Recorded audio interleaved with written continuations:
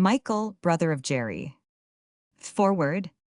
Very early in my life, possibly because of the insatiable curiosity that was born in me, I came to dislike the performances of trained animals. It was my curiosity that spoiled for me this form of amusement, for I was led to seek behind the performance in order to learn how the performance was achieved. And what I found behind the brave show and glitter of performance was not nice. It was a body of cruelty so horrible that I am confident no normal person exists who, once aware of it, could ever enjoy looking on at any trained animal turn. Now I am not a namby-pamby. By the book reviewers and the namby-pambies, I am esteemed a sort of primitive beast that delights in the spilled blood of violence and horror. Without arguing this matter of my general reputation, accepting it at its current face value, let me add that I have indeed lived life in a very rough school and have seen more than the average man's share of inhumanity and cruelty. From the forecastle and the prison, the slum and the desert, the execution chamber and the lazar house, to the battlefield and the military hospital. I have seen horrible deaths and mutilations. I have seen imbeciles hanged because, being imbeciles, they did not possess the hire of lawyers. I have seen the hearts and stamina of strong men broken, and I have seen other men, by ill treatment, driven to permanent and howling madness. I have witnessed the deaths of old and young, and even infants from sheer starvation. I have seen men and women beaten by whips and clubs and fists, and I have seen the rhinoceros hide whips laid around the naked torsos of black boys so heartily that each stroke stripped away the skin in full circle. And yet, let me add finally, never have I been so appalled and shocked by the world's cruelty as have I been appalled and shocked in the midst of happy, laughing, and applauding audiences when trained animal turns were being performed on the stage. One with a strong stomach and a hard head may be able to tolerate much of the unconscious and undeliberate cruelty and torture of the world that is perpetrated in hot blood and stupidity. I have such a stomach and head. But what turns my head and makes my gorge rise is the cold-blooded, conscious, deliberate cruelty and torment that is manifest behind 99 of every 100 trained animal turns. Cruelty, as a fine art, has attained its perfect flower in the trained animal world. Possessed myself of a strong stomach and a hard head, inured to hardship, cruelty, and brutality. Nevertheless, I found, as I came to manhood, that I unconsciously protected myself from the hurt of the trained animal turn by getting up and leaving the theater whenever such turns came on the stage. I say, unconsciously. By this, I mean it never entered my mind that this was a program by which the possible death blow might be given to trained animal turns. I was merely protecting myself from the pain of witnessing what it would hurt me to witness.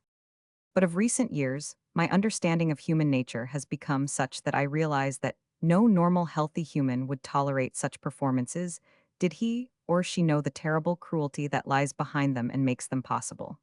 So I am emboldened to suggest, here and now, three things.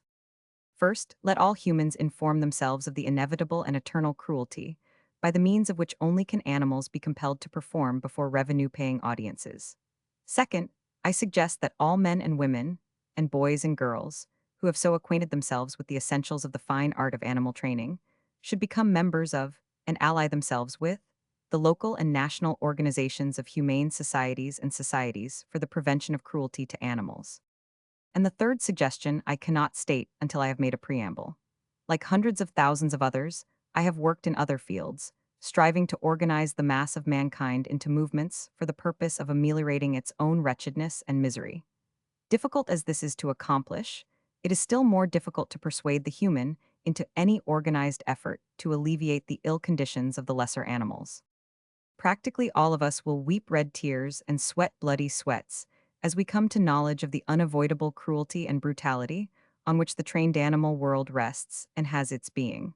But not 0.1% of us will join any organization for the prevention of cruelty to animals, and by our words and acts and contributions work to prevent the perpetration of cruelties on animals.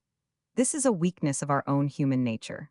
We must recognize it as we recognize heat and cold, the opaqueness of the non-transparent, and the everlasting downpull of gravity. And still for us, for the 99.9% of us, under the easy circumstance of our own weakness, remains another way most easily to express ourselves for the purpose of eliminating from the world the cruelty that is practiced by some few of us, for the entertainment of the rest of us, on the trained animals, who, after all, are only lesser animals than we on the round world surface. It is so easy.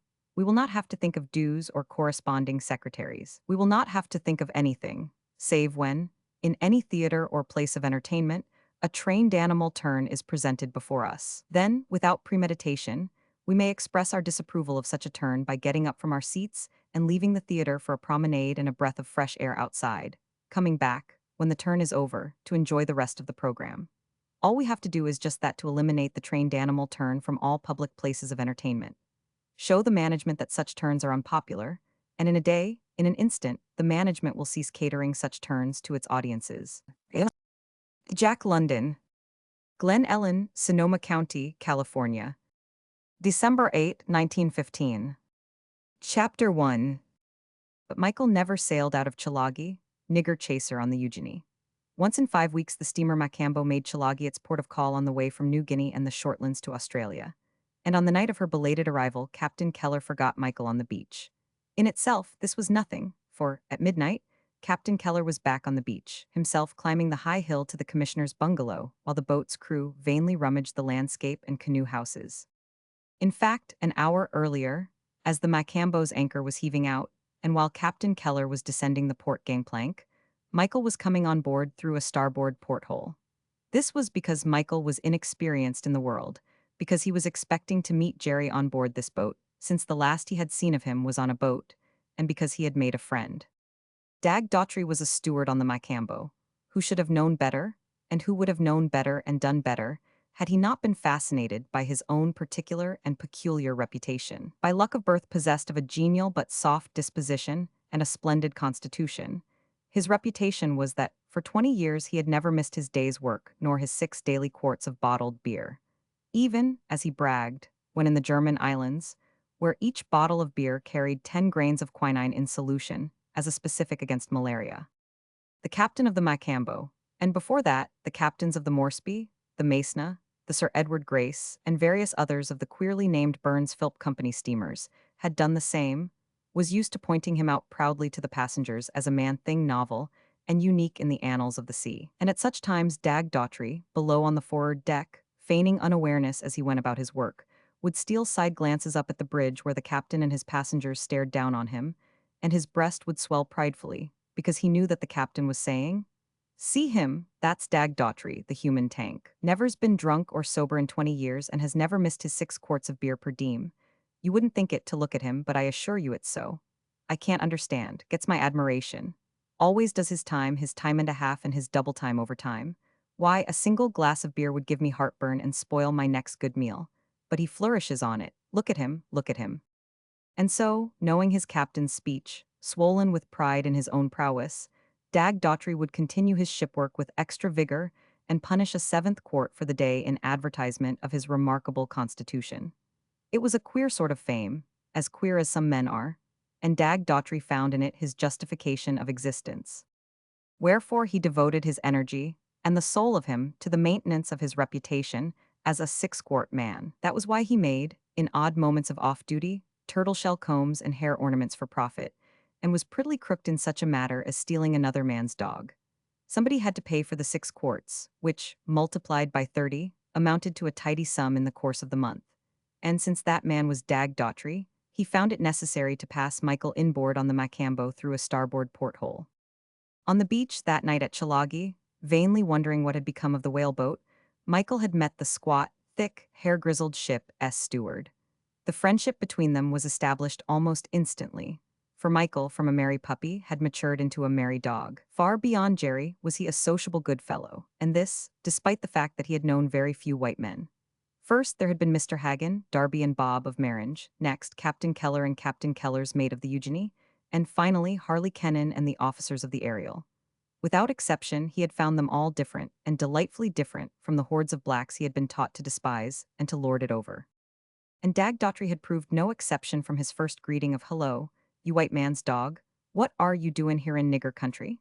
Michael had responded coyly with an assumption of dignified aloofness that was given the lie by the eager tilt of his ears and the good humor that shone in his eyes.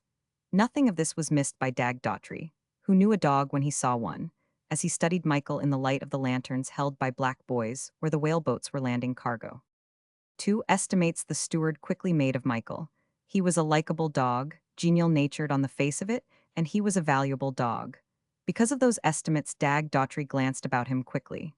No one was observing. For the moment, only Black stood about, and their eyes were turned seaward, where the sound of oars out of the darkness warned them to stand ready to receive the next cargo-laden boat. Off to the right, under another lantern, he could make out the resident commissioner's clerk and the Macambo's supercargo heatedly discussing some error in the bill of lading. The steward flung another quick glance over Michael and made up his mind. He turned away casually and strolled along the beach out of the circle of lantern light. 100 yards away, he sat down in the sand and waited. Worth 20 pounds if a penny, he muttered to himself. If I couldn't get 10 pounds for him just like that, with a thank you ma'am, I'm a sucker that don't know a terrier from a greyhound. Sure, 10 pounds in any pub on Sydney Beach.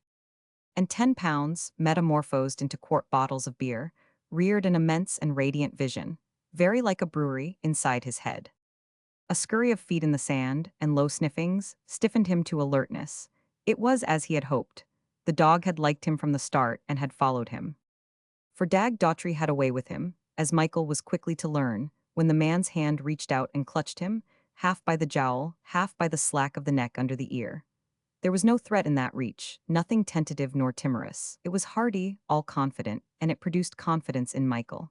It was roughness without hurt, assertion without threat, surety without seduction. To him it was the most natural thing in the world thus to be familiarly seized and shaken about by a total stranger, while a jovial voice muttered, "That's right, dog. Stick around, and you'll wear diamonds maybe." Certainly, Michael had never met a man so immediately likable. Dag Daughtry knew, instinctively to be sure, how to get on with dogs. By nature there was no cruelty in him. He never exceeded in peremptoriness nor in petting. He did not overbid for Michael's friendliness. He did bid, but in a manner that conveyed no sense of bidding. Scarcely had he given Michael that introductory jowl shake, when he released him and apparently forgot all about him. He proceeded to light his pipe, using several matches as if the wind blew them out. But while they burned close up to his fingers, and while he made a simulation of prodigious puffing, his keen little blue eyes, under shaggy, grizzled brows, intently studied Michael. And Michael, ears cocked and eyes intent, gazed at this stranger who seemed never to have been a stranger at all. If anything, it was disappointment Michael experienced, in that this delightful, two-legged god took no further notice of him. He even challenged him to closer acquaintance with an invitation to play, with an abrupt movement lifting his paws from the ground and striking them down, stretched out well before, his body bent down from the rump in such a curve that almost his chest touched the sand, his stump of a tail waving signals of good nature while he uttered a sharp, inviting bark. And the man was uninterested, pulling stolidly away at his pipe, in the darkness following upon the third match. Never was there a more consummate love-making, with all the base intent of betrayal, than this cavalier seduction of Michael by the elderly, six-quart ship's steward. When Michael, not entirely unwitting of the snub of the man's lack of interest, stirred restlessly with a threat to depart, he had flung at him gruffly, "Stick around, dog, stick around." Dag Daughtry chuckled to himself, as Michael, advancing, sniffed his trousers legs long and earnestly. And the man took advantage of his nearness to study him some more, lighting his pipe and running over the dog's excellent lines. "Some dog, some points," he said aloud approvingly. "Say, dog, you could pull down ribbons like a candy kid in any bench show anywheres. Only thing against you is that ear, and I could almost iron it out myself. A vet could do it." Carelessly he dropped a hand to Michael's ear, and, with tips of fingers instinct with sensuous sympathy, began to manipulate the base of the ear, where its roots bedded in the tightness of skin stretch over the skull. And Michael liked it. Never had a man's hand been so intimate with his ear without hurting it. But these fingers were provocative only of physical pleasure, so keen that he twisted and writhed his whole body in acknowledgement. Next came a long, steady, upward pull of the ear slipping slowly through the fingers to the very tip of it while it tingled exquisitely down to its roots. Now to one ear, now to the other, this happened, and all the while the man uttered low words that Michael did not understand, but which he accepted as addressed to him. "Head all right, good end flat," Dag Daughtry murmured, first sliding his fingers over it and then lighting a match. "And no wrinkles, and some jaw, good end punishing, and not a shade too full in the cheek or too empty." He ran his fingers inside Michael's mouth and noted the strength and evenness of the teeth, measured the breadth of shoulders and depth of chest, and picked up a foot. In the light of another match, he examined all 4 feet. "Black, all black, every nail of them," said Daughtry, "and as clean feet as ever a dog walked on, straight-out toes with the proper arch n, not too small." I bet your daddy and your mother cantered away with the ribbons in their day. Michael was for growing restless at such searching examination. But Daughtry, in the midst of feeling out the lines and build of the thighs and hocks, paused and took Michael's tail in his magic fingers, exploring the muscles among which it rooted, pressing and prodding the adjacent spinal column from which it sprang, and twisting it about in a most daringly intimate way. And Michael was in an ecstasy, bracing his hindquarters to one side or the other against the caressing fingers. With open hands laid along his sides and partly under him, the man suddenly lifted him from the ground. But before he could feel alarm, he was back on the ground again. 26 or 7, you're over 25 right now. I'll bet you on it, shillings to halfpennies, and you'll make 30 when you get your full weight, Dag Daughtry told him. But what of it? Lots of the judges fancy the 30 mark, and you could always train off a few ounces. You're all dog and all correct confirmation. You've got the racing build and the fighting weight, and there ain't no feathers on your legs. No, sir, Mr. Dog, your weight s to the good, and that ear can be ironed out by any respectable dog doctor. I bet there's 100 men in Sydney right now that would fork over 20 quid for the right of calling you his. And then, just that Michael should not make the mistake of thinking he was being much made over, Daughtry leaned back, relighted his pipe, and apparently forgot his existence. Instead of bidding for goodwill, he was bent on making Michael do the bidding. And Michael did, bumping his flanks against Daughtry's knee, nudging his head against Daughtry's hand, in solicitation for more of the blissful ear-rubbing and tail-twisting. Daughtry caught him by the jowl instead, and slowly moved his head back and forth as he addressed him. What man's dog are you? Maybe you're a nigger's dog, and that ain't right. Maybe some nigger stole you, and that be awful. Think of the cruel fates that sometimes happens to dogs. It's a damn shame. No white man stand for a nigger ownin' the likes of you, and here's one white man that ain't goin' to stand for it. The idea? A nigger ownin' you and not knowin' how to train you. Of course a nigger stole you. If I laid eyes on him right now, I'd up and knock 7 bells, and the St. Paul chimes out of M. Sure thing I would. Just show M to me, that's all, and see what I'd do to him. The idea of you talkin' orders from a nigger and fetchin' and carryin' for him? No, sir, dog, you ain't goin' to do it any more. You're comin' along of me, and I reckon I won't have to urge you. Dag Daughtry stood up and turned carelessly along the beach. Michael looked after him but did not follow. He was eager to, but had received no invitation. At last Daughtry made a low kissing sound with his lips. So low was it that he scarcely heard it himself and almost took it on faith, or on the testimony of his lips rather than of his ears, that he had made it.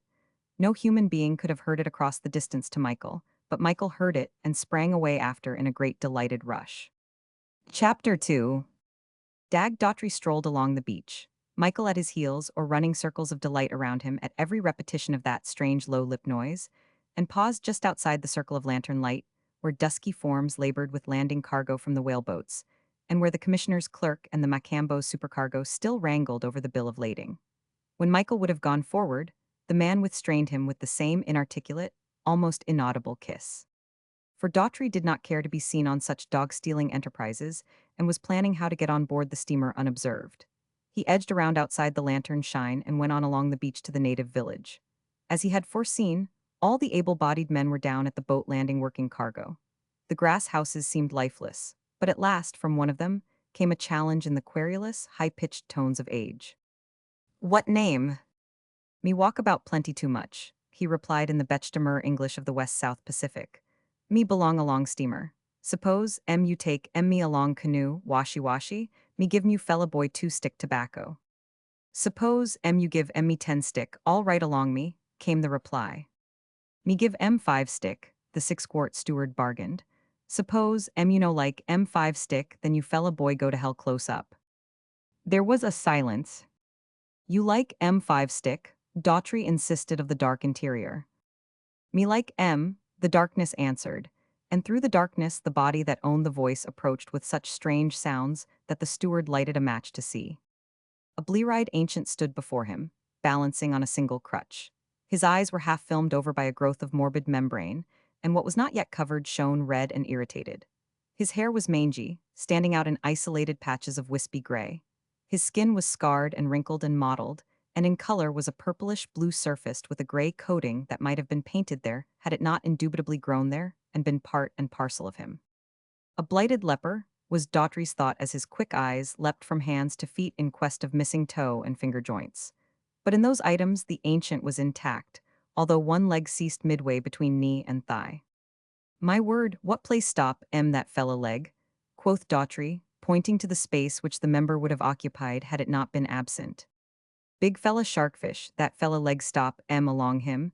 The ancient grinned, exposing a horrible aperture of toothlessness for a mouth. Me old fella boy too much, the one-legged Methuselah quavered. Long time too much no smoke tobacco. Suppose you big fella white marster give me one fella stick, close up me washy you that fella steamer. Suppose me no give, the steward impatiently temporized. For reply, the old man half turned, and on his crutch, swinging his stump of leg in the air, began sidling hippity-hop into the grass hut. All right, Daughtry cried hastily, me give you smoke quick fella. He dipped into a side coat pocket for the mintage of the Solomons, and stripped off a stick from the handful of pressed sticks.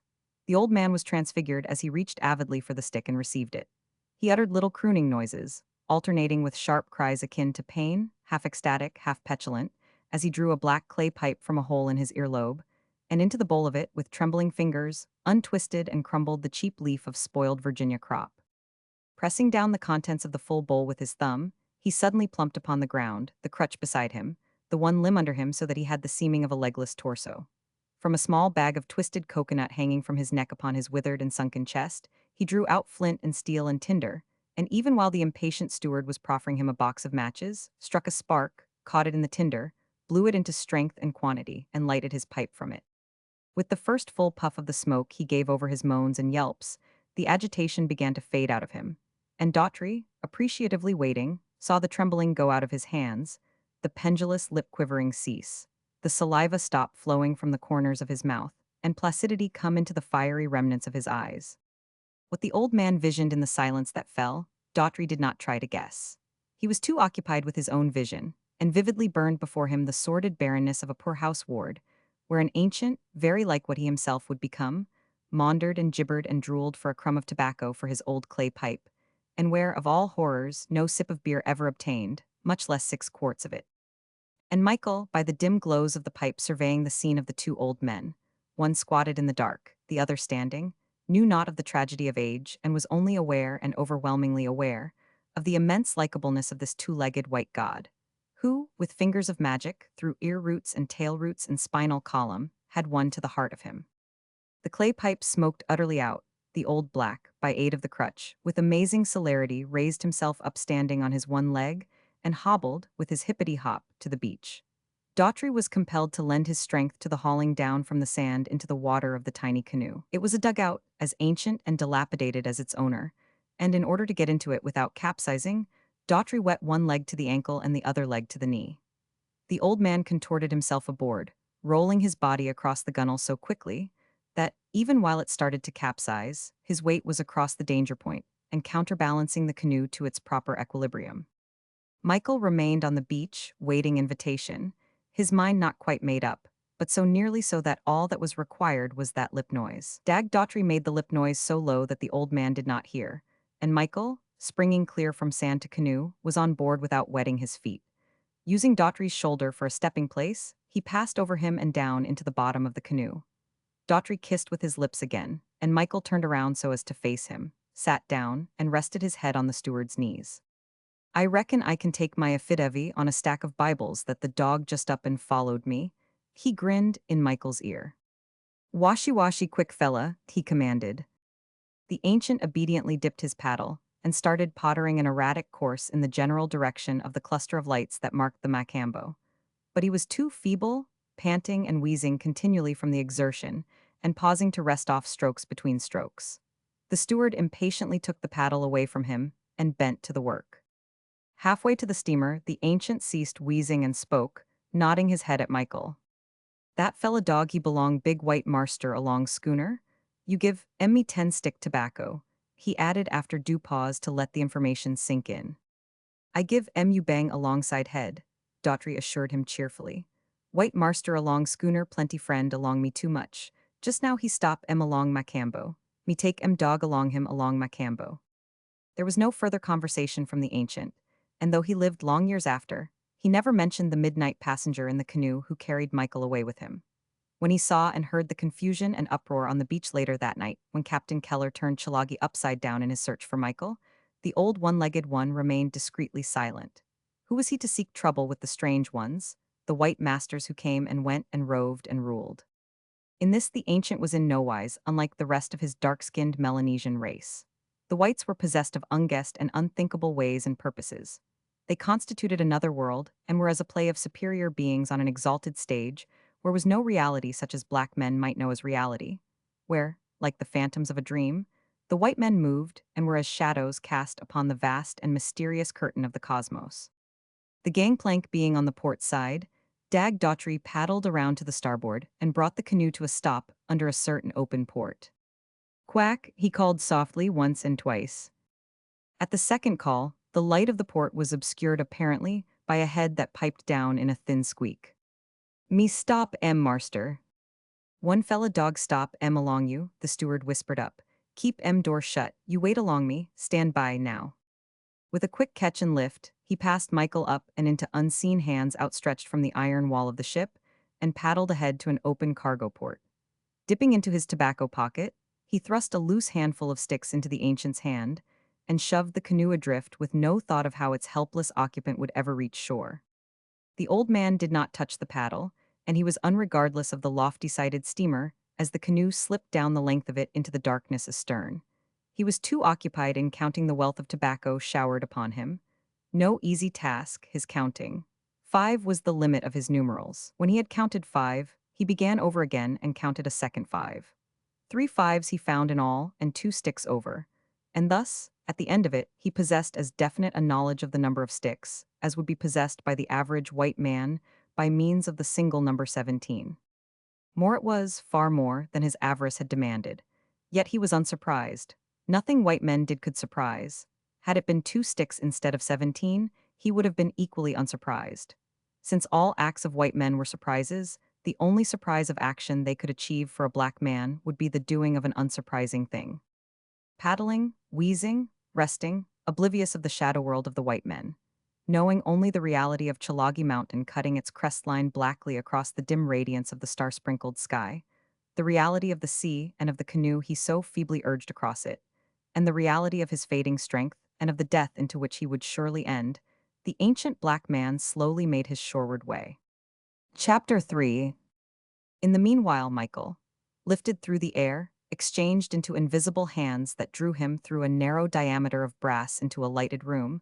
Michael looked about him in expectancy of Jerry. But Jerry, at that moment, lay cuddled beside Villa Kennan's sleeping cot on the slant deck of the Ariel, as that trim craft, the Shortlands astern and New Guinea dead ahead, heeled her scuppers a whisper and garrulous to the sea welter alongside as she logged her 11 knots under the press of the freshening trades. Instead of Jerry, from whom he had last parted on board a boat, Michael saw Quack. Quack, well, Quack was Quack, an individual more unlike all other men than most men are unlike one another. No queerer estray ever drifted along the stream of life. 17 years old he was, as men measure time, but a century was measured in his lean-lined face, his wrinkled forehead, his hollowed temples, and his deep-sunk eyes. From his thin legs, fragile-looking as windstraws, the bones of which were sheathed in withered skin with apparently no muscle padding in between. From such frail stems sprouted the torso of a fat man. The huge and protuberant stomach was amply supported by wide and massive hips, and the shoulders were broad as those of a Hercules. But beheld sidewise, there was no depth to those shoulders and the top of the chest. Almost at that part of his anatomy, he seemed builded in 2 dimensions. Thin his arms were as his legs, and, as Michael first beheld him, he had all the seeming of a big-bellied black spider. He proceeded to dress, a matter of moments, slipping into duck trousers and blouse, dirty and frayed from long usage. 2 fingers of his left hand were doubled into a permanent bend, and to an expert would have advertised that he was a leper. Although he belonged to Dag Daughtry just as much as if the steward possessed a chattel bill of sale of him, his owner did not know that his anesthetic twist of ravaged nerves tokened the dread disease. The manner of the ownership was simple. At King William Island in the Admiralties, Quack had made, in the parlance of the South Pacific, a pierhead jump. So to speak, leprosy and all, he had jumped into Dag Daughtry's arms. Strolling along the native runways in the fringe of jungle just beyond the beach, as was his custom, to see whatever he might pick up, the steward had picked up Quack, and he had picked him up in extremity. Pursued by 2 very active young men armed with fire-hardened spears, tottering along with incredible swiftness on his 2 spindle legs, Quack had fallen exhausted at Daughtry's feet and looked up at him with the beseeching eyes of a deer fleeing from the hounds. Daughtry had inquired into the matter, and the inquiry was violent, for he had a wholesome fear of germs and bacilli, and when the two active young men tried to run him through with their filth-corroded spears, he caught the spear of one young man under his arm and put the other young man to sleep with a left hook to the jaw. A moment later, the young man whose spear he held had joined the other in slumber. The elderly steward was not satisfied with the mere spears. While the rescued Quack continued to moan and slubber thankfulness at his feet, he proceeded to strip them that were naked. Nothing they wore in the way of clothing, but from around each of their necks, he removed a necklace of porpoise teeth that was worth a gold sovereign in mere exchange value. From the kinky locks of one of the naked young men, he drew a hand-carved, fine-toothed comb, the lofty back of which was inlaid with mother-of-pearl, which he later sold in Sydney to a curio shop for 8 shillings. Nose and ear ornaments of bone and turtle shell he also rifled, as well as a chest crescent of pearl shell, 14 inches across, worth 15 shillings anywhere. The two spears ultimately fetched him 5 shillings each from the tourists at Port Moresby. Not lightly may a ship steward undertake to maintain a six-quart reputation. When he turned to depart from the active young men, who, back to consciousness, were observing him with bright, quick, wild animal eyes, Quack followed so close at his heels as to step upon them and make him stumble, whereupon he loaded Quack with his trove and put him in front to lead along the runway to the beach. And for the rest of the way to the steamer, Daughtry grinned and chuckled at sight of his plunder, and at sight of Quack, who fantastically titubated and ambled along, barrel-like, on his pipe stems. On board the steamer, which happened to be the Cockspur, Daughtry persuaded the captain to enter Quack on the ship's articles as steward's helper with a rating of 10 shillings a month. Also, he learned Quack's story. It was all on account of a pig. The two active young men were brothers who lived in the next village to his, and the pig had been theirs, so Quack narrated in atrocious Bechtemur English. He, Quack, had never seen the pig. He had never known of its existence until after it was dead. The two young men had loved the pig. But what of that? It did not concern Quack, who was as unaware of their love for the pig as he was unaware of the pig itself. The first he knew, he averred, was the gossip of the village that the pig was dead and that somebody would have to die for it. It was all right, he said, in reply to a query from the steward. It was the custom. Whenever a loved pig died, its owners were in custom bound to go out and kill anybody. Of course, it was better if they killed the one whose magic had made the pig sick. But failing that one, anyone would do. Hence Quack was selected for the blood atonement. Daughtry drank a 7th quart as he listened. So carried away was he by the somber sense of romance of this dark jungle event, wherein men killed even strangers because a pig was dead. Scouts out on the runways, Quack continued, brought word of the coming of the two bereaved pig owners, and the village had fled into the jungle and climbed trees. All except Quack, who was unable to climb trees. My word, Quack concluded, me no make that fella pig sick. My word, quoth Daughtry, you devil along that fella pig too much. You look like hell. You make any fella thing sick look along you. You make me sick too much. It became quite a custom for the steward, as he finished his 6th bottle before turning in, to call upon Quack for his story. It carried him back to his boyhood when he had been excited by tales of wild cannibals in far lands and dreamed some day to see them for himself. And here he was, he would chuckle to himself, with a real true cannibal for a slave. A slave Quack was, as much as if Daughtry had bought him on the auction block. Whenever the steward transferred from ship to ship of the Burns Philp fleet, he always stipulated that Quack should accompany him and be duly rated at 10 shillings. Quack had no say in the matter. Even had he desired to escape in Australian ports, there was no need for Daughtry to watch him. Australia, with her all-white policy, attended to that. No dark-skinned human, whether Malay, Japanese, or Polynesian, could land on her shore without putting into the government's hand a cash security of £100. Nor at the other islands visited by the Macambo had Quack any desire to cut and run for it. King William Island, which was the only land he had ever trod, was his yardstick by which he measured all other islands. And since King William Island was cannibalistic, he could only conclude that the other islands were given to similar dietary practice. As for King William Island, the Macambo, on the former run of the Cockspur, stopped there every 10 weeks. But the direst threat Daughtry ever held over him was the putting ashore of him at the place where the two active young men still mourned their pig. In fact, it was their regular program, each trip, to paddle out and around the Macambo and make ferocious grimaces up at Quack, who grimaced back at them from over the rail. Daughtry even encouraged this exchange of facial amenities for the purpose of deterring him from ever hoping to win ashore to the village of his birth. For that matter, Quack had little desire to leave his master, who, after all, was kindly and just, and never lifted a hand to him. Having survived seasickness at the first, and never setting foot upon the land so that he never again knew seasickness, Quack was certain he lived in an earthly paradise. He never had to regret his inability to climb trees, because danger never threatened him. He had food regularly, and all he wanted, and it was such food. No one in his village could have dreamed of any delicacy of the many delicacies which he consumed all the time. Because of these matters, he even pulled through a light attack of homesickness, and was as contented a human as ever sailed the seas. And Quack it was who pulled Michael through the porthole into Dag Daughtry's stateroom, and waited for that worthy to arrive by the roundabout way of the door.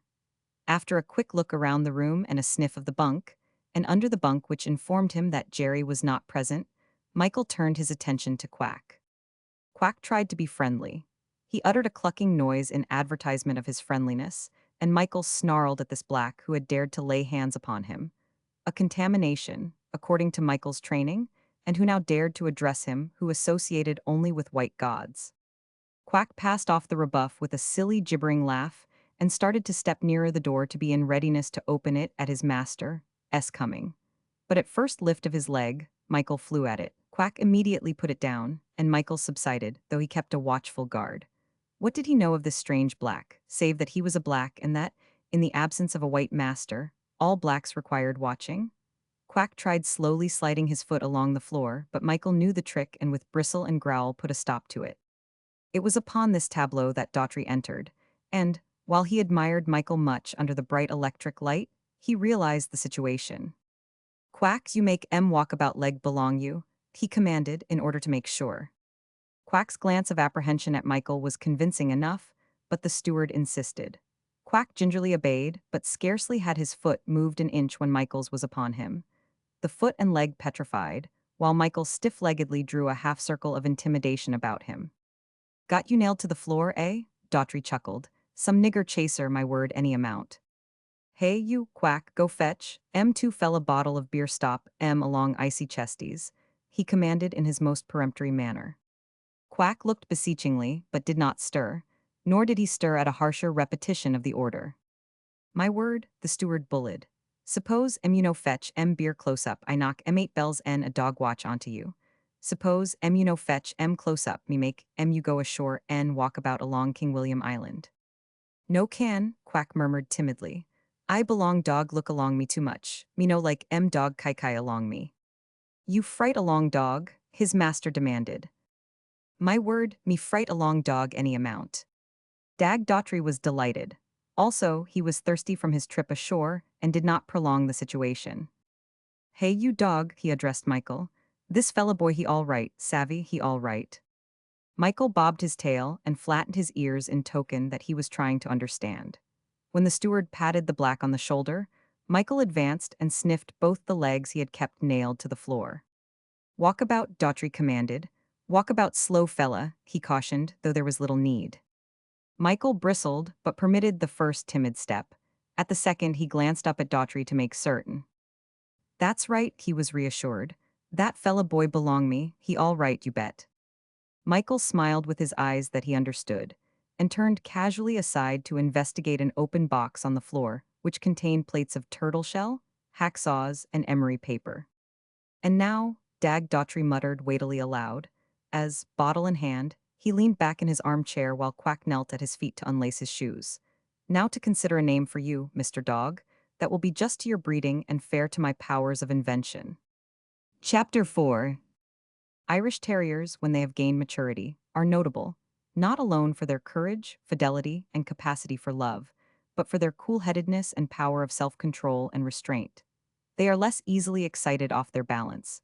They can recognize and obey their master's voice in the scuffle and rage of battle, and they never fly into nervous hysterics such as are common, say, with fox terriers.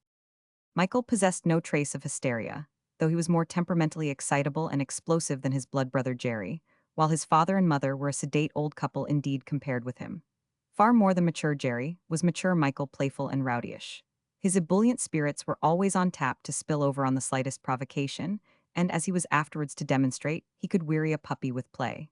In short, Michael was a merry soul. Soul is used advisedly. Whatever the human soul may be, informing spirit, identity, personality, consciousness, that intangible thing Michael certainly possessed. His soul, differing only in degree, partook of the same attributes as the human soul.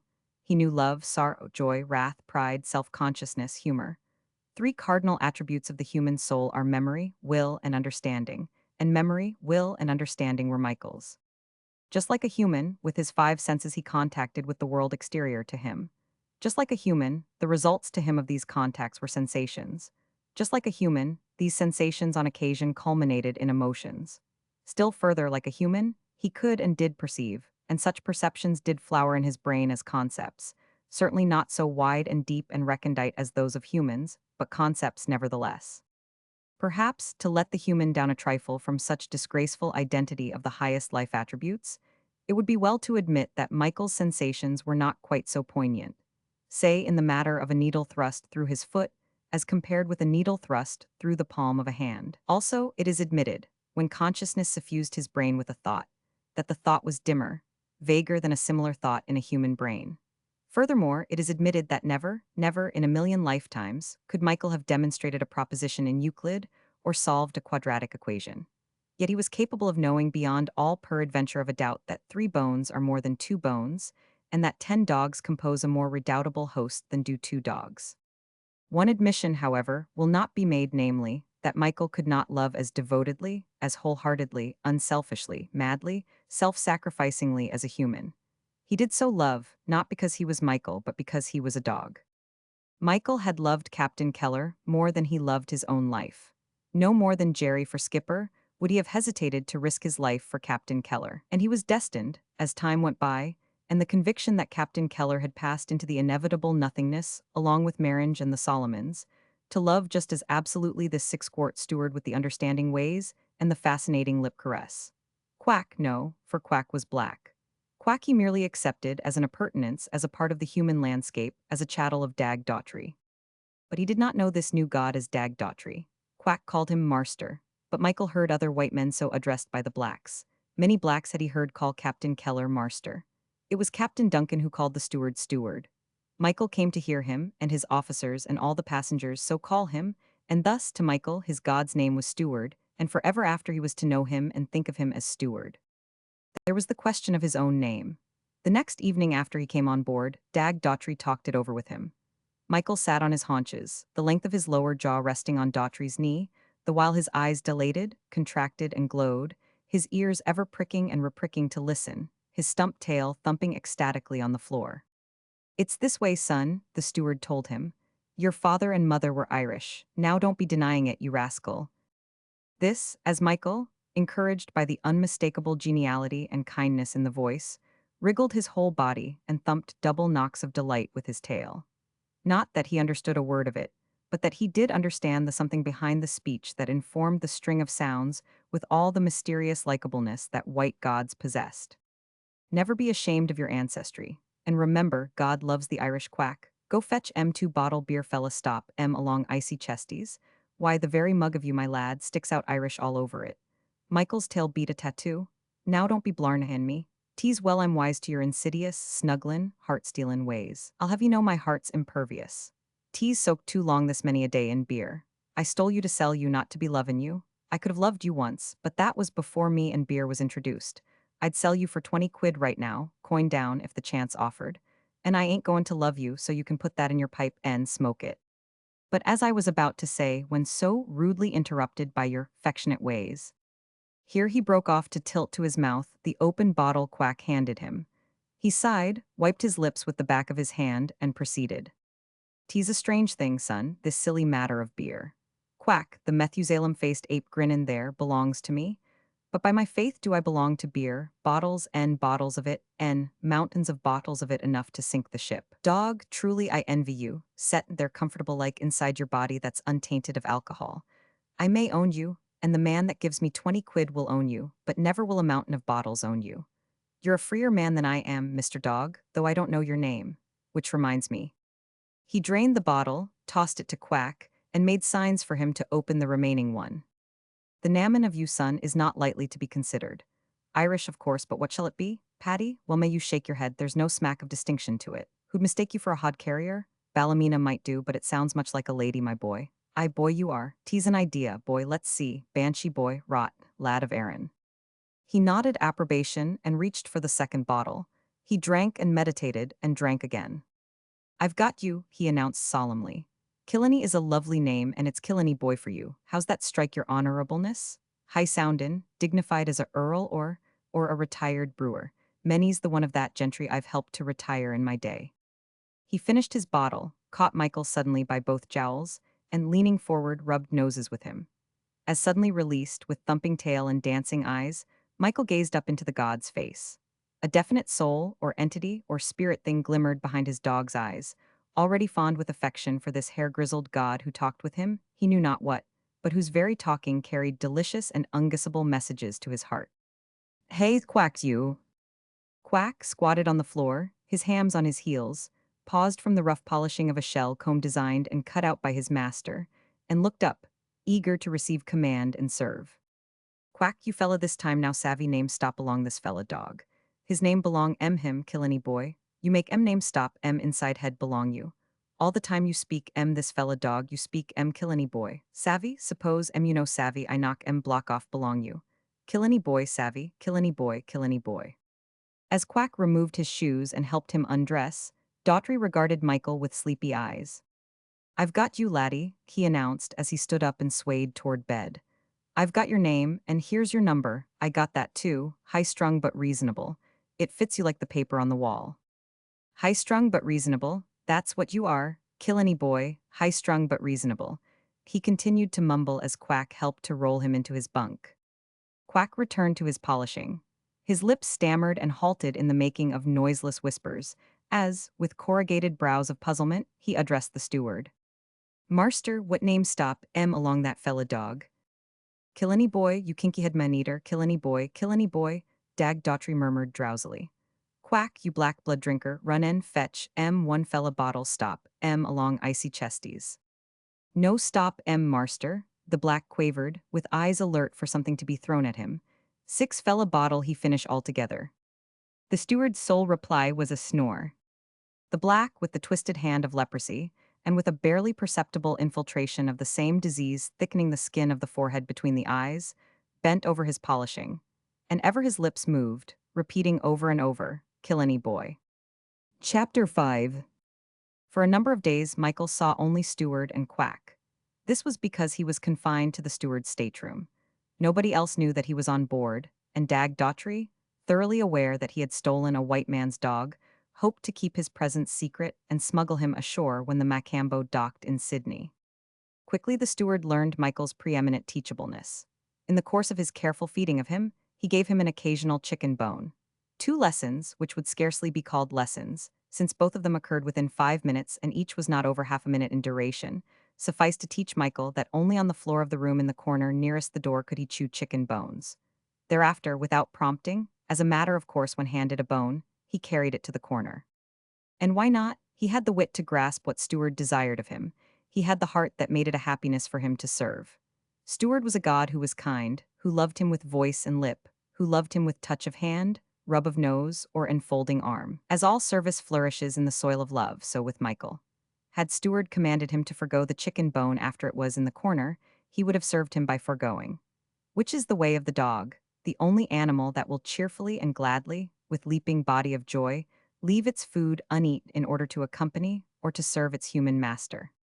Practically all his waking time off duty, Dag Daughtry spent with the imprisoned Michael, who, at command, had quickly learned to refrain from whining and barking. And during these hours of companionship, Michael learned many things. Daughtry found that he already understood and obeyed simple things such as no, yes, get up and lie down, and he improved on them, teaching him, go into the bunk and lie down, go under the bunk, bring 1 shoe, bring 2 shoes. And almost without any work at all, he taught him to roll over, to say his prayers, to play dead, to sit up and smoke a pipe with a hat on his head, and not merely to stand up on his hind legs but to walk on them. Then, too, was the trick of no cannon can do. Placing a savory, nose-tantalizing bit of meat or cheese on the edge of the bunk on a level with Michael's nose, Daughtry would simply say, "No can."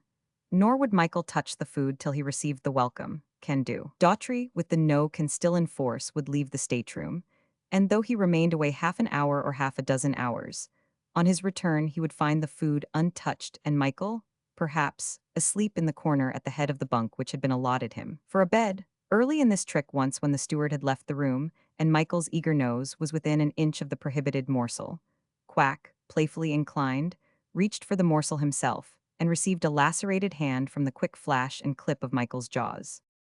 None of the tricks that he was ever eager to do for Steward would Michael do for Quack, despite the fact that Quack had no touch of meanness or viciousness in him. The point was that Michael had been trained, from his first dawn of consciousness, to differentiate between black men and white men. Black men were always the servants of white men, or such had been his experience, and always they were objects of suspicion, ever bent on wreaking mischief and requiring careful watching. The cardinal duty of a dog was to serve his white god by keeping a vigilant eye on all blacks that came about. Yet Michael permitted Quack to serve him in matters of food, water, and other offices, at first in the absence of steward attending to his ship duties, and later at any time. For he realized, without thinking about it at all, that whatever Quack did for him, whatever food Quack spread for him, really proceeded not from Quack but from Quack's master who was also his master. Yet Quack bore no grudge against Michael, and was himself so interested in his lord's welfare and comfort. This lord who had saved his life that terrible day on King William Island from the two grief-stricken Pigoners, that he cherished Michael for his lord's sake. Seeing the dog growing into his master's affection, Quack himself developed a genuine affection for Michael, much in the same way that he worshipped anything of the steward. Whether the shoes he polished for him, the clothes he brushed and cleaned for him, or the 6 bottles of beer he put into the ice chest each day for him. In truth, there was nothing of the master quality in Quack, while Michael was a natural aristocrat. Michael, out of love, would serve steward, but Michael lorded it over the kinky head. Quack possessed overwhelmingly the slave nature, while in Michael there was little more of the slave nature than was found in the North American Indians, when the vain attempt was made to make them into slaves on the plantations of Cuba, all of which was no personal vice of Quack or virtue of Michael. Michael's heredity, rigidly selected for ages by man, was chiefly composed of fierceness and faithfulness. And fierceness and faithfulness together invariably produce pride, and pride cannot exist without honor, nor can honor without poise. Michael's crowning achievement, under Daughtry's tutelage, in the first days in the stateroom, was to learn to count up to 5. Many hours of work were required, however, in spite of his unusual high endowment of intelligence, for he had to learn, first, the spoken numerals, second, to see with his eyes and in his brain differentiate between one object and all other groups of objects up to and including the group of 5, and, third, in his mind, to relate an object or any group of objects, with its numerical name as uttered by steward. In the training Daughtry used balls of paper tied about with twine. He would toss the 5 balls under the bunk and tell Michael to fetch 3, and neither 2 nor 4, but 3 would Michael bring forth and deliver into his hand. When Daughtry threw 3 under the bunk and demanded 4, Michael would deliver the 3, search about vainly for the 4th, then dance pleadingly with bobs of tail and half-leaps about steward, and finally leap into the bed and secure the 4th from under the pillow or among the blankets. It was the same with other known objects. Up to 5, whether shoes or shirts or pillow slips, Michael would fetch the number requested. And between the mathematical mind of Michael, who counted to 5, and the mind of the ancient black at Chalagi, who counted sticks of tobacco in units of 5, was a distance shorter than that between Michael and Daughtry, who could do multiplication and long division. In the same manner, up the same ladder of mathematical ability, a still greater distance separated Daughtry from Captain Duncan, who by mathematics navigated the Macambo. Greatest mathematical distance of all was that between Captain Duncan's mind and the mind of an astronomer who charted the heavens and navigated 1,000,000,000 miles away among the stars and who tossed, a mere morsel of his mathematical knowledge, the few shreds of information to Captain Duncan that enabled him to know from day to day the place of the Macambo on the sea. In one thing only could Quack rule Michael. Quack possessed a Jew's harp, and whenever the world of the Macambo and the servitude to the steward grew wearisome, he could transport himself to King William Island by thrusting the primitive instrument between his jaws and fanning weird rhythms from it with his hand, and when he thus crossed space and time, Michael sang, or howled, rather, though his howl possessed the same soft mellowness as Jerry's. Michael did not want to howl, but the chemistry of his being was such that he reacted to music as compulsively as elements react on one another in the laboratory. While he lay perdu in Steward's stateroom, his voice was the one thing that was not to be heard. So Quack was forced to seek the solace of his Jew's harp in the sweltering heat of the gratings over the fire room. But this did not continue long, for, either according to blind chance, or to the lines of fate written in the book of life ere ever the foundations of the world were laid, Michael was scheduled for an adventure that was profoundly to affect, not alone his own destiny, but the destinies of Quack and Dag Daughtry and determine the very place of their death and burial. In Chapter 6, the adventure that was so to alter the future occurred when Michael, in no uncertain manner, announced to all and sundry his presence on the Macambo. It was due to Quack's carelessness, to commence with, for Quack left the stateroom without tight closing the door. As the Macambo rolled on an easy sea, the door swung back and forth, remaining wide open for intervals and banging shut, but not banging hard enough to latch itself. Michael crossed the high threshold with the innocent intention of exploring no farther than the immediate vicinity. But scarcely was he through, when a heavier roll slammed the door and latched it. And immediately Michael wanted to get back. Obedience was strong in him, for it was his heart's desire to serve his Lord's will, and from the few days' confinement he sensed, or guessed, or divined, without thinking about it, that it was Steward's will for him to stay in the stateroom. For a long time he sat down before the closed door, regarding it wistfully, but being too wise to bark or speak to such inanimate object. It had been part of his early puppyhood education to learn that only live things could be moved by plea or threat, and that while things not alive did move, as the door had moved, they never moved of themselves, and were deaf to anything life might have to say to them. Occasionally he trotted down the short cross hall upon which the stateroom opened, and gazed up and down the long hall that ran fore and aft. For the better part of an hour he did this, returning always to the door that would not open. Then he achieved a definite idea. Since the door would not open, and since Steward and Quack did not return, he would go in search of them. Once with this concept of action clear in his brain, without timidities of hesitation and irresolution, he trotted aft down the long hall. Going around the right angle in which it ended, he encountered a narrow flight of steps. Among many scents, he recognized those of Quack and Steward, and knew they had passed that way. Up the stairs and on the main deck he began to meet passengers. Being white gods, he did not resent their addresses to him, though he did not linger and went out on the open deck where more of the favored gods reclined in steamer chairs. Still no Quack or Steward. Another flight of narrow, steep stairs invited, and he came out on the boat deck. Here, under the wide awnings, were many more of the gods, many times more than he had that far seen in his life. The forward end of the boat deck terminated in the bridge, which, instead of being raised above it, was part of it. Trotting around the wheelhouse to the shady lee side of it, he came upon his fate. For be it known that Captain Duncan possessed on board, in addition to 2 fox terriers, a big Persian cat, and that cat possessed a litter of kittens. Her chosen nursery was the wheelhouse, and Captain Duncan had humored her, giving her a box for her kittens and threatening the quartermasters with all manner of dire fates did they so much as step on one of the kittens. But Michael knew nothing of this, and the big Persian knew of his existence before he did of hers. In fact, the first he knew was when she launched herself upon him out of the open wheelhouse doorway, even as he glimpsed this abrupt danger, and before he could know what it was, he leaped sideways and saved himself. From his point of view, the assault was unprovoked. He was staring at her with bristling hair, recognizing her for what she was, a cat, when she sprang again, her tail the size of a large man's arm, all claws and spitting fury and vindictiveness. This was too much for a self-respecting Irish terrier. His wrath was immediate with her second leap, and he sprang to the side to avoid her claws, and in from the side to meet her, his jaws clamping together on her spinal column with a jerk while she was still in midair. The next moment she lay sprawling and struggling on the deck with a broken back. But for Michael this was only the beginning. A shrill yelling, rather than yelping, of more enemies made him whirl half about, but not quick enough. Struck in flank by 2 full-grown fox terriers, he was slashed and rolled on the deck.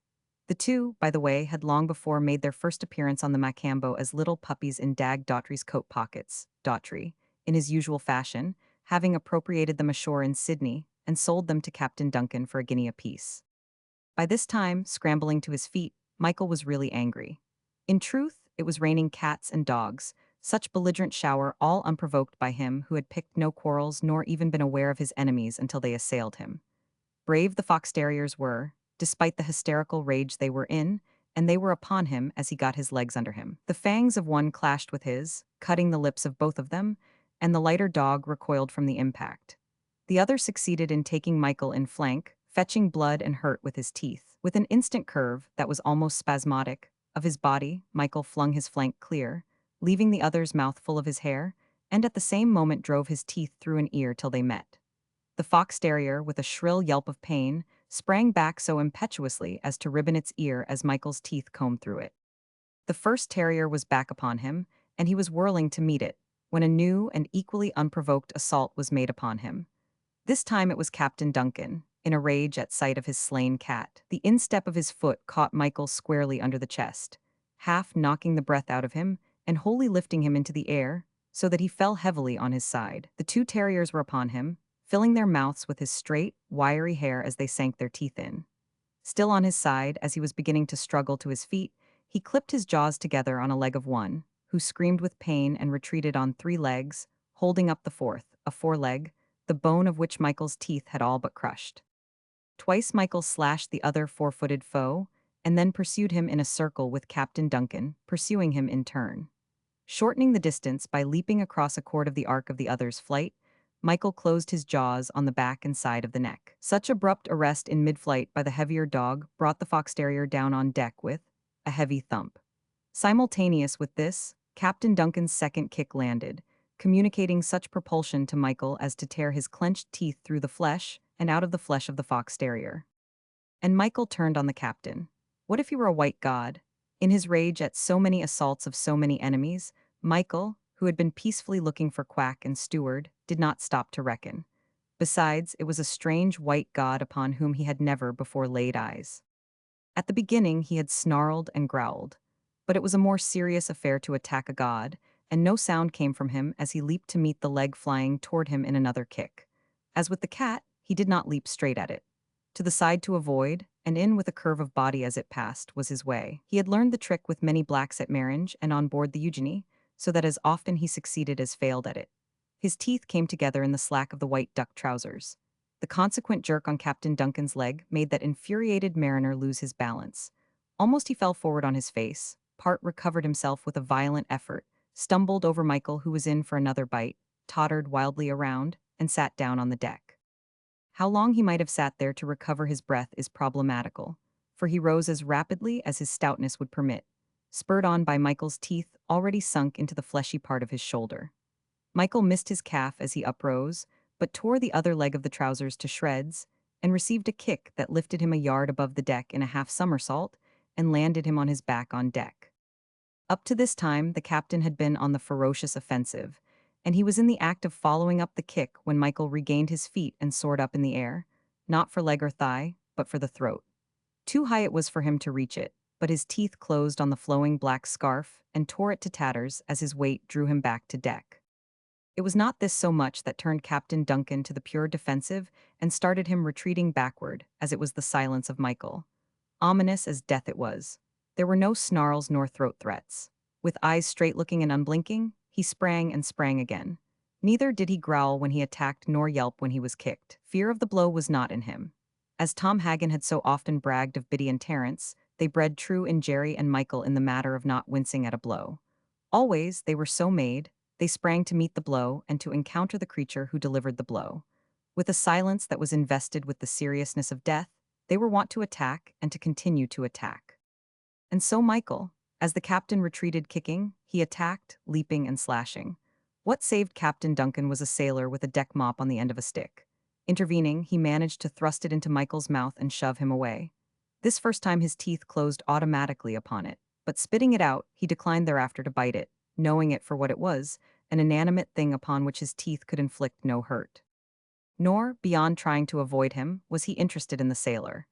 It was Captain Duncan, leaning his back against the rail, breathing heavily and wiping the streaming sweat from his face, who was Michael's meat. Long as it is taken to tell the battle, beginning with the slaying of the Persian cat to the thrusting of the mop into Michael's jaws, so swift had been the rush of events that the passengers, springing from their deck chairs and hurrying to the scene, were just arriving when Michael eluded the mop of the sailor by a successful dodge and plunged in on Captain Duncan, this time sinking his teeth so savagely into a rotund calf as to cause its owner to splutter an incoherent curse and howl of wrathful surprise. A fortunate kick hurled Michael away and enabled the sailor to intervene once again with the mop. And upon the scene came Dag Daughtry, to behold his captain, frayed and bleeding and breathing apoplectically, Michael raging in ghastly silence at the end of a mop, and a large Persian mother cat writhing with a broken back. "Kill any boy," the steward cried imperatively. Through no matter what indignation and rage that possessed him, his lord's voice penetrated his consciousness, so that, cooling almost instantly, Michael's ears flattened, his bristling hair lay down, and his lips covered his fangs as he turned his head to look acknowledgement. "Come here, Killenny." Michael obeyed, not crouching cringingly, but trotting eagerly, gladly to Steward's feet. "Lie down, boy." He turned half around as he flumped himself down with a sigh of relief, and with a red flash of tongue, kissed Steward's foot. "Your dog, Steward?" Captain Duncan demanded in a smothered voice wherein struggled anger and shortness of breath. "Yes, sir, my dog. What's he been up to, sir?" The totality of what Michael had been up to choked the captain completely. He could only gesture around from the dying cat to his torn clothes and bleeding wounds, and the fox terriers licking their injuries and whimpering at his feet. "It's too bad, sir," Daughtry began. "Too bad, hell," the captain shut him off. "Bosun, throw that dog overboard." "Throw the dog overboard, sir, yes, sir," the bosun repeated but hesitated. Dag Daughtry's face hardened unconsciously with the stiffening of his will to dogged opposition, which, in its own slow, quiet way, would go to any length to have its way. But he answered respectfully enough, his features, by a shrewd effort, relaxing into a seeming of his customary good nature. "He's a good dog, sir, and an unoffending dog. I can't imagine what could have made M break loose this way. He must a had cause, sir." He had, one of the passengers, a coconut planter from the Shortlands, interjected.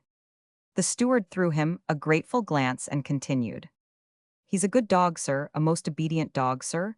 Look at the way he minded me right in the thick of the scrap and come and lay down. He's smart as chain lightnin', sir. Do anything I tell him. I'll make him make friends, see." Stepping over to the two hysterical terriers, Daughtry called Michael to him.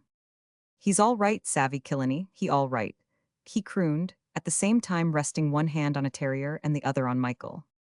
The terrier whimpered and backed solidly against Captain Duncan's legs, but Michael, with a slow bob of tail and unbelligerent ears, advanced to him, looked up to Steward to make sure, then sniffed his late antagonist, and even ran out his tongue in a caress to the side of the other's ear. "See, sir, no bad feelings," Daughtry exulted. "He plays the game, sir. He's a proper dog, he's a man-dog. Here, Killenny, the other one, he all right, kiss and make up, that's the stuff." The other fox terrier, the one with the injured foreleg, endured Michael's sniff with no more than hysterical growls deep in the throat, but the flipping out of Michael's tongue was too much. The wounded terrier exploded in a futile snap at Michael's tongue and nose. "He all right, Killenny, he all right, sure," Steward warned quickly. With a bob of his tail in token of understanding, without a shade of resentment, Michael lifted a paw and with a playful casual stroke, dab-like, brought its weight on the other's neck and rolled him, head downward, over on the deck. Though he snarled wrathily, Michael turned away composedly and looked up into Steward's face for approval. A roar of laughter from the passengers greeted the capsizing of the fox terrier and the good-natured gravity of Michael. But not alone at this did they laugh, for at the moment of the snap and the turning over, Captain Duncan's unstrung nerves had exploded, causing him to jump as he tensed his whole body. "Why, sir," the steward went on with growing confidence, "I bet I can make him friends with you too, by this time tomorrow." "By this time 5 minutes he'll be overboard," the captain answered. "Bosun, over with him." The bosun advanced a tentative step, while murmurs of protest arose from the passengers. "Look at my cat and look at me," Captain Duncan defended his action. The bosun made another step, and Dag Daughtry glared a threat at him. "Go on," the captain commanded. "Hold on," spoke up the Shortlands planter. "Give the dog a square deal, I saw the whole thing. He wasn't looking for trouble. First the cat jumped him. She had to jump twice before he turned loose. She'd have scratched his eyes out. Then the two dogs jumped him. He hadn't bothered them. Then you jumped him. He hadn't bothered you. And then came that sailor with the mop. And now you want the bosun to jump him and throw him overboard. Give him a square deal. He's only been defending himself. What do you expect any dog that is a dog to do? Lie down and be walked over by every strange dog and cat that comes along? Play the game, skipper. You gave him some mighty hard kicks. He only defended himself. He's some defender, Captain Duncan grinned, with a hint of the return of his ordinary geniality, at the same time tenderly pressing his bleeding shoulder and looking woefully down at his tattered duck trousers. All right, steward. If you can make him friends with me in 5 minutes, he stays on board, but you'll have to make it up to me with a new pair of trousers. And gladly, sir, thank you, sir, Daughtry cried. And I'll make it up with a new cat as well, sir. Come on, Killenny boy. This big fella marster he all right, you bet. And Michael listened, not with the smoldering, smothering, choking hysteria that still worked in the fox terriers did he listen, nor with quivering of muscles and jumps of overwrought nerves, but coolly, composedly, as if no battle royal had just taken place, and no rips of teeth and kicks of feet still burned and ached his body. He could not help bristling, however, when first he sniffed a trouser's leg into which his teeth had so recently torn. Put your hand down on him, sir, Daughtry begged. And Captain Duncan, his own good self once more, bent and rested a firm, unhesitating hand on Michael's head. Nay, more, he even caressed the ears and rubbed about the roots of them. And Michael the merry-hearted, who fought like a lion and forgave and forgot like a man, laid his neck hair smoothly down, wagged his stump tail, smiled with his eyes and ears and mouth, and kissed with his tongue the hand with which a short time before he had been at war. Chapter 7. For the rest of the voyage Michael had the run of the ship. Friendly to all, he reserved his love for Stewart alone, though he was not above many an undignified romp with the fox terriers. The most playful-minded dog, without being silly, I ever saw, was Dag Daughtry's verdict to the Shortlands planter, to whom he had just sold one of his turtle-shell combs. You see, some dogs never get over the play idea, and they're never good for anything else. But not Killenny boy. He can come down to seriousness in a second. I'll show you, and I'll show you he's got a brain that counts to 5 and knows wireless telegraphy. You just watch. At the moment the steward made his faint lip noise, so faint that he could not hear it himself, and was almost for wondering whether or not he had made it. So faint that the Shortlands planter did not dream that he was making it. At that moment Michael was lying squirming on his back a dozen feet away, his legs straight up in the air, both fox terriers worrying with well-stimulated ferociousness. With a quick outthrust of his 4 legs, he rolled over on his side and with questioning eyes and pricked ears looked and listened. Again Daughtry made the lip noise. Again the Shortlands planter did not hear nor guess, and Michael bounded to his feet and to his lord's side. Some dog, eh? The steward boasted. But how did he know you wanted him? The planter queried. You never called him. Mental telepathy, the affinity of souls pitched in the same whatever you call it harmony, the steward mystified. You see, Killenny and me are made of the same kind of stuff, only run into different molds. He might Aben my full brother, or me his, only for some mistake in the creation factory somewhere. Now I'll show you he knows his bit of arithmetic. And, drawing the paper balls from his pocket, Dag Daughtry demonstrated to the amazement and satisfaction of the ring of passengers Michael's ability to count to 5. Why, sir, Daughtry concluded the performance, if I was to order 4 glasses of beer in a public house ashore, and if I was absent-minded and didn't notice the waiter'd only brought 3, Killenny boy there'd raise a row instanter. Quack was no longer compelled to enjoy his Jew's harp on the gratings over the fire-room, now that Michael's presence on the Macambo was known, and, in the stateroom, on stolen occasions, he made experiments of his own with Michael. Once the Jew's harp began emitting its barbaric rhythms, Michael was helpless. He needs must open his mouth and pour forth an unwilling, gushing howl. But, as with Jerry, it was not mere howl. It was more akin to a mellow singing, and it was not long before Quack could lead his voice up and down, in rough time and tune, within a definite register. Michael never liked these lessons, for, looking down upon Quack, he hated in any way to be under the black's compulsion. But all this was changed when Dag Daughtry surprised them at a singing lesson. He resurrected the harmonica with which it was his wont, ashore in public houses, to while away the time between bottles. The quickest way to start Michael singing, he discovered, was with minors. And once started, he would sing on and on for as long as the music played. Also, in the absence of an instrument, Michael would sing to the prompting and accompaniment of Steward's voice, who would begin by wailing, cow cow, long and sadly, and then branch out on some old song or ballad. Michael had hated to sing with Quack, but he loved to do it with Steward, even when Steward brought him on deck to perform before the laughter-shrieking passengers. 2 serious conversations were held by the steward toward the close of the voyage, one with Captain Duncan and one with Michael. It's this way, Killenny, Daughtry began. One evening, Michael's head resting on his lord's knees as he gazed adoringly up into his lord's face, understanding no whit of what was spoken but loving the intimacy the sounds betokened. I stole you for beer money, and when I saw you there on the beach that night I knew you'd bring 10 quid anywheres. 10 quid's a horrible lot of money. $50 in the way the Yankees reckon it, and 100 mechs in China fashion. Now $50 gold buy beer to beat the band, enough to drown me if I fell in head first. Yet I want to ask you one question. Can you see me talkin' 10 quid for you? Go on, speak up, can you? And Michael, with thumps of tail to the floor and a high sharp bark, showed that he was in entire agreement with whatever had been propounded. Or say 20 quid now, that's a fair offer. Would I? Would I? Not on your life. What do you say to 50 quid? That might begin to interest me, but 100 quid would interest me more. Why, 100 quid all in beard come pretty close to floatin' this old hooker. But who in Sam Hill'd offer 100 quid? I'd like to clap eyes on him once, that's all, just once. Do you want to know what for? All right, I'll whisper it, so as I could tell him to go to hell. Sure, kill any boy just like that. Oh, most polite, of course, just a kindly directin' of his steps where he'd never suffer from frigid extremities. Michael's love for Stewart was so profound as almost to be a mad but enduring infatuation. What the steward's regard for Michael was coming to be was best evidenced by his conversation with Captain Duncan. Sure, sir, he must be followed me on board. Daughtry finished his unveracious recital. And I never knew it. Last I seen of M was on the beach. Next I seen of M there, he was fast asleep in my bunk. Now how'd he get there, sir? How'd he pick out my room? I leave it to you, sir. I call it marvelous, just plain marvelous. With a quartermaster at the head of the gangway, Captain Duncan snorted. As if I didn't know your tricks, steward. There's nothing marvelous about it, just a plain case of steel.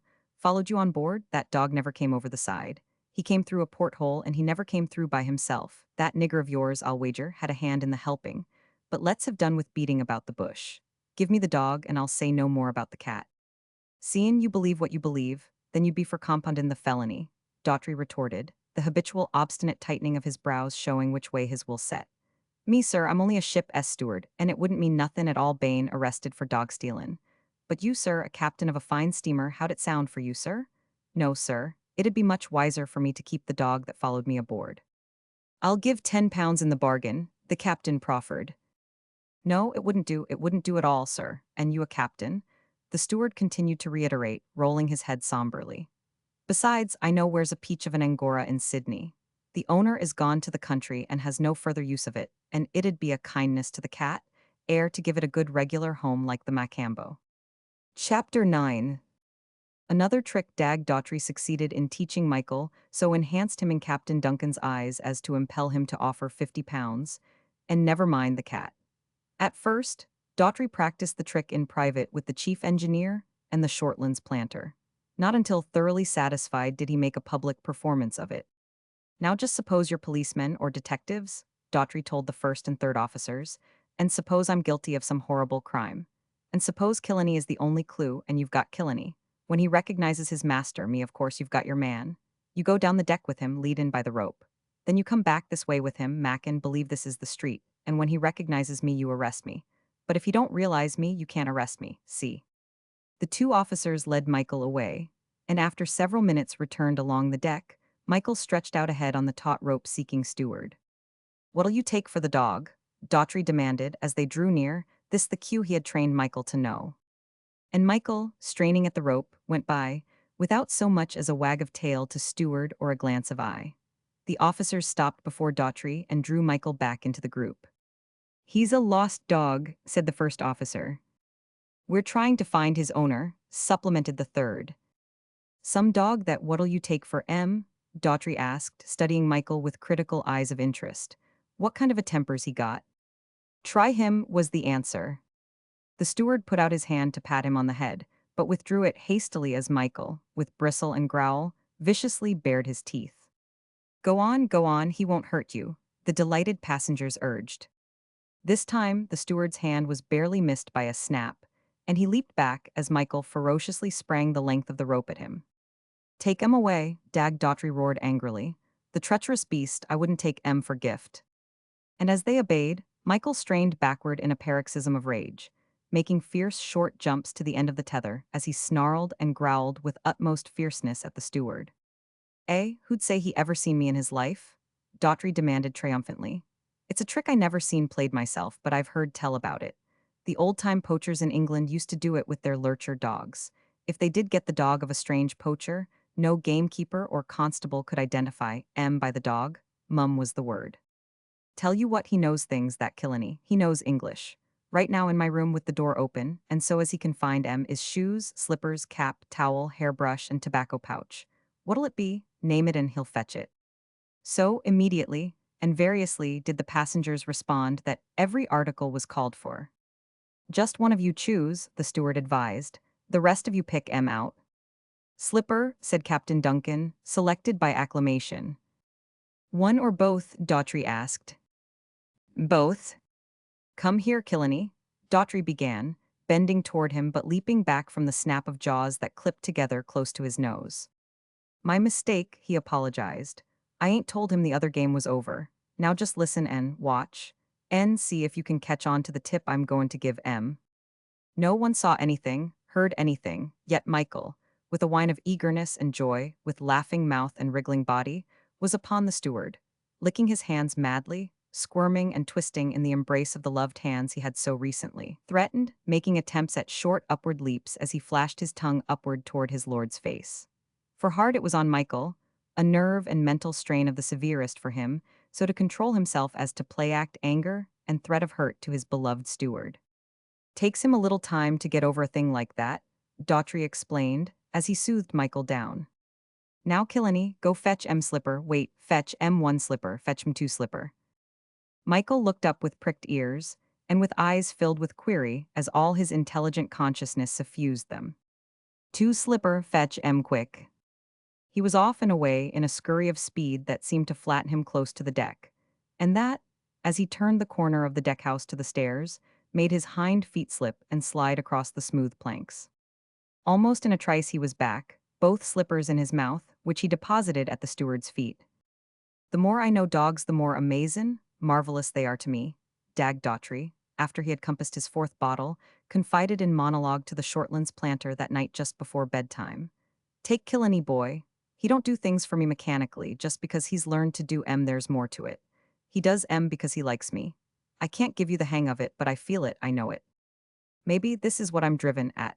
Killenny can't talk as you and me talk, I mean, so he can't tell me how he loves me, and he's all love, every last hair of M and actions speak in louder N words. He tells me how he loves me by doing these things for me. Tricks, sure, but they make human speeches of eloquence cheaper and dirt. Sure, it's speech, dog talk that's tongue-tied. Don't I know? Sure as I'm a livin' man born to trouble as the sparks fly upward, just as sure am I that it makes M happy to do tricks for me. Just as it makes a man happy to lend a hand to a pal in a ticklish place, or a lover happy to put his coat around the girl he loves to keep her warm. I tell you. Here, Dag Daughtry broke down from inability to express the concepts fluttering in his beer-excited, beer-sodden brain, and, with a stutter or two, made a fresh start. You know it's all in the matter of talkin', and Killenny can't talk. He's got thoughts inside that head of his, you can see M shinin' in his lovely brown eyes, but he can't get 'em across to me. Why I see M tryin' to tell me sometimes so hard that he almost busts. There's a big hole between him and me, and language is about the only bridge, and he can't get over the hole, though he's got all kinds of ideas and feelings just like mine. But say, the time we get closest together is when I play the harmonica and he yow-yows. Music comes closest to mackin' the bridge. It's a regular song without words, and I can't explain how. But just the same, when we've finished our song, I know we've passed a lot over to each other that don't need words for the passin'. Why, do you know when I'm playin' and he's singin'? It's a regular duet of what the sky pilots call religion and knowin' God. Sure, when we sing together I'm absorbin' religion and get pretty close up to God. And it's big, I tell you. Big as the earth and ocean and sky and all the stars. I just seem to get hold of a sense that we're all the same stuff after all. You, me, Killenny boy, mountains, sand, salt water, worms, mosquitoes, suns, and shootin' stars and blazin' comets. Day Daughtry left his flight as beyond his own grasp of speech, and concluded, his half-embarrassment masked by braggadocio over Michael. Oh, believe me, they don't make dogs like him every day in the week. Sure, I stole M, he looked good to me. And if I had it over, knowin', as I do known M now, I'd steal M again if I lost a leg doin' it. That's the kind of a dog he is. Chapter 9. The morning the Macambo entered Sydney Harbor, Captain Duncan had another try for Michael. The port doctor's launch was coming alongside, when he nodded up to Daughtry, who was passing along the deck. "Steward, I'll give you 20 pounds. "No, sir, thank you, sir," was Dag Daughtry's answer. "I couldn't bear to part with him." £25 then? I can't go beyond that. Besides, there are plenty more Irish Terriers in the world. That's what I'm thinkin', sir. And I'll get one for you, right here in Sydney, and it won't cost you a penny, sir. But I want Killenny boy, the captain persisted. And so do I, which is the worst of it, sir. Besides, I got him first. 25 sovereigns is a lot of money. For a dog, Captain Duncan said. And Killenny boy's a lot of dog. For the money, the steward retorted. Why, sir, cuttin' out all sentiment, his tricks is worth more en that. Him not recognizing me when I don't want to is worth £50 of itself. And there's his countin' and his singin' and all the rest of his tricks. Now, no matter how I got him, he didn't have them tricks. Them tricks are mine, I taught him them. He ain't the dog he was when he come on board. He's a whole lot of me now, and sellin' him would be like sellin' a piece of myself. £30, said the captain with finality. No, sir, thankin' you just the same, sir, was Daughtry's refusal. And Captain Duncan was forced to turn away in order to greet the port doctor coming over the side. Scarcely had the Macambo passed quarantine, and while on her way up harbor to dock, when a trim man-o'-war launch darted into her side and a trim lieutenant mounted the Macambo's boarding ladder. His mission was quickly explained. The Albatross, British cruiser of the second class, of which he was fourth lieutenant, had called in at Chilagi with dispatches from the High Commissioner of the English South Seas. A scant 12 hours having intervened between her arrival and the Macambo's departure, the Commissioner of the Solomons and Captain Keller had been of the opinion that the missing dog had been carried away on the steamer. Knowing that the Albatross would beat her to Sydney, the captain of the Albatross had undertaken to look up the dog. Was the dog, an Irish Terrier answering to the name of Michael, on board? Captain Duncan truthfully admitted that it was, though he most unveraciously shielded Dag Daughtry by repeating his yarn of the dog coming on board of itself. How to return the dog to Captain Keller? Was the next question, for the Albatross was bound on to New Zealand.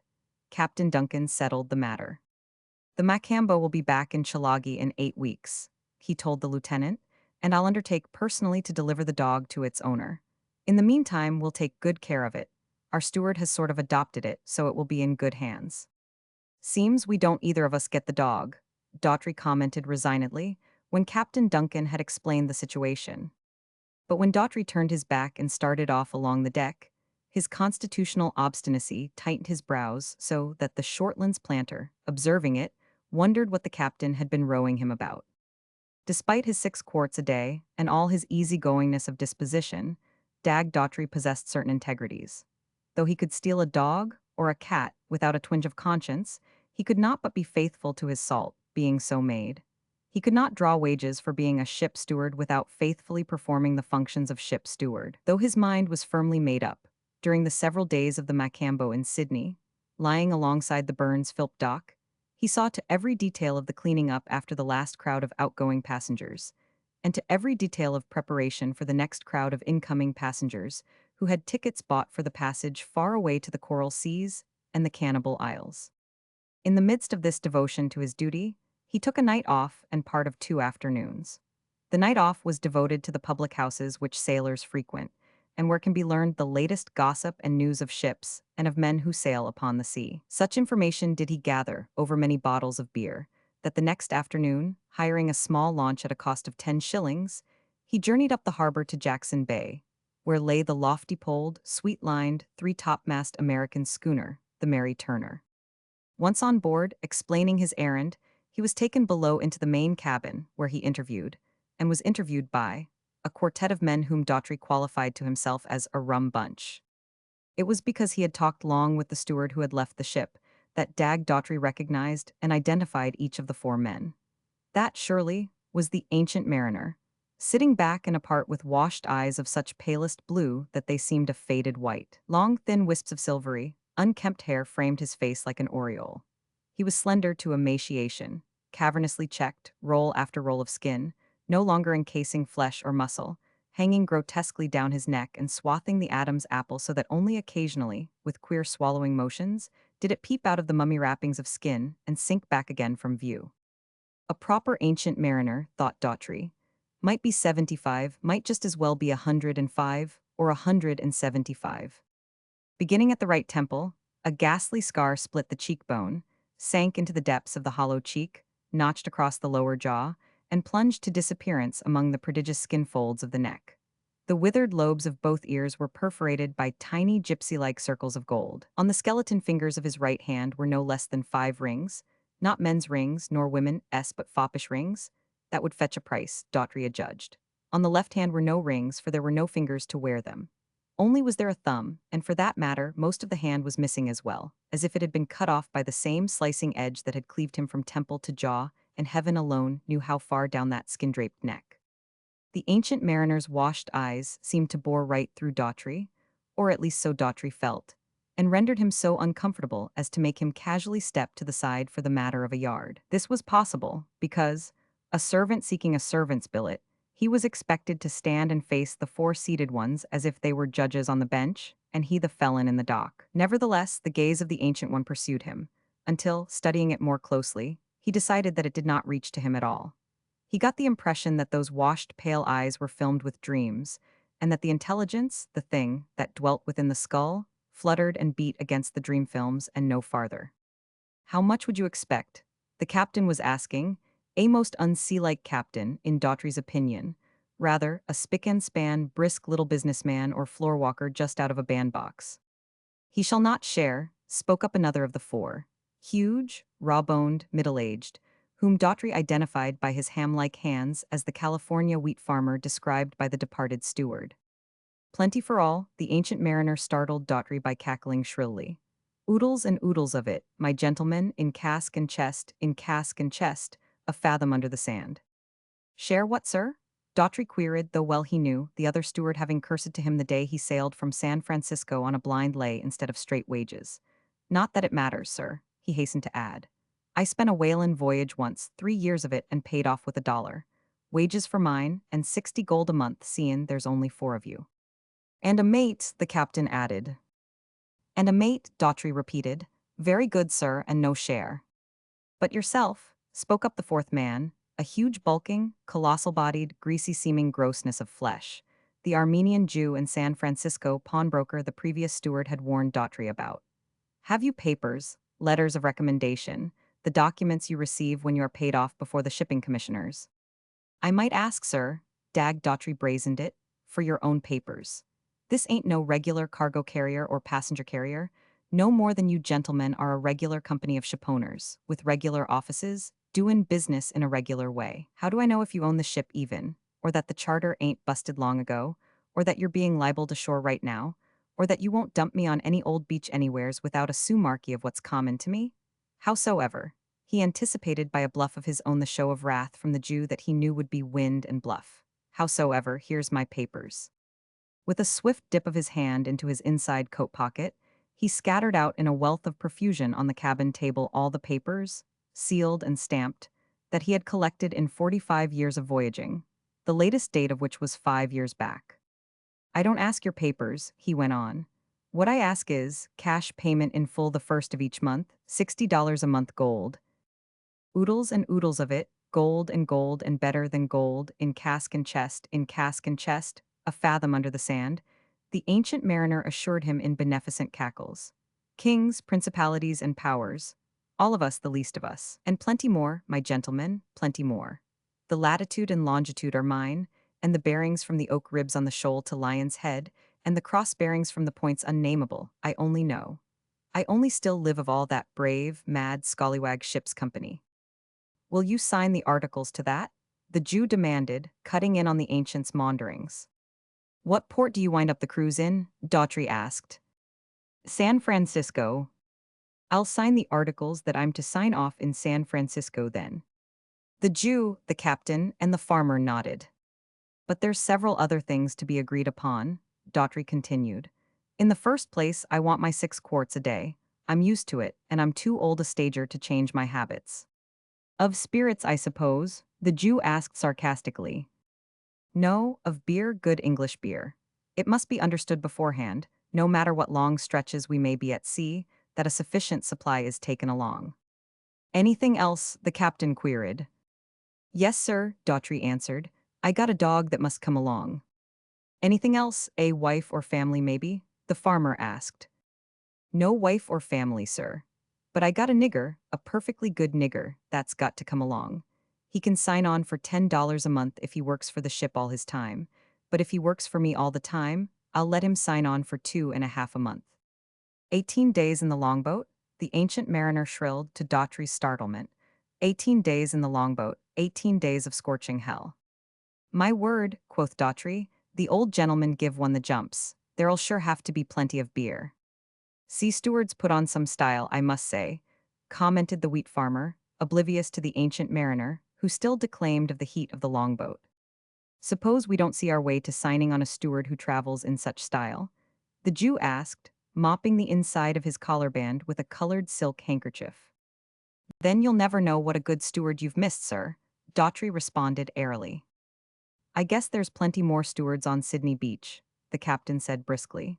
And I guess I haven't forgotten old days when I hired them like so much dirt. Yes, by jinx, so much dirt, there were so many of them.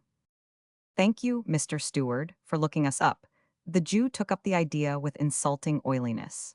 We very much regret our inability to meet your wishes in the matter. And I saw it go under the sand, a fathom under the sand, on cross-bearings unnameable, where the mangroves fade away, and the coconuts grow, and the rise of land lifts from the beach to the lion's head. Hold your horses, the wheat farmer said with a flare of irritation directed not at the ancient mariner but at the captain and the Jew. Who's putting up for this expedition? Don't I get no say-so? Ain't my opinion ever to be asked? I like this steward. Strikes me he's the real goods. I notice he's as polite as all get out, and I can see he can take an order without arguing. And he ain't no fool by a long shot. That's the very point, Grimshaw, the Jew answered soothingly. Considering the unusualness of the expedition, we'd be better served by a steward who is more of a fool. Another point, which I'd esteem a real favor from you, is not to forget that you haven't put a red copper more into this trip than I have. And where'd either of you be, if it wasn't for me with my knowledge of the sea? The captain demanded aggrievedly. To say nothing of the mortgage on my house, and on the nicest little best-paying flat building in San Francisco since the earthquake. But who's still putting up? All of you, I ask you. The wheat farmer leaned forward, resting the heels of his hands on his knees so that the fingers hung down his long shins, in Daughtry's appraisal, halfway to his feet. You, Captain Doan, can't raise another penny on your properties. My land still grows the wheat that brings the ready. You, Simon Nishikanta, won't put up another penny.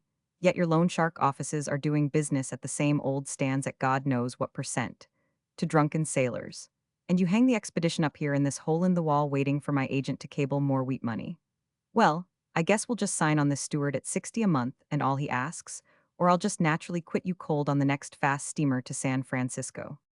He stood up abruptly, towering to such height that Daughtry looked to see the crown of his head collide with the deck above. I'm sick and tired of you all, yes, I am, he continued.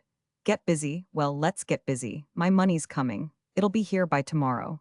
Let's be ready to start by hiring a steward that is a steward. I don't care if he brings 2 families along. I guess you're right, Grimshaw, Simon Nishikanta said appeasingly. The trip is beginning to get on all our nerves. Forget it if I fly off the handle. Of course we'll take this steward if you want him. I thought he was too stylish for you. He turned to Daughtry. Naturally, the least said ashore about us the better. That's all right, sir. I can keep my mouth shut, though I might as well tell you there's some pretty tales about you drifting around the beach right now. The object of our expedition? The Jew queried quickly. Daughtry nodded. Is that why you want to come? Was demanded equally quickly. Daughtry shook his head.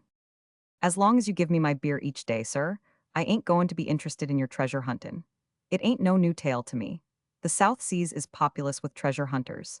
Almost could Daughtry have sworn that he had seen a flash of anxiety break through the dream films that bleared the ancient mariner's eyes. And I must say, sir, he went on easily, though saying what he would not have said had it not been for what he was almost certain he sensed of the ancient's anxiousness, that the South Seas is just naturally lousy with buried treasure. There's killing cocos, millions and millions of it, pounds sterling, I mean, waiting for the lucky one with the right steer. This time Daughtry could have sworn to having sensed a change toward relief in the ancient mariner, whose eyes were again filmy with dreams. But I ain't interested in treasure, sir, Daughtry concluded. It's beer I'm interested in. You can chase your treasure, and I don't care how long, just as long as I've got 6 quarts to open each day. But I give you fair warning, sir, before I sign on, If the beer dries up, I'm going to get interested in what you're after. Fair play is my motto. Do you expect us to pay for your beer in addition? Simon Nishikanta demanded. To Daughtry it was too good to be true. Here, with the Jew healing the breach with the wheat farmer whose agents still cabled money, was the time to take advantage. Sure, it's one of our agreements, sir. What time would it suit you, sir, tomorrow afternoon, for me to sign on at the shipping commissioner S? Casks and chests of it, casks and chests of it, oodles and oodles a fathom under the sand, chattered the ancient mariner. You're all touched up under the roof, Daughtry grinned. Which ain't got nothing to do with me as long as you furnish the beer, pay me due and proper what's common to me the first of each and every month, and pay me off final in San Francisco. As long as you keep up your end, I'll sail with you to the pit and back and watch you sweatin' the casks and chests out of the sand. What I want is to sail with you if you want me to sail with you enough to satisfy me. Simon Nishikanta glanced about. Grimshaw and Captain Doane nodded. At 3 o'clock tomorrow afternoon at the shipping commissioner S, the Jew agreed. When will you report for duty? When will you sail, sir? Daughtry countered. Bright and early next morning. Then I'll be on board and on duty sometime tomorrow night, sir. And as he went up the cabin companion, he could hear the ancient mariner maundering. 18 days in the longboat, 18 days of scorching hell. Chapter 10. Michael left the Macambo as he had come on board, through a porthole. Likewise, the affair occurred at night, and it was Quack's hands that received him. It had been quick work and daring in the dark of early evening. From the boat deck, with a bowline under Quack's arms and a turn of the rope around a pin, Dag Daughtry had lowered his leprous servitor into the waiting launch. On his way below, he encountered Captain Duncan, who saw fit to warn him. No shannigan with Killenny boy, steward. He must go back to Chalagi with us. Yes, sir, the steward agreed. And I'm keepin' him tight in my room to make safe. Want to see him, sir? The very frankness of the invitation made the captain suspicious, and the thought flashed through his mind that perhaps Killenny boy was already hidden ashore somewhere by the dog-stealing steward. Yes, indeed I'd like to say how do you do to him, Captain Duncan answered. And his was genuine surprise, on entering the steward's room, to behold Michael just rousing from his curled-up sleep on the floor.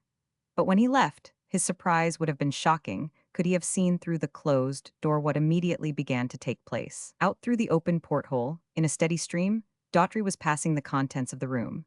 Everything went that belonged to him, including the turtle shell and the photographs and calendars on the wall. Michael, with the command of silence laid upon him, went last. Remained only a sea chest and 2 suitcases, themselves too large for the porthole but bare of contents. When Daughtry sauntered along the main deck a few minutes later, and paused for a gossip with the customs officer and a quartermaster at the head of the gangplank, Captain Duncan little dreamed that his casual glance was resting on his steward for the last time. He watched him go down the gangplank empty-handed, with no dog at his heels, and stroll off along the wharf under the electric lights. 10 minutes after Captain Duncan saw the last of his broad back, Daughtry, in the launch with his belongings and heading for Jackson Bay, was hunched over Michael and caressing him, while Quack, crooning with joy under his breath that he was with all that was precious to him in the world, felt once again in the side pocket of his flimsy coat to make sure that his beloved Jew's harp had not been left behind. Dag Daughtry was paying for Michael, and paying well. Among other things, he had not cared to arouse suspicion by drawing his wages from Burns Philp. The £20 due him he had abandoned, and this was the very sum, that night on the beach at Chalagi, he had decided he could realize from the sale of Michael. He had stolen him to sell. He was paying for him the sales price that had tempted him. For, as one has well said, the horse abases the base, ennobles the noble. Likewise the dog. The theft of a dog to sell for a price had been the abasement worked by Michael on Dag Daughtry. To pay the price out of sheer heart love that could recognize no price too great to pay, had been the ennoblement of Dag Daughtry which Michael had worked. And as the launch chug-chugged across the quiet harbor under the southern stars, Dag Daughtry would have risked and tossed his life into the bargain in a battle to continue to have, and to hold the dog he had originally conceived of, as being interchangeable for so many dozens of beer. The Mary Turner, towed out by a tug, sailed shortly after daybreak, and Daughtry, Quack, and Michael looked their last forever on Sydney Harbor. Once again these old eyes have seen this fair haven. The ancient mariner, beside them gazing, babbled, and Daughtry could not help but notice the way the wheat farmer and the pawnbroker pricked their ears to listen and glanced each to the other with scant eyes. It was in 1852, on such a day as this, all drinking and singing along the decks, we cleared from Sydney in the wide awake. A pretty craft, oh sirs, a most clever and pretty craft. A crew, a brave crew, all youngsters, all of us, fore and aft, no man was 40, a mad gay crew.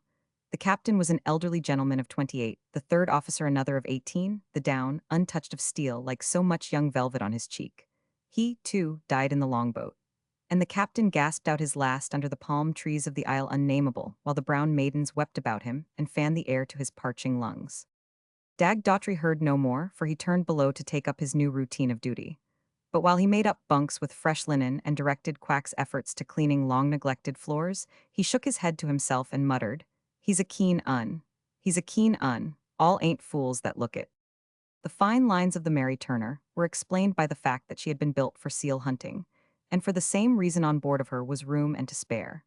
The forecastle with bunk space for 12 bedded but 8 Scandinavian seamen. The 5 staterooms of the cabin accommodated the 3 treasure hunters, the ancient mariner, and the mate, the latter a large-bodied, gentle-souled Russian Finn, known as Mr. Jackson through inability of his shipmates to pronounce the name he had signed on the ship's articles. Remained the steerage, just forward of the cabin, separated from it by a stout bulkhead and entered by a companionway on the main deck. On this deck, between the break of the poop and the steerage companion, stood the galley. In the steerage itself, which possessed a far larger living space than the cabin, were 6 capacious bunks, each double the width of the forecastle bunks, and each curtained and with no bunk above it. "Some fella glory hole, eh, Quack?" Daughtry told his 17-years-old brown-skinned Papuan with the withered ancient face of a centenarian, the legs of a living skeleton, and the huge stomach torso of an elderly Japanese wrestler. "Eh, Quack, what you fella think?" And Quack, too awed by the spaciousness to speak, eloquently rolled his eyes in agreement. "You licky this piecey bunk." The cook, a little old Chinaman, asked the steward with eager humility, inviting the white man's acceptance of his own bunk with a wave of arm. Daughtry shook his head.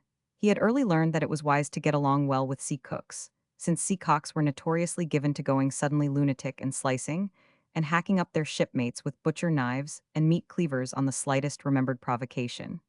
Besides, there was an equally good bunk all the way across the width of the steerage from the Chinaman's. The bunk next on the port side to the cook, and abaft of it Daughtry allotted to Quack. Thus he retained for himself and Michael the entire starboard side with its 3 bunks. The next one abaft of his own he named Killenny Boy, and called on Quack and the cook to take notice. Daughtry had a sense that the cook, whose name had been quickly volunteered as Amoy, was not entirely satisfied with the arrangement, but it affected him no more than a momentary curiosity about a Chinaman who drew the line at a dog taking a bunk in the same apartment with him. Half an hour later, returning, from setting the cabin aright, to the steerage for Quack to serve him with a bottle of beer, Daughtry observed that Amoy had moved his entire bunk belongings across the steerage to the 3rd bunk on the starboard side. This had put him with Daughtry and Michael, and left Quack with half the steerage to himself. Daughtry's curiosity recrudesced. "What name along that fella chink?" he demanded of Quack. "He no like you fella boy stop along same fella side along him. What for? My word, what name? That fella chink make me cross along him too much. Suppose that fella chink maybe he think me kai along him." Quack grinned in one of his rare jokes. "All right," the steward concluded. "We find out, you move along my bunk, I move along that fella chink's bunk." This accomplished so that Quack, Michael, and Amoy occupied the starboard side and Daughtry alone bunked on the port side, he went on deck and aft to his duties. On his next return he found Amoy had transferred back to the port side, but this time into the last bunk aft. "Seems the beggar's taken a fancy to me," the steward smiled to himself. Nor was he capable of guessing Amoy's reason for bunking always on the opposite side from Quack. "I change," the little old cook explained, with anxious eyes to please and placate, in response to Daughtry's direct question. "All the time like that, change, plenty change, you savvy?" Daughtry did not savvy, and shook his head, while Amoy's slant eyes betrayed none of the anxiety and fear with which he privily gazed on Quack's 2 permanently bent fingers of the left hand, and on Quack's forehead, between the eyes, where the skin appeared a shade darker, a trifle thicker, and was marked by the first beginning of 3 short vertical lines or creases that were already giving him the lion-like appearance, the leonine face so named by the experts and technicians of the fell disease.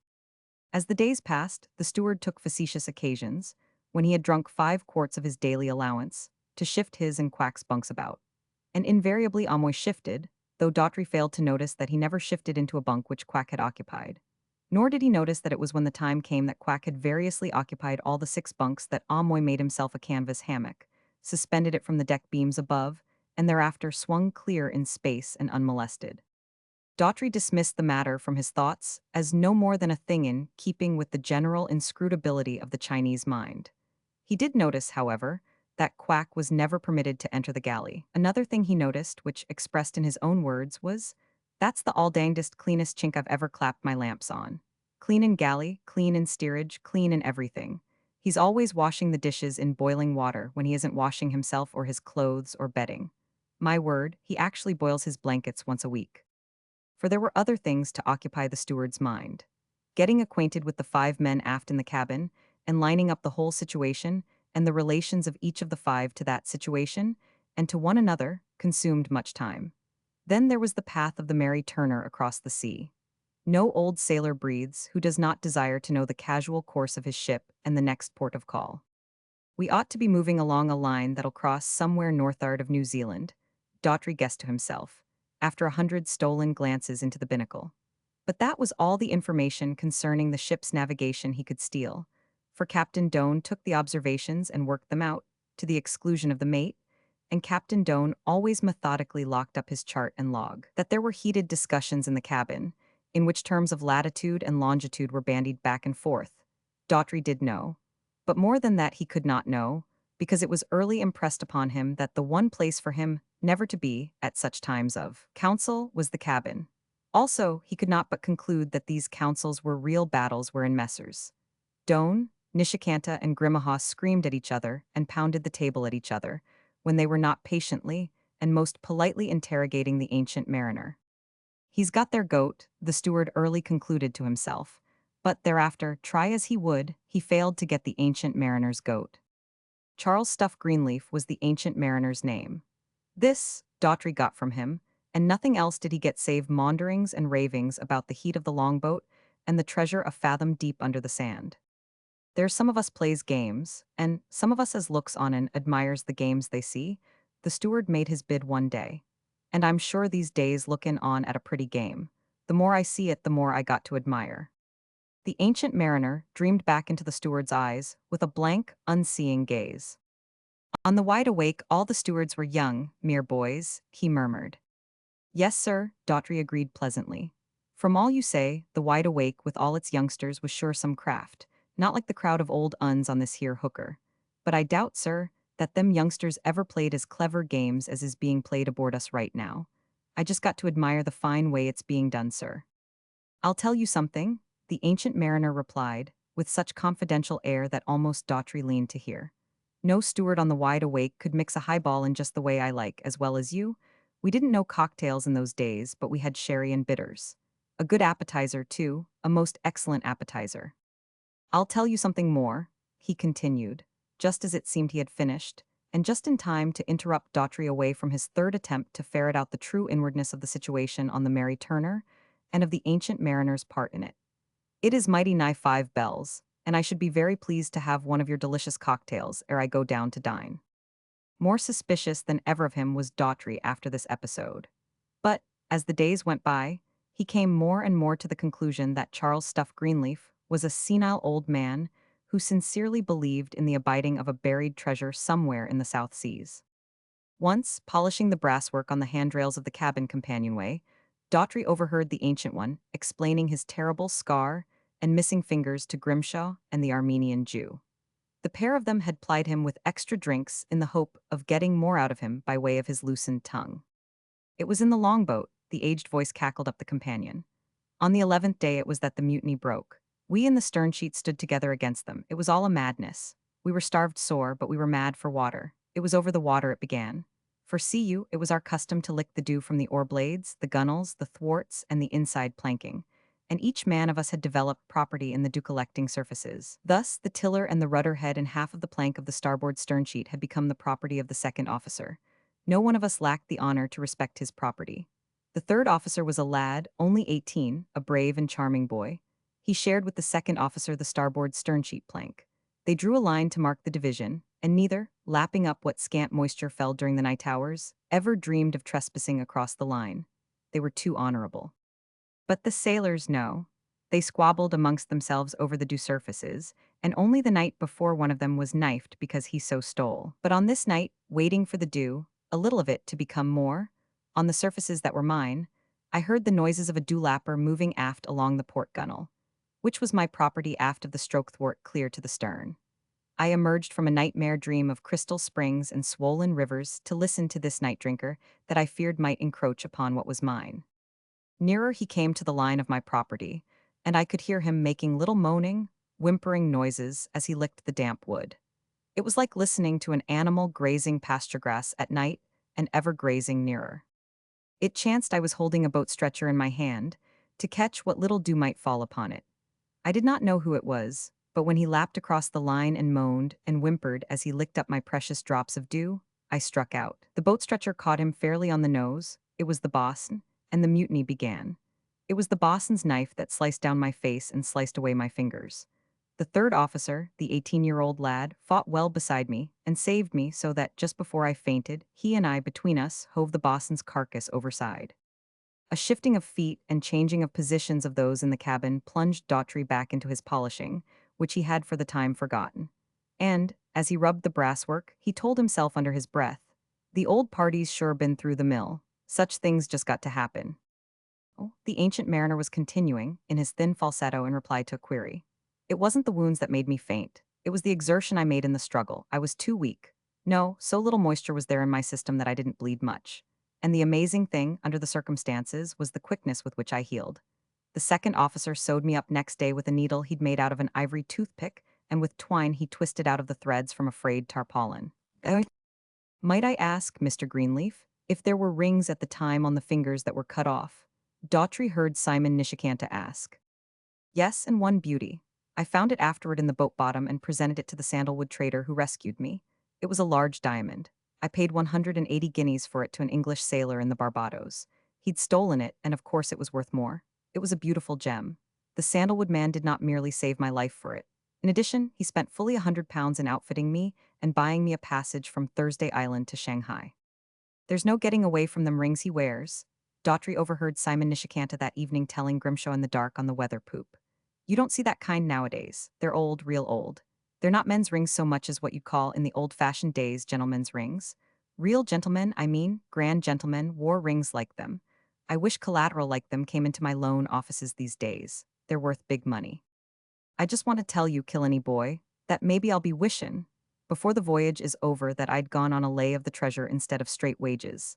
Dag Daughtry confided to Michael that night at turning in time, as Quack removed his shoes, and as he paused midway in the draining of his sixth bottle. "Take it from me, Killenny, that old gentleman knows what he's talkin' about, and has been some hummer in his days. Men don't lose the fingers off their hands and get their faces chopped open just for nothing, nor sport rings that makes a Jew pawnbroker's mouth water." Chapter 11. Before the voyage of the Mary Turner came to an end, Dag Daughtry, sitting down between the rows of water casks in the main hold, with a great laugh rechristened the schooner the Ship of Fools. But that was some weeks after. In the meantime, he so fulfilled his duties that not even Captain Doane could conjure a shadow of complaint. Especially did the steward attend upon the ancient mariner, for whom he had come to conceive a strong admiration, if not affection. The old fellow was different from his cabin mates. They were money lovers. Everything in them had narrowed down to the pursuit of dollars. Daughtry, himself molded on generously careless lines, could not but appreciate the spaciousness of the ancient mariner, who had evidently lived spaciously, and who was ever for sharing the treasure they sought. "You'll get your whack, steward, if it comes out of my share," he frequently assured Daughtry at times of special kindness on the latter's part. "There's oodles of it, and oodles of it, and, without kith or kin, I have so little time longer to live that I shall not need it much or much of it."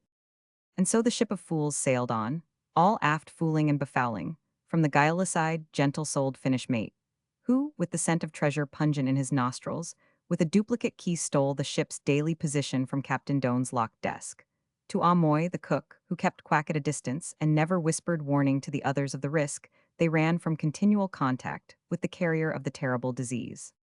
Quack himself had neither thought nor worry of the matter. He knew the thing as a thing that occasionally happened to human creatures. It bothered him, from the pain's standpoint, scarcely at all, and it never entered his kinky head that his master did not know about it. For the same reason, he never suspected why Amoy kept him so at a distance. Nor had Quack other worries. His god, over all gods of sea and jungle, he worshipped, and himself ever intimately allowed in the presence, paradise was wherever he and his god, the steward, might be. And so Michael, much in the same way that Quack loved and worshipped, did he love and worship the six-quart man.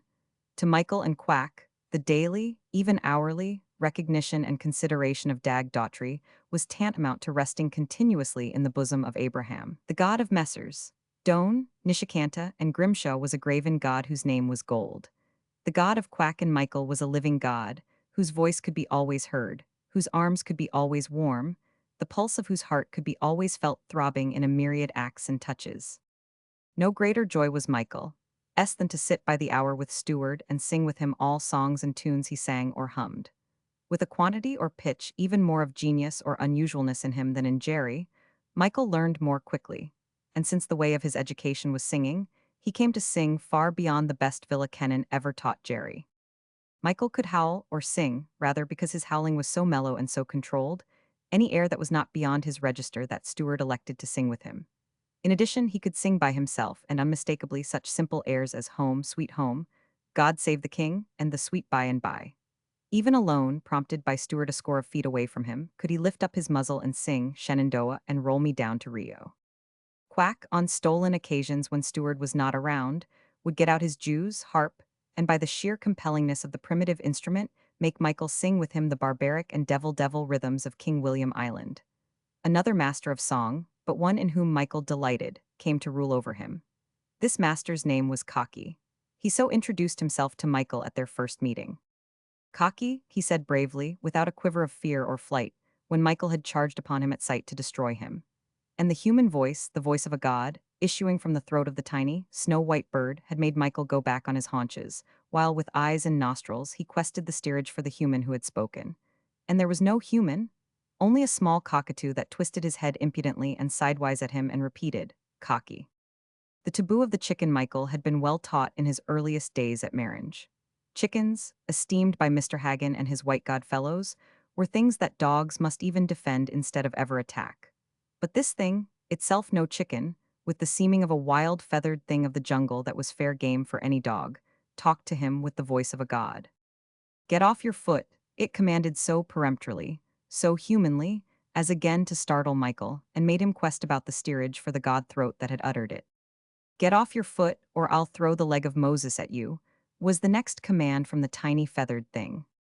After that came a farrago of Chinese, so like the voice of Amoy, that again, though for the last time, Michael sought about the steerage for the utterer.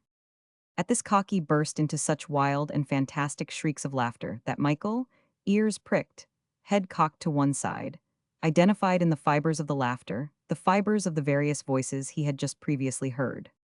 And Cocky, only a few ounces in weight, less than half a pound, a tiny framework of fragile bone covered with a handful of feathers, and encasing a heart that was as big in pluck as any heart on the Mary Turner, became almost immediately Michael's friend and comrade, as well as ruler. Minute morsel of daring and courage that Cocky was, he commanded Michael's respect from the first. And Michael, who with a single careless paw stroke could have broken Cocky's slender neck and put out forever the brave brightness of Cocky's eyes, was careful of him from the first. And he permitted him a myriad liberties that he would never have permitted Quack.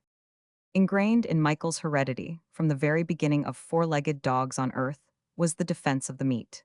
He never reasoned it. Automatic and involuntary as his heart beating and air breathing, was his defense of his meat once he had his paw on it, his teeth in it. Only to Steward, by an extreme effort of will and control, could he accord the right to touch his meat once he had himself touched it. Even Quack, who most usually fed him under Steward's instructions, knew that the safety of fingers and flesh resided in having nothing further whatever to do with anything of food once in Michael's possession. But Cocky, a bit of feathery down, a morsel flash of light and life with the throat of a god, violated with sheer impudence and daring Michael's taboo, the defense of the meat. Perched on the rim of Michael's pannikin, this inconsiderable adventurer from out of the dark into the sun of life, a mere spark and mote between the darks, by a ruffing of his salmon-pink crest, a swift and enormous dilation of his bead-black pupils, and a raucous imperative cry, as of all the gods in his throat, could make Michael give back and permit the fastidious selection of the choicest tidbits of his dish. For Cocky had a way with him, and ways and ways.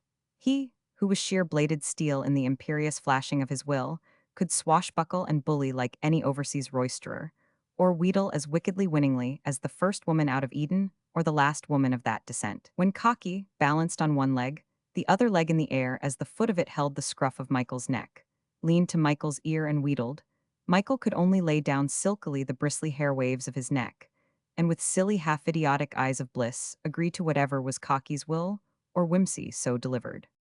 Cocky became more intimately Michael's because, very early, Amoy washed his hands of the bird. Amoy had bought him in Sydney from a sailor for 18 shillings and chaffered an hour over the bargain.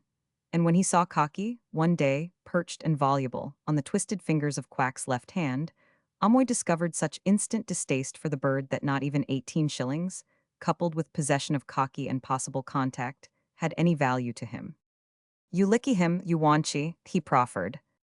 Change for change, Quack queried back, taking for granted that it was an offer to exchange and wondering whether the little old cook had become enamored of his precious Jew's harp. No change for change, Amoy answered. You wanchi him all right can do. How fashion can do? Quack demanded, who to his Bechdemer English was already adding pidgin English. Suppose, me fella no got what you fella licky. No fashion change, Amoy reiterated. You wanchi, you licky he stop along you fella all right my word. And so did pass the brave bit of feathered life with the heart of pluck, called of men, and of himself, Cocky, who had been birthed in the jungle roof of the island of Santo, in the New Hebrides, who had been netted by a two-legged black man-eater and sold for 6 sticks of tobacco, and a shingle hatchet to a Scotch trader dying of malaria, and in turn had been traded from hand to hand, for 4 shillings to a blackbirder, for a turtle shell comb made by an English coal passer after an old Spanish design, for the appraised value of 6 shillings and sixpence in a poker game in the fireman's forecastle, for a second-hand accordion worth at least 20 shillings, and on for 18 shillings cash to a little old withered Chinaman. So did pass Cocky, as mortal or as immortal as any brave sparkle of life on the planet, from the possession of one, Amoy, a sea-cock who, 40 years before, had slain his young wife in Macau for cause and fled away to sea, to Quack, a leprous black Papuan who was slave to one, Dag Daughtry, himself a servant of other men to whom he humbly admitted yes, sir, and no, sir, and thank you, sir. One other comrade Michael found, although Cocky was no party to the friendship. This was Scraps, the awkward young Newfoundland puppy, who was the property of no one, unless of the schooner Mary Turner herself, for no man, fore or aft, claimed ownership, while every man disclaimed having brought him on board. So he was called Scraps, and since he was nobody's dog, was everybody's dog, so much so that Mr. Jackson promised to knock Amoy's block off if he did not feed the puppy well, while Sigurd Halvorsen, in the forecastle, did his best to knock off Henrik Gertson's block when the latter was guilty of kicking Scraps out of his way. Yea, even more, when Simon Nishikanta, huge and gross as in the flesh he was, and forever painting delicate, insipid, feministic watercolors, when he threw his deck chair at Scraps for clumsily knocking over his easel, he found the ham-like hand of Grimshaw so instant and heavy on his shoulder as to whirl him half about, almost fling him to the deck, and leave him lame-muscled and black and blued for days. Michael, full-grown mature, was so merry-hearted an individual that he found all delight in interminable romps with Scraps. So strong was the play instinct in him, as well as was his constitution strong, that he continually outplayed Scraps to abject weariness, so that he could only lie on the deck and pant and laugh through air-draughty lips, and dab futilely in the air with weak forepaws at Michael's continued ferocious acted onslaughts. And this, despite the fact that Scraps outbullied him and outscaled him at least 3 times, and was as careless and unwitting of the weight of his legs or shoulders as a baby elephant on a lawn of daisies. Given his breath back again, Scraps was as ripe as ever for another frolic, and Michael was just as ripe to meet him. All of which was splendid training for Michael, keeping him in the tip-top of physical condition and mental wholesomeness. Chapter 12. So sailed the ship of fools, Michael playing with Scraps, respecting Cocky and by Cocky being bullied and wheedled, singing with Steward and worshipping him, Daughtry drinking his 6 quarts of beer each day, collecting his wages the first of each month, and admiring Charles Stuff Greenleaf as the finest man on board, Quack serving and loving his master and thickening and darkening, and creasing his brow with the growing leprous infiltration, Amoy avoiding the black Papuan as the very plague, washing himself continuously, and boiling his blankets once a week.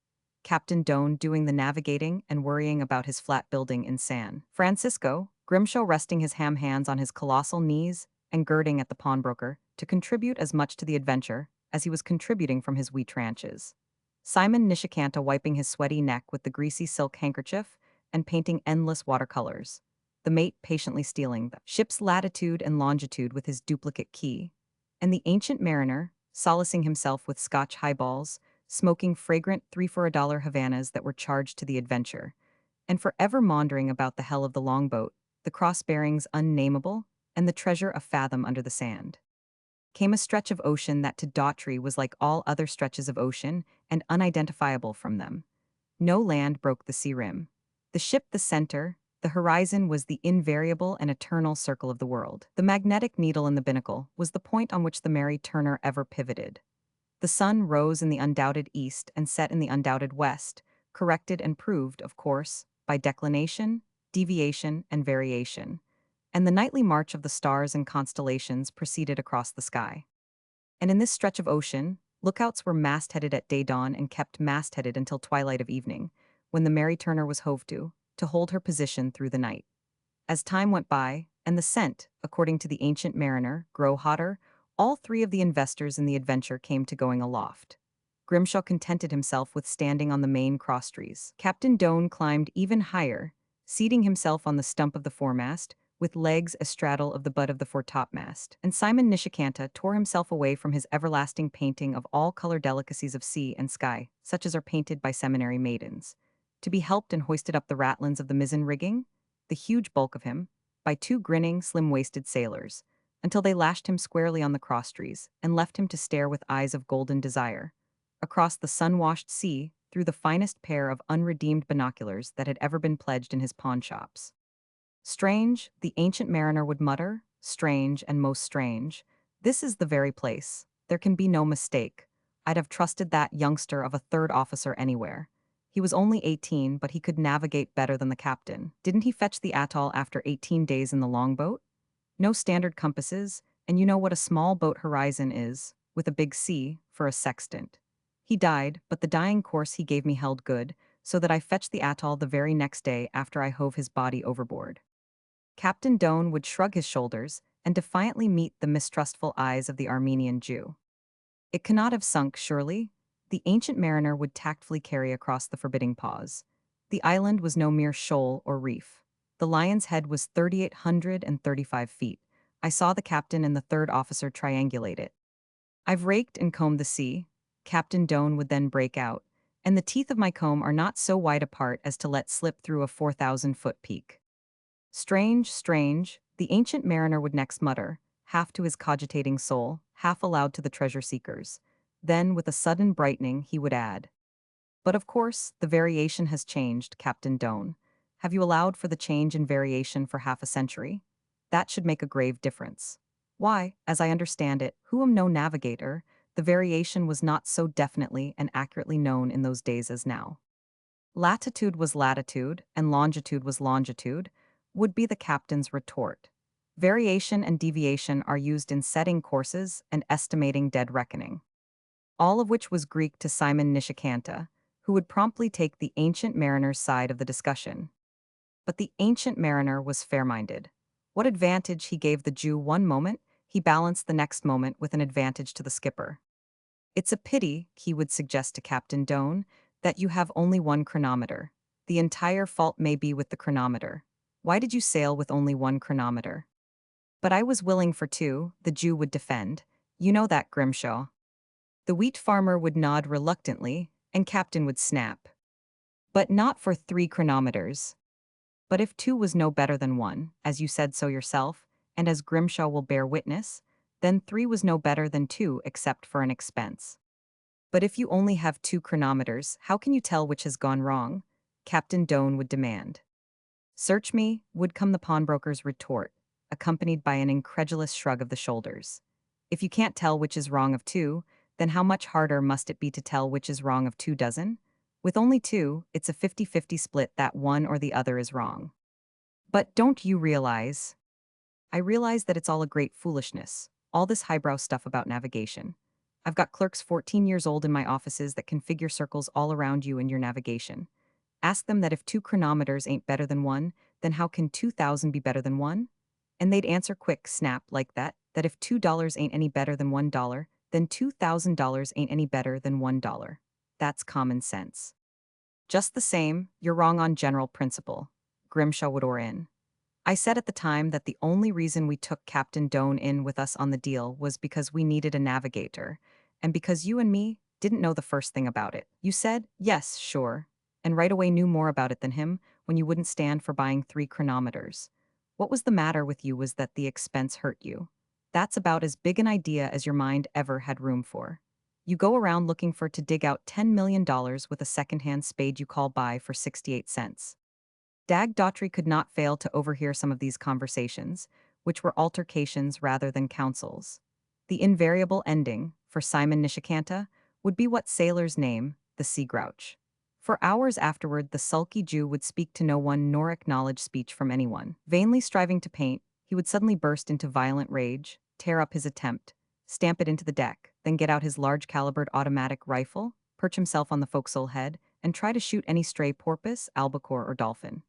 It seemed to give him great relief to send a bullet home into the body of some surging, gorgeous-hued fish, arrest its glorious flashing motion forever, and turn it on its side slowly to sink down into the death and depth of the sea. On occasion, when a school of blackfish disported by, each one of them a whale of respectable size, Nishikanta would be beside himself in the ecstasy of inflicting pain. Out of the school perhaps he would reach a score of the leviathans, his bullets biting into them like whiplashes, so that each, like a colt surprised by the stock whip, would leap in the air, or with a flirt of tail dive under the surface, and then charge madly across the ocean and away from sight in a foam churn of speed. The ancient mariner would shake his head sadly. And Daughtry, who likewise was hurt by the infliction of hurt on unoffending animals, would sympathize with him and fetch him unbidden another of the expensive 3 for $1 cigars, so that his feelings might be soothed.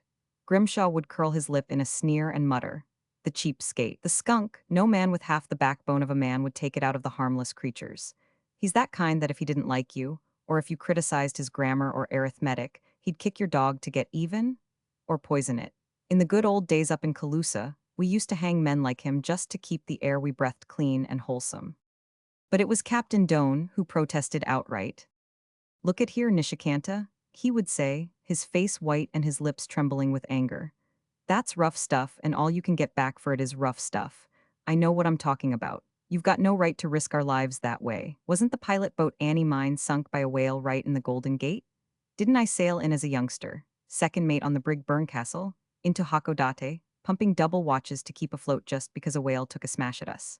Didn't the full-rigged ship, the whaler Essex, sink off the west coast of South America, 1,200 miles from the nearest land for the small boats to cover, and all because of a big cow whale that buted her into kindling wood?" And Simon Nishikanta, in his grouch, disdaining to reply, would continue to pepper the last whale into flight beyond the circle of the sea their vision commanded. "I remember the whaleship Essex," the ancient mariner told Dag Daughtry. "It was a cow with a calf that did for her. Her barrels were 2/3 full, too. She went down in less than an hour. One of the boats never was heard of." "And didn't another one of her boats get to Hawaii, sir?" Daughtry queried with all due humility of respect. "Leastwise, 30 years ago, when I was in Honolulu, I met a man, an old geezer, who claimed he'd been a harpooner on a whale ship sunk by a whale off the coast of South America. That was the first and last I heard of it, until right now you speaking of it, sir. It must abe been the same ship, sir, don't you think?" "Unless two different ships were well sunk off the west coast," the ancient mariner replied. "And of the one ship, the Essex, there is no discussion. It is historical. The chance is likely, steward, that the man you mentioned was from the Essex." Chapter 13. Captain Doan worked hard, pursuing the sun in its daily course through the sky, by the equation of time correcting its aberrations due to the Earth's swinging around the great circle of its orbit, and charting Sumner lines innumerable, working assumed latitudes for position until his head grew dizzy. Simon Nishikanta sneered openly at what he considered the captain's inefficient navigation, and continued to paint watercolors when he was serene, and to shoot at whales, sea-birds, and all things hurtable when he was downhearted and sea-sore with disappointment at not sighting the lion's head peak of the ancient mariner's treasure island. "I'll show I ain't a pincher," Nishikanta announced one day, after having broiled at the masthead for 5 hours of sea searching. Captain Doan, how much could we have bought extra chronometers for in San Francisco? Good secondhand ones, I mean. Say $100, the captain answered. Very well, and this ain't a piker's proposition. The cost of such a chronometer would have been divided between the three of us. I stand for its total cost. You just tell the sailors that I, Simon Nishikanta, will pay $100 gold money for the first one that sights land on Mr. Greenleaf's latitude and longitude. But the sailors who swarmed the mastheads were doomed to disappointment, in that for only 2 days did they have opportunity to stare the ocean's surface for the reward. Nor was this due entirely to Dag Daughtry, despite the fact that his own intention and act would have been sufficient to spoil their chance for longer staring. Down in the lazarette, under the main cabin floor, it chanced that he took toll of the cases of beer which had been shipped for his especial benefit. He counted the cases, doubted the verdict of his senses, lighted more matches, counted again, then vainly searched the entire lazarette in the hope of finding more cases of beer stored elsewhere. He sat down under the trapdoor of the main cabin floor and thought for a solid hour. It was the Jew again, he concluded. The Jew who had been willing to equip the Mary Turner with 2 chronometers, but not with 3. The Jew who had ratified the agreement of a sufficient supply to permit Daughtry his daily 6 quarts. Once again the steward counted the cases to make sure. There were 3. And since each case contained 24 quarts, and since his whack each day was half a dozen quarts, it was patent that the supply that stared him in the face would last him only 12 days. And 12 days were none too long to sail from this unidentifiable naked sea stretch to the nearest possible port where beer could be purchased. The steward, once his mind was made up, wasted no time. The clock marked 12:15 when he climbed up out of the lazarette, replaced the trapdoor, and hurried to set the table. He served the company through the noon meal, although it was all he could do to refrain from capsizing the big tureen of split-pea soup over the head of Simon Nishikanta. What did effectually withstrain him was the knowledge of the act which in the lazarette he had already determined to perform that afternoon down in the main hold where the water casks were stored. At 3 o'clock, while the ancient mariner supposedly drowned in his room, and while Captain Doan, Grimshaw, and half the watch on deck clustered at the mastheads to try to raise the lion's head from out the sapphire sea, Dag Daughtry dropped down the ladder of the open hatchway into the main hold. Here, in long tiers with alleyways between, the water casks were chalked safely on their sides. From inside his shirt the steward drew a brace, and to it fitted a half-inch bit from his hip pocket. On his knees, he bored through the head of the first cask until the water rushed out upon the deck and flowed down into the bilge. He worked quickly, boring cask after cask down the alleyway that led to deeper twilight. When he had reached the end of the first row of casks, he paused a moment to listen to the gurglings of the many half-inch streams running to waste. His quick ears caught a similar gurgling from the right in the direction of the next alleyway. Listening closely, he could have sworn he heard the sounds of a bit biting into hard wood. A minute later, his own brace and bit carefully secreted, his hand was descending on the shoulder of a man he could not recognize in the gloom, but who, on his knees and wheezing, was steadily boring into the head of a cask. The culprit made no effort to escape, and when Daughtry struck a match, he gazed down into the upturned face of the ancient mariner. "My word," the steward muttered his amazement softly. "What in hell are you running water out for?" He could feel the old man's form trembling with violent nervousness, and his own heart smote him for gentleness. "It's all right," he whispered. "Don't mind me. How many have you bored?" "All in this tier," came the whispered answer. "You will not inform on me to the others." "Inform?" Daughtry laughed softly. "I don't mind telling you that we're playing the same game, though I don't know why you should play it. I've just finished boring all of the starboard row. Now I tell you, sir, you skin out right now, quietly, while the goin' is good. Everybody's aloft and you won't be noticed. I'll go ahead and finish this job, all but enough water to last us, say, a dozen days. I should like to talk with you, to explain matters," the ancient mariner whispered. "Sure, sir, and I don't mind sayin', sir, that I'm just plain mad curious to hear. I'll join you down in the cabin, say in 10 minutes, and we can have a real gam. But anyway, whatever your game is, I'm with you. Because it happens to be my game to get quick into port, and because, sir, I have a great liking and respect for you. Now shoot along. I'll be with you inside 10 minutes. "I like you, steward, very much," the old man quavered. "And I like you, sir, and a damn sight more than them money sharks aft, but we'll just postpone this. You beat it out of here while I finish scuppering the rest of the water." A quarter of an hour later, With the three money sharks still at the mastheads, Charles Stuff Greenleaf was seated in the cabin and sipping a highball, and Dag Daughtry was standing across the table from him, drinking directly from a quart bottle of beer. Maybe you haven't guessed it, the ancient mariner said, but this is my fourth voyage after this treasure. You mean? Daughtry asked. Just that, there isn't any treasure. There never was one, any more than the lion's head, the longboat, or the bearings unnameable. Daughtry rumpled his grizzled thatch of hair in his perplexity, as he admitted, "Well, you got me, sir. You sure got me to believe in that treasure. And I acknowledge, steward, that I am pleased to hear it. It shows that I have not lost my cunning when I can deceive a man like you. It is easy to deceive men whose souls know only money. But you are different. You don't live and breathe for money. I've watched you with your dog. I've watched you with your nigger boy. I've watched you with your beer. And just because your heart isn't set on a great buried treasure of gold, you are harder to deceive. Those whose hearts are set are most astonishingly easy to fool. They are of cheap kidney. Offer them a proposition of $100 for one, and they are like hungry pikes snapping at the bait. Offer $1,000 for one or 10,000 for one, and they become sheer lunatic. I am an old man, a very old man. I like to live until I die. I mean, to live decently, comfortably, respectably. And you like the voyages long? I begin to see, sir. Just as they're getting near to where the treasure ain't, a little accident like the loss of their water supply sends them into port and out again to start hunting all over. The ancient mariner nodded, and his sun-washed eyes twinkled. There was the Emma Louisa. I kept her on the long voyage over 18 months with water accidents and similar accidents. And besides, they kept me in one of the best hotels in New Orleans for over 4 months before the voyage began, and advanced me handsomely. Yes, bravely, handsomely. But tell me more, sir. I am most interested. Dag Daughtry concluded his simple matter of the beer. It's a good game. I might learn it for my old age, though I give you my word, sir, I won't butt in on your game. I wouldn't tackle it until you are gone, sir, good game that it is. First of all, you must pick out men with money, with plenty of money, so that any loss will not hurt them. Also, they are easier to interest. Because they are more hoggish, the steward interrupted, the more money they've got the more they want. Precisely, the ancient mariner continued. And at least they are repaid. Such sea voyages are excellent for their health. After all, I do them neither hurt nor harm, but only good, and add to their health.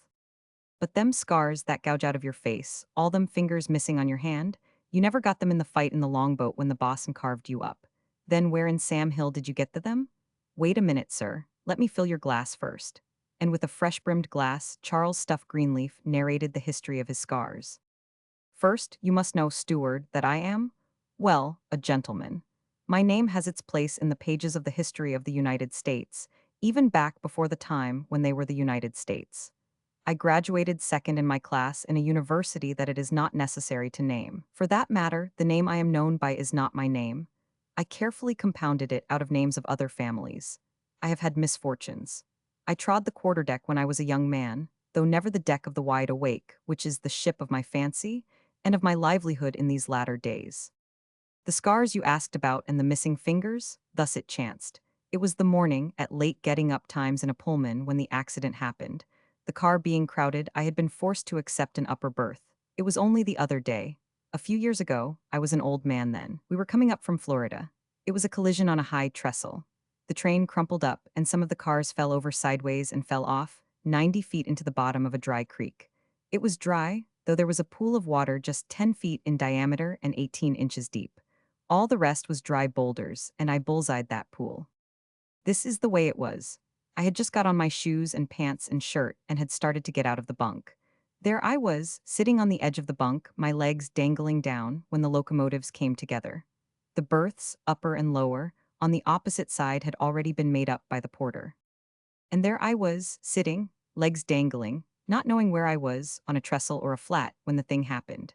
I just naturally left that upper berth, soared like a bird across the aisle, went through the glass of the window on the opposite side clean head first, turned over and over through the 90 feet of fall more times than I like to remember, and by some sort of miracle was mostly flat out in the air when I bullseyed that pool of water. It was only 18 inches deep, but I hit it flat, and I hit it so hard that it must have cushioned me.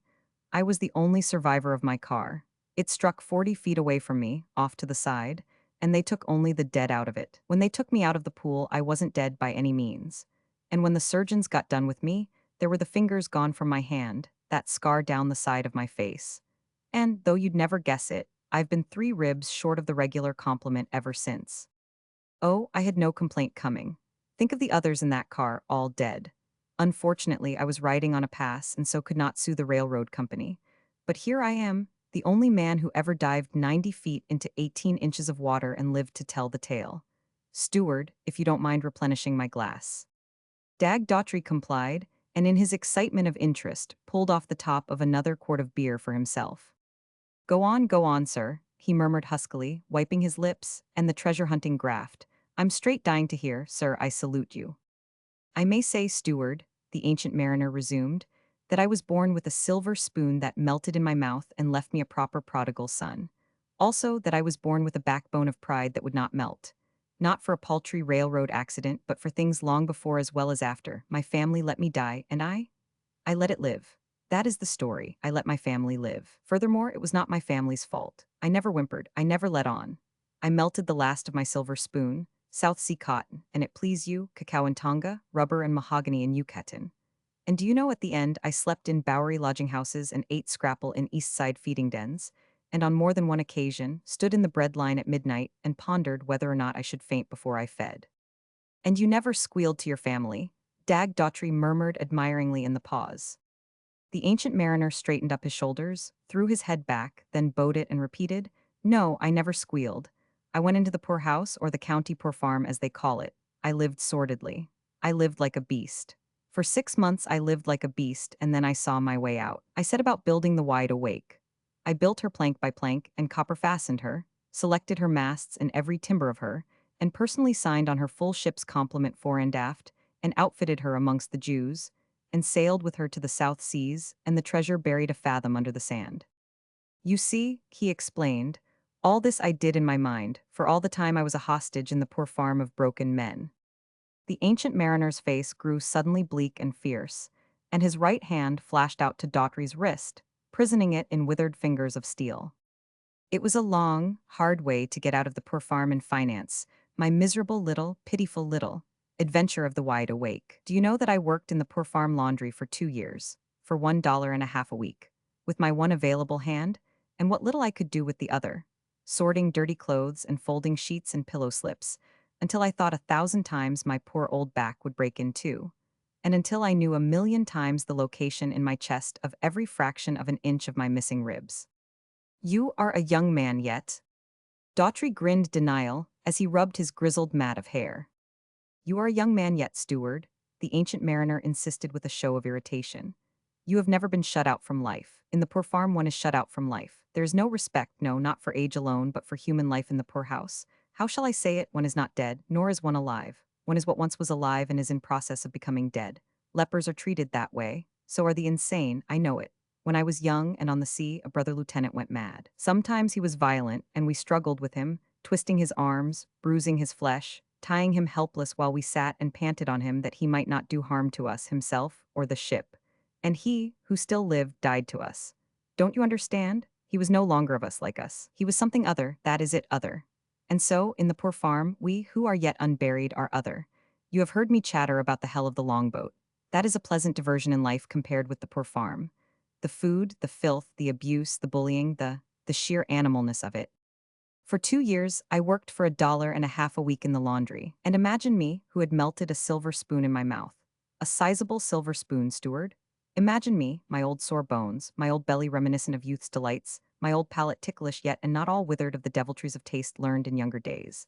As I say, steward, imagine me, who had ever been free-handed, lavish, saving that $1.50 intact like a miser, never spending a penny of it on tobacco, never mitigating purchase of any little delicacy, the sad condition of my stomach that protested against the harshness and indigestibility of our poor fare. I cadged tobacco, poor cheap tobacco, from poor doddering old chaps trembling on the edge of dissolution. And when Samuel Merivale I found dead in the morning, next cot to mine, I first rummaged his poor old trousers pocket for the half-plug of tobacco I knew was the total estate he left, then announced the news. Oh, steward, I was careful of that $1.50, don't you see? I was a prisoner sawing my way out with a tiny steel saw, and I sawed out. His voice rose in a shrill cackle of triumph. Steward, I sawed out. Dag Daughtry held forth and up his beer bottle, as he said gravely and sincerely, "Sir, I salute you." "And I thank you, sir. You understand." The ancient mariner replied with simple dignity to the toast, touching his glass to the bottle and drinking with the steward eyes to eyes. "I should have had $156 when I left the poor farm," the ancient one continued. "But there were the 2 weeks I lost, with influenza, and the 1 week from a confounded pleurisy, so that I emerged from that place of the living dead with but $151.50. "I see, sir," Daughtry interrupted with honest admiration. "The tiny saw had become a crowbar, and with it you were going back to break into life again." All the scarred face and washed eyes of Charles Stuff Greenleaf beamed as he held his glass up. "Word, I salute you. You understand, and you have said it well. I was going back to break into the house of life. It was a crowbar, that pitiful sum of money accumulated by 2 years of crucifixion. Think of it, a sum that in the days ere the silver spoon had melted, I staked in careless moods of an instant on a turn of the cards. But as you say, a burglar, I came back to break into life, and I came to Boston. You have a fine turn for a figure of speech, steward, and I salute you." Again bottle and glass tinkled together, and both men drank eyes to eyes, and each was aware that the eyes he gazed into were honest and understanding. "But it was a thin crowbar, steward. I dared not put my weight on it for a proper pry. I took a room in a small but respectable hotel, European plan. It was in Boston, I think I said. Oh, how careful I was of my crowbar. I scarcely ate enough to keep my frame inhabited. But I bought drinks for others, most carefully selected, bought drinks with an air of prosperity that was as a credential to my story.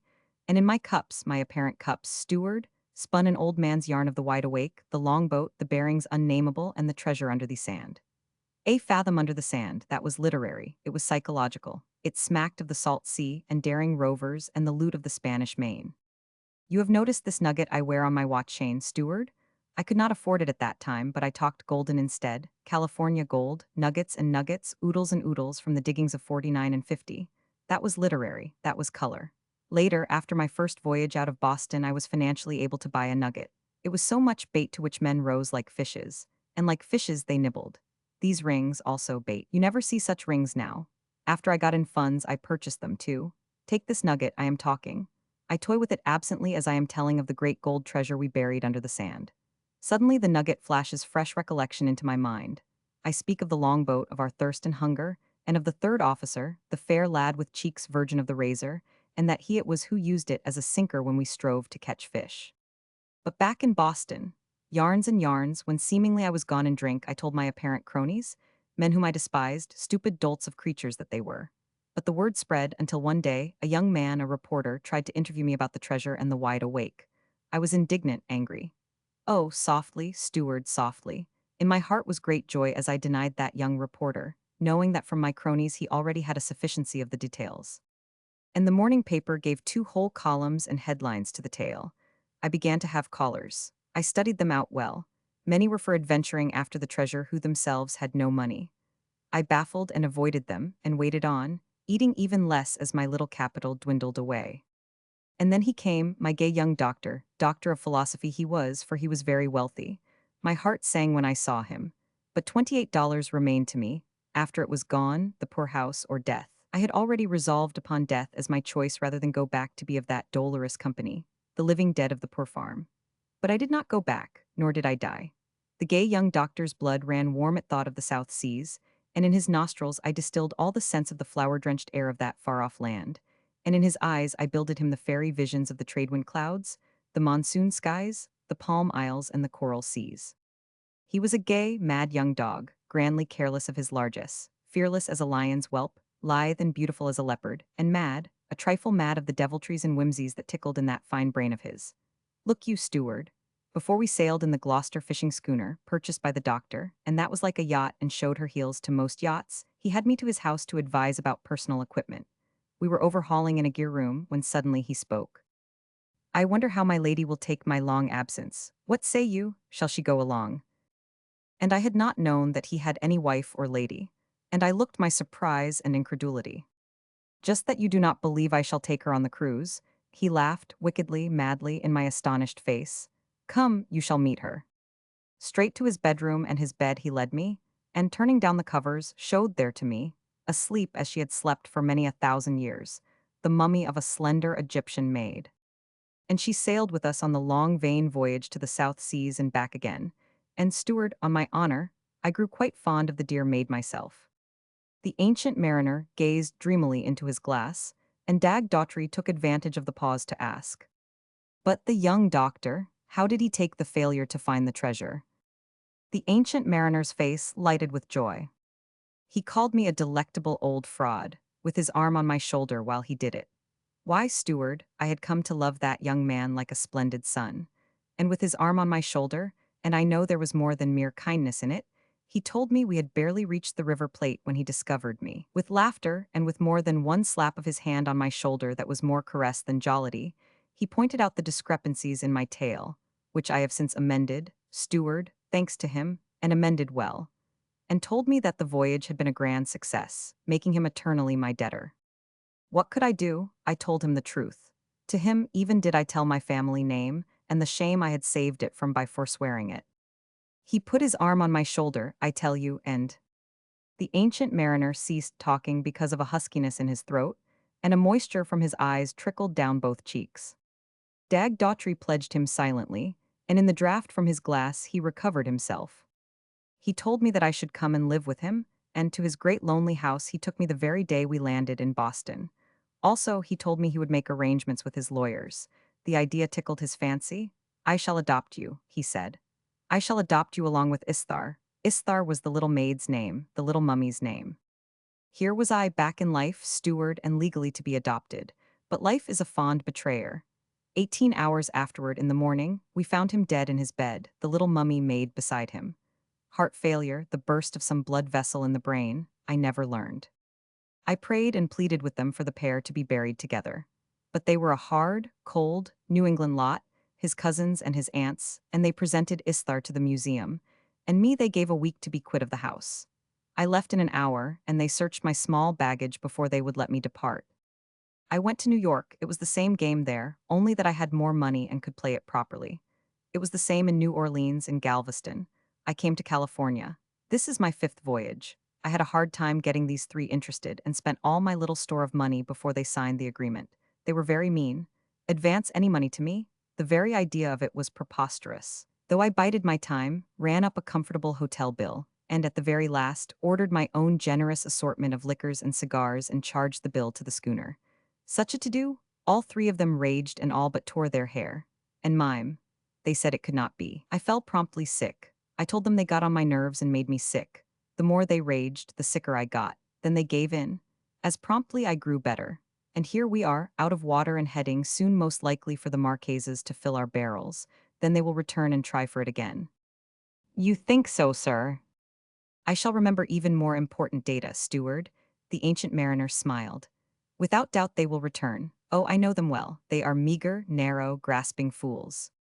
Fools, all fools, a ship of fools. Dag Daughtry exulted, repeating what he had expressed in the hold, as he bored the last barrel, listened to the good water gurgling away into the bilge, and chuckled over his discovery of the ancient mariner on the same lay as his own. Chapter 14. Early next morning, the morning watch of sailors, whose custom was to fetch the day's supply of water for the galley and cabin, discovered that the barrels were empty. Mr. Jackson was so alarmed that he immediately called Captain Doane, and not many minutes elapsed ere Captain Doane had rooted out Grimshaw and Nishikanta to tell them the disaster. Breakfast was an excitement shared in peculiarly by the ancient mariner and Dag Daughtry, while the trio of partners raged and bewailed. Captain Doane particularly wailed. Simon Nishikanta was fiendish in his descriptions of whatever miscreant had done the deed, and of how he should be made to suffer for it, while Grimshaw clenched and repeatedly clenched his great hands, as if throttling some throat. I remember it was in 47, nay 46, yes 46, the ancient mariner chattered. It was a similar and worse predicament. It was in the longboat, 16 of us. We ran on Glister Reef, so named it was after our pretty little craft discovered it one dark night and left her bones upon it. The reef is on the Admiralty charts. Captain Doane will verify me. No one listened, save Dag Daughtry, serving hot cakes and admiring. But Simon Nishikanta, becoming suddenly aware that the old man was babbling, bellowed out ferociously. "Oh, shut up, close your jaw. You make me tired with your everlasting 'I remember.'" The ancient mariner was guilelessly surprised, as if he had slipped somewhere in his narrative. "No, I assure you," he continued. It must have been some error of my poor old tongue. It was not the wide awake, but the brig glister. Did I say wide awake? It was the glister, a smart little brig, almost a toy brig in fact, copper-bottomed, lines like a dolphin, a sea cutter, and a wind-eater. Handled like a top. On my honor, gentlemen, it was lively work for both watches when she went about. I was supercargo. We sailed out of New York, ostensibly for the northwest coast, with sealed orders. In the name of God, peace, peace, you drive me mad with your drivel. So Nishikanta cried out in nervous pain that was real and quivering. Old man, have a heart. What do I care to know of your glister and your sealed orders? Ah, sealed orders, the ancient mariner went on beamingly. A magic phrase, sealed orders. He rolled it off his tongue with unction. Those were the days, gentlemen, when ships did sail with sealed orders. And as supercargo, with my trifle invested in the adventure and my share in the gains, I commanded the captain. Not in him, but in me were reposed the sealed orders. I assure you I did not know myself what they were. Not until we were around Old Cape Stiff, 50 to 50, and in 50 in the Pacific did I break the seal and learn we were bound for Van Diemen's Land. They called it Van Diemen's Land in those days. It was a day of discoveries. Captain Doane caught the mate stealing the ship's position from his desk with the duplicate key.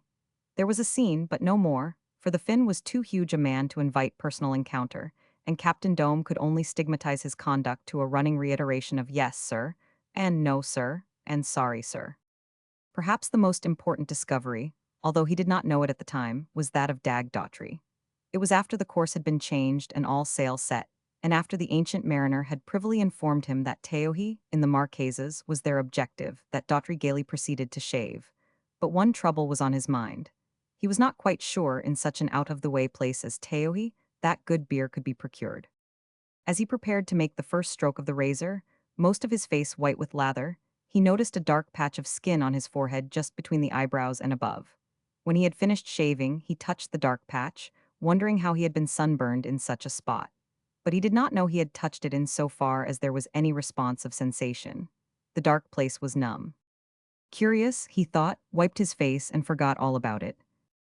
No more than he knew what horror that dark spot represented, did he know that Amoy's slant eyes had long since noticed it, and were continuing to notice it, day by day, with secret growing terror. Close-hauled on the southeast trades, the Mary Turner began her long slant toward the Marquesas. Forward, all were happy. Being only seamen, on seamen's wages, they hailed with delight the news that they were bound in for a tropic isle to fill their water barrels. Aft, the three partners were in bad temper, and Nishikanta openly sneered at Captain Doane and doubted his ability to find the Marquesas. In the steerage, everybody was happy. Dag Daughtry because his wages were running on, and a further supply of beer was certain. Quack because he was happy whenever his master was happy, and Amoy because he would soon have opportunity to desert away from the schooner and the two lepers with whom he was domiciled. Michael shared in the general happiness of the steerage, and joined eagerly with Stewart in learning by heart a fifth song. This was Lead, Kindly Light. In his singing, which was no more than trained howling after all, Michael sought for something he knew not what. In truth, it was the lost pack, the pack of the primeval world before the dog ever came into the fires of men, and for that matter, before men built fires and before men were men. He had been born only the other day and had lived but 2 years in the world, so that, of himself, he had no knowledge of the lost pack. For many thousands of generations he had been away from it. Yet, deep down in the crypts of being, tied about and wrapped up in every muscle and nerve of him, was the indelible record of the days in the wild when dim ancestors had run with the pack, and at the same time developed the pack and themselves. When Michael was asleep, then it was that pack memories sometimes arose to the surface of his subconscious mind. These dreams were real while they lasted, but when he was awake, he remembered them little if at all. But asleep, or singing with Stewart, he sensed and yearned for the lost pack and was impelled to seek the forgotten way to it. Waking, Michael had another and real pack. This was composed of Stewart, Quack, Cocky, and Scraps, and he ran with it as ancient forebears had ran with their own kind in the hunting. The steerage was the lair of this pack, and out of the steerage it ranged the whole world, which was the Mary Turner ever rocking, heeling, reeling on the surface of the unstable sea. But the steerage and its company meant more to Michael than the mere pack. It was heaven as well, where dwelt God. Man early invented God, often of stone, or clod, or fire, and placed him in trees and mountains and among the stars. This was because man observed that man passed and was lost out of the tribe, or family, or whatever name he gave to his group, which was, after all, the human pack. and man did not want to be lost out of the pack. So, of his imagination, he devised a new pack that would be eternal and with which he might forever run. Fearing the dark into which he observed all men passed, he built beyond the dark a fairer region, a happier hunting ground, a jollier and robuster feasting hall and wassailing place, and called it variously heaven. Like some of the earliest and lowest of primitive men, Michael never dreamed of throwing the shadow of himself across his mind and worshipping it as God. He did not worship shadows. He worshipped a real and indubitable God, not fashioned in his own four-legged, hair-covered image, but in the flesh and blood image, two-legged, hairless, upstanding of steward. Chapter 15. Had the trade wind not failed on the second day after laying the course for the Marquesas? Had Captain Doan, at the midday meal, not grumbled once again at being equipped with only one chronometer? Had Simon Nishikanta not become viciously angry thereat and gone on deck with his rifle to find some sea denizen to kill? And had the sea denizen that appeared close alongside been a bonita, a dolphin, porpoise, an albacore, or anything else than a great 80-foot cow whale accompanied by her nursing calf? Had any link been missing from this chain of events, the Mary Turner would have undoubtedly reached the Marquesas, filled her water barrels, and returned to the treasure hunting. And the destinies of Michael, Daughtry, Quack, and Cocky would have been quite different and possibly less terrible. But every link was present for the occasion. The schooner, in a dead calm, was rolling over the huge, smooth seas, her boom sheets and tackles crashing to the hollow thunder of her great sails, when Simon Nishikanta put a bullet into the body of the little whale calf. By an almost miracle of chance, the shot killed the calf. It was equivalent to killing an elephant with a pea rifle. Not at once did the calf die. It merely immediately ceased its gambols, and for a while lay quivering on the surface of the ocean. The mother was beside it the moment after it was struck, and to those on board, looking almost directly down upon her, her dismay and alarm were very patent. She would nudge the calf with her huge shoulder, circle around and around it, then range up alongside and repeat her nudgings and shoulderings. All on the Mary Turner, fore and aft, lined the rail and stared down apprehensively at the leviathan that was as long as the schooner. "If she should do to us, sir, what that other one did to the Essex," Dag Daughtry observed to the ancient mariner. "It would be no more than we deserve," was the response. "It was uncalled for, a wanton, cruel act." Michael, aware of the excitement overside but unable to see because of the rail, leaped on top of the cabin, and at sight of the monster barked defiantly. Every eye turned on him in startlement and fear, and Stewart hushed him with a whispered command. "This is the last time," Grimshaw muttered in a low voice, tense with anger, to Nishikanta. "If ever again on this voyage you take a shot at a whale, I'll wring your dirty neck for you. Get me? I mean it. I'll choke your eyeballs out of you." The Jew smiled in a sickly way and whined, "There ain't nothing going to happen. I don't believe that Essex ever was sunk by a whale." Urged on by its mother, the dying calf made spasmodic efforts to swim that were futile and caused it to veer and wallow from side to side. In the course of circling about it, the mother accidentally brushed her shoulder under the port quarter of the Mary Turner, and the Mary Turner listed to starboard as her stern was lifted a yard or more. Nor was this unintentional, gentle impact all. The instant after her shoulder had touched, startled by the contact, she flailed out with her tail. The blow smote the rail just forward of the foreshrouds, splintering a gap through it as if it were no more than a cigar box and cracking the covering board. That was all, and an entire ship's company stared down in silence and fear at a sea monster grief-stricken over its dying progeny. Several times, in the course of an hour, during which the schooner and the two whales drifted farther and farther apart, the calf strove vainly to swim. Then it set up a great quivering, which culminated in a wild wallowing and lashing about of its tail. "It is the death flurry," said the ancient mariner softly. "By damn, it's dead," was Captain Doan's comment 5 minutes later. "Who'd believe it? A rifle bullet. I wish to heaven we could get half an hour's breeze of wind to get us out of this neighborhood." "A close squeak," said Grimshaw. Captain Doan shook his head, as his anxious eyes cast aloft to the empty canvas and quested on over the sea in the hope of wind ruffles on the water. But all was glassy calm, each great sea, of all the orderly procession of great seas, heaving up, round-topped and mountainous, like so much quicksilver. "It's all right," Grimmaha encouraged. "There she goes now, beating it away from us." "Of course it's all right, always was all right," Nishikanta bragged, as he wiped the sweat from his face and neck and looked with the others after the departing whale. "You're a fine brave lot, you are, losing your goat to a fish." "I noticed your face was less yellow than usual," Grimshaw sneered. It must have gone to your heart. Captain Doan breathed a great sigh. His relief was too strong to permit him to join in the squabbling. You're yellow, Grimshaw went on, yellow clean through. He nodded his head toward the ancient mariner. Now there's the real thing as a man. No yellow in him. He never batted an eye, and I reckon he knew more about the danger than you did.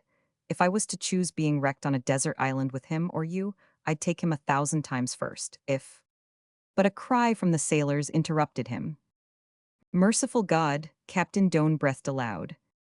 The great cow whale had turned about, and, on the surface, was charging straight back at them. Such was her speed that a boar was raised by her nose like that which a dreadnought or an Atlantic liner raises on the sea. Hold fast, all, Captain Doan roared. Every man braced himself for the shock. Henrik G. Jertson, the sailor at the wheel, spread his legs, crouched down, and stiffened his shoulders and arms to hand grips on opposite spokes of the wheel. Several of the crew fled from the waist to the poop, and others of them sprang into the main rigging. Daughtry, one hand on the rail, with his free arm clasped the ancient mariner around the waist. All held, the whale struck the Mary Turner just aft of the foreshroud. A score of things, which no eye could take in simultaneously, happened. A sailor in the main rigging carried away a ratline in both hands, fell head downward, and was clutched by an ankle and saved head downward by a comrade. As the schooner cracked and shuddered, uplifted on the port side, and was flung down on her starboard side till the ocean poured, level over her rail. Michael, on the smooth roof of the cabin, slithered down the steep slope to starboard and disappeared, clawing and snarling, into the runway. The port shrouds of the foremast carried away at the chain plates, and the foretopmast leaned over drunkenly to starboard. My word, quoth the ancient mariner, we certainly felt that. Mr. Jackson, Captain Doan commanded the mate, will you sound the well? The mate obeyed, although he kept an anxious eye on the whale, which had gone off at a tangent and was smoking away to the eastward. You see, that's what you get, Grimshaw snarled at Nishikanta. Nishikanta nodded as he wiped the sweat away and muttered, and I'm satisfied. I got all I want. I didn't think a whale had it in it. I'll never do it again. Maybe you'll never have the chance, the captain retorted. We're not done with this one yet. The one that charged the Essex made charge after charge, and I guess whale nature hasn't changed any in the last few years. Dry as a bone, sir, Mr. Jackson reported the result of his sounding. There she turns, Daughtry called out. Half a mile away, the whale circled about sharply and charged back. Stand from under forward there. Captain Doan shouted to one of the sailors who had just emerged from the forecastle scuttle, sea bag in hand, and over whom the foretopmast was swaying giddily. He's packed for the getaway, Daughtry murmured to the ancient mariner, like a rat leaving a ship. We're all rats, was the reply.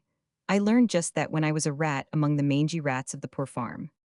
By this time, all men on board had communicated to Michael their contagion of excitement and fear.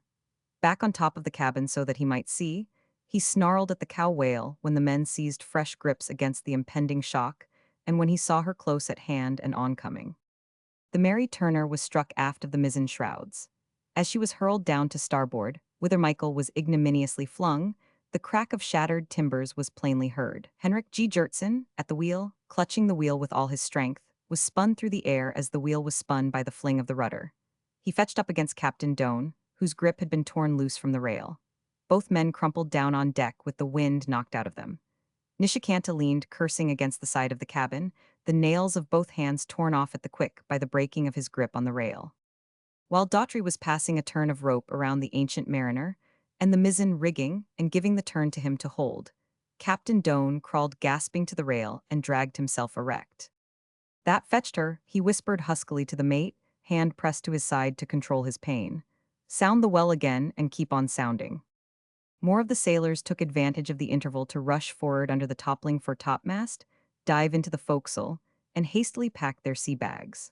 As Amoy emerged from the steerage with his own rotund sea bag, Daughtry dispatched Quack to pack the belongings of both of them.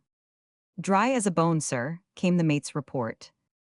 Keep on sounding, Mr. Jackson, the captain ordered, his voice already stronger as he recovered from the shock of his collision with the helmsman. Keep right on sounding. Here she comes again, and the schooner ain't built that stand such hammering.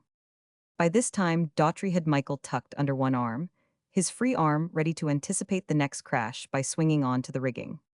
In making it circle to come back, the cow lost her bearings sufficiently to miss the stern of the Mary Turner by 20 feet. Nevertheless, the bore of her displacement lifted the schooner's stern gently and made her dip her bow to the sea in a stately curtsy. If she'd a hit, Captain Doan murmured and ceased. It'd a been good night, Daughtry concluded for him. She's knocked our stern clean off of us, sir. Again wheeling, this time at no more than 200 yards, the whale charged back, not completing her semicircle sufficiently, so that she bore down upon the schooner's bow from starboard. Her back hit the stem and seemed just barely to scrape the martingale, yet the Mary Turner sat down till the sea washed level with her stern rail.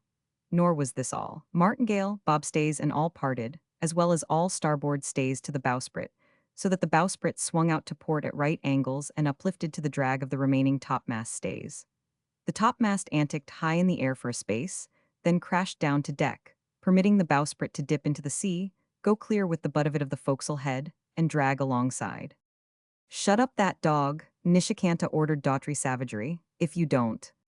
Michael, in Steward's arms, was snarling and growling intimidatingly, not merely at the cow whale, but at all the hostile and menacing universe that had thrown panic into the two-legged gods of his floating world. "Just for that," Daughtry snarled back, "I'll let M sing. You made this mess, and if you lift a hand to my dog you'll miss seeing the end of the mess you started, you dirty pawnbroker, you." "Perfectly right, perfectly right." The ancient mariner nodded approbation. "Do you think, Steward, you could get a width of canvas, or a blanket, or something soft and broad with which to replace this rope? It cuts me too sharply in the spot where my 3 ribs are missing." Daughtry thrust Michael into the old man's arm. "Hold him, sir," the steward said. "If that pawnbroker makes a move against Killenny Boy, spit in his face, bite him, anything. I'll be back in a jiffy, sir, before he can hurt you and before the whale can hit us again. And let Killenny Boy make all the noise he wants. One hair of him's worth more than a world full of skunks of moneylenders." Daughtry dashed into the cabin, came back with a pillow and 3 sheets, and, using the first as a pad and knotting the last together in swift weaver's knots, he left the ancient mariner safe and soft and took Michael back into his own arms. "She's making water, sir," the mate called. 6 inches, no, 7 inches, sir." There was a rush of sailors across the wreckage of the foretopmast to the forecastle to pack their bags. "Swing out that starboard boat, Mr. Jackson," the captain commanded, staring after the foaming course of the cow as she surged away for a fresh onslaught. "But don't lower it. Hold it overside in the falls, or that damned fish'll smash it. Just swing it out, ready and waiting, let the men get their bags, then stow food and water aboard of her." Lashings were cast off the boat and the falls attached, when the men fled to holding vantage just ere the whale arrived. She struck the Mary Turner squarely amidships on the port beam, so that, from the poop, one saw, as well as heard, her long side bend and spring back like a limber fabric.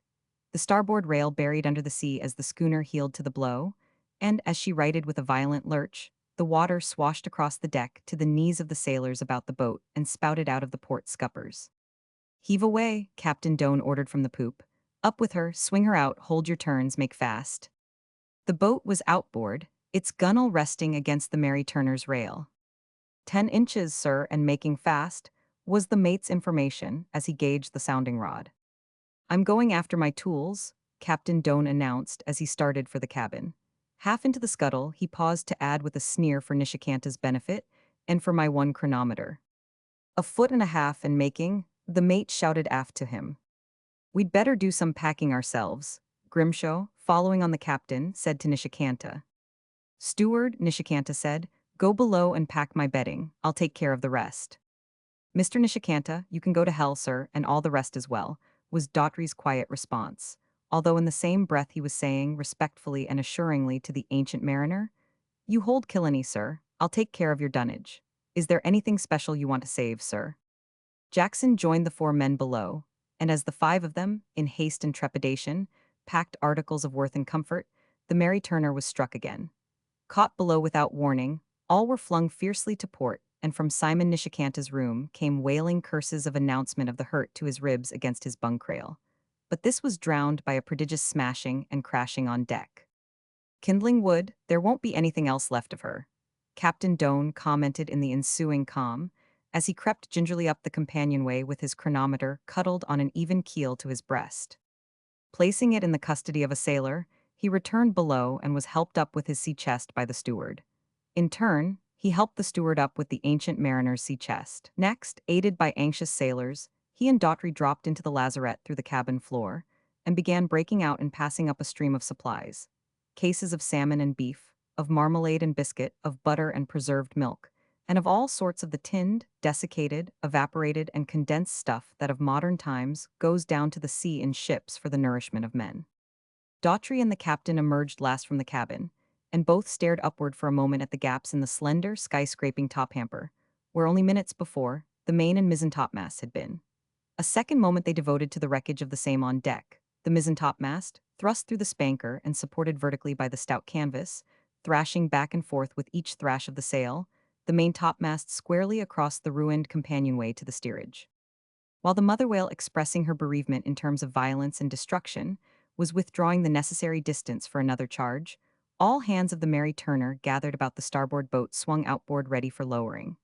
A respectable hill of case goods, water kegs, and personal dunnage was piled on the deck alongside. A glance at this, and at the many men of fore and aft, demonstrated that it was to be a perilously overloaded boat. "We want the sailors with us, at any rate, they can row," said Simon Nishikanta. "But do we want you?" Grimshaw queried gloomily. "You take up too much room for your size, and you're a beast anyway." "I guess I'll be wanted," the pawnbroker observed, as he jerked open his shirt, tearing out the 4 buttons in his impetuousness, and showing a Colt's .44 automatic, strapped in its holster against the bare skin of his side under his left arm, the butt of the weapon most readily accessible to any hasty dip of his right hand. "I guess I'll be wanted. But just the same, we can dispense with the undesirables." "If you will have your will," the wheat farmer conceded sardonically, although his big hand clenched involuntarily as if throttling a throat. "Besides, if we should run short of food, you will prove desirable, for the quantity of you, I mean, and not otherwise. Now just who would you consider undesirable? The black nigger? He ain't got a gun." But his pleasantries were cut short by the whale's next attack. Another smash at the stern that carried away the rudder and destroyed the steering gear. "How much water?" Captain Doan queried of the mate. "3 feet, sir, I just sounded," came the answer. "I think, sir, it would be advisable to part load the boat. Then, right after the next time the whale hits us, lower away on the run, chuck the rest of the dunnage in and ourselves, and get clear." Captain Doan nodded. "It will be lively work," he said. "Stand ready, all of you. Steward, you jump aboard first and I'll pass the chronometer to you." Nishikanta bellicosely shouldered his vast bulk up to the captain, opened his shirt, and exposed his revolver. "There's too many for the boat," he said, "and the steward's one of 'em that don't go along. Get that, hold it in your head. The steward's one of 'em that don't go along." Captain Doan coolly surveyed the big automatic, while at the fore of his consciousness burned a vision of his flat buildings in San Francisco. He shrugged his shoulders. The boat would be overloaded with all this truck anyway. Go ahead if you want to make it your party, but just bear in mind that I'm the navigator, and that, if you ever want to lay eyes on your string of pawn shops, you'd better see that gentle care is taken of me. Steward. Daughtry stepped close. "There won't be room for you, and for 1 or 2 others, I'm sorry to say." "Glory be," said Daughtry. "I was just fearin' you'd be wantin' me along, sir. Quack, you take my fella dunnage belong me, put in other fella boat along other side." While Quack obeyed, the mate sounded the well for the last time, reporting 3.5 feet, and the lighter freightage of the starboard boat was tossed in by the sailors. A rangy, gangly Scandinavian youth of a sailor, droop-shouldered, 6 feet 6 and slender as a lath, with pallid eyes of palest blue and skin and hair attuned to the same color scheme, joined Quack in his work. "Here, you Big John," the mate interfered. "This is your boat, you work here." The lanky one smiled in embarrassment as he haltingly explained, "I tank I lack go along cookie." "Sure, let him go, the more the easier." Nishikanta took charge of the situation. "Anybody else?" "Sure," Dag Daughtry sneered to his face. "I reckon what's left of the beer goes with my boat, unless you want to argue the matter." "For 2 cents," Nishikanta spluttered in affected rage. "Not for 2 billion cents would you risk a scrap with me, you money sweater, you," was Daughtry's retort. "You've got their goats, but I've got your number. Not for 2 billion cents would you excite me into callin' it right now. Big John, just carry that case of beer across and that half case and store in my boat. Nishikanta, just start something if you've got the nerve." Simon Nishikanta did not dare, nor did he know what to do, but he was saved from his perplexity by the shout. "Here she comes." All rushed to holding ground, and held, while the whale broke more timbers and the Mary Turner rolled sluggishly down and back again. Lower away, on the run, lively. Captain Doan's orders were swiftly obeyed. The starboard boat, fended off by sailors, rose and fell in the water alongside, while the remainder of the dunnage and provisions showered into her. "Might as well lend a hand, sir, seein' you're bent on leaving in such a hurry," said Daughtry, taking the chronometer from Captain Doan's hand and standing ready to pass it down to him as soon as he was in the boat. "Come on, Greenleaf," Grimshaw called up to the ancient mariner. "No, thanking you very kindly, sir," came the reply. "I think there'll be more room in the other boat."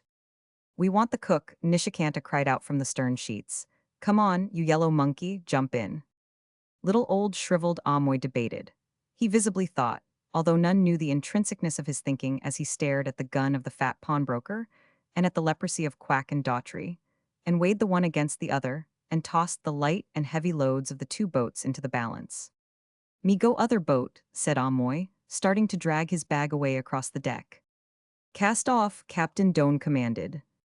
Scraps, the big Newfoundland puppy, who had played and pranced about through all the excitement, seeing so many of the Mary Turner's humans in the boat alongside, sprang over the rail, low and close to the water, and landed sprawling on the mass of sea bags and goods cases.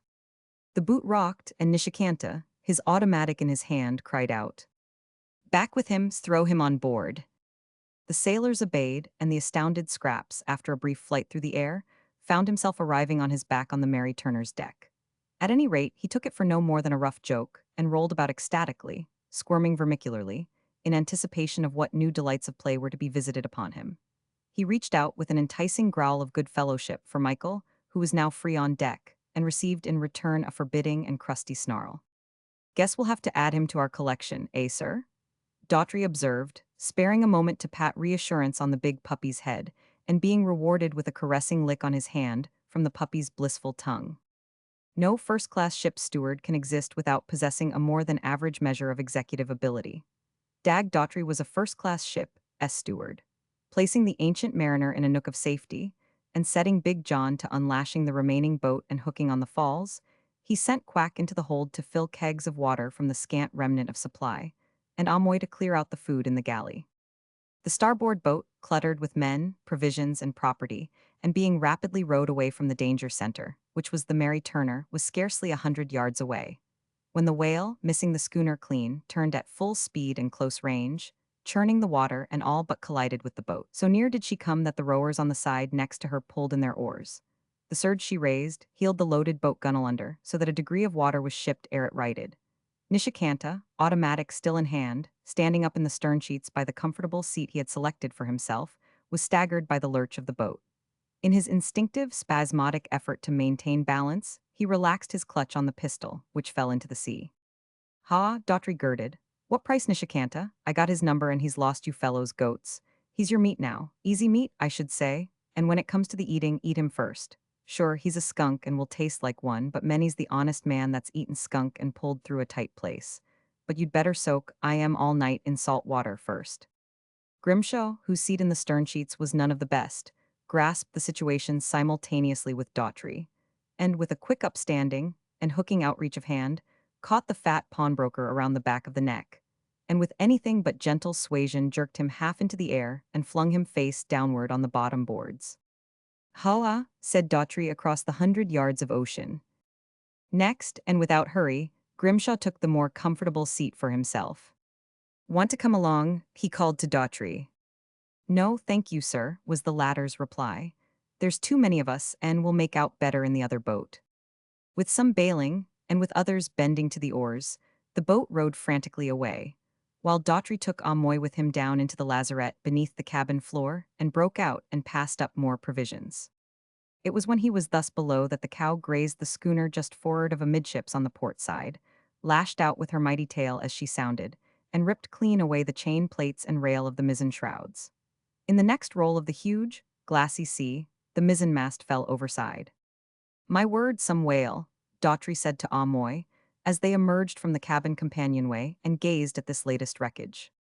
Amoy found need to get more food from the galley, when Daughtry, Quack, and Big John swung their weight on the falls, one at a time, and hoisted the port boat, one end at a time, over the rail and swung her out. We'll wait till the next smash, then lower away, throw everything in, and get out this, the steward told the ancient mariner. Lots of time. The schooner'll sink no faster when she's awash than she's sinkin' now. Even as he spoke, the scuppers were nearly level with the ocean, and her rolling in the big sea was sluggish. Hey, he called with sudden forethought across the widening stretch of sea to Captain Doan. What's the course to the Marquesas, right now, and how far away, sir? Northeast quarter east, came the faint reply.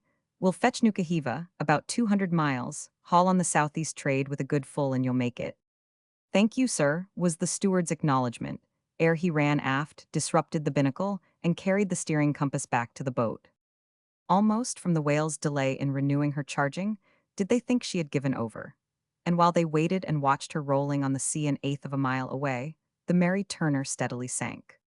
We might almost chance it, Daughtry was debating aloud to Big John, when a new voice entered the discussion. Cocky, cocky, came plaintive tones from below out of the steerage companion. Devil be damned, was the next, uttered in irritation and anger. Devil be damned, devil be damned. Of course not, was Daughtry's judgment, as he dashed across the deck, crawled through the confusion of the main topmast and its many stays that blocked the way, and found the tiny, white morsel of life perched on a bunk edge, ruffling its feathers, erecting and flattening its rosy crest, and cursing in honest human speech the waywardness of the world and of ships and humans upon the sea. The cockatoo stepped upon Daughtry's inviting index finger, swiftly ascended his shirt sleeve, and on his shoulder, claws sunk into the flimsy shirt fabric till they hurt the flesh beneath, leaned head to ear and uttered in gratitude and relief, and in self-identification, "Cocky, cocky." "You son of a gun," Daughtry crooned. "Glory be," Cookie replied, in tones so like Daughtry's as to startle him. "You son of a gun," Daughtry repeated, cuddling his cheek and ear against the cockatoo's feathered and crested head. "And some folks thinks it's only folks that count in this world." Still the whale delayed, and, with the ocean washing their toes on the level deck, Daughtry ordered the boat lowered away. Amoy was eager in his haste to leap into the bow. Nor was Daughtry's judgment correct that the little Chinaman's haste was due to fear of the sinking ship. What Amoy sought was the place in the boat remotest from Quack and the steward. Shoving clear, they roughly stored the supplies and dunnage out of the way of the thwarts and took their places, Amoy pulling bow-oar, next in order Big John and Quack, with Daughtry, Cocky still perched on his shoulder at stroke. On top of the dunnage, in the stern sheets, Michael gazed wistfully at the Mary Turner and continued to snarl crustily at Scraps, who idiotically wanted to start a romp. The ancient mariner stood up at the steering sweep and gave the order, when all was ready, for the first dip of the oars. A growl and a bristle from Michael warned them that the whale was not only coming but was close upon them. But it was not charging. Instead, it circled slowly about the schooner as if examining its antagonist. "I'll bet its head's sore from all that banging, and it's beginnin' to feel it," Daughtry grinned, chiefly for the purpose of keeping his comrades unafraid.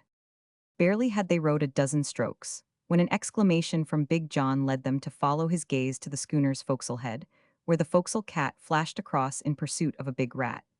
Other rats they saw, evidently driven out of their lairs by the rising water. "We just can't leave that cat behind," Daughtry soliloquized in suggestive tones. "Certainly not," the ancient mariner responded, swinging his weight on the steering sweep and heading the boat back. Twice the whale gently rolled them in the course of its leisurely circling, ere they bent to their oars again and pulled away. Of them, the whale seemed to take no notice. It was from the huge thing, the schooner, that death had been wreaked upon her calf, and it was upon the schooner that she vented the wrath of her grief.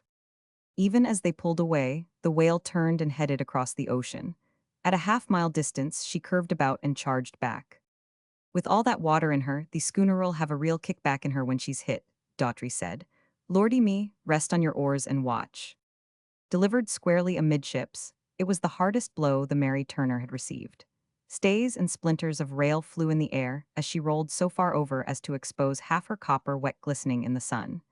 As she righted sluggishly, the mainmast swayed drunkenly in the air but did not fall.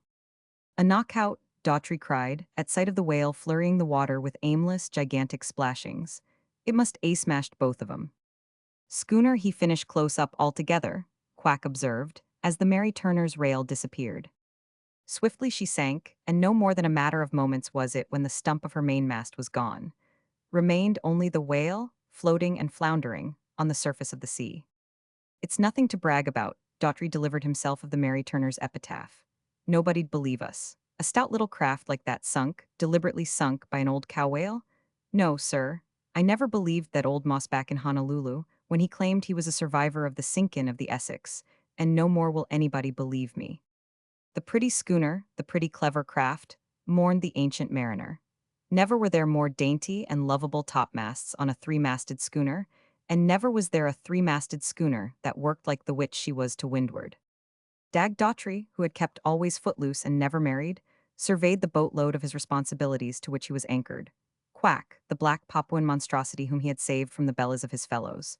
Amoy, the little old sea cook whose age was problematical only by decades. The ancient mariner, the dignified, the beloved, and the respected. Gangly Big John, the youthful Scandinavian with the inches of a giant and the mind of a child. Killenny Boy, the wonder of dogs. Scraps, the outrageously silly and fat-rolling puppy. Cocky, the white-feathered mite of life, imperious as a steel blade and wheedlingly seductive as a charming child. And even the forecastle cat, the lithe and tawny slayer of rats, sheltering between the legs of Amoy. And the Marquesas were 200 miles distant full-hauled on the trade wind which had ceased but which was as sure to live again as the morning sun in the sky. The steward heaved a sigh and whimsically shot into his mind the memory picture in his nursery book of the old woman who lived in a shoe. He wiped the sweat from his forehead with the back of his hand and was dimly aware of the area of the numbness that bordered the center that was sensationless between his eyebrows, as he said, "Well, children, rowing won't fetch us to the Marquesas. We'll need a stretch of wind for that. But it's up to us, right now, to put a mile or so between us and that peevish old cow. Maybe she'll revive, and maybe she won't, but just the same I can't help feelin' leery about her." Chapter 16.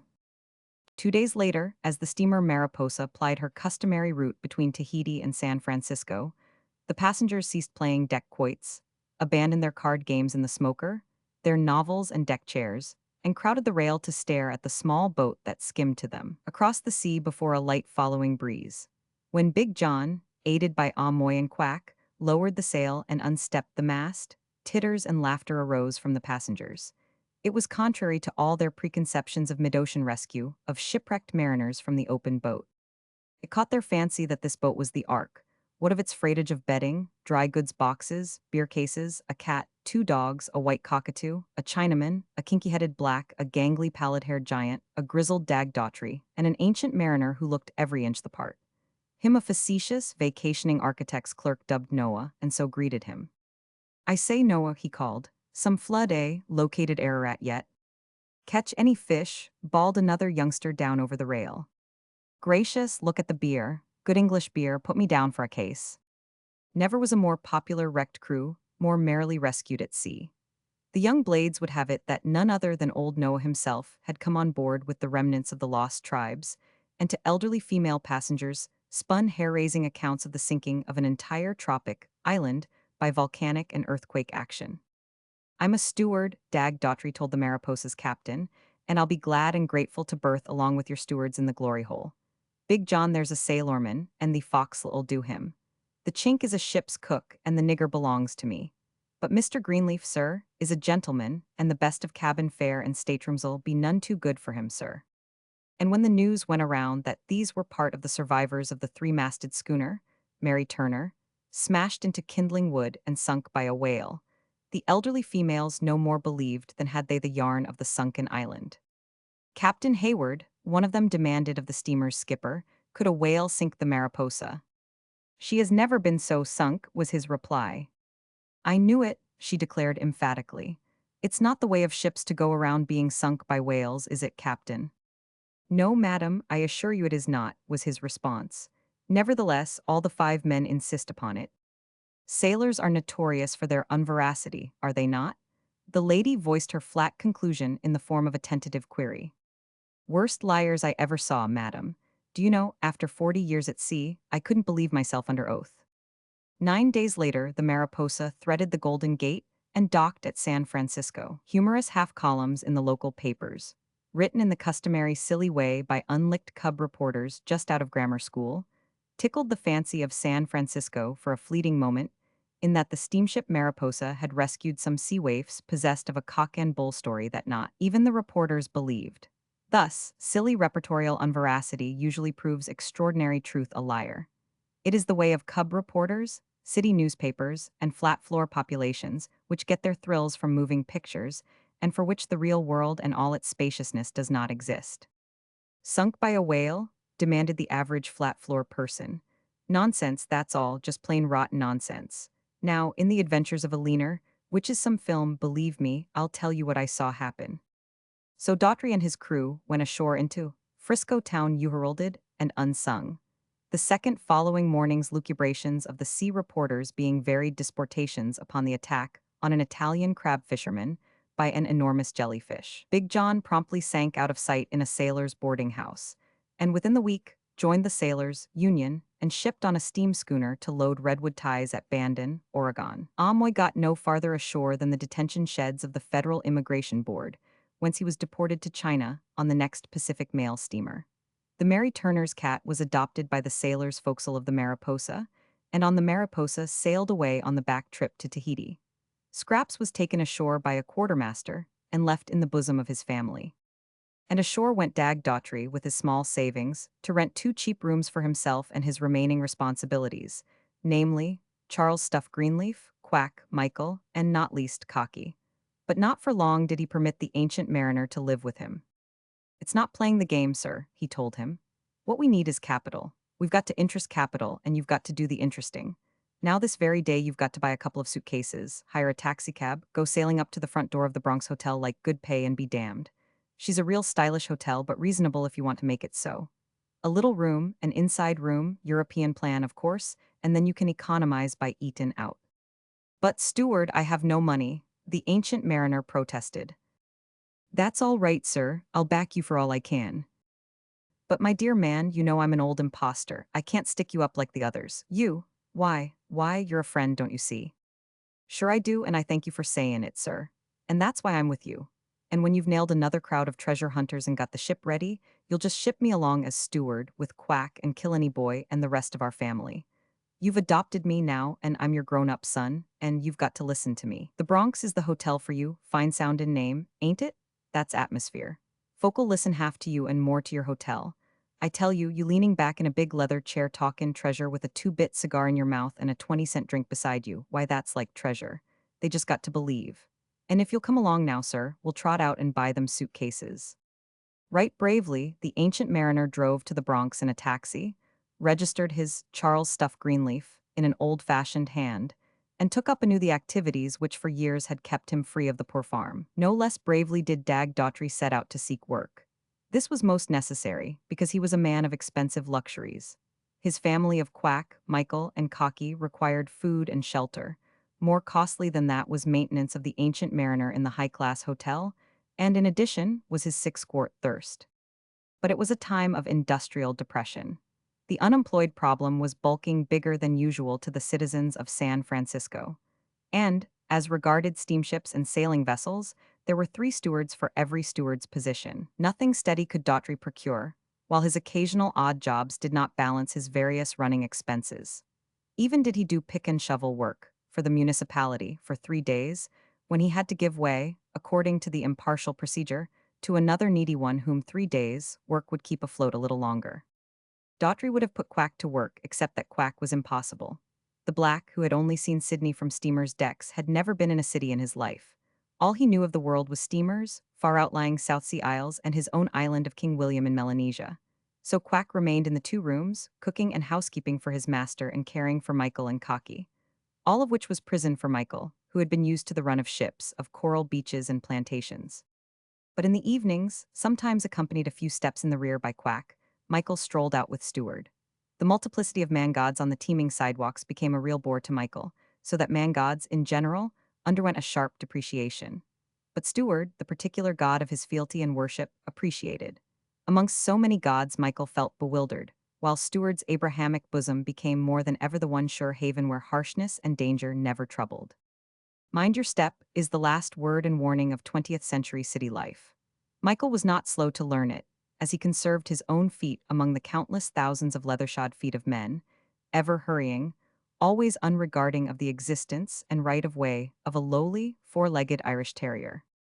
The evening outings with Stewart invariably led from saloon to saloon, where, at long bars, standing on sawdust floors or seated at tables, men drank and talked. Much of both did men do, and also did Stewart do. Ere his daily six-quart stint accomplished, he turned homeward for bed. Many were the acquaintances he made, and Michael with him.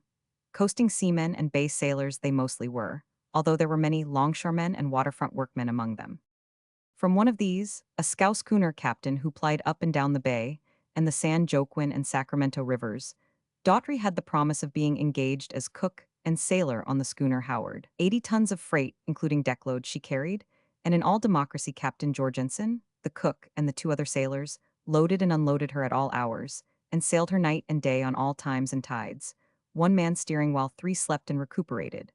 It was time and double time and overtime beyond that, but the feeding was generous and the wages ran from $45 to $60 a month. Sure, you bet, said Captain Jorgensen. This cook feller Hansen, pretty quick I smash him up and fire him, then you can come along? And the bow wow too. Here he dropped a hearty, wholesome hand of toil down to a caress of Michael's head. That's one fine bow wow. A bow wow is good on a scow when all hands sleep alongside the dock or in an anchor watch. Fire Hansen now, Dag Daughtry urged. But Captain Jorgensen shook his slow head slowly. First I smash him up. Then smash him now and fire him, Daughtry persisted. There he is right now at the corner of the bar. No, he must give me reason. I got plenty of reason, but I want reason all hands can see. I want him make me smash him so that all hands say, Hurrah, Captain, you done right. Then you get the job, Daughtry. Had Captain Jorgensen not been dilatory in his contemplated smashing, and had not Hansen delayed in giving sufficient provocation for a smashing, Michael would have accompanied Stewart upon the schooner, Howard, and all Michael's subsequent experiences would have been totally different from what they were destined to be. But destined they were, by chance and by combinations of chance events over which Michael had no control, and of which he had no more awareness than had Stewart himself. At that period, the subsequent stage career and nightmare of cruelty for Michael was beyond any wildest forecast or apprehension. And as to forecasting Dag Daughtry's fate, along with Quack, no maddest drug dream could have approximated it. Chapter 17. One night Dag Daughtry sat at a table in the saloon called the Piledriver's Home. He was in a parlous predicament. Harder than ever had it been to secure odd jobs, and he had reached the end of his savings. Earlier in the evening, he had had a telephone conference with the ancient mariner, who had reported only progress with an exceptionally strong nibble that very day from a retired quack doctor. Let me pawn my rings, the ancient mariner had urged, not for the first time over the telephone. No, sir, had been Daughtry's reply. We need them in the business. Their stock in trade, their atmosphere, they're what you call a figure of speech. I'll do some thinking tonight and see you in the morning, sir. Hold on to them rings and don't be no more than casual in playin' that, doctor. Make M come to you, it's the only way. Now you're all right and everything's hunkadory and the goose hangs high. Don't you worry, sir. Dag Daughtry never fell down yet. But as he sat in the Piledriver's home, it looked as if his fall down was very near. In his pocket was precisely the room rent for the following week, the advance payment of which was already 3 days overdue and clamorously demanded by the hard-faced landlady. In the rooms, with care, was enough food with which to pinch through for another day. The ancient mariner's modest hotel bill had not been paid for 2 weeks, a prodigious sum under the circumstances, being a first-class hotel, while the ancient mariner had no more than a couple of dollars in his pocket with which to make a sound like prosperity in the ears of the retired doctor who wanted to go a-treasuring. Most catastrophic of all, however, was the fact that Dag Daughtry was 3/4 short of his daily allowance, and did not dare break into the rent money, which was all that stood between him and his family and the street. This was why he sat at the beer table with Captain Jorgensen, who was just returned with a schooner load of hay from the Petaluma Flats. He had already bought beer twice, and evinced no further show of thirst. Instead, he was yawning from long hours of work and waking and looking at his watch. And Daughtry was 3/4 short. Besides, Hansen had not yet been smashed, so that the cook job on the schooner still lay ahead an unknown distance in the future. In his desperation, Daughtry hit upon an idea with which to get another schooner of steam beer. He did not like steam beer, but it was cheaper than lager. Look here, Captain, he said. You don't know how smart that Killenny boy is. Why, he can count just like you and me. Ho, rumbled Captain Jorgensen. I seen him do it in sideshows. It's all tricks. Dogs and horses can't count. This dog can, Daughtry continued quietly. You can't fool M, I bet you right now. I can order 2 beers, loud so he can hear and notice, and then whisper to the waiter to bring one. And when the one comes, Killenny Boyle raise a roar with the waiter. Ho, ho, how much will you bet? The steward fingered a dime in his pocket. If Killenny failed him, it meant that the rent money would be broken in upon. But Killenny couldn't and wouldn't fail him, he reasoned as he answered. I'll bet you the price of 2 beers. The waiter was summoned, and, when he had received his secret instructions, Michael was called over from where he lay at Quack's feet in a corner. When Steward placed a chair for him at the table and invited him into it, he began to key up. Steward expected something of him, wanted him to show off, and it was not because of the showing off that he was eager, but because of his love for Steward. Love and service were one in the simple processes of Michael's mind. Just as he would have leaped into fire for Steward's sake, so would he now serve Steward in any way Steward desired. That was what love meant to him. It was all love meant to him, service. Waiter, Steward called, and when the waiter stood close at hand, 2 beers. Did you get that, Killenny? 2 beers. Michael squirmed in his chair, placed an impulsive paw on the table, and impulsively flashed out his ribbon of tongue to Steward's close-bending face. He will remember, Daughtry told the Schooner captain. Not if we talk, was the reply. Now we will fool your bow wow. I will say that the job is yours when I smash Hansen, and you will say it is for me to smash Hansen now. And I will say Hansen must give me reason first to smash him, and then we will argue like 2 fools with mouths full of much noise. Are you ready? Daughtry nodded, and thereupon ensued a loud-voiced discussion that drew Michael's earnest attention from one talker to the other. I got you, Captain Jorgensen announced, as he saw the waiter approaching with but a single schooner of beer. The bow wow has forgot if he ever remembered. He thinks you and me is fighting. The place in his mind for 1 beer, and 2, is wiped out, like a wave on the beach wipes out the writing in the sand. I guess he ain't goin' to forget arithmetic no matter how much noise you shouts, Daughtry argued aloud against his sinking spirits. And I ain't goin' to butt in, he added hopefully. You just watch M for himself. The tall schooner glass of beer was placed before the captain, who laid a swift, containing hand around it, and Michael, strung as a taut string, knowing that something was expected of him, on his toes to serve, remembered his ancient lessons on the Macambo, vainly looked into the impassive face of Steward for a sign, then looked about and saw, not 2 glasses but 1 glass. So well had he learned the difference between 1 and 2 that it came to him, how the profoundest psychologist can no more state than can he state what thought is in itself, that there was 1 glass only when 2 glasses had been commanded. With an abrupt upspring, his throat half harsh with anger, he placed both forepaws on the table and barked at the waiter. Captain Jorgensen crashed his fist down. You win, he roared. I pay for the beer, waiter, bring 1 more. Michael looked to Steward for verification, and Steward's hand on his head gave adequate reply. We try again, said the captain, very much awake and interested, with the back of his hand wiping the beer foam from his mustache. Maybe he knows 1 and 2. How about 3 and 4? Just the same, skipper. He counts up to 5, and knows more than 5 when it is more than 5, though he don't know the figures by name after 5. Oh, Hansen, Captain Jorgensen bellowed across the barroom to the cook of the Howard. Hey, you squarehead, come and have a drink. Hansen came over and pulled up a chair. I pay for the drinks, said the captain, but you order, Daughtry. See now, Hansen, this is a trick bow wow. He can count better than you. We are 3. Daughtry is ordering 3 beers. The bow wow hears 3. I hold up 2 fingers like this to the waiter. He brings 2. The bow wow raises hell with the waiter, you see. All of which came to pass, Michael blissfully unappeasable, until the order was filled properly. He can't count, was Hansen's conclusion. He sees 1 man without beer, that's all. He knows every man should ought to have a glass, that's why he barks. Better than that, Daughtry boasted. There are 3 of us, we will order 4. Then each man will have his glass, but Killenny will talk to the waiter just the same. True enough, now thoroughly aware of the game, Michael made outcry to the waiter till the 4th glass was brought. By this time many men were about the table, all wanting to buy beer and test Michael. Glory be, dag, Daughtry soliloquized. A funny world, thirsty 1 moment, the next moment they'd fair drown you in beer.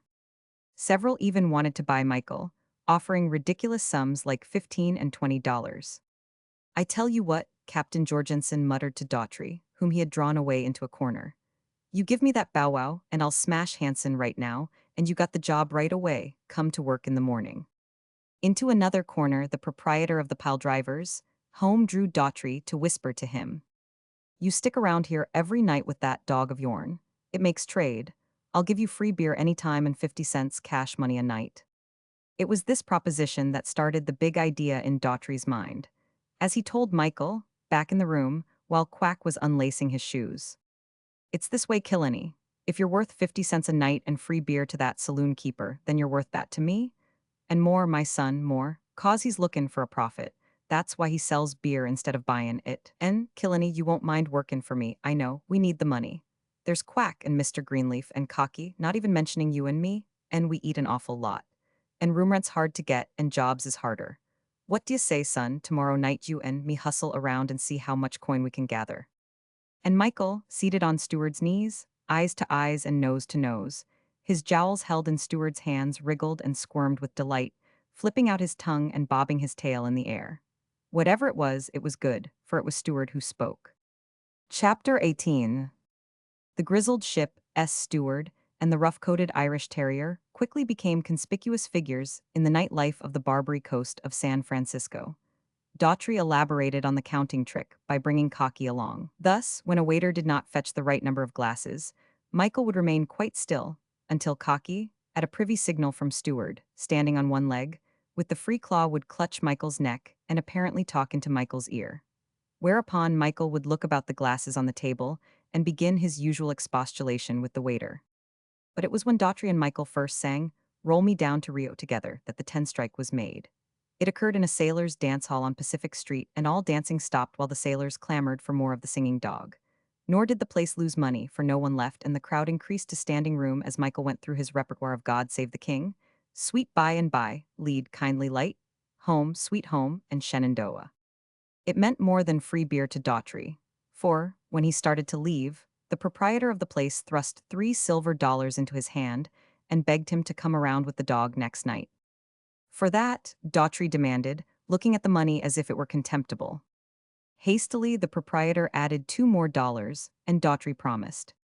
Just the same, Killenny, my son, he told Michael as they went to bed, I think you and me are worth more than $5 a turn.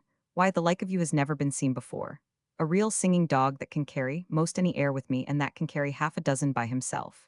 And they say Caruso gets 1,000 a night. Well, you ain't Caruso, but you're the dog Caruso of the entire world. Son, I'm going to be your business manager. If we can't make a $20 gold piece a night, say, son, we're going to move into better quarters. And the old gent up at the Hotel de Bronx is going to move into an outside room. And Quack's going to get a real outfit of clothes. Killenny, my boy, we're going to get so rich that if he can't snare a sucker, we'll put up the cash ourselves, N buy a schooner for M, N send him out a treasure huntin' on his own. We'll be the suckers, just you and me, and love too. The Barbary coast of San Francisco, once the old-time sailor town in the days when San Francisco was reckoned the toughest port of the seven seas, had evolved with the city until it depended for at least half of its earnings on the slumming parties that visited it and spent liberally. It was quite the custom, after dinner, for many of the better classes of society, especially when entertaining curious Easterners, to spend an hour or several in motoring from dance hall to dance hall and cheap cabaret to cheap cabaret. In short, the coast was as much a sightseeing place as was Chinatown and the Cliff House. It was not long before Dag Daughtry was getting his $20 a night for two 20-minute turns, and was declining more beer than a dozen men, with thirsts equal to his, could have accommodated. Never had he been so prosperous, nor can it be denied that Michael enjoyed it. Enjoy it he did, but principally for Steward's sake. He was serving Steward, and so to serve was his highest heart's desire. In truth, Michael was the breadwinner for quite a family, each member of which fared well. Quack blossomed out resplendent in russet brown shoes, a derby hat, and a gray suit with trousers immaculately creased. Also, he became a devotee of the moving picture shows, spending as much as 20 and 30 cents a day, and resolutely sitting out every repetition of program. Little time was required of him in caring for Daughtry, for they had come to eating in restaurants. Not only had the ancient mariner moved into a more expensive outside room at the Bronx, but Daughtry insisted on thrusting upon him more spending money, so that, on occasion, he could invite a likely acquaintance to the theater or a concert and bring him home in a taxi. We won't keep this up forever, Killenny, Steward told Michael. For just as long as it takes the old gent to land another bunch of gold-pouched, retriever-snouted treasure hunters, and no longer. Then it's hay for the ocean blue, my son, and the roll of a good craft under our feet, and smash of wet on the deck, and a spout now and again of the scuppers. We got to go rollin' down to Rio as well as sing about it to a lot of cheapskates. They can take their rotten cities. The sea's the life for us, you and me, Killenny, son, and the old gent and quack and cocky, too. We ain't made for city ways, it ain't healthy. Why, son, though you maybe won't believe it, I'm lossin' my spring. The rubber's goin' out me. I'm kind o' languid with all night in a nothin' to do but sit around. It makes me fair sick at the thought of hearin', the old gent say once again. I think, steward, one of those prime cocktails would be just the thing before dinner. We'll take a little ice machine along next voyage and give em the best. And look at Quack Killenny, my boy. This ain't his climate. He's positively ailin'. If he sits around them picture shows, much more he'll develop the TB for the good of his health. And mine and yours, and all of us. We got to get up anchor pretty soon and hit out for the home of the trade winds that kiss you through and through with the salt and the life of the sea. In truth, Quack, who never complained, was ailing fast. A swelling, slow and sensationless at first, under his right armpit, had become a mild and unceasing pain. No longer could he sleep a night through. Although he lay on his left side, never less than twice, and often 3 and 4 times, the hurt of the swelling woke him. Amoy, had he not long since been delivered back to China by the immigration authorities, could have told him the meaning of that swelling, just as he could have told Dag Daughtry the meaning of the increasing area of numbness between his eyes, where the tiny, vertical, lion lines were cutting more conspicuously. Also, could he have told him what was wrong with the little finger on his left hand. Daughtry had first diagnosed it as a sprain of a tendon. Later, he had decided it was chronic rheumatism brought on by the damp and foggy San Francisco climate. It was one of his reasons for desiring to get away again, to see where the tropic sun would warm the rheumatism out of him. As a steward, Daughtry had been accustomed to contact with men and women of the upper world. But for the first time in his life, here in the underworld of San Francisco, in all equality he met such persons from above. Nay, more, they were eager to meet him. They sought him. They fawned upon him for an invitation to sit at his table and buy beer for him in whatever garish cabaret Michael was performing. They would have bought wine for him, at enormous expense, had he not stubbornly stuck to his beer. They were, some of them, for inviting him to their homes, and bring the wonderful dog along for a sing-song. But Daughtry, proud of Michael for being the cause of such invitations, explained that the professional life was too arduous to permit of such diversions. To Michael he explained that when they proffered a fee of $50, the pair of them would come a-runnin'. Among the host of acquaintances made in their cabaret life, 2 were destined, very immediately, to play important parts in the lives of Daughtry and Michael. The first, a politician and a doctor, by name Emery, Walter Merritt Emery, was several times at Daughtry's table, where Michael sat with them on a chair according to custom. Among other things, in gratitude for such kindnesses from Daughtry, Dr. Emery gave his office card and begged for the privilege of treating, free of charge, either master or dog should they ever become sick. In Daughtry's opinion, Dr. Walter Merritt Emery was a keen, clever man, undoubtedly able in his profession but passionately selfish as a hungry tiger. As he told him, in the brutal candor he could afford under such changed conditions, "Doc, you're a wonder. Anybody can see it with half an eye. What you want you just go and get. Nothing stop you except." Except. Oh, except that it was nailed down, or locked up, or had a policeman standing guard over it. I'd sure hate to have anything you wanted. Well, you have, Doctor assured him, with a significant nod at Michael on the chair between them. BRRR, Daughtry shivered. You give me the creeps if I thought you really meant it. San Francisco couldn't hold me 2 minutes. He meditated into his beer glass a moment, then laughed with reassurance. No man could get that dog away from me. You see, I'd kill the man first. I'd just up and tell em, as I'm telling you now, I'd kill him first. And he'd believe me as you're believin' me now. You know I mean it, so'd he know I meant it. Why, that dog. In sheer inability to express the profundity of his emotion, Dag Daughtry broke off the sentence and drowned it in his beer glass. Of quite different type was the other person of destiny. Harry Del Mar, he called himself, and Harry Del Mar was the name that appeared on the programs when he was doing Orpheum time. Although Daughtry did not know it, because Del Mar was laying off for a vacation, the man did trained animal turns for a living. He, too, bought drinks at Daughtry's table. Young, not over 30, dark of complexion with large, long-lashed brown eyes that he fondly believed were magnetic, cherubic of lip and feature, he belied all his appearance by talking business in direct business fashion. But you ain't got the money to buy M, Daughtry replied, when the other had increased his first offer of $500 for Michael to 1,000. I've got the 1,000 if that's what you mean. No, Daughtry shook his head. I mean he ain't for sale at any price. Besides, what do you want M for? I like him, Delmar answered. Why do I come to this joint? Why does the crowd come here? Why do men buy wine, run horses, sport actresses, become priests or bookworms? Because they like to, that's the answer. We all do what we like when we can, go after the thing we want whether we can get it or not. Now I like your dog, I want him. I want him $1,000 worth. See that big diamond on that woman's hand over there? I guess she just liked it and wanted it and got it, never mind the price. The price didn't mean as much to her as the diamond. Now that dog of yours. Don't like you, Dag Daughtry broke in. Which is strange. He likes most everybody without fussin' about it, but he bristled at you from the first. No man want a dog that don't like him. Which isn't the question, Delmar stated quietly. I like him. As for him liking or not liking me, that's my lookout, and I guess I can attend to that all right. It seemed to Daughtry that he glimpsed or sensed under the other's unfaltering cherubicness of expression a steelness of cruelty that was abysmal in that it was of controlled intelligence. Not in such terms did Daughtry think his impression. At the most, it was a feeling, and feelings do not require words in order to be experienced or comprehended. There's an all-night bank, the other went on. We can stroll over, I'll cash a check, and in half an hour the cash will be in your hand. Daughtry shook his head. Even as a business proposition, nothing doing, he said. Look you, here's the dog earnin' $20 a night. Say he works 25 days in the month. That's 500 a month or 6,000 a year. Now say that's 5%. Because it's easier to count, it represents the interest on a capital value of $120,000. Then we'll suppose expenses and salary for me is 20,000. That leaves the dog worth 100,000. Just to be fair, cut it in half, a 50,000 dog, and you're offerin' 1,000 for him. I suppose you think he'll last forever like so much land? Delmar smiled quietly. Daughtry saw the point instantly.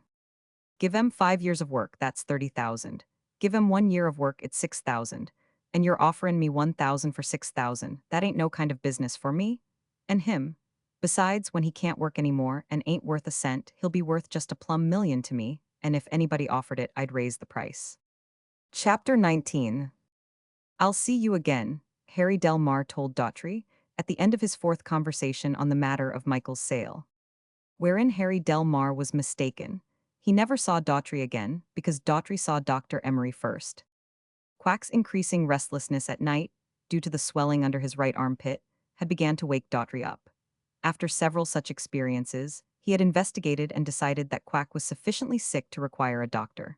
For which reason, one morning at 11, taking Quack along, he called at Walter Merritt Emery's office and waited his turn in the crowded reception room. I think he's got cancer, Doc, Daughtry said, while Quack was pulling off his shirt and undershirt. He never squealed, never peeped. That's the way of niggers. I didn't find out till he got to whackin' me up nights with his tossin' about and groanin' in his sleep. There, what you call it, cancer or tumor, no two ways about it, eh? But the quick eye of Walter Merritt Emery had not missed, in passing, the twisted fingers of Quack's left hand.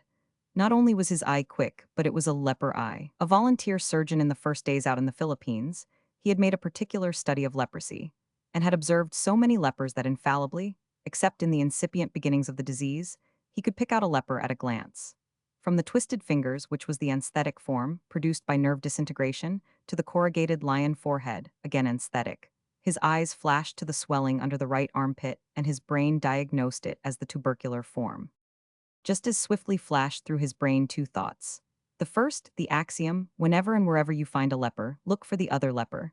The second, the desired Irish terrier who was owned by Daughtry, with whom Quack had been long associated. And here all swiftness of eye flashing ceased on the part of Walter Merritt Emery. He did not know how much, if anything, the steward knew about leprosy, and he did not care to arouse any suspicions. Casually drawing his watch to see the time, he turned and addressed Daughtry. I should say his blood is out of order. He's run down. He's not used to the recent life he's been living, nor to the food. To make certain, I shall examine for cancer and tumor, although there's little chance of anything like that. And as he talked, with just a waver for a moment, his gaze lifted above Daughtry's eyes to the area of forehead just above and between the eyes. It was sufficient. His leper eye had seen the lion mark of the leper. You're run down yourself, he continued smoothly. You're not up to snuff, I'll wager, eh? Can't say that I am, Daughtry agreed. I guess I got to get back to the sea and the tropics and warm the rheumatic saute me. Where? Queried Dr. Emery, almost absently, so well did he feign it, as if apparently on the verge of returning to a closer examination of Quack's swelling. Daughtry extended his left hand, with a little wiggle of the little finger advertising the seat of the affliction. Walter Merritt Emery saw, with seeming careless lookout from under careless drooping eyelids, the little finger slightly swollen, slightly twisted, with a smooth, almost shiny, silkiness of skin texture. Again, in the course of turning to look at Quack, his eyes rested an instant on the lion lines of Daughtry's brow. Rheumatism is still the great mystery, Dr. Emery said, returning to Daughtry as if deflected by the thought. It's almost individual, there are so many varieties of it. Each man has a kind of his own. Any numbness? Daughtry laboriously wiggled his little finger. Yes, sir, he answered. It ain't as lively as it used to was. Ah, Walter Merritt Emery murmured, with a vastitude of confidence and assurance. Please sit down in that chair there. Maybe I won't be able to cure you, but I promise you I can direct you to the best place to live for what's the matter with you. Miss Judson. And while the trained nurse-appareled young woman seated Dag Daughtry in the enameled surgeon's chair and leaned him back under direction, and while Dr. Emery dipped his fingertips into the strongest antiseptic his office possessed, behind Dr. Emery's eyes, in the midst of his brain, burned the image of a desired Irish terrier who did turns in Sailortown cabarets, was rough-coated, and answered to the full name of Killenny Boy. You've got rheumatism in more places than your little finger, he assured Daughtry. There's a touch right here, I'll wager, on your forehead. One moment, please. Move if I hurt you, otherwise sit still because I don't intend to hurt you. I merely want to see if my diagnosis is correct. There, that's it. Move when you feel anything. Rheumatism has strange freaks. Watch this, Miss Judson, and I'll wager this form of rheumatism is new to you. See? He does not resent, he thinks I have not begun yet. And as he talked, steadily, interestingly, he was doing what Dag Daughtry never dreamed he was doing, and what made Quack, looking on, almost dream he was seeing because of the unrealness and impossibleness of it. For, with a large needle, Dr. Emery was probing the dark spot in the midst of the vertical lion lines. Nor did he merely probe the area. Thrusting into it from one side, under the skin and parallel to it, he buried the length of the needle from sight through the insensate infiltration. This Quack beheld with bulging eyes, for his master betrayed no sign that the thing was being done. Why don't you begin? Dag Daughtry questioned impatiently. Besides, my rheumatism don't count, it's the nigger boy's swelling. You need a course of treatment, Dr. Emery assured him. Rheumatism is a tough proposition. It should never be let grow chronic. I'll fix up a course of treatment for you. Now, if you'll get out of the chair, we'll look at your black servant. But first, before Quack was leaned back, Dr. Emery threw over the chair a sheet that smelled of having been roasted almost to the scorching point. As he was about to examine Quack, he looked with a slight start of recollection at his watch. When he saw the time, he startled more and turned a reproachful face upon his assistant. Miss Judson, he said, coldly emphatic, you have failed me. Here it is, 20 before 12, and you knew I was to confer with Dr. Hadley over that case at 11:30 sharp. How he must be cursing me, you know how peevish he is. Miss Judson nodded, with a perfect expression of contrition and humility, as if she knew all about it, although, in reality, she knew only all about her employer and had never heard till that moment of his engagement at 11:30. Dr. Hadley's just across the hall, Dr. Emery explained to Daughtry. It won't take me 5 minutes. He and I have a disagreement. He has diagnosed the case as chronic appendicitis and wants to operate. I have diagnosed it as pyorrhea, which has infected the stomach from the mouth, and have suggested emetine treatment of the mouth as a cure for the stomach disorder. Of course, you don't understand, but the point is that I've persuaded Dr. Hadley to bring in Dr. Granville, who is a dentist and a pyorrhea expert. And they're all waiting for me these 10 minutes. I must run. I'll return inside 5 minutes, he called back as the door to the hall was closing upon him. Miss Judson, please tell those people in the reception room to be patient. He did enter Dr. Hadley's office, although no sufferer from pyorrhea or appendicitis awaited him. Instead, he used the telephone for 2 calls, one to the president of the Board of Health, the other to the chief of police. Fortunately, he caught both at their offices, addressing them familiarly by their first names and talking to them most emphatically and confidentially. Back in his own quarters, he was patently elated. I told him so, he assured Miss Judson, but embracing Daughtry in the happy confidence. Dr. Granville backed me up. Straight pyorrhea, of course. That knocks the operation. And right now they're jolting his gums and the pus sacs with emetine.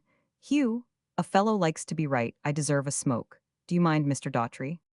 And while the steward shook his head, Dr. Emery lighted a big Havana and continued audibly to luxuriate in his fictitious triumph over the other doctor. As he talked, he forgot to smoke, and leaning quite casually against the chair, with errant carelessness allowed the live coal at the end of his cigar to rest against the tip of one of Quack's twisted fingers. A privy wink to Miss Judson, who was the only one who observed his action, warned her against anything that might happen. You know, Mr. Daughtry, Walter Merritt Emery went on enthusiastically, while he held the steward's eyes with his, and while all the time the live end of the cigar continued to rest against Quack's finger.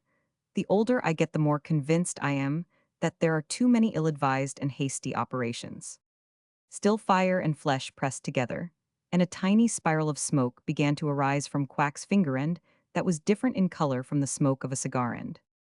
Now take that patient of Dr. Hadley S. I've saved him, not merely the risk of an operation for appendicitis, but the cost of it and the hospital expenses.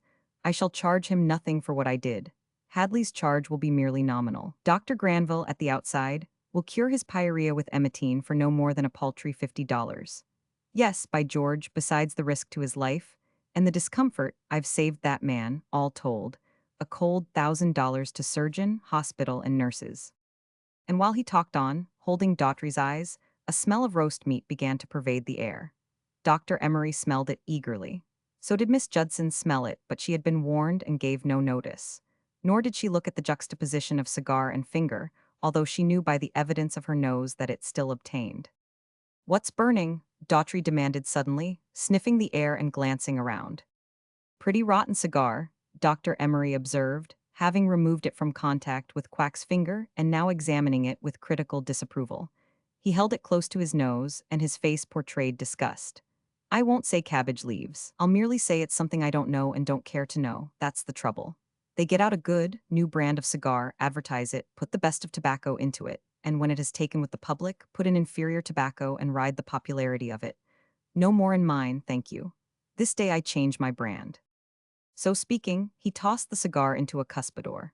And Quack, leaning back in the queerest chair in which he had ever sat, was unaware that the end of his finger had been burned and roasted half an inch deep, and merely wondered when the medicine doctor would cease talking and begin looking at the swelling that hurt his side under his arm. And for the first time in his life, and for the ultimate time, Dag Daughtry fell down. It was an irretrievable fall down. Life, in its freedom of come and go, by heaving sea and reeling deck, through the home of the trade winds, back and forth between the ports, ceased there for him in Walter Merritt Emery's office, while the calm-browed Miss Judson looked on and marveled that a man's flesh should roast, and the man winced not from the roasting of it.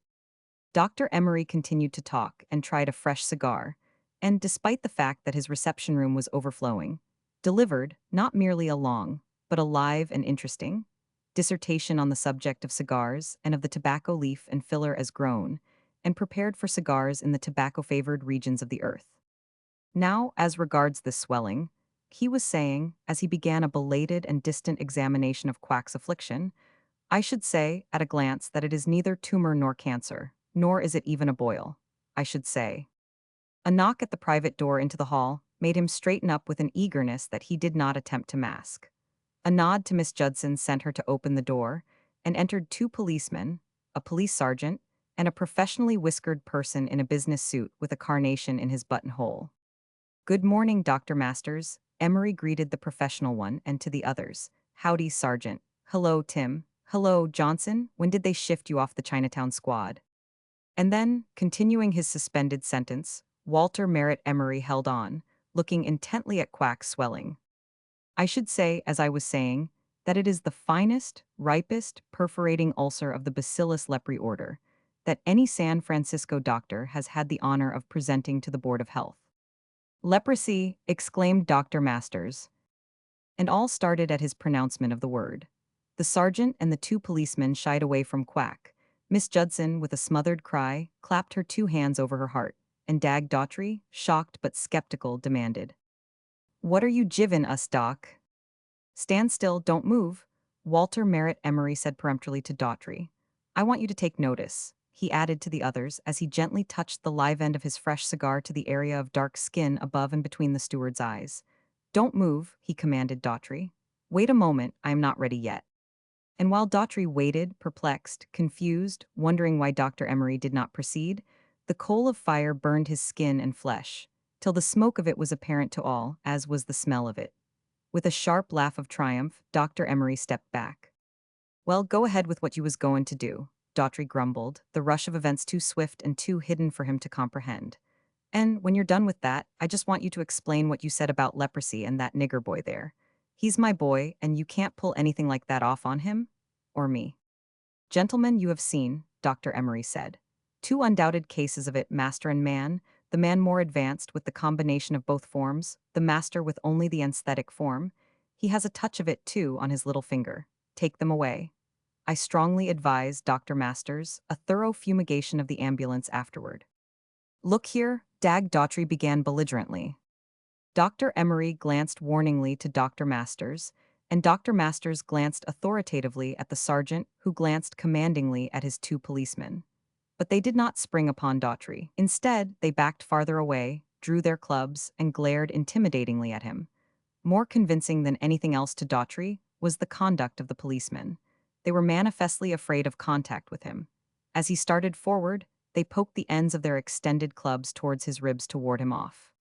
Don't you come any closer, one warned him, flourishing his club with the advertisement of braining him. You stay right where you are until you get your orders.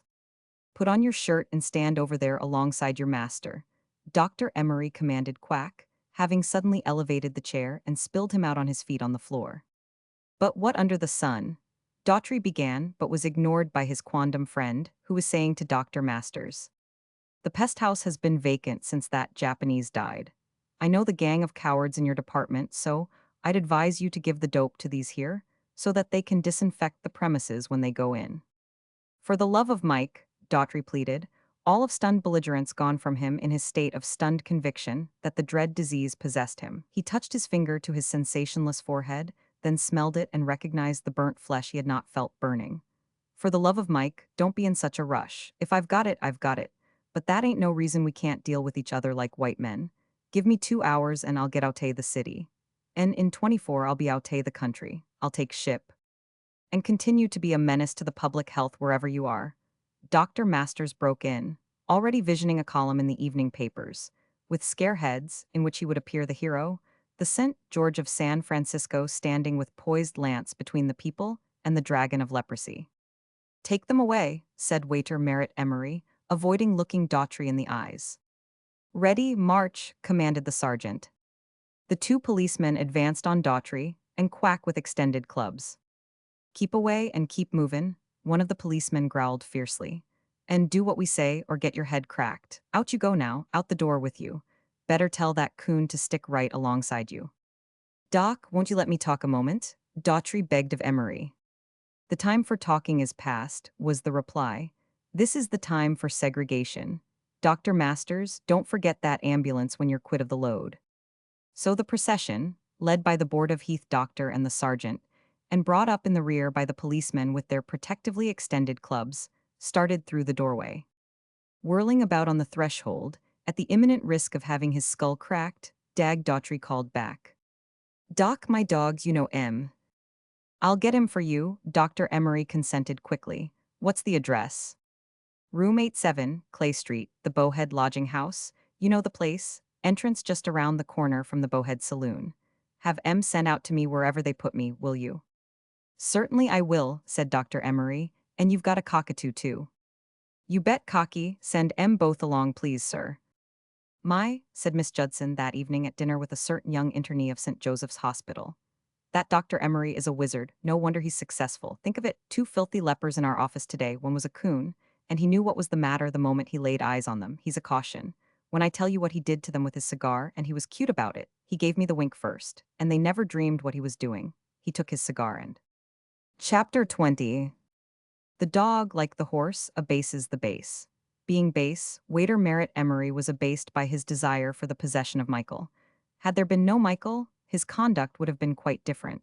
He would have dealt with Daughtry as Daughtry had described, as between white men. He would have warned Daughtry of his disease and enabled him to take ship to the South Seas or to Japan, or to other countries where lepers are not segregated.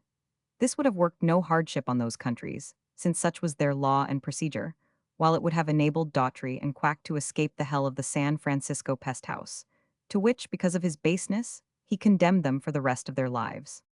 Furthermore, when the expense of the maintenance of armed guards over the pest house, day and night, throughout the years, is considered, Walter Merritt Emery could have saved many thousands of dollars to the taxpayers of the city and county of San Francisco, which thousands of dollars, had they been spent otherwise, could have been diverted to the reduction of the notorious crowding in schoolrooms, to purer milk for the babies of the poor, or to an increase of breathing space in the park system for the people of the stifling ghetto.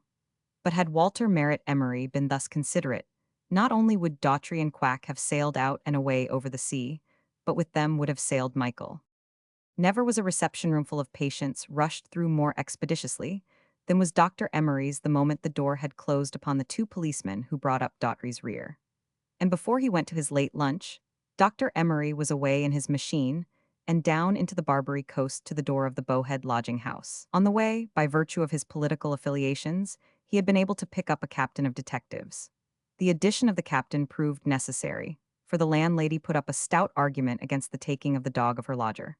But Milliken, captain of detectives, was too well known to her, and she yielded to the law of which he was the symbol and of which she was credulously ignorant.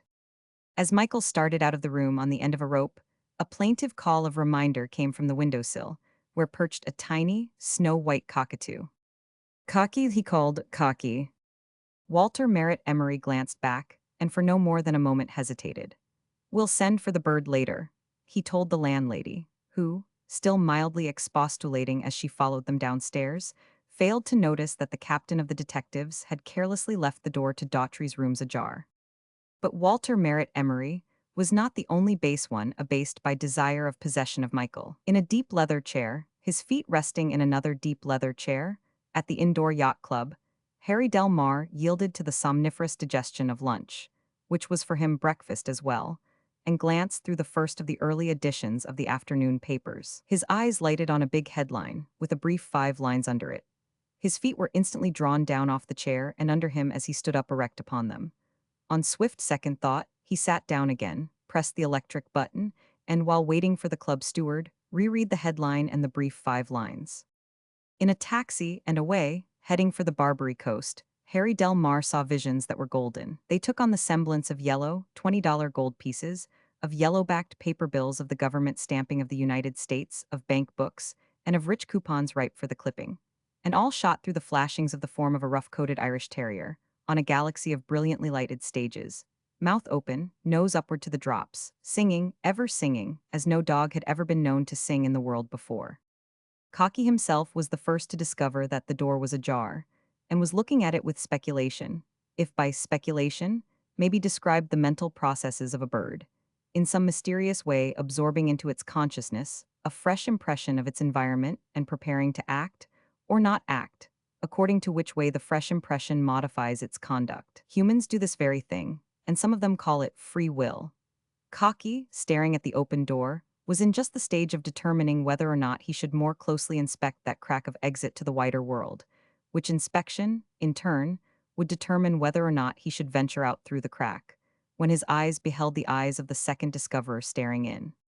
The eyes were bestial, yellow-green, the pupils dilating and narrowing with sharp swiftness as they sought about among the lights and glooms of the room. Cocky knew danger at the first glimpse, danger to the uttermost of violent death. Yet Cocky did nothing. No panic stirred his heart.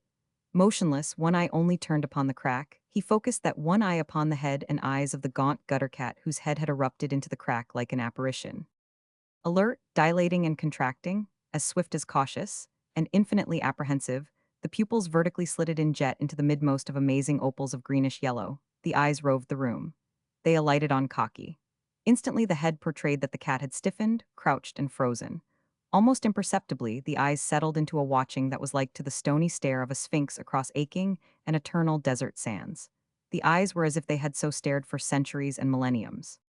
No less frozen was Cocky. He drew no film across his one eye that showed his head cocked sideways, nor did the passion of apprehension that whelmed him manifest itself in the quiver of a single feather. Both creatures were petrified into the mutual stare that is of the hunter and the hunted, the prayer and the prey, the meat-eater and the meat. It was a matter of long minutes, that stare, until the head in the doorway, with a slight turn, disappeared. Could a bird sigh, Cocky would have sighed. But he made no movement as he listened to the slow, dragging steps of a man go by and fade away down the hall. Several minutes passed, and just as abruptly the apparition reappeared. Not alone the head this time, but the entire sinuous form as it glided into the room and came to rest in the middle of the floor. The eyes brooded on Cocky, and the entire body was still save for the long tail, which lashed from one side to the other and back again in an abrupt, angry, but monotonous manner. Never removing its eyes from Cocky, the cat advanced slowly until it paused not 6 feet away. Only the tail lashed back and forth, and only the eyes gleamed like jewels in the full light of the window they faced, the vertical pupils contracting to scarcely perceptible black slits. And Cocky, who could not know death with the clearness of concept of a human, nevertheless was not altogether unaware that the end of all things was terribly impending. As he watched the cat deliberately crouch for the spring, Cocky, gallant mode of life that he was, betrayed his one and forgivable panic. Cocky, Cocky, he called plaintively to the blind, insensate walls. It was his call to all the world, and all powers and things and two-legged men creatures, and Steward in particular, and Quack and Michael. The burden of his call was, "It is I, Cocky. I am very small and very frail, and this is a monster to destroy me, and I love the light, bright world, and I want to live and to continue to live in the brightness, and I am so very small, and I'm a good little fellow with a good little heart, and I cannot battle with this huge, furry, hungry thing that is going to devour me, and I want help, help, help. I am Cocky. Everybody knows me, I am Cocky." This and much more was contained in his two calls of "Cocky, Cocky." And there was no answer from the blind walls, from the hall outside, nor from all the world, and his moment of panic over, Cocky was his brave little self again. He sat motionless on the windowsill, his head cocked to the side, with one unwavering eye regarding on the floor, so perilously near, the eternal enemy of all his kind. The human quality of his voice had startled the gutter cat, causing her to forego her spring as she flattened down her ears and bellied closer to the floor. And in the silence that followed, a bluebottle fly buzzed rowdily against an adjacent windowpane, with occasional loud bumps against the glass tokening that he too had his tragedy, a prisoner pent by baffling transparency from the bright world that blazed so immediately beyond. Nor was the gutter cat without her ill and hurt of life. Hunger hurt her, and hurt her meager breasts that should have been full for the 7 feeble and mewing little ones, replicas of her save that their eyes were not yet open, and that they were grotesquely unsteady on their soft, young legs. She remembered them by the hurt of her breasts and the prod of her instinct. Also she remembered them by vision, so that, by the subtle chemistry of her brain, she could see them, by way of the broken screen across the ventilator hole, down into the cellar in the dark rubbish corner under the stairway, where she had stolen her lair and birthed her litter. And the vision of them and the hurt of her hunger stirred her afresh, so that she gathered her body and measured the distance for the leap. But Cocky was himself again. "Devil be damned, devil be damned." He shouted his loudest and most belligerent as he ruffled like a bravo at the gutter cat beneath him, so that he sent her crouching, with startlement, lower to the floor, her ears wilting rigidly flat and down, her tail lashing, her head turning about the room so that her eyes might penetrate its obscurest corners in quest of the human whose voice had so cried out. All of which the gutter cat did, despite the positive evidence of her senses that this human noise had proceeded from the white bird itself on the windowsill. The bottle fly bumped once again against its invisible prison wall in the silence that ensued. The gutter cat prepared and sprang with sudden decision, landing where Cocky had perched the fraction of a second before. Cocky had darted to the side, but even as he darted, and as the cat landed on the sill, the cat's paw flashed out sidewise and Cocky leaped straight up, beating the air with his wings so little used to flying. The gutter cat reared on her hind legs, smote upward with one paw as a child might strike with its hat at a butterfly.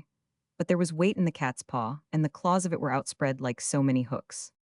Struck in midair, a trifle of a flying machine, all its delicate gears tangled and disrupted, Cocky fell to the floor in a shower of white feathers, which, like snowflakes, eddied slowly down after, and after the plummet-like descent of the cat, so that some of them came to rest on her back, startling her tense nerves with their gentle impact and making her crouch closer while she shot a swift glance around and overhead for any danger that might threaten. Chapter 21. Harry Delmar found only a few white feathers on the floor of Dag Daughtry's room in the Bowhead lodging house, and from the landlady learned what had happened to Michael. The first thing Harry Delmar did, still retaining his taxi, was to locate the residence of Dr. Emery and make sure that Michael was confined in an outhouse in the backyard. Next, he engaged passage on the steamship Umatilla, sailing for Seattle and Puget Sound ports at daylight. And next, he packed his luggage and paid his bills. In the meantime, a wordy war was occurring in Walter Merritt Emery's office. The man's yelling his head off, Dr. Masters was contending. The police had to wrap him with their clubs in the ambulance. He was violent. He wanted his dog. It can't be done. It's too raw. You can't steal his dog this way. He'll make a howl in the papers. Huh? Quoth Walter Merritt Emery. I'd like to see a reporter with backbone enough to go within talking distance of a leper in the pest house. And I'd like to see the editor who wouldn't send a pest house letter, granting it had been smuggled past the guards, out to be burned the very second he became aware of its source. Don't you worry, Doc. There won't be any noise in the papers. But leprosy, public health, the dog has been exposed to his master. The dog itself is a peripatetic source of infection. Contagion is the better and more technical word, Doc. Walter Merritt Emery, soothed with the sting of superior knowledge. Contagion, then, Dr. Masters took him up. The public must be considered. It must not run the risk of being infected. Of contracting the contagion, the other corrected smoothly. Call it what you will, the public.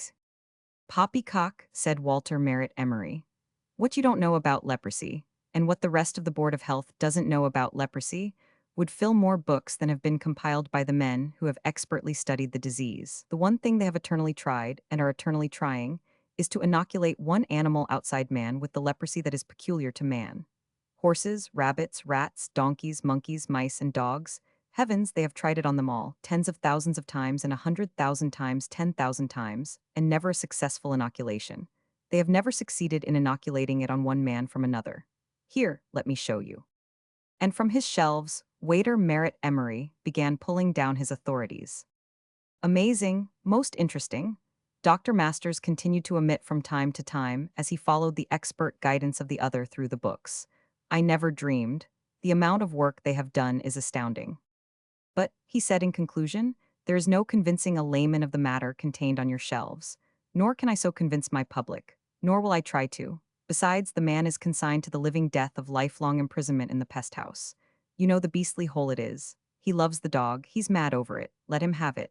I tell you it's rotten, unfair, and cruel, and I won't stand for it. Yes, you will, Walter Merritt Emery assured him coolly. And I'll tell you why.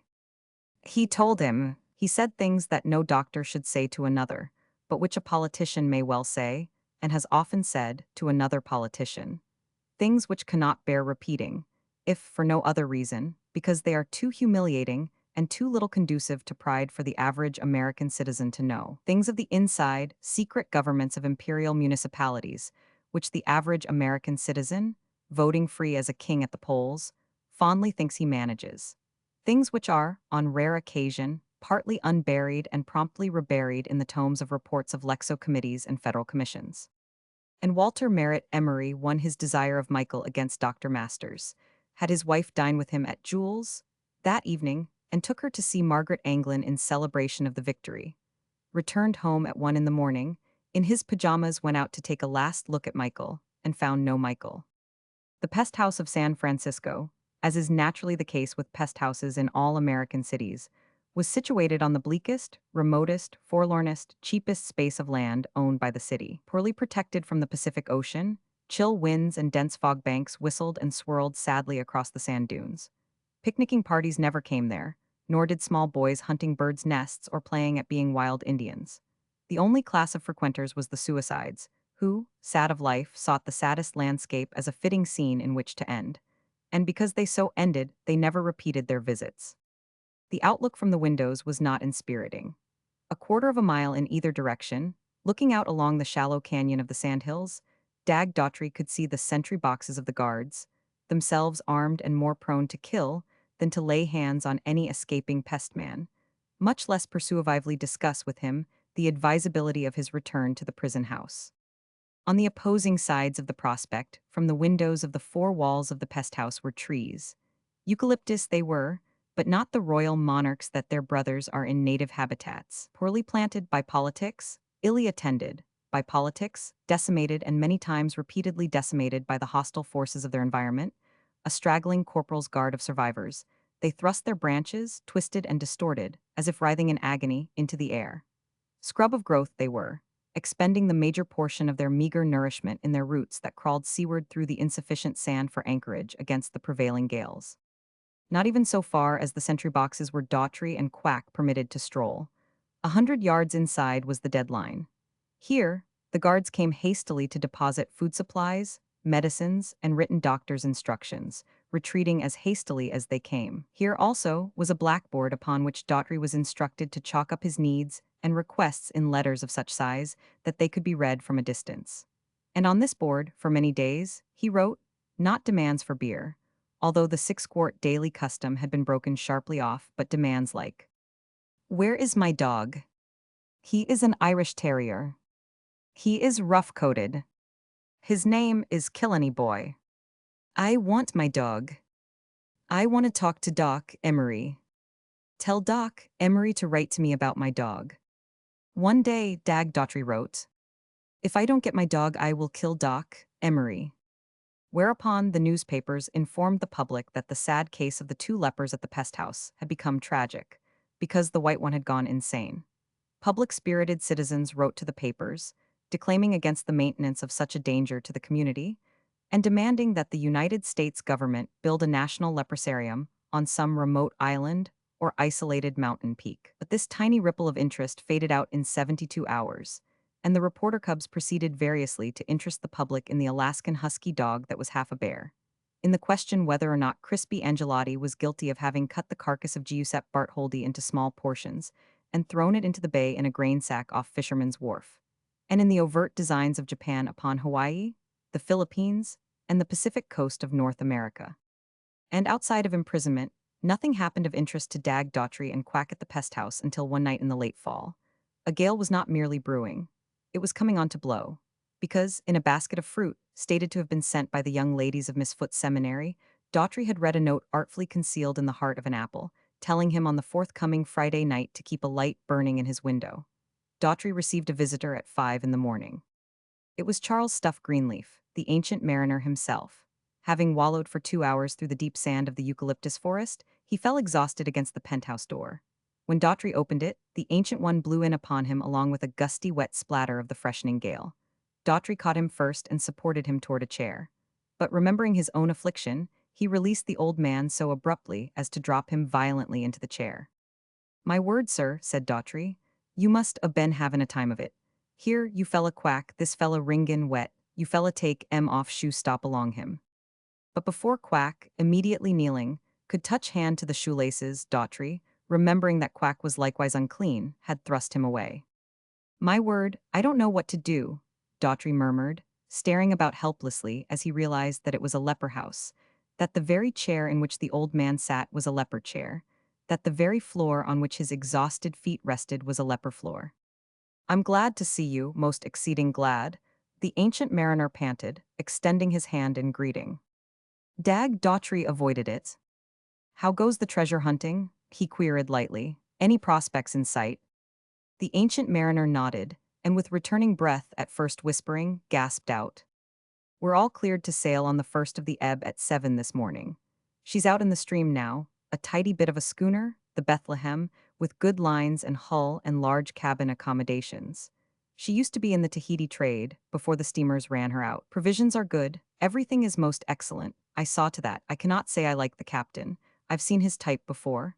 A splendid seaman, I am certain, but a bully haze grown old. A natural-born pirate, a very wicked old man indeed, nor is the backer any better. He is middle-aged, has a bad record, and is not in any sense of the word a gentleman, but he has plenty of money.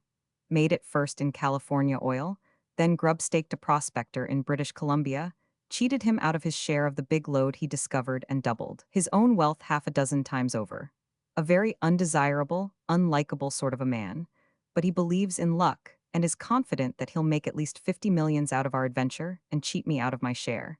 He's as much a pirate as is the captain he's engaged. Mr. Greenleaf, I congratulate you, sir, Daughtry said. And you have touched me, sir, touched me to the heart, coming all the way out here on such a night, and running such risks, just to say good-bye to poor Dag Daughtry, who always meant somewhat well but had bad luck. But while he talked so heartily, Daughtry saw, in a resplendent visioning, all the freedom of a schooner in the great South Seas, and felt his heart sink in realization that remained for him only the pest house, the sand dunes, and the sad eucalyptus trees. The ancient mariner sat stiffly upright. Sir, you have hurt me to the heart. No offense, sir, no offense, Daughtry stammered in apology, although he wondered in what way he could have hurt the old gentleman's feelings. You are my friend, sir, the other went on, gravely censorious. I am your friend, sir, and you give me to understand that you think I have come out here to this hellhole to say goodbye. I came out here to get you, sir, and your nigger, sir. The schooner is waiting for you. All is arranged. You are signed on the articles before the shipping commissioner. Both of you, signed on yesterday by proxies I arranged for myself. One was a Barbados nigger. I got him and the white man out of a sailor's boarding house on Commercial Street and paid them $5 each to appear before the commissioner and sign on. But, my God, Mr. Greenleaf, you don't seem to grasp it that he and I are lepers. Almost with a galvanic spring, the ancient mariner was out of the chair and on his feet, the anger of age and of a generous soul in his face as he cried. My God, sir, what you don't seem to grasp is that you are my friend, and that I am your friend. Abruptly, still under the pressure of his wrath, he thrust out his hand. Steward Daughtry, Mr. Daughtry, friend, sir, or whatever I may name you, this is no fairy story of the open boat, the cross-bearings unnameable, and the treasure a fathom under the sand. This is real. I have a heart, that, sir. Here he waved his extended hand under Daughtry's nose, is my hand. There is only one thing you may do, must do, right now. You must take that hand in your hand and shake it, with your heart in your hand as mine is in my hand. But, Daughtry faltered. If you don't, then I shall not depart from this place. I shall remain here, die here. I know you are a leper. You can't tell me anything about that. There's my hand. Are you going to take it? My heart is there in the palm of it, in the pulse, in every finger end of it. If you don't take it, I warn you I'll sit right down here in this chair and die. I want you to understand I am a man, sir, a gentleman. I am a friend, a comrade. I am no poltroon of the flesh. I live in my heart and in my head, sir, not in this feeble carcass I cursorily inhabit. Take that hand. I want to talk with you afterward. Dag Daughtry extended his hand hesitantly, but the ancient mariner seized it and pressed it so fiercely with his age-lean fingers as to hurt. Now we can talk, he said. I have thought the whole matter over. We sail on the Bethlehem. When the wicked man discovers that he can never get a penny of my fabulous treasure, we will leave him. He will be glad to be quit of us. We, you and I and your nigger, will go ashore in the Marquesas. Lepers roam about free there. There are no regulations. I have seen them. We will be free. The land is a paradise, and you and I will set up housekeeping. A thatched hut, no more is needed. The work is trifling. The freedom of beach and sea and mountain will be ours. For you there will be sailing, swimming, fishing, hunting. There are mountain goats, wild chickens, and wild cattle. Bananas and plantains will ripen over our heads, avocados and custard apples also. The red peppers grow by the door, and there will be fowls and the eggs of fowls. Quack shall do the cooking. And there will be beer. I have long noted your thirst unquenchable. There will be beer, 6 quarts of it a day, and more. Quick, we must start now. I am sorry to tell you that I have vainly sought your dog. I have even paid detectives who were robbers. Dr. Emery stole Killenny Boy from you, but within a dozen hours he was stolen from Dr. Emery. I have left no stone unturned. Killenny Boy is gone, as we shall be gone from this detestable hole of a city. I have a machine waiting. The driver is paid well. Also, I have promised to kill him if he defaults on me. It bears just a bit north of east over the sandhill on the road that runs along the other side of the funny forest. That is right. We will start now. We can discuss afterward. Look, daylight is beginning to break. The guards must not see us. Out into the storm they passed, Quack, with a heart wild with gladness, bringing up the rear. At the beginning Daughtry strove to walk aloof, but in a trice, in the first heavy gust that threatened to whisk the frail old man away, Dag Daughtry's hand was grasping the other's arm, his own weight behind and under, supporting and impelling forward and up the hill through the heavy sand. Thank you, steward, thank you, my friend, the ancient mariner murmured in the first lull between the gusts. Chapter 22. Not altogether unwillingly, in the darkness of night, despite that he disliked the man, did Michael go with Harry Delmar like a burglar. The man came, with infinite caution of silence, to the outhouse in Dr. Emery's backyard where Michael was a prisoner. Delmar knew the theater too well to venture any hackneyed melodramatic effect such as an electric torch. He felt his way in the darkness to the door of the outhouse, unlatched it, and entered softly, feeling with his hands for the wire-haired coat. And Michael, a man-dog and a lion-dog in all the stuff of him, bristled at the instant of intrusion but made no outcry. Instead, he smelled out the intruder and recognized him. Disliking the man, nevertheless he permitted the tying of the rope around his neck and silently followed him out to the sidewalk, down to the corner, and into the waiting taxi. His reasoning, unless reason be denied him, was simple. This man he had met more than once in the company of Steward. Amity had existed between him and Steward, for they had sat at table and drunk together. Steward was lost. Michael knew not where to find him, and was himself a prisoner in the backyard of a strange place. What had once happened could again happen. It had happened that Steward, Delmar, and Michael had sat at table together on divers occasions. It was probable that such a combination would happen again, was going to happen now, and once more in the bright-lighted cabaret, he would sit on a chair, Delmar on one side, and on the other side beloved Steward with a glass of beer before him, all of which might be called leaping to a conclusion. For conclusion there was, and upon the conclusion Michael acted. Now Michael could not reason to this conclusion nor think to this conclusion, in words. Amity, as an instance, was no word in his consciousness. Whether or not he thought to the conclusion in swift-related images and pictures and swift-welded composites of images and pictures is a problem that still waits human solution. The point is, he did think. If this be denied him, then must he have acted wholly by instinct, which would seem more marvelous on the face of it than if, in dim ways, he had performed a vague thought process. However, into the taxi and away through the maze of San Francisco's streets, Michael lay alertly on the floor near Delmar's feet, making no overtures of friendliness. By the same token, making no demonstration of the repulsion of the man's personality engendered in him. For Harry Delmar, who was base, and who had been further abased by his money-making desire for the possession of Michael, had had his baseness sensed by Michael from the beginning. That first meeting in the Barbary Coast Cabaret, Michael had bristled at him and stiffened belligerently when he laid his hand on Michael's head. Nor had Michael thought about the man at all, much less attempted any analysis of him. Something had been wrong with that hand, the perfunctory way in which it had touched him under a show of hardiness that could well deceive the onlooker. The feel of it had not been right. There had been no warmth in it, no heart, no communication of genuine good approach from the brain and the soul of the man of which it was the telegraphic tentacle and transmitter. In short, the message or feel had not been a good message or feel, and Michael had bristled and stiffened without thinking, but by mere knowing, which is what men call intuition. Electric lights, a shed-covered wharf, mountains of luggage and freight, the noisy toil of longshoremen and sailors, the staccato snorts of donkey engines and the whining sheaves as running lines ran through the blocks, a crowd of white-coated stewards carrying hand baggage, the quartermaster at the gangway foot, the gangway sloping steeply up to the Umatilla's promenade deck, more quartermasters and gold-laced ship's officers at the head of the gangway, and more crowd and confusion blocking the narrow deck. Thus Michael knew, beyond all peradventure, that he had come back to the sea and its ships, where he had first met Steward, where he had been always with Steward, save for the recent nightmare period in the great city. Nor was there absent from the flashing visions of his consciousness the images and memories of Quack and Cocky. Whining eagerly, he strained at the leash, risking his tender toes among the many inconsiderate, restless, leather-shod feet of the humans, as he quested and scented for Cocky and Quack, and most of all for Steward. Michael accepted his disappointment in not immediately meeting them, for from the dawn of consciousness, the limitations and restrictions of dogs in relation to humans had been hammered into him in the form of concepts of patience. The patience of waiting, when he wanted to go home, and when Steward continued to sit at table and talk and drink beer, was his, as was the patience of the rope around the neck, the fence too high to scale, the narrowed-walled room with the closed door which he could never unlatch but which humans unlatched so easily, so that he permitted himself to be led away by the ship's butcher, who on the Umatilla had the charge of all dog passengers. Immured in a tiny between-decks cubby which was filled mostly with boxes and bales, tied as well by the rope around his neck, he waited from moment to moment for the door to open and admit, realized in the flesh, the resplendent vision of Steward which blazed through the totality of his consciousness.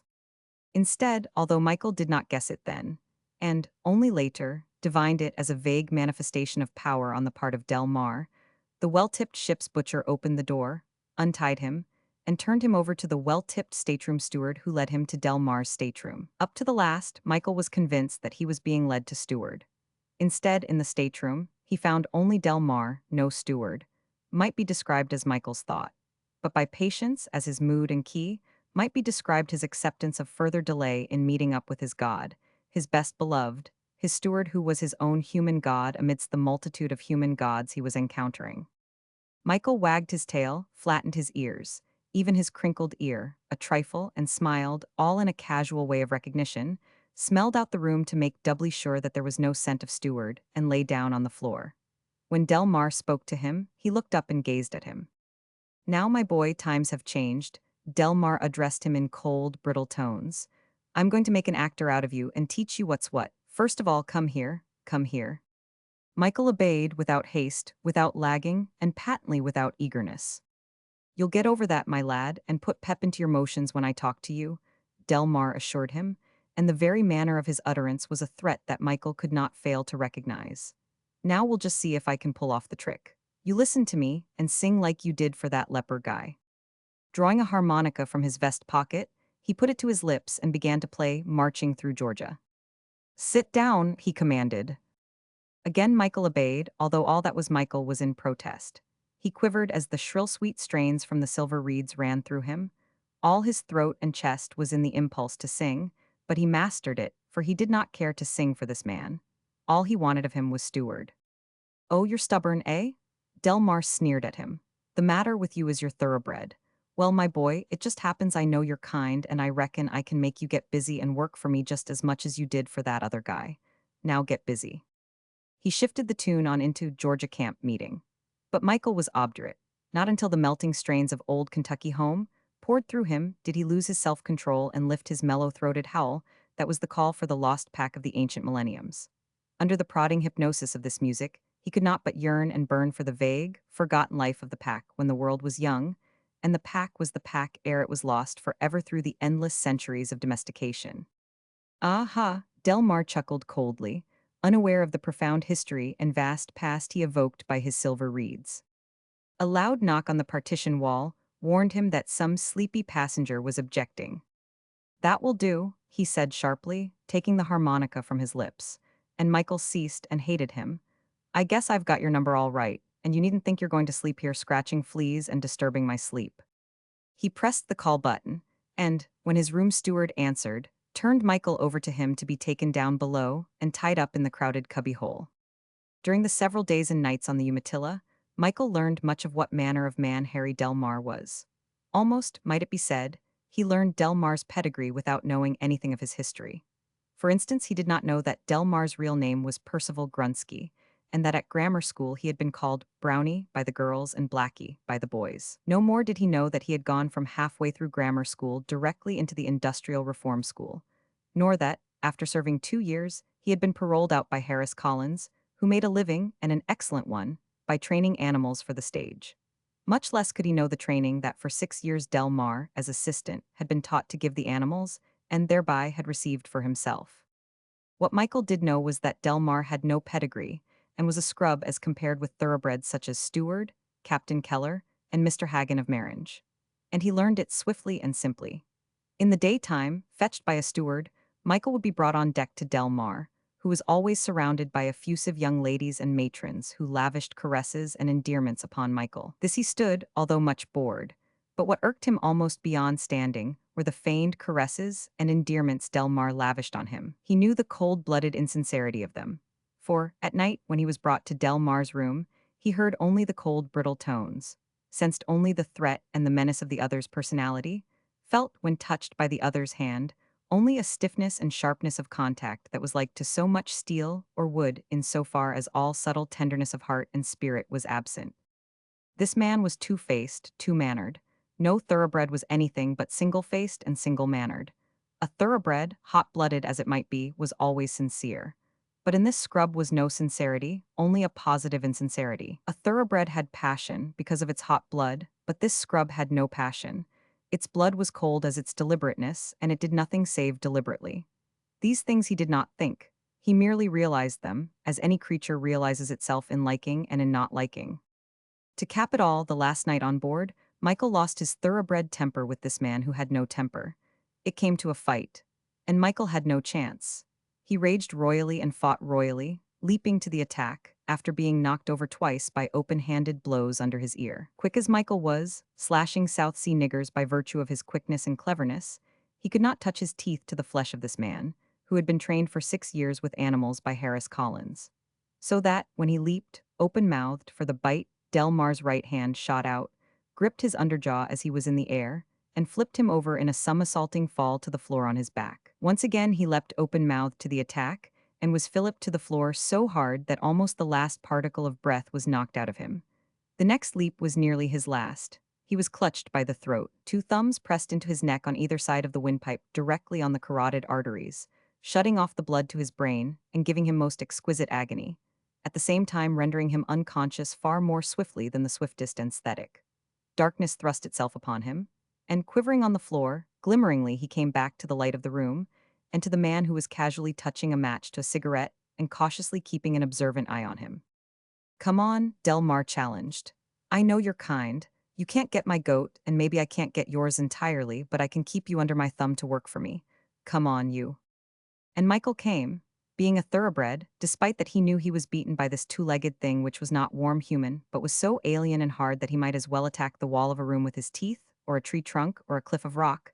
Michael leapt barefanged for the throat. And all that he leapt against was training formula. The experience was repeated. His throat was gripped, the thumbs shut off the blood from his brain, and darkness smote him. Had he been more than a normal thoroughbred dog, he would have continued to assail his impregnable enemy until he burst his heart or fell in a fit, but he was normal. Here was something unassailable, adamantine. As little might he win victory from it as from the cement-paved sidewalk of a city. The thing was a devil, with the hardness and coldness, the wickedness and wisdom of a devil. It was as bad as Steward was good. Both were 2-legged, both were gods, but this one was an evil god. He did not reason all this, nor any of it. Yet, transmuted into human terms of thought and understanding, it adequately describes the fullness of his state of mind toward Del Mar. Had Michael been entangled in a fight with a warm god, he could have raged and battled blindly, inflicting and receiving hurt in the chaos of conflict. As such a god, being warm, would have likewise received and given hurt, being only a flesh and blood, living, breathing entity after all. But this 2-legged god-devil did not rage blindly, and was incapable of passional heat. He was like so much cunning, massive steel machinery, and he did what Michael could never dream he did. And for that matter, which few humans do and which all animal trainers do. He kept one thought ahead of Michael's thought all the time, and therefore was able to have ready one action always in anticipation of Michael's next action. This was the training he had received from Harris Collins, who, withal he was a sentimental and doting husband and father, was the archdevil when it came to animals other than human ones, and who reigned in an animal hell which he had created and made lucrative. Michael went ashore in Seattle all eagerness, straining at his leash until he choked and coughed and was coldly cursed by Del Mar, for Michael was mastered by his expectation that he would meet Steward, and he looked for him around the first corner, and around all corners with undiminished zeal. But amongst the multitudes of men there was no Steward. Instead, down in the basement of the New Washington Hotel, where electric lights burned always, under the care of the baggage porter, he was tied securely by the neck in the midst of alpine ranges of trunks which were forever being heaped up, sought over, taken down, carried away, or added to. 3 days of this dolorous existence he passed. The porters made friends with him and offered him prodigious quantities of cooked meats from the leavings of the dining room. Michael was too disappointed and grief-stricken over Steward to overeat himself, while Del Mar, accompanied by the manager of the hotel, raised a great row with the porters for violating the feeding instructions. "That guy's no good," said the head porter to assistant when Del Mar had departed. "He's greasy. I never liked greasy brunettes anyway. My wife's a brunette, but thank the Lord she ain't greasy." "Sure," agreed the assistant. "I know his kind. Why, if you'd stick a knife into him, he wouldn't bleed blood. It'd be straight liquid lard." Whereupon the pair of them immediately presented Michael with vaster quantities of meat, which he could not eat because the desire for Steward was too much with him. In the meantime, Del Mar sent off 2 telegrams to New York, the first to Harris Collins, Animal Training School, where his troop of dogs was boarding through his vacation. "Sell my dogs, you know what they can do and what they are worth. Am done with them. Deduct the board and hold the balance for me until I see you. I have the limit here of a dog. Every turn I ever pulled is put in the shade by this one. He's a 10 strike, wait till you see him. The second, to his booking agent. Get busy, book me over the best, talk it up. I have the turn, a winner, nothing like it. Don't talk up top price but way over top price. Prepare them for the dog when I give them the chance for the once over. You know me, I'm giving it straight. This will head the bill anywhere all the time. Chapter 23. Came the crate. Because Del Mar brought it into the baggage room, Michael was suspicious of it. A minute later, his suspicion was justified. Del Mar invited him to go into the crate, and he declined. With a quick, deft clutch on the collar at the back of his neck, Del Mar jerked him off his footing and thrust him in, or partly in, rather, because he had managed to get a hold on the edge of the crate with his two forepaws. The animal trainer wasted no time. He brought the clenched fist of his free hand down in two blows, rat-tat, on Michael's paws. And Michael, at the pain, relaxed both holds. The next instant he was thrust inside, snarling his indignation and rage as he vainly flung himself at the open bars, while Del Mar was locking the stout door. Next, the crate was carried out to an express wagon and loaded in along with a number of trunks. Del Mar had disappeared the moment he had locked the door, and the two men in the wagon, which was now bouncing along over the cobblestones, were strangers. There was just room in the crate for Michael to stand upright, although he could not lift his head above the level of his shoulders. And so standing, his head pressed against the top, a rut in the road, jolting the wagon and its contents, caused his head to bump violently. The crate was not quite so long as Michael, so that he was compelled to stand with the end of his nose pressing against the end of the crate. An automobile, darting out from a cross street, caused the driver of the wagon to pull in abruptly and apply the brake. With the crate thus suddenly arrested, Michael's body was precipitated forward. There was no brake to stop him, unless the soft end of his nose be considered the brake, for it was his nose that brought his body to rest inside the crate. He tried lying down, confined as the space was, and made out better, although his lips were cut and bleeding by having been forced so sharply against his teeth. But the worst was to come. One of his forepaws slipped out through the slats or bars and rested on the bottom of the wagon, where the trunks were squeaking, screeching, and jigging. A rut in the roadway made the nearest trunk tilt one edge in the air and shift position, so that when it tilted back again, it rested on Michael's paw. The unexpectedness of the crushing hurt of it caused him to yelp, and at the same time, instinctively and spasmodically, to pull back with all his strength. This wrenched his shoulder and added to the agony of the imprisoned foot.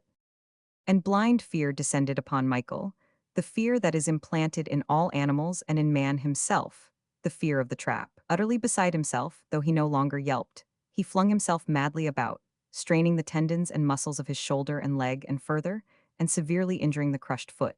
He even attacked the bars with his teeth in his agony to get at the monster thing outside that had laid hold of him and would not let him go. Another rut saved him, however, tilting the trunk just sufficiently to enable his violent struggling to drag the foot clear. At the railroad station, the crate was handled, not with deliberate roughness, but with such carelessness that it half slipped out of a baggageman's hands, capsized sidewise, and was caught when it was past the man's knees, but before it struck the cement floor. But Michael, sliding helplessly down the perpendicular bottom of the crate, fetched up with his full weight on the injured paw. Huh? Said Del Mar a little later to Michael, having strolled down the platform to where the crate was piled on a truck with other baggage destined for the train. Got your foot smashed. Well, it'll teach you a lesson to keep your feet inside. That claw is a goner, one of the station baggagemen said, straightening up from an examination of Michael through the bars. Del Mar bent to a closer scrutiny. So's the whole toe, he said, drawing his pocket knife and opening a blade. I'll fix it in half a jiffy if you'll lend a hand. He unlocked the box and dipped Michael out with the customary stranglehold on the neck. He squirmed and struggled, dabbing at the air with the injured as well as the uninjured forepaw, and increasing his pain. You hold the leg, Del Mar commanded. He's safe with that grip, it won't take a second. Nor did it take longer. And Michael, back in the box and raging, was one toe short of the number which he had brought into the world. The blood ran freely from the crude but effective surgery, and he lay and licked the wound and was depressed with apprehension of he knew not what terrible fate awaited him and was close at hand. Never in his experience of men had he been so treated, while the confinement of the box was maddening with its suggestion of the trap. Trapped he was, and helpless, and the ultimate evil of life had happened to Stewart, who had evidently been swallowed up by the nothingness which had swallowed up Maringe, the Eugenie, the Solomon Islands, the Macambo, Australia, and the Mary Turner. Suddenly, from a distance, came a bedlam of noise that made Michael prick up his ears and bristle with premonition of fresh disaster. It was a confused yelping, howling, and barking of many dogs. "Holy smoke, it's them damned acting dogs," growled the baggageman to his mate. "There ought to be a law against dog acts, it ain't decent."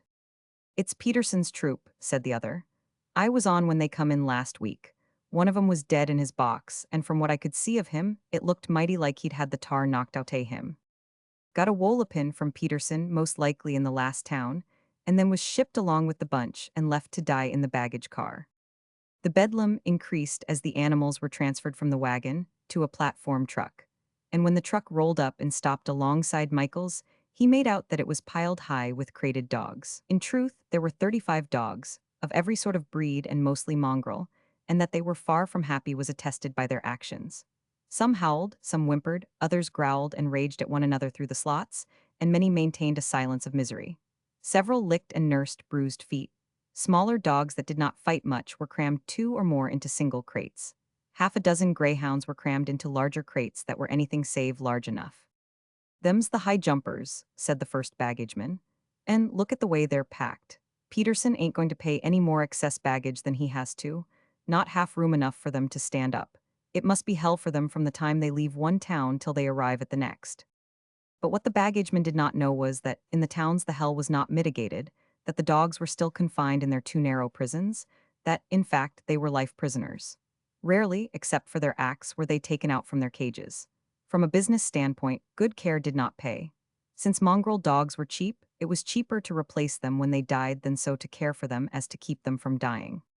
What the baggageman did not know, and what Peterson did know, was that of these 35 dogs, not one was a surviving original of the troop when it first started out 4 years before. Nor had there been any originals discarded. The only way they left the troop and its cages was by dying. Nor did Michael know even as little as the baggageman knew. He knew nothing save that here reigned pain and woe, and that it seemed he was destined to share the same fate. Into the midst of them, when with more howlings and yelpings they were loaded into the baggage car, was Michael's cage piled. And for a day and a part of 2 nights, traveling eastward, he remained in the dog inferno. Then they were loaded off in some large city, and Michael continued on in greater quietness and comfort, although his injured foot still hurt and was bruised afresh whenever his crate was moved about in the car. What it was all about, why he was kept in his cramped prison in the cramped car, he did not ask himself. He accepted it as unhappiness and misery and had no more explanation for it than for the crushing of the paw. Such things happened. It was life, and life had many evils. The why of things never entered his head. He knew things and some small bit of the how of things. What was. Water was wet, fire hot, iron hard, meat good. He accepted such things as he accepted the everlasting miracles of the light and of the dark, which were no miracles to him any more than was his wire coat a miracle, or his beating heart, or his thinking brain. In Chicago, he was loaded upon a track, carted through the roaring streets of the vast city, and put into another baggage car which was quickly in motion in continuation of the eastward journey. It meant more strange men who handled baggage, as it meant in New York, where, from railroad baggage room to express wagon he was exchanged, forever a crated prisoner and dispatched to one, Harris Collins, on Long Island. First of all came Harris Collins and the animal hell over which he ruled. But the second event must be stated first. Michael never saw Harry Delmar again. As the other men he had known had stepped out of life, which was a way they had, so Harry Delmar stepped out of Michael's purview of life as well as out of life itself. And his stepping out was literal. A collision on the elevated, a panic scramble of the uninjured out upon the trestle over the street, a step on the third rail, and Harry Delmar was engulfed in the nothingness which men know as death, and which is nothingness in so far as such engulfed ones never reappear nor walk the ways of life again. Chapter 24. Harris Collins was 52 years of age.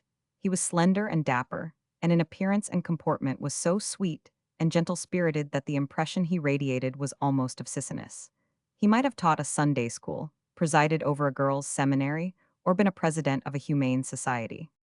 His complexion was pink and white, his hands were as soft as the hands of his daughters, and he weighed 112 pounds.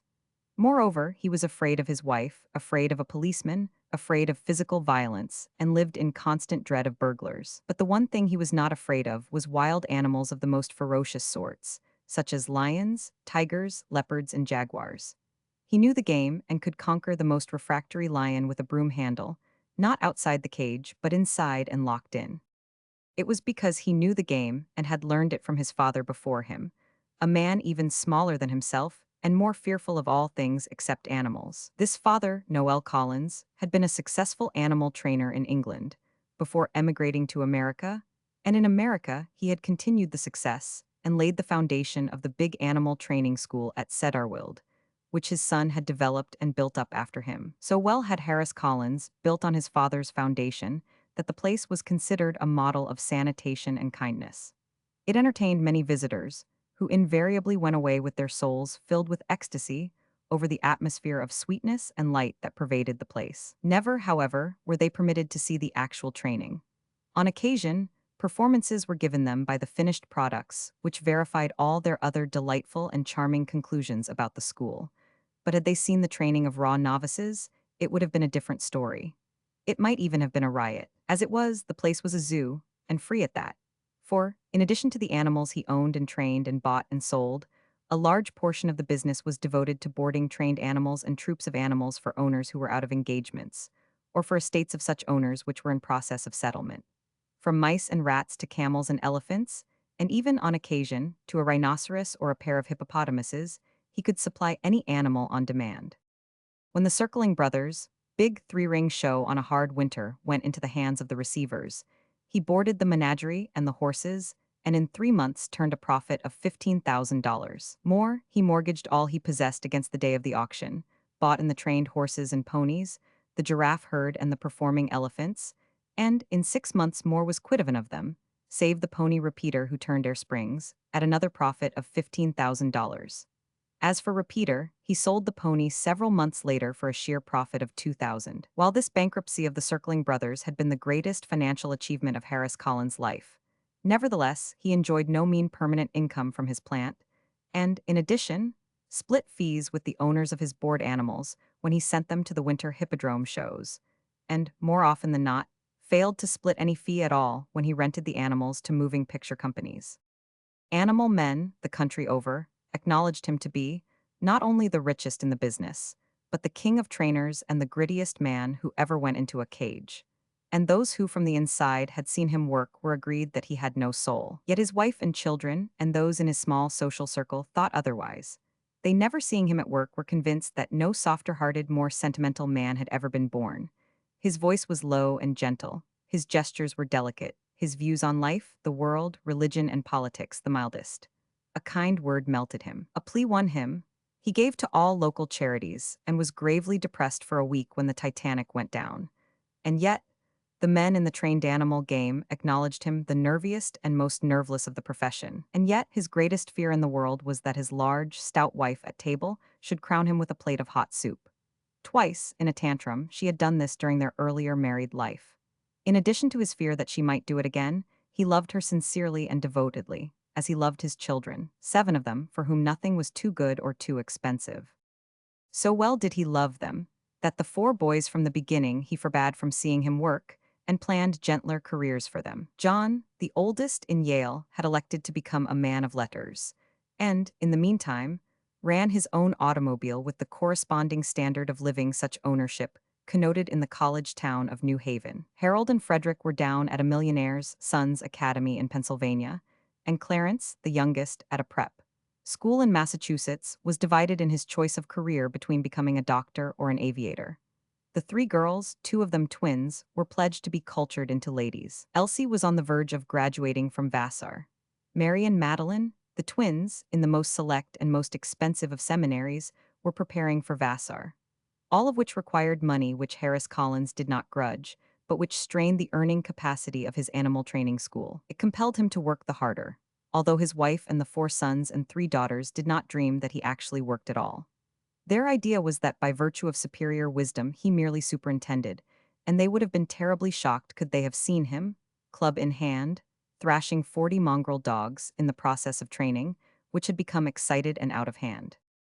A great deal of the work was done by his assistants, but it was Harris Collins who taught them continually what to do and how to do it, and who himself, on more important animals, did the work and showed them how. His assistants were almost invariably youths from the reform schools, and he picked them with skillful eye and intuition. Control of them, under their paroles, with intelligence and coldness on their part, were the conditions and qualities he sought. And such combination, as a matter of course, carried with it cruelty. Hot blood, generous impulses, sentimentality, were qualities he did not want for his business. And the Cedarwild Animal School was business from the first tick of the clock to the last bite of the lash. In short, Harris Collins, in the totality of results, was guilty of causing more misery and pain to animals than all laboratories of vivisection in Christendom. And into this animal hell Michael descended, although his arrival was horizontal, across 3,500 miles, in the same crate in which he had been placed at the new Washington Hotel in Seattle. Never once had he been out of the crate during the entire journey, and filthiness as well as wretchedness characterized his condition. Thanks to his general good health, the wound of the amputated toe was in the process of uneventful healing. But dirt clung to him, and he was infested with fleas. Cedarwild to look at was anything save a hell. Velvet lawns, graveled walks and drives, and flowers formally growing led up to the group of long, low buildings, some of frame and some of concrete. But Michael was not received by Harris Collins, who, at the moment, sat in his private office, Harry Delmar's last telegram on his desk, writing a memorandum to his secretary to query the railroad and the express companies for the whereabouts of a dog, crated and shipped by one Harry Delmar from Seattle and consigned to Cedarwild. It was a pallid-eyed youth of 18 in overalls who received Michael, receipted for him to the expressman, and carried his crate into a slope-floored concrete room that smelled offensively and chemically clean. Michael was impressed by his surroundings but not attracted by the youth, who rolled up his sleeves and encased himself in large oilskin apron before he opened the crate. Michael sprang out and staggered about on legs which had not walked for days. This particular two-legged god was uninteresting. He was as cold as the concrete floor, as methodical as a machine, and in such fashion he went about the washing, scrubbing, and disinfecting of Michael. For Harris Collins was scientific and antiseptic to the last word in his handling of animals, and Michael was scientifically made clean, without deliberate harshness, but without any slightest hint of gentleness or consideration.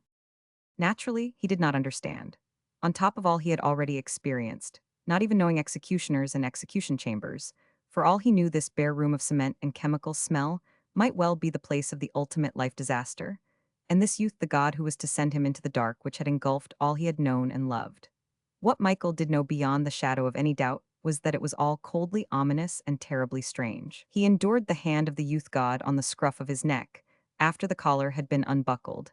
But when the hose was turned on him, he resented and resisted. The youth, merely working by formula, tightened the safe grip on the scruff of Michael's neck and lifted him clear of the floor, at the same time, with the other hand, directing the stream of water into his mouth and increasing it to full force by the nozzle control. Michael fought and was well drowned for his pains, until he gasped and strangled helplessly. After that he resisted no more, and was washed out and scrubbed out and cleansed out with the hose, a big bristly brush, and much carbolic soap, the lather of which got into and stung his eyes and nose, causing him to weep copiously and sneeze violently, apprehensive of what might at any moment happen to him, but by this time aware that the youth was neither positive nor negative for kindness or harm. Michael continued to endure without further battling, until, clean and comfortable, he was put away into a pen, sweet and wholesome, where he slept and for the time being forgot. The place was the hospital or segregation ward, and a week of imprisonment was spent therein, in which nothing happened in the way of development of germ diseases, and nothing happened to him except regular good food, pure drinking water, and absolute isolation from contact with all life save the youth god who, like an automaton, attended on him. Michael had yet to meet Harris Collins, although from a distance, often he heard his voice, not loud but very imperative. That the owner of this voice was a high god, Michael knew from the first sound of it. Only a high god, a master over ordinary gods, could be so imperative. Will was in that voice and accustomedness to command. Any dog would have so decided as quickly as Michael did, and any dog would have decided that there was no love nor lovableness in the god behind the voice, nothing to warm one's heart nor to adore. Chapter 25. It was at 11 in the morning that the pale youth god put collar and chain on Michael, led him out of the segregation ward, and turned him over to a dark youth god who wasted no time of greeting on him and manifested no friendliness. A captive at the end of a chain, on the way Michael quickly encountered other captives going in his direction. There were 3 of them, and never had he seen the like. Three slouching, ambling monsters of bears they were, and at sight of them Michael bristled and uttered the lowest of growls. For he knew them, out of his heredity, as a domestic cow knows her first wolf, as immemorial enemies from the wild. But he had traveled too far, seen too much, and was altogether too sensible to attack them. Instead, walking stiff-legged and circumspectly, but smelling with all his nose the strange scent of the creatures, he followed at the end of his chain his own captor god. Continually a multitude of strange scents invaded his nostrils. Although he could not see through walls, he got the smells he was later to identify of lions, leopards, monkeys, baboons, and seals and sea lions, all of which might have stunned an ordinary dog, but the effect on him was to make him very alert and at the same time very subdued. It was as if he walked in a new and monstrously populous jungle and was unacquainted with its ways and denizens. As he was entering the arena, he shied off to the side more stiff-leggedly than ever, bristled all along his neck and back, and growled deep and low in his throat. For, emerging from the arena, came 5 elephants. Small elephants they were, but to him they were the hugest of monsters, in his mind comparable only with the cow whale of which he had caught fleeting glimpses when she destroyed the schooner Mary Turner. But the elephants took no notice of him, each with its trunk clutching the tail of the one in front of it, as it had been taught to do in making an exit. Into the arena he came, the bears following on his heels. It was a sawdust circle the size of a circus ring, contained inside a square building that was roofed over with glass. But there were no seats about the ring, since spectators were not tolerated. Only Harris Collins and his assistants, and buyers and sellers of animals and men in the profession, were ever permitted to behold how animals were tormented into the performance of tricks to make the public open its mouth in astonishment or laughter. Michael forgot about the bears, who were quickly at work on the other side of the circle from that to which he was taken. Some men, rolling out stout bright painted barrels which elephants could not crush by sitting on, attracted his attention for a moment. Next, in a pause on the part of the man who led him, he regarded with huge interest a piebald Shetland pony. It lay on the ground. A man sat on it, and ever and anon it lifted its head from the sawdust and kissed the man. This was all Michael saw, yet he sensed something wrong about it. He knew not why, had no evidence why, but he felt cruelty and power and unfairness. What he did not see was the long pin in the man's hand. Each time he thrust this in the pony's shoulder, the pony, stung by the pain and reflex action, lifted its head, and the man was deftly ready to meet the pony's mouth with his own mouth. To an audience, the impression would be that, in such fashion, the pony was expressing its affection for the master. Not a dozen feet away, another Shetland, a coal-black one, was behaving as peculiarly as it was being treated. Ropes were attached to its forelegs, each rope held by an assistant, who jerked on the same stoutly when a third man, standing in front of the pony, tapped it on the knees with a short, stiff whip of rattan.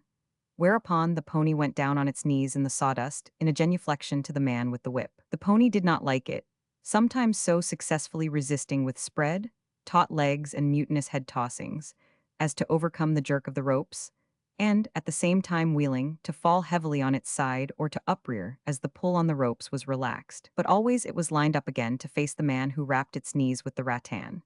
It was being taught merely how to kneel in the way that is ever a delight to the audiences who see only the results of the schooling and never dream of the manner of the schooling. For, as Michael was quickly sensing, knowledge was here learned by pain. In short, this was the College of Pain, this Cedarwild Animal School. Harris Collins himself nodded the dark youth god up to him, and turned an inquiring and estimating gaze on Michael. "The Del Mar dog, sir," said the youth god. Collins's eyes brightened, and he looked Michael over more carefully. "Do you know what he can do?" he queried. The youth shook his head. "Harry was a keen one," Collins went on, apparently to the youth god but mostly for his own benefit, being given to thinking aloud. "He picked this dog as a winner, and now what can he do? That's the question. Poor Harry's gone, and we don't know what he can do. Take off the chain." Released, Michael regarded the master god, and waited for what might happen. A squall of pain from one of the bears across the ring hinted to him what he might expect. "Come here," Collins commanded in his cold, hard tones. Michael came and stood before him. "Lie down." Michael lay down, although he did it slowly, with advertised reluctance. "Damned thoroughbred," Collins sneered at him. "Won't put any pep into your motions, eh? Well, we'll take care of that. Get up. Lie down, get up. Lie down, get up." His commands were staccato, like revolver shots or the cracks of whips, and Michael obeyed them in his same slow, reluctant way. "Understands English, at any rate," said Collins. Wonder if he can turn the double flip, he added, expressing the golden dream of all dog trainers. Come on, we'll try him for a flip. Put the chain on him. Come over here, Jimmy. Put another lead on him. Another reform school graduate youth obeyed, snapping a girth about Michael's loins, to which was attached a thin rope. Line him up, Collins commanded. Ready, go. And the most amazing, astounding indignity was wreaked upon Michael. At the word go, simultaneously, the chain on his collar jerked him up and back in the air, the rope on his hindquarters jerked that portion of him under, forward, and up, and the still short stick in Collins's hand hit him under the lower jaw. Had he had any previous experience with the maneuver, he would have saved himself part of the pain at least by springing and whirling backward in the air. As it was, he felt as if being torn and wrenched apart, while at the same time the blow under his jaw stung him and almost dazed him. And at the same time, whirled violently into the air, he fell on the back of his head in the sawdust. Out of the sawdust he soared in rage, neck hair erect, throat a-snarl, teeth bared to bite, and he would have sunk his teeth into the flesh of the master god had he not been the slave of cunning formula. The two youths knew their work. One tightened the lead ahead, the other to the rear, and Michael snarled and bristled his impotent wrath. Nothing could he do, neither advance, nor retreat, nor whirl sideways. The youth in front by the chain prevented him from attacking the youth behind, and the youth behind, with the rope, prevented him from attacking the youth in front, and both prevented him from attacking Collins, whom he knew incontrovertibly to be the master of evil and hurt. Michael's wrath was as superlative as was his helplessness. He could only bristle and tear his vocal cords with his rage, but it was a very ancient and boresome experience to Collins. He was even taking advantage of the moment to glance across the arena and size up what the bears were doing. "Oh, you thoroughbred," he sneered at Michael, returning his attention to him. "Slack him, let go." The instant his bonds were released, Michael soared at Collins, and Collins, timing and distancing with the accuracy of long years, kicked him under the jaw and whirled him back and down into the sawdust. "Hold him," Collins ordered. "Line him out." And the two youths, pulling in opposite directions with chain and rope, stretched him into helplessness. Collins glanced across the ring to the entrance, where two teams of heavy draft horses were entering, followed by a woman dressed to overdressedness in the last word of a stylish street costume. "I fancy he's never done any flipping," Collins remarked, coming back to the problem of Michael for a moment. "Take off your lead, Jimmy, and go over and help Smith. Johnny, hold him to one side there and mind your legs. Here comes Miss Marie for her first lesson, and that mud of a husband of hers can't handle her." Michael did not understand the scene that followed, which he witnessed, for the youth led him over to look on at the arranging of the woman and the four horses. Yet from her conduct he sensed that she, too, was captive and ill-treated. In truth, she was herself being trained unwillingly to do a trick. She had carried herself bravely right to the moment of the ordeal, but the sight of the four horses, ranged two and two opposing her, with the thing patent that she was to hold in her hands the hooks on the double trees, and form the link that connected the two spans which were to pull in opposite directions. At the sight of this her courage failed her, and she shrank back, drooping and cowering, her face buried in her hands. "No, no, Billikens," she pleaded to the stout though youthful man who was her husband. "I can't do it, I'm afraid, I'm afraid." "Nonsense, madam," Collins interposed. "The trick is absolutely safe, and it's a good one, a money-maker. Straighten up a moment." With his hands he began feeling out her shoulders and back under her jacket. "The apparatus is all right." He ran his hands down her arms. "Now, drop the hooks." He shook each arm, and from under each of the fluffy lace cuffs fell out an iron hook fast to a thin cable of steel that evidently ran up her sleeves. "Not that way. Nobody must see. Put them back. Try it again. They must come down hidden in your palms, like this. See? That's it, that's the idea." She controlled herself and strove to obey, though ever and anon she cast appealing glances to Billikens, who stood remote and aloof, his brows wrinkled with displeasure. Each of the men driving the harness spans lifted up the double trees so that the girl could grasp the hooks. She tried to take hold, but broke down again. "If anything breaks, my arms will be torn out of me," she protested. "On the contrary," Collins reassured her, "you will lose merely most of your jacket. The worst that can happen will be the exposure of the trick and the laugh on you, but the apparatus isn't going to break. Let me explain again. The horses do not pull against you. They pull against each other. The audience thinks that they are pulling against you. Now try once more. Take hold the double trees and at the same moment slip down the hooks and connect. Now." He spoke sharply. She shook the hooks down out of her sleeves but drew back from grasping the double trees. Collins did not betray his vexation. Instead, he glanced aside to where the kissing pony and the kneeling pony were leaving the ring. But the husband raged at her. By God, Julia, if you throw me down this way. Oh, I'll try, Billikens, she whimpered. Honestly, I'll try. See, I'm not afraid now. She extended her hands and clasped the double trees. With a thin writhe of a smile, Collins investigated the insides of her clenched hands to make sure that the hooks were connected. Now brace yourself, spread your legs, and straighten out. With his hands, he manipulated her arms and shoulders into position. Remember, you've got to meet the first of the strain with your arms straight out. After the strain is on, you couldn't bend them if you wanted to. But if the strain catches them bent, the wire will rip the hide off of you.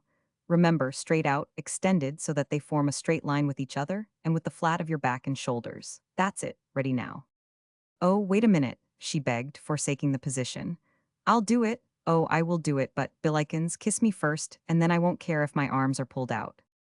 The dark youth who held Michael, and others looking on, grinned. Collins dissembled whatever grin might have troubled for expression, and murmured. All the time in the world, madam. The point is, the first time must come off right.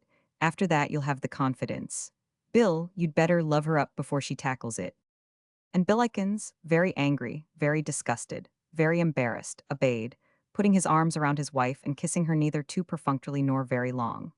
She was a pretty young thing of a woman, perhaps 20 years old, with an exceedingly childish, girlish face and a slender-waisted, generously molded body of fully 140 pounds. The embrace and kiss of her husband put courage into her. She stiffened and steeled herself, and with compressed lips, as he stepped clear of her, muttered, "Ready." "Go," Collins commanded. The four horses, under the urge of the drivers, pressed lazily into their collars and began pulling. "Give him the whip," Collins barked, his eyes on the girl and noting that the pull of the apparatus was straight across her. The lashes fell on the horses' rumps, and they leaped and surged and plunged with their huge steel-shod hoofs, the size of soup plates, tearing up the sawdust into smoke. And Billikens forgot himself. The terribleness of the sight painted the honest anxiety for the woman on his face, and her face was a kaleidoscope. At the first, tense and fearful, it was like that of a Christian martyr meeting the lions, or of a felon falling through the trap. Next, and quickly, came surprise and relief in that there was no hurt. And finally, her face was proudly happy with a smile of triumph. She even smiled to Billikens her pride at making good her love to him. And Billikens relaxed and looked love and pride back, until, on the spur of the second, Harris Collins broke in. "This ain't a smiling act, get that smile off your face. The audience has got to think you're carrying the pull. Show that you are, make your face stiff till it cracks. Show determination, willpower. Show great muscular effort, spread your legs more. Bring up the muscles through your skirt just as if you was really working. Let 'em pull you this way a bit and that way a bit. Give 'em two, spread your legs more. Make a noise on your face as if you was being pulled to pieces and that all that holds you is willpower. That's the idea, that's the stuff. It's a winner, Bill, it's a winner. Throw the leather into 'em, make 'em jump, make 'em get right down and pull the daylights out of each other." The whips fell on the horses, and the horses struggled in all their hugeness and might to pull away from the pain of the punishment. It was a spectacle to win approval from any audience. Each horse averaged 1,800 weight. Thus, to the eye of the onlooker, 7,200 pounds of straining horseflesh seemed wrenching and dragging apart the slim-waisted, delicately bodied, 140-pound woman in her fancy street costume. It was a sight to make women in circus audiences scream with terror and turn their faces away. "Slack down," Collins commanded the drivers. "The lady wins," he announced after the manner of a ringmaster. "Bill, you've got a mint in that turn. Unhook, madam, unhook." Marie obeyed, and, the hook still dangling from her sleeves, made a short run to Billikens, into whose arms she threw herself, her own arms folding him about the neck as she exclaimed before she kissed him. "Oh, Billikens, I knew I could do it all the time. I was brave, was I?" A giveaway, Collins's dry voice broke in on her ecstasy, letting all the audience see the hooks. "They must go up your sleeves the moment you let go. Try it again, and another thing, when you finish the turn, no chestiness, no making out how easy it was. Make out it was the very devil. Show yourself weak, just about to collapse from the strain. Give it the knees, make your shoulders cave in. The ringmaster will half step forward to catch you before you faint. That's your cue. Beat him to it. Stiffen up and straighten up with an effort of willpower. Willpower's the idea, gameness, and all that, and kiss your hands to the audience and make a weak, pitiful sort of a smile, as though your heart's been pulled, most out of you, and you'll have to go to the hospital. But for right then that you're game and smiling and kissing your hands to the audience that's riping the seats up and loving you. Get me, madam? You, Bill, get the idea, and see she does it. Now ready, be a bit wistful as you look at the horses. That's it, nobody'd guess you depalmed the hooks and connected them. Straight out, let her go. And again, the 3,600 weight of horses on either side pitted its strength against the similar weight on the other side.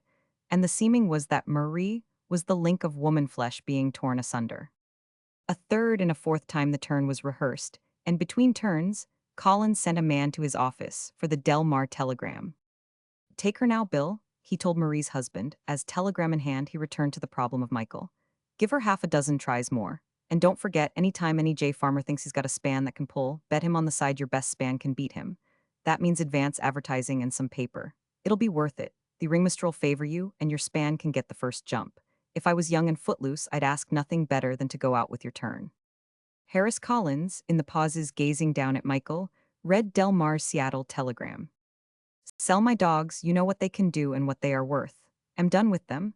Deduct the board and hold the balance until I see you. I have the limit of a dog. Every turn I ever pulled is put in the shade by this one.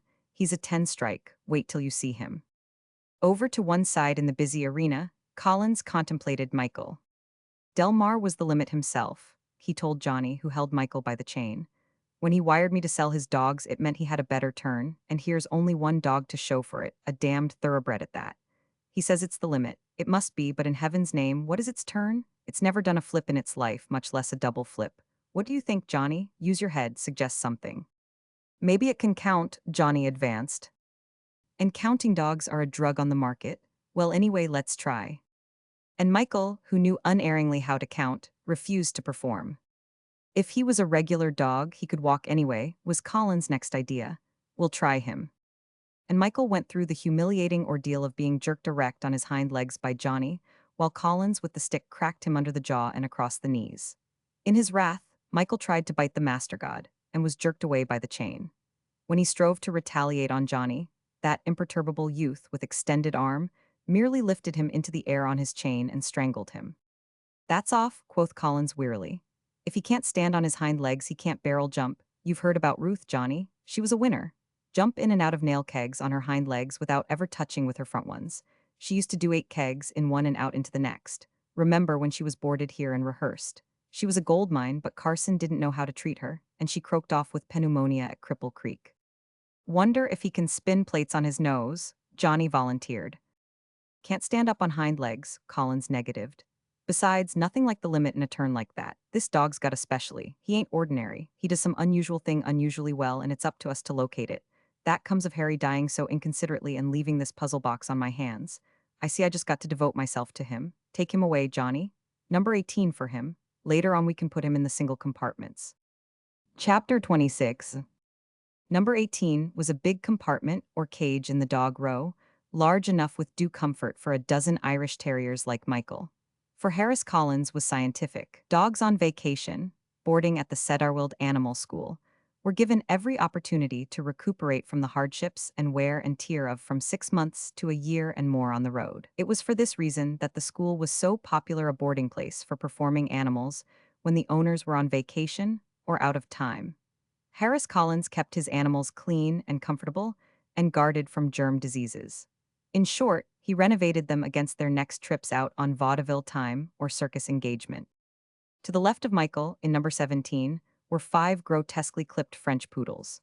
Michael could not see them, save when he was being taken out or brought back, but he could smell them and hear them, and in his loneliness, he even started a feud of snarling bickeringness with Pedro, the biggest of them who acted as clown in their turn. They were aristocrats among performing animals, and Michael's feud with Pedro was not so much real as play acted. Had he and Pedro been brought together, they would have made friends in no time. But through the slow, monotonous drag of the hours, they developed a fictitious excitement and interest in mouthing their quarrel, which each knew in his heart of hearts was no quarrel at all. In number 19, on Michael's right, was a sad and tragic company. They were mongrels, kept spotlessly and germicidally clean, who were unattached and untrained. They composed a sort of reserve of raw material, to be worked into established troops when an extra one or a substitute was needed. This meant the hell of the arena where the training went on. Also, in spare moments, Collins, or his assistants, were forever trying them out with all manner of tricks in the quest of special aptitudes on their parts. Thus, a mongrel semblance to a cocker spaniel of a dog was tried out for several days as a pony rider who would leap through paper hoops from the pony's back and return upon the back again. After several falls and painful injuries, it was rejected for the feat and tried out as a plate balancer. Failing in this, it was made into a seesaw dog who, for the rest of the turn, filled into the background of a troop of 20 dogs. Number 19 was a place of perpetual quarreling and pain. Dogs, hurt in the training, licked their wounds and moaned or howled, or were irritable to excess on the slightest provocation. Always when a new dog entered, and this was a regular happening, for others were continually being taken away to hit the road. The cage was vexed with quarrels and battles, until the new dog, by fighting or by non-resistance, had commanded or been taught its proper place. Michael ignored the denizens of number 19. They could sniff and snarl belligerently across at him, but he took no notice, reserving his companionship for the play-acted and perennial quarrel with Pedro. Also, Michael was out in the arena more often and far longer hours than any of them. Trust Harry not to make a mistake on a dog, was Collins's judgment, and constantly he strove to find in Michael what had made Del Mar declare him a 10-strike and the limit. Every indignity in the attempt to find out was wreaked upon Michael. They tried him at hurdle jumping, at walking on four legs, at pony riding, at forward flips, and at clowning with other dogs. They tried him at waltzing, all his legs cord-fastened and dragged and jerked and slacked under him. They spiked his collar in some of the attempted tricks to keep him from lurching from side to side or from falling forward or backward. They used the whip and the rattan stick and twisted his nose. They attempted to make a goalkeeper of him in a football game between two teams of pain-driven and pain-bitten mongrels, and they dragged him up ladders to make him dive into a tank of water. Even they essayed to make him loop the loop, rushing him down an inclined trough at so high speed of his legs, accelerated by the slash of whips on his hindquarters, that, with such initial momentum, had he put his heart and will into it, he could have successfully run up the inside of the loop and across the inside of the top of it back downward, like a fly on the ceiling, and on and down and around and out of the loop. But he refused the will and the heart, and every time, when he was unable at the beginning to leap sideways out of the inclined trough, he fell grievously from the inside of the loop, bruising and injuring himself. It isn't that I expect these things are what Harry had in mind, Collins would say, for always he was training his assistants, but that through them I may get a cue to his specially, whatever in God's name it is, that poor Harry must have known. Out of love, at the wish of his love god, steward, Michael would have striven to learn these tricks, and in most of them would have succeeded. But here at Setterworld was no love, and his own thoroughbred nature made him stubbornly refuse to do under compulsion what he would gladly have done out of love. As a result, since Collins was no thoroughbred of a man, the clashes between them were for a time frequent and savage. In this fighting, Michael quickly learned he had no chance. He was always doomed to defeat. He was beaten by stereotyped formula before he began. Never once could he get his teeth into Collins or Johnny. He was too common sense to keep up the battling in which he would surely have broken his heart and his body and gone dumb mad. Instead, he retired into himself, became sullen, undemonstrative, and though he never cowered in defeat, and though he was always ready to snarl and bristle his hair in advertisement that inside he was himself and unconquered, he no longer burst out in furious anger. After a time, scarcely ever trying him out on a new trick, the chain and Johnny were dispensed with, and with Collins he spent all Collins's hours in the arena. He learned, by bitter lessons, that he must follow Collins around, and follow him he did, hating him perpetually, and in his own body slowly, and subtly poisoning himself by the juices of his glands that did not secrete and flow in quite their normal way because of the pressure put upon them by his hatred. The effect of this on his body was not perceptible. This was because of his splendid constitution and health. Wherefore, since the effect must be produced somewhere, it was his mind, or spirit, or nature, or brain, or processes of consciousness that received it. He drew more and more within himself, became morose, and brooded much, all of which was spiritually unhealthful. He, who had been so merry-hearted, even merrier-hearted than his brother Jerry, began to grow saturnine and peevish and ill-tempered. He no longer experienced impulses to play, to romp around, to run about. His body became as quiet and controlled as his brain. Human convicts in prisons attain this quietude. He could stand by the hour to heel to Collins, uninterested, infinitely bored, while Collins tortured some mongrel creature into the performance of a trick. And much of this torturing Michael witnessed. There were the greyhounds, the high jumpers and wide leapers. They were willing to do their best, but Collins and his assistants achieved the miracle, if miracle it may be called, of making them do better than their best. Their best was natural. Their better than best was unnatural, and it killed some and shortened the lives of all. Rushed to the springboard and the leap, always, after the takeoff in midair, they had to encounter an assistant who stood underneath, an extraordinarily long buggy whip in hand, and lashed them vigorously. This made them leap from the springboard beyond their normal powers, hurting and straining and injuring them in their desperate attempt to escape the whiplash, to beat the whiplash in the air and be past ere it could catch their flying flanks and sting them like a scorpion. Never will a jumping dog jump his hardest, Collins told his assistants. Unless he's made to. That's your job. That's the difference between the jumpers I turn out and some of these dub amateur jumping outfits that fail to make good even on the bush circuits. Collins continually taught. A graduate from his school, an assistant who received from him a letter of recommendation, carried a high credential of a sheepskin into the trained animal world. No dog walks naturally on its hind legs, much less on its forelegs, Collins would say. Dogs ain't built that way. They have to be made to, that's all. That's the secret of all animal training. They have to. You've got to make them. That's your job, make them. Anybody who can't make good in this factory. Put that in your pipe and smoke it and get busy. Michael saw, without fully appreciating, the use of the spiked saddle on the bucking mule. The mule was fat and good-natured the first day of its appearance in the arena. It had been a pet mule in a family of children until Collins's keen eyes rested on it, and it had known only love and kindness and much laughter for its foolish mulishness. But Collins's eyes had red health, vigor, and long life, as well as laughableness of appearance and action in the long-eared hybrid. Barney Barnato he was renamed that first day in the arena, when, also, he received the surprise of his life. He did not dream of the spike in the saddle, nor, while the saddle was empty, did it press against him. But the moment Samuel Bacon, a Negro tumbler, got into the saddle, the spike sank home. He knew about it and was prepared. But Barney, taken by surprise, arched his back in the first buck he had ever made. It was so prodigious a buck that Colin's eyes snapped with satisfaction, while Sam landed a dozen feet away in the sawdust. Make good like that, Collins approved, and when I sell the mule you'll go along as part of the turn, or I miss my guess. And it will be some turn. There'll be at least two more like you, who'll have to be nervy and know how to fall. Get busy, try him again. And Barney entered into the hell of education that later won his purchaser more time than he could deliver over the best vaudeville circuits in Canada and the United States. Day after day, Barney took his torture. Not for long did he carry the spiked saddle. Instead, bareback, he received the Negro on his back, and was spiked and set bucking just the same, for the spike was now attached to Sam's palm by means of leather straps. In the end, Barney became so touchy about his back that he almost began bucking if a person as much as looked at it.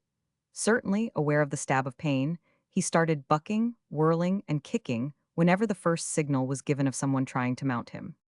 At the end of the fourth week, two other tumblers, white youths, being secured, the complete builded turn was performed for the benefit of a slender, French-looking gentleman with waxed mustaches. In the end, he bought Barney, without haggling, at Collins's own terms, and engaged Sammy and the other two tumblers as well.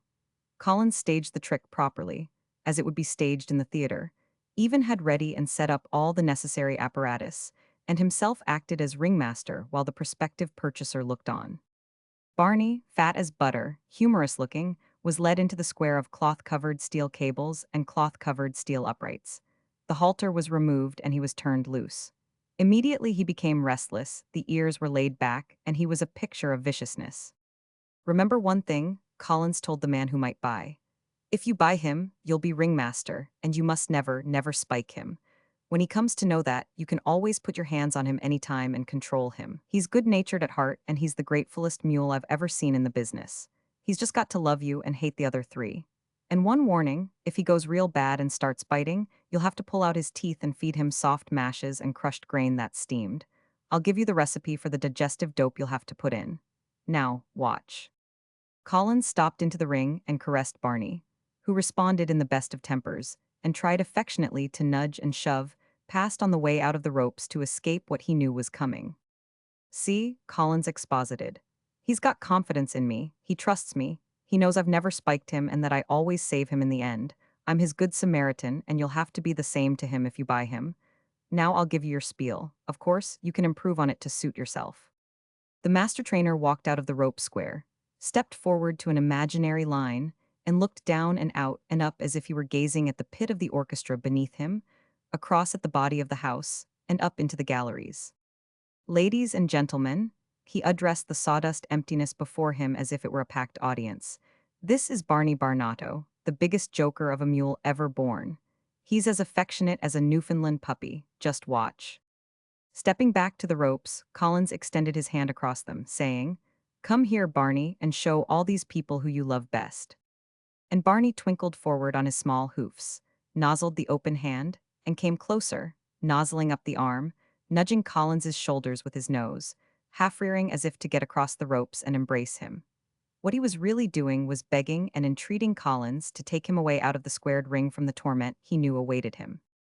That's what it means by never spiking him. Collins shot at the man with the waxed mustaches as he stepped forward to the imaginary line in the sawdust, above the imaginary pit of the orchestra, and addressed the imaginary house. Ladies and gentlemen, Barney Barnato is a josher.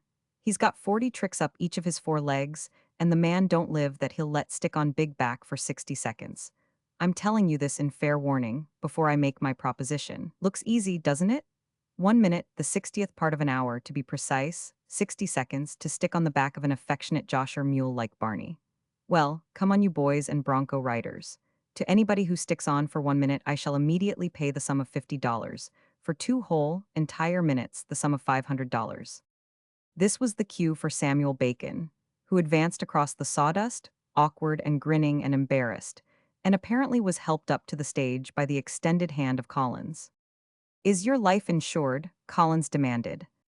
Sam shook his head and grinned. "Then what are you tackling this for?" "For the money," said Sam. "I just naturally needs it in my business." "What is your business?" "None of your business, mister." Here Sam grinned ingratiating apology for his impertinence and shuffled on his legs. "I might be investin' in lottery tickets, only I ain't. Do I get the money? That's our business." "Sure you do," Collins replied. "When you earn it, stand over there to one side and wait a moment. Ladies and gentlemen, if you will forgive the delay, I must ask for more volunteers. Any more takers? $50 for 60 seconds, almost $1 a second. If you win, better, I'll make it $1 a second. $60 to the boy, man, woman, or girl who sticks on Barney's back for 1 minute. Come on, ladies. Remember, this is the day of equal suffrage. Here S where you put it over on your husbands, brothers, sons, fathers, and grandfathers. Age is no limit. Grandma, do I get you?" He uttered directly to what must have been a very elderly lady in a near front row. "You see, to the prospective buyer, I've got the entire patter for you. You could do it with 2 rehearsals, and you can do them right here, free of charge, part of the purchase." The next 2 tumblers crossed the sawdust and were helped by Collins up to the imaginary stage. "You can change the patter according to the cities you're in," he explained to the Frenchman. "It's easy to find out the names of the most despised and toughest neighborhoods or villages and have the boys hail from them." Continuing the patter, Collins put the performance on. Sam's first attempt was brief. He was not half on when he was flung to the ground. Half a dozen attempts, quickly repeated, were scarcely better, the last one permitting him to remain on Barney's back nearly 10 seconds and culminating in a ludicrous fall over Barney's head. Sam withdrew from the ring, shaking his head dubiously and holding his side as if in pain. The other lads followed. Expert tumblers, they executed most amazing and side-splitting fails. Sam recovered and came back. Toward the last, all 3 made a combined attack on Barney, striving to mount him simultaneously from different slants of approach. They were scattered and flung like chaff, sometimes falling heaped together. Once, the 2 white boys, standing apart as if recovering breath, were mowed down by Sam's flying body. "Remember, this is a real mule," Collins told the man with the waxed mustaches. "If any outsiders butt in for a hack at the money, all the better. They'll get theirs quick. The man don't live who can stay on his back a minute. If you keep him rehearsed with the spike, he must live in fear of the spike. Never let him slow up on it. Never let him forget it. If you lay off any time for a few days, rehearse him with the spike a couple of times just before you begin again, or else he might forget it and queer the turn by ambling around with the first outside rube that mounts him. And just suppose some rube, all hooks of arms and legs and hands, is managing to stick on anyway, and the minute is getting near up. Just have Sam here, or any of your 3, slide in and spike him from the palm. That'll be good night for Mr. Rube. You can't lose, and the audience'll laugh its fool head off. Now for the climax, watch, this always brings the house down. Get busy you two. Sam ready. While the white boys threatened to mount Barney from either side, and kept his attention engaged. Sam, from outside, in a sudden fit of rage and desperation, made a flying dive across the ropes and from in front locked arms and legs about Barney's neck, tucking his own head close against Barney's head. And Barney reared up on his hind legs, as he had long since learned from the many palm spikings he had received on head and neck. "It's a corker," Collins announced, as Barney, on his hind legs, striking vainly with his fore, struggled about the ring. "There's no danger. He'll never fall over backwards. He's a mule and he's too wise. Besides, even if he does, all Sam has to do is let go and fall clear." The turn over, Barney gladly accepted the halter and was led out of the square ring and up to the Frenchman. "Long life there, look him over," Collins continued to sell. "It's a full turn, including yourself, 4 performers, besides the mule, and besides any suckers from the audience. It's all ready to put on the boards and dirt cheap at 5,000. The Frenchman winced at the sum. "Listen to arithmetic," Collins went on.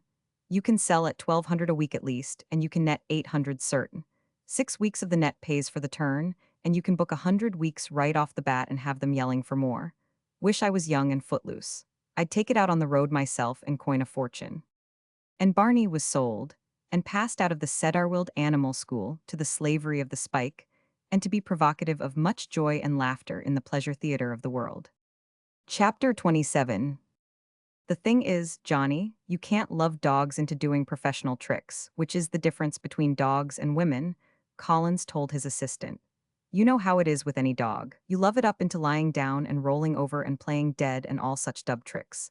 And then one day you show him off to your friends, and the conditions are changed, and he gets all excited and foolish, and you can't get him to do a thing. Children are like that, lose their heads in company, forget all their training, and throw you down. Now on the stage, they got real tricks to do, tricks they don't do, tricks they hate. And they mightn't be feeling good, got a touch of cold or mange or are sourballed. What are you going to do? Apologize to the audience? Besides, on the stage, the program runs like clockwork. Got to start performing on the tick of the clock, and anywhere from 1 to 7 turns a day, all depending what kind of time you've got. The point is, your dogs have got to get right up and perform. No loving them, no begging them, no waiting on them. And there's only the one way. They've got to know when you start, you mean it. And dogs ain't fools," Johnny opined. "They know when you mean anything and when you don't." "Sure thing," Collins nodded approbation. "The moment you slack up on them is the moment they slack up in their work. You get soft and see how quick they begin making mistakes in their tricks. You've got to keep the fear of God over them. If you don't, they won't, and you'll find yourself begging for spotted time on the bush circuits."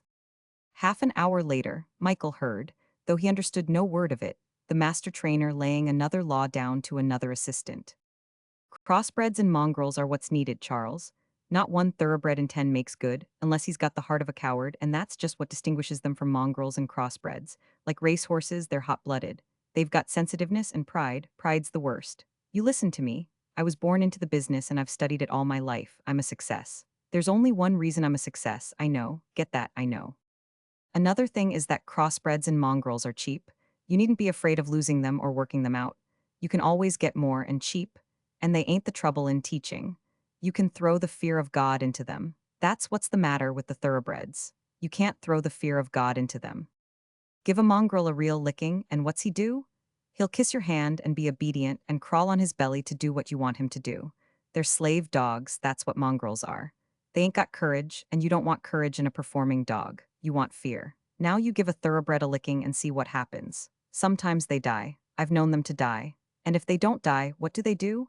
Either they go stubborn or vicious or both. Sometimes they just go to biting and foaming. You can kill them, but you can't keep them from biting and foaming. Or they'll go straight stubborn. They're the worst. They're the passive resistors, that's what I call them. They won't fight back. You can flog them to death, but it won't buy you anything. They're like those Christians that used to be burned at the stake or boiled in oil. They've got their opinions and nothing you can do will change them. They'll die first? And they do. I've had them. I was learning myself. And I learned to leave the thoroughbred alone. They beat you out, they get your goat, you never get theirs. And they're time wasters and patience wasters, and they're expensive. Take this terrier here. Collins nodded at Michael, who stood several feet back of him, morosely regarding the various activities of the arena. He's both kinds of a thoroughbred and therefore no good. I've never given him a real licking, and I never will. It would be a waste of time. He'll fight if you press him too hard, and he'll die fighting you. He's too sensible to fight if you don't press him too hard. and if you don't press him too hard, he'll just stay as he is and refuse to learn anything. I'd chuck him right now, except Del Mar couldn't make a mistake. Poor Harry knew he had a specialty and a crackerjack, and it's up to me to find it.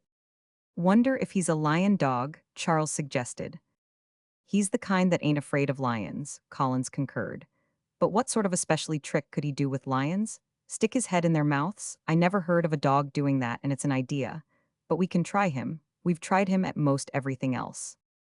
There's old Hannibal, said Charles. He used to take a woman's head in his mouth with the old sail sinker shows. But old Hannibal's getting cranky, Collins objected.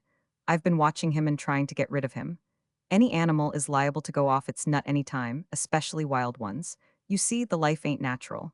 And when they do, it's good night. You lose your investment, and if you don't know your business, maybe your life.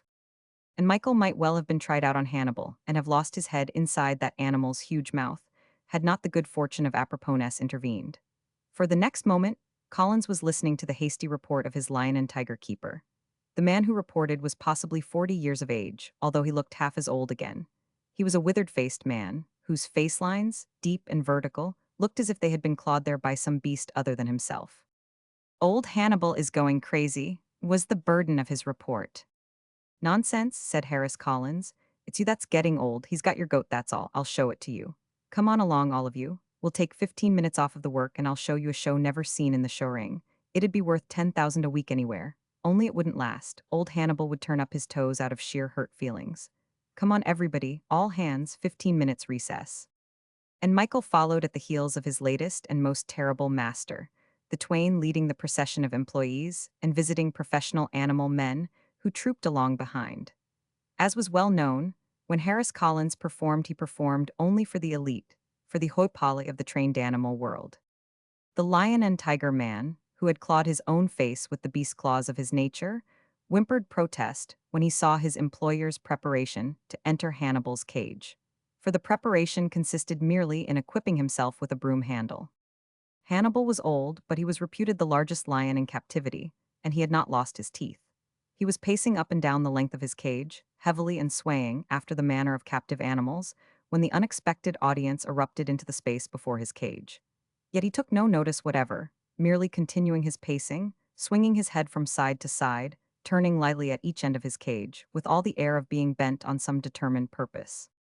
That's the way he's been going on for 2 days, whimpered his keeper.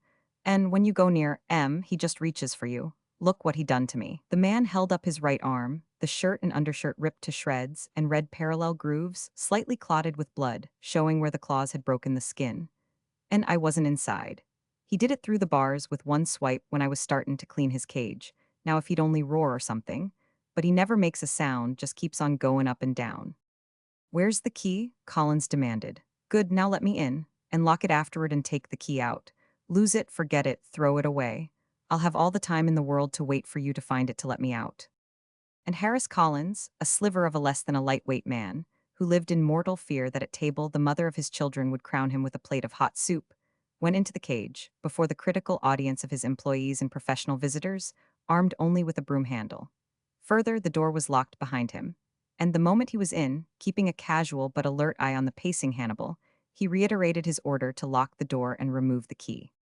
Half a dozen times the lion paced up and down, declining to take any notice of the intruder.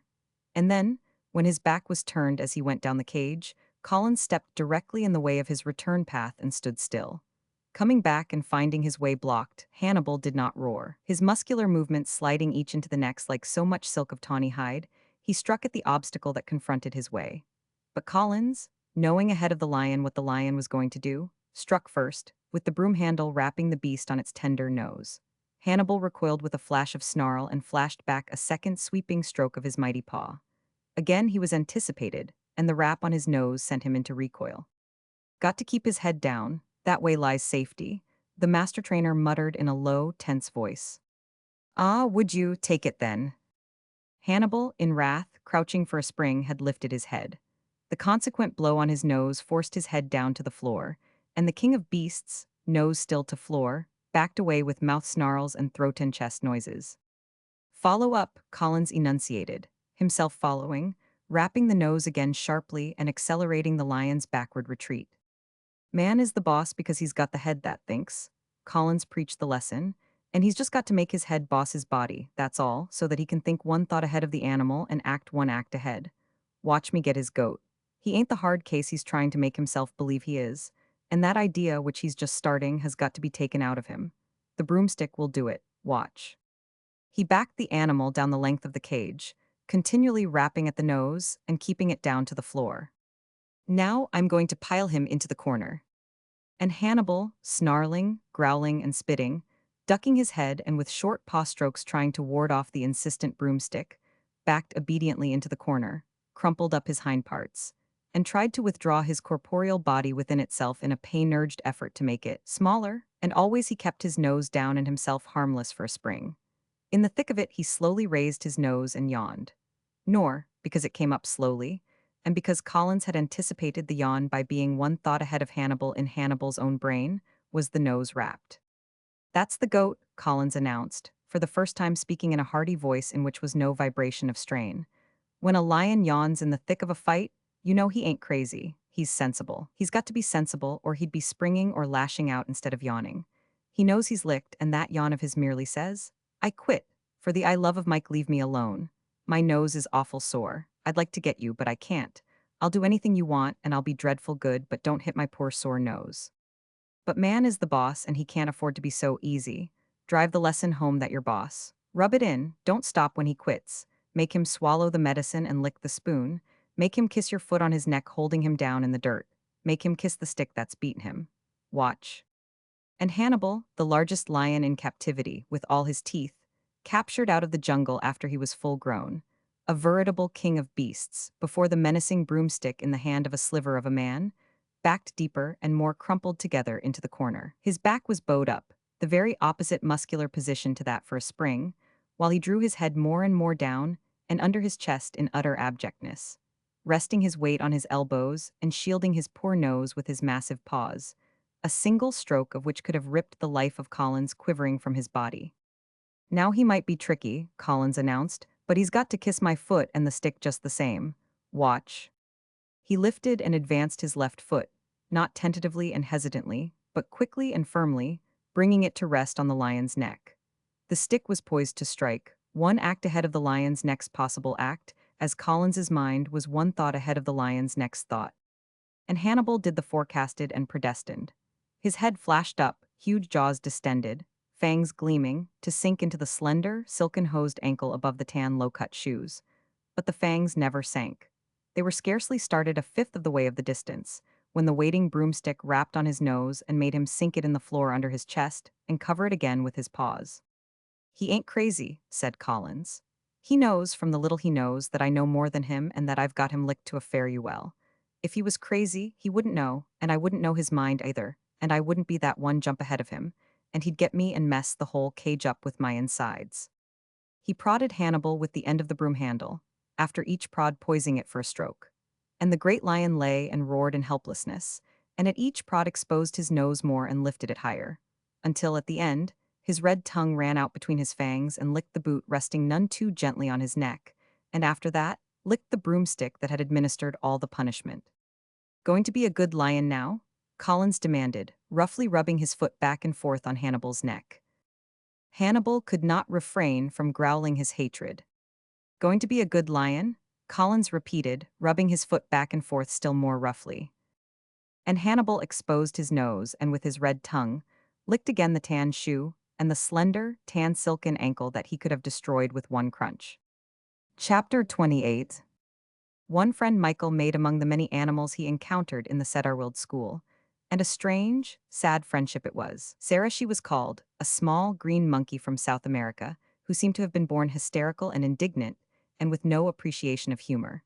Sometimes, following Collins about the arena, Michael would meet her while she waited to be tried out on some new turn. For unable or unwilling to try, she was forever being tried out on turns, or, with little herself to do, as a filler-in for more important performers. But she always caused confusion, either chattering and squealing with fright or bickering at the other animals. Whenever they attempted to make her do anything, she protested indignantly. And if they tried force, her squalls and cries excited all the animals in the arena and set the work back. "Never mind," said Collins finally. "She'll go into the next monkey band we make up." This was the last and most horrible fate that could befall a monkey on the stage, to be a helpless marionette, compelled by unseen sticks and wires, poked and jerked by concealed men, to move and act throughout an entire turn.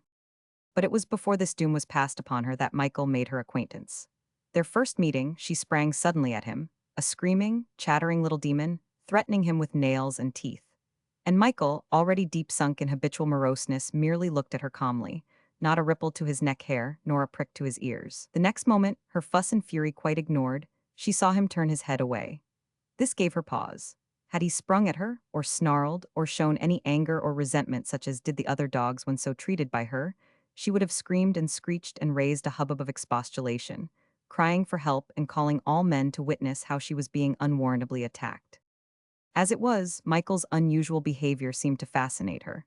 She approached him tentatively, without further racket, and the boy who had her in charge slacked the thin chain that held her. Hope he breaks her back for her, was his unholy wish. For he hated Sarah intensely, desiring to be with the lions or elephants rather than dancing attendance on a cantankerous female monkey there was no reasoning with. And because Michael took no notice of her, she made up to him. It was not long before she had her hands on him, and quickly after that, an arm around his neck and her head snuggled against his. Then began her interminable tale. Day after day, catching him at odd times in the ring, she would cling closely to him and in a low voice, running on and on, never pausing for breath, tell him, for all he knew, the story of her life. At any rate, it sounded like the story of her woes, and of all the indignities which had been wreaked upon her. It was one long complaint, and some of it might have been about her health, for she sniffed and coughed a great deal, and her chest seemed always to hurt her from the way she had of continually and gingerly pressing the palm of her hand to it. Sometimes, however, she would cease her complaining, and love and mother him, uttering occasional series of gentle mellow sounds that were like croonings. Hers was the only hand of affection that was laid on him at Cedarwild, and she was ever gentle, never pinching him, never pulling his ears. By the same token, he was the only friend she had, and he came to look forward to meeting her in the course of the morning work. And this, despite that every meeting always concluded in a scene, when she fought with her keeper against being taken away. Her cries and protests would give way to whimperings and wailings, while the men about laughed at the strangeness of the love affair between her and the Irish Terrier. But Harris Collins tolerated, even encouraged, their friendship. The two sourballs get along best together, he said, and it does them good, gives them something to live for, and that way lies health. But some day, mark my words, she'll turn on him and give him what for, and their friendship will get a terrible smash. And half of it he spoke with the voice of prophecy. And, though she never turned on Michael, the day in the world was written when their friendship would truly receive a terrible smash. Now seals are too wise, Collins explained one day, in a sort of extempore lecture to several of his apprentice trainers. You've just got to toss fish to them when they perform. If you don't, they won't, and there's an end of it. But you can't depend on feeding dainties to dogs, for instance, though you can make a young, untrained pig perform creditably by means of a nursing bottle hidden up your sleeve. All you have to do is think it over. Do you think you can make those greyhounds extend themselves with the promise of a bite of meat? It's the whip that makes them extend. Look over there at Billy Green. There ain't another way to teach that dog that trick. You can't love her into doing it. You can't pay her to do it. There's only one way, and that's make her. Billy Green, at the moment, was training a tiny, nondescript, frizzly-haired dog. Always on the stage, he made a hit by drawing from his pocket a tiny dog that would do this particular trick. The last one had died from a wrenched back, and he was now breaking in a new one. He was catching the little mite by the hind legs and tossing it up in the air, where, making a half flip and descending head first, it was supposed to alight with its forefeet on his hand and their balance itself, its hind feet and body above it in the air. Again and again he stooped, caught her hind legs and flung her up into the half-turn. Almost frozen with fear, she vainly strove to effect the trick. Time after time, and every time she failed to make the balance. Sometimes she fell crumpled. Several times she all but struck the ground, and once she did strike on her side and so hard as to knock the breath out of her. Her master, taking advantage of the moment to wipe the sweat from his streaming face, nudged her about with his toe till she staggered weakly to her feet. The dog was never born that learned that trick for the promise of a bit of meat, Collins went on, any more than was the dog ever born that walk on its forelegs without having its hind legs wrapped up in the air with the stick 1,000 times. Yet you take that trick there. It's always a winner, especially with the women. So cunning, so adorable cute, to be yanked out of its beloved master's pocket, and to have such trust and confidence in him as to allow herself to be tossed around that way. Trust and confidence, hell. He's put the fear of God into her, that's what. Just the same, to dig a dainty out of your pocket once in a while and give an animal a nibble always makes a hit with the audience. That's about all it's good for, yet it's a good stunt. Audiences like to believe that the animals enjoy doing their tricks, and that they are treated like pampered darlings, and that they just love their masters to death. But God help all of us and our meal tickets if the audiences could see behind the scenes. Every trained animal turn would be taken off the stage instanter, and we'd be all hunting for a job. Yes, and there's rough stuff no end pulled off on the stage right before the audience's eyes. The best fooler I ever saw was Lottie's. She had a bunch of trained cats. She loved them to death right before everybody, especially if a trick wasn't going good. What'd she do? She'd take that cat right up in her arms and kiss it. And when she put it down, perform the trick all right, while the audience applauded its silly head off for the kindness and humaneness she'd shown. Kiss it? Did she? I'll tell you what she did. She bit its nose. Eliner Pavlo learned the trick from Lottie and used it herself on her toy dogs. And many a dog works on the stage in a spiked collar, and a clever man can twist a dog's nose and nobody in the audience any the wiser. But it's the fear that counts. It's what the dog knows he'll get afterward when the turn S over that keeps most of them straight. Remember Captain Roberts and his Great Danes? They weren't purebreds, though. He must have had a dozen of them, toughest bunch of brutes I ever saw. He boarded them here twice. You couldn't go among them without a club in your hand. I had a Mexican lad laid up by them. He was a tough one, too, but they got him down and nearly ate him. The doctors took over 40 stitches in him and shot him full of that Pasteur dope for hydrophobia. And he always will limp with his right leg from what the dogs did to him. I tell you, they were the limit. And yet, every time the curtain went up, Captain Roberts brought the house down with the first stunt. Those dogs just flocked all over him, loving him to death from the looks of it. And were they loving him? They hated him. I've seen him, right here in the cage at Cedarwild, wade into them with a club and whale the stuffing impartially out of all of them. Sure, they loved him not. Just a bit of the same old aniseed was what he used. He'd soak small pieces of meat in aniseed oil and stick them in his pockets. But that stunt would only work with a bunch of giant dogs like his. It was their size that got it across. Had they been a lot of ordinary dogs, it would have looked silly. And besides, they didn't do their regular tricks for aniseed. They did it for Captain Roberts's club. He was a tough bird himself. He used to say that the art of training animals was the art of inspiring them with fear. One of his assistants told me a nasty one about him afterwards. They had an off month in Lowe's Angels, and Captain Roberts got it into his head he was going to make a dog balance a silver dollar on the neck of a champagne bottle. Now just think that over and try to see yourself loving a dog into doing it. The assistant said he wore out about as many sticks as dogs, and that he wore out half a dozen dogs. He used to get them from the public pound at 2.5 apiece, and every time one died he had another ready and waiting. And he succeeded with the seventh dog. I'm telling you, it learned to balance a dollar on the neck of a bottle. And it died from the effects of the learning within a week after he put it on the stage. Abscesses in the lungs from the stick. There was an Englishman came over when I was a youngster. He had ponies, monkeys, and dogs. He bit the monkey's ears so that, on the stage, all he had to do was to make a move as if he was going to bite, and they'd quit their fooling and be good. He had a big chimpanzee that was a winner. Could turn 4 somersaults as fast as you could count on the back of a galloping pony, and he used to have to give it a real licking about twice a week. And sometimes the lickings were too stiff, and the monkey'd get sick and have to lay off. But the owner solved the problem. He got to giving him a little licking, a mere taste of the stick, regular, just before the turn came on. And that did it in his case, though with some other case the monkey most likely would have got sullen and not acted at all. It was on that day that Harris Collins sold a valuable bit of information to a lion man who needed it. It was off time for him, and his 3 lions were boarding at Cedarwild. Their turn was an exciting and even terrifying one, when viewed from the audience. For, jumping about and roaring, they were made to appear as if about to destroy the slender little lady who performed with them, and seemed to hold them in subjection only by her indomitable courage and a small riding switch in her hand. The trouble is they're getting too used to it, the man complained. Isadora can't prod them up anymore, they just won't make a showing. I know them, Collins nodded. They're pretty old now and their spirit broken besides. Take old Sark there. He's had so many blank cartridges fired into his ears that he's stone deaf. And Selim, he lost his heart with his teeth. A Portuguese fellow who was handling him for the Barnum and Bailey show did that for him. You've heard? I've often wondered, the man shook his head. It must have been a smash. The Portuguese did it with an iron bar. Selim was sulky and took a swipe at him with his paw, and he whopped it to him full in the mouth just as he opened it to let out a roar. He told me about it himself. Said Selim's teeth rattled on the floor like dominoes, but he shouldn't have done it. It was destroying valuable property. Anyway, they fired him for it. Well, all three of them ain't worth much to me now, said their owner. They won't play up to Isadora and that roaring and rampaging at the end. It really made the turn. It was our finale, and we always got a great hand for it. Say, what am I going to do about it anyway? Ditch it or get some young lions? Isadora would be safer with the old ones, Collins said. Too safe, Isadora's husband objected.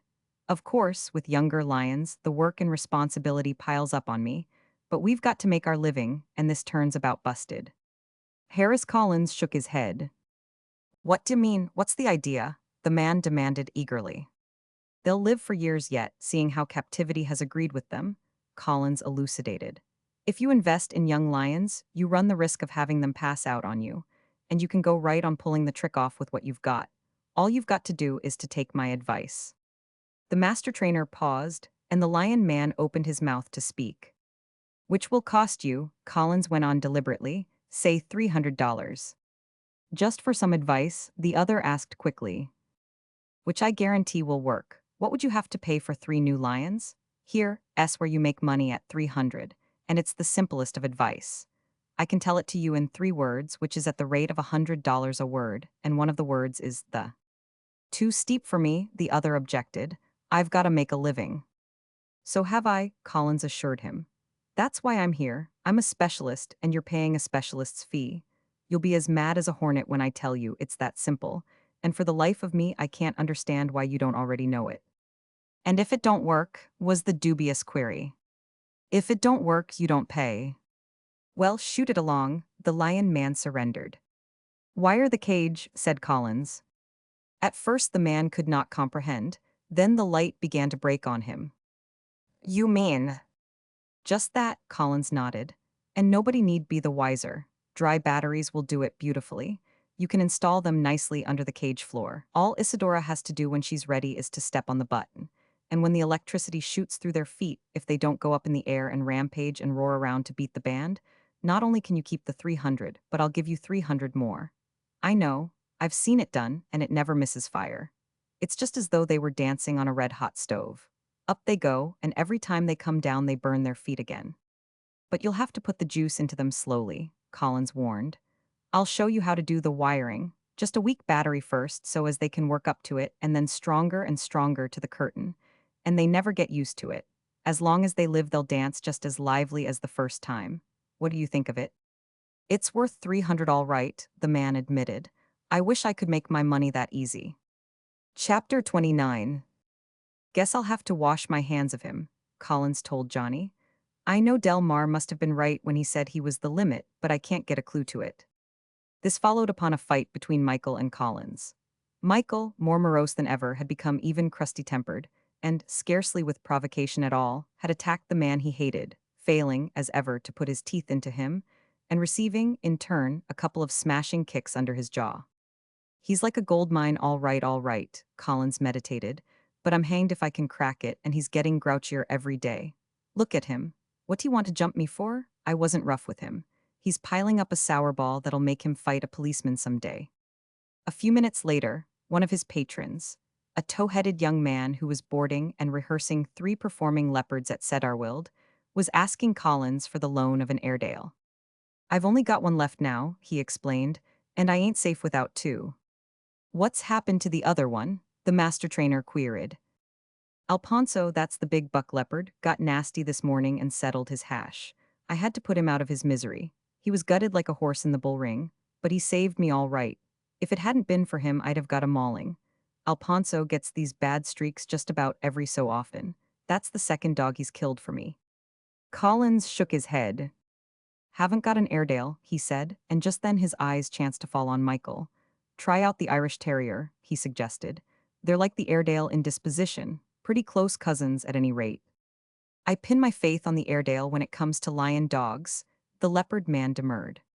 So's an Irish Terrier a lion dog, take that one there, look at the size and weight of him.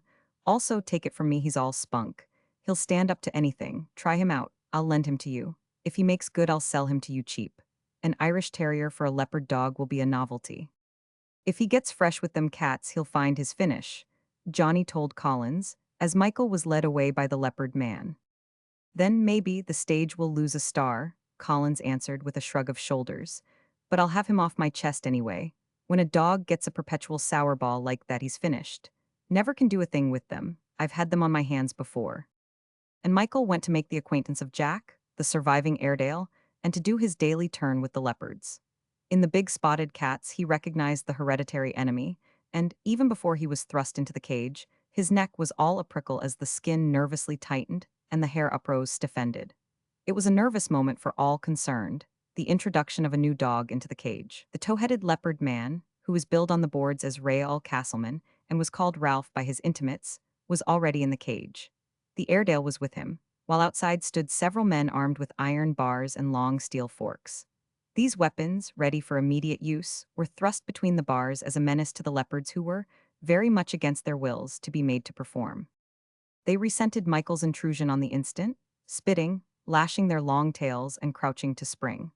At the same instant, the trainer spoke with sharp imperativeness and raised his whip, while the men on the outside lifted their irons and advanced them intimidatingly into the cage. And the leopards, bitterwise of the taste of the iron, remained crouched, although they still spat and whipped their tails angrily. Michael was no coward. He did not slink behind the man for protection. On the other hand, he was too sensible to rush to attack such formidable creatures. What he did do, with bristling neck hair, was to stalk stiff-leggedly across the cage, turn about with his face toward the danger, and stalk stiffly back, coming to a pause alongside of Jack, who gave him a good-natured sniff of greeting. "He's the stuff," the trainer muttered in a curiously tense voice. "They don't get his goat." The situation was deservedly tense, and Ralph developed it with cautious care, making no abrupt movements, his eyes playing everywhere over dogs and leopards and the men outside with the prods and bars. He made the savage cats come out of their crouch and separate from one another. At his word of command, Jack walked about among them. Michael, on his own initiative, followed. And like Jack, he walked very stiffly on his guard and very circumspectly. One of them, Alfonso, spat suddenly at him. He did not startle, though his hair rippled erect and he bared his fangs in a silent snarl. At the same moment, the nearest iron bar was shoved in threateningly close to Alfonso, who shifted his yellow eyes from Michael to the bar and back again, and did not strike out. The first day was the hardest. After that, the leopards accepted Michael as they accepted Jack. No love was lost on either side, nor were friendly overtures ever offered. Michael was quick to realize that it was the men and dogs against the cats, and that the men and does must stand together. Each day he spent from an hour to 2 hours in the cage, watching the rehearsing, with nothing for him and Jack to do save stand vigilantly on guard. Sometimes, when the leopards seemed better-natured, Ralph even encouraged the two dogs to lie down. But on bad mornings, he saw to it that they were ever ready to spring in between him and any possible attack. For the rest of the time, Michael shared his large pen with Jack. They were well cared for, as were all animals at Cedarwild, receiving frequent scrubbings and being kept clean of vermin. For a dog only 3 years old, Jack was very sedate. Either he had never learned to play or had already forgotten how. On the other hand, he was sweet-tempered and equable, and he did not resent the early shows of crustiness which Michael made. And Michael quickly ceased from being crusty and took pleasure in their quiet companionship. There were no demonstrations. They were content to lie awake by the hour, merely pleasantly aware of each other's proximity. Occasionally, Michael could hear Sarah making a distant scene or sending out calls which he knew were for him. Once she got away from her keeper and located Michael coming out of the leopard cage. With a shrill squeal of joy, she was upon him, clinging to him and chattering the hysterical tale of all her woes since they had been parted. The leopard man looked on tolerantly and let her have her few minutes. It was her keeper who tore her away in the end, cling as she would to Michael, screaming all the while like a harridan. When her hold was broken, she sprang at the man in a fury, and before he could throttle her to subjection, sank her teeth into his thumb and wrist. All of which was provocative of great hilarity to the onlookers, while her squalls and cries excited the leopards to spitting and leaping against their bars. And as she was borne away, she set up a soft wailing like that of a heartbroken child. Although Michael proved a success with the leopards, Rael Castleman never bought him from Collins. One morning, several days later, the arena was vexed by uproar and commotion from the animal cages. The excitement, starting with revolver shots, was communicated everywhere. The various lions raised a great roaring, and the many dogs barked frantically. All tricks in the arena stopped, the animals temporarily unstrung and unable to continue. Several men, among them Collins, ran in the direction of the cages. Sarah's keeper dropped her chain in order to follow. "It's Alponso, shillings to pence it is," Collins called to one of his assistants who was running beside him. "He'll get Ralph yet." The affair was all but over and leaping to its culmination when Collins arrived. Castleman was just being dragged out, and as Collins ran, he could see the two men drop him to the ground so that they might slam the cage door shut. Inside, in so wildly struggling a tangle on the floor that it was difficult to discern what animals composed it, were Alponso, Jack, and Michael looked together. Men danced about outside, thrusting in with iron bars and trying to separate them. In the far end of the cage were the other two leopards, nursing their wounds and snarling and striking at the iron rods that kept them out of the combat. Sarah's arrival and what followed was a matter of seconds. Trailing her chain behind her, the little green monkey, the tailed female who knew love and hysteria and was remote cousin to human women, flashed up to the narrow cage bars and squeezed through. Simultaneously, the tangle underwent a violent upheaval. Flung out with such force as to be smashed against the near end of the cage, Michael fell to the floor, tried to spring up, but crumpled and sank down, his right shoulder streaming blood from a terrible mauling and crushing. To him, Sarah leaped, throwing her arms around him and mothering him up to her flat little hairy breast. She uttered solicitous cries, and, as Michael strove to rise on his ruined foreleg, scolded him with sharp gentleness and with her arms tried to hold him away from the battle. Also, in an interval, her eyes malevolent in her rage, she chattered piercing curses at Alponso. A crowbar, shoved into his side, distracted the big leopard. He struck at the weapon with his paw, and, when it was poked into him again, flung himself upon it, biting the naked iron with his teeth. With a second fling, he was against the cage bars, with a single slash of paw ripping down the forearm of the man who had poked him. The crowbar was dropped as the man leaped away. Alponso flung back on Jack, a sorry antagonist by this time, who could only pant and quiver where he lay in the welter of what was left of him.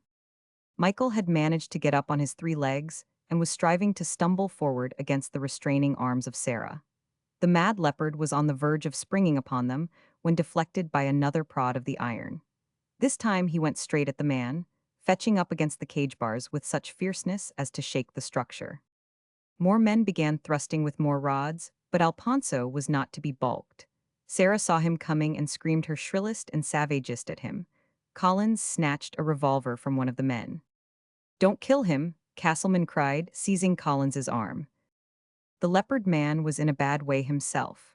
One arm dangled helplessly at his side, while his eyes, filling with blood from a scalp wound, he wiped on the master trainer's shoulder so that he might see. "He's my property," he protested, "and he's worth 100 sick monkeys and sour-balled terriers. Anyway, we'll get them out all right. Give me a chance. Somebody mop my eyes out, please. I can't see. I've used up my blank cartridges. Has anybody any blanks?" One moment Sarah would interpose her body between Michael and the leopard, which was still being delayed by the prodding irons. And the next moment she would turn to screech at the fanged cat, as if, by very advertisement of her malignancy, she might intimidate him into keeping back. Michael, dragging her with him, growling and bristling, staggered forward a couple of three-legged steps, gave at the ruined shoulder and collapsed. And then Sarah did the great deed. With one last scream of utmost fury, she sprang full into the face of the monstrous cat, tearing and scratching with hands and feet, her mouth buried into the roots of one of its stubby ears. The astounded leopard upreared, with his forepaws striking and ripping at the little demon that would not let go. The fight and the life in the little green monkey lasted a short 10 seconds. But this was sufficient for Collins to get the door ajar, and with a quick clutch on Michael's hind leg, jerk him out and to the ground. Chapter 30. No rough-and-ready surgery of the Del Mar sort obtained at Cedarwild, else Michael would not have lived. A real surgeon, skillful and audacious, came very close to vivisecting him as he radically repaired the ruin of a shoulder, doing things he would not have dared with a human, but which proved to be correct for Michael. "He'll always be lame," the surgeon said, wiping his hands and gazing down at Michael, who lay, for the most part of him, a motionless prisoner set in plaster of Paris. "All the healing, and there's plenty of it, will have to be by first intention. If his temperature shoots up, we'll have to put him out of his misery. What's he worth?" "He has no tricks," Collins answered. "Possibly $50, and certainly not that now. Lame dogs are not worth teaching tricks to." Time was to prove both men wrong. Michael was not destined to permanent lameness. although in after years his shoulder was always tender, and, on occasion, when the weather was damp, he was compelled to ease it with a slight limp. On the other hand, he was destined to appreciate to a great price and to become the star performer Harry Del Mar had predicted of him. In the meantime, he lay for many weary days in the plaster and abstained from raising a dangerous temperature. The care taken of him was excellent, but not out of love and affection was it given. It was merely a part of the system at Cedarwild, which made the institution such a success. When he was taken out of the plaster, he was still denied that instinctive pleasure which all animals take in licking their wounds, for shrewdly arranged bandages were wrapped and buckled on him. And when they were finally removed, there were no wounds to lick, though deep in the shoulder was a pain that required months in which to die out. Harris Collins bothered him no more with trying to teach him tricks, and, one day, loaned him as a filler-in to a man and woman who had lost 3 of their dog troop by pneumonia. If he makes out you can have him for $20, Collins told the man, Wilton Davis. And if he croaks, Davis queried. Collins shrugged his shoulders. I won't sit up nights worrying about him, he's unteachable. And when Michael departed from Cedarwild in a crate on an express wagon, he might well have never returned, for Wilton Davis was notorious among trained animal men for his cruelty to dogs. Some care he might take of a particular dog with a particularly valuable trick, but mere fillers-in came too cheaply. They cost from $3 to $5 apiece. Worse than that, so far as he was concerned, Michael had cost nothing. And if he died, it meant nothing to Davis except the trouble of finding another dog. The first stage of Michael's new adventure involved no unusual hardship, despite the fact that he was so cramped in his crate that he could not stand up, and that the jolting and handling of the crate sent countless twinges of pain shooting through his shoulder. The journey was only to Brooklyn, where he was duly delivered to a second-rate theater, Wilton Davis being so indifferent a second-rate animal man that he could never succeed in getting time with the big circuits. The hardship of the cramped crate began after Michael had been carried into a big room above the stage and deposited with nearly a score of similarly crated dogs. A sorry lot they were, all of them scrubs and most of them spirit-broken and miserable. Several had bad sores on their heads from being knocked about by Davis. No care was taken of these sores, and they were not improved by the whitening that was put on them for concealment whenever they performed. Some of them howled lamentably at times, and every little while, as if it were all that remained for them to do in their narrow cells, all of them would break out into barking. Michael was the only one who did not join in these choruses. Long since, as one feature of his developing moroseness, he had ceased from barking. He had become too unsociable for any such demonstrations, nor did he pattern after the example of some of the sour-tempered dogs in the room, who were forever bickering and snarling through the slats of their cages. In fact, Michael's sourness of temper had become too profound even for quarreling. All he desired was to be let alone, and of this he had a surfeit for the first 48 hours. Wilton Davis had assembled his troop ahead of time, so that the change of program was 5 days away. Having taken advantage of this to go to see his wife's people over in New Jersey, he had hired one of the stagehands to feed and water his dogs. This the stagehand would have done, had he not had the misfortune to get into an altercation with a barkeeper which culminated in a fractured skull and an ambulance ride to the receiving hospital. To make the situation perfect for what followed, the theater was closed for 3 days in order to make certain alterations demanded by the fire commissioners. No one came near the room, and after several hours Michael grew aware of hunger and thirst. The time passed, and the desire for food was supplanted by the desire for water. By nightfall the barking and yelping became continuous, changing through the long night hours to whimpering and whining.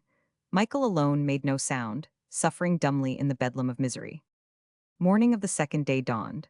The slow hours dragged by to the second night, and the darkness of the second night drew down upon a scene behind the scenes, sufficient of itself to condemn all trained animal acts in all theaters and show tents of all the world. Whether Michael dreamed or was in semi-delirium, there is no telling, but whichever it was, he lived most of his past life over again. Again, he played as a puppy on the broad verandas of Mr. Hagen's plantation bungalow at Maringe, or, with Jerry, stalked the edges of the jungle down by the riverbank to spy upon the crocodiles, or, learning from Mr. Hagen and Bob, and patterning after Biddy and Terence, to consider black men as lesser and despised gods who must forever be kept strictly in their places. On the schooner Eugenie he sailed with Captain Keller, his second master, and on the beach at Chilagi lost his heart to Steward of the Magic Fingers and sailed away with him and Quack on the steamer Macambo. Steward was most in his visions, against a hazy background of vessels, and of individuals like the Ancient Mariner, Simon Nishikanta, Grimshaw, Captain Doan, and little old Amoy. Nor least of all did Scraps appear, and Cocky, the valiant-hearted little fluff of life gallantly bearing himself through his brief adventure in the sun. And it would seem to Michael that on one side, clinging to him, Cocky talked farrago in his ear, and on the other side Sarah clung to him and chattered an interminable and incommunicable tale. And then, deep about the roots of his ears would seem to prod the magic, caressing fingers of Steward the Beloved. I have no luck, Wilton Davis mourned, gazing about at his dogs, the air still vibrating with the string of oaths he had at first ripped out. That comes of trusting a drunken stagehand, his wife remarked placidly. I wouldn't be surprised if half of them died on us now. Well, this is no time for talk, Davis snarled, proceeding to take off his coat. Get busy, my love, and learn the worst. Water's what they need. I'll give them a tub of it. Bucketful by bucketful, from the tap at the sink in the corner, he filled a large galvanized iron tub. At sound of the running water, the dogs began whimpering and yelping and moaning.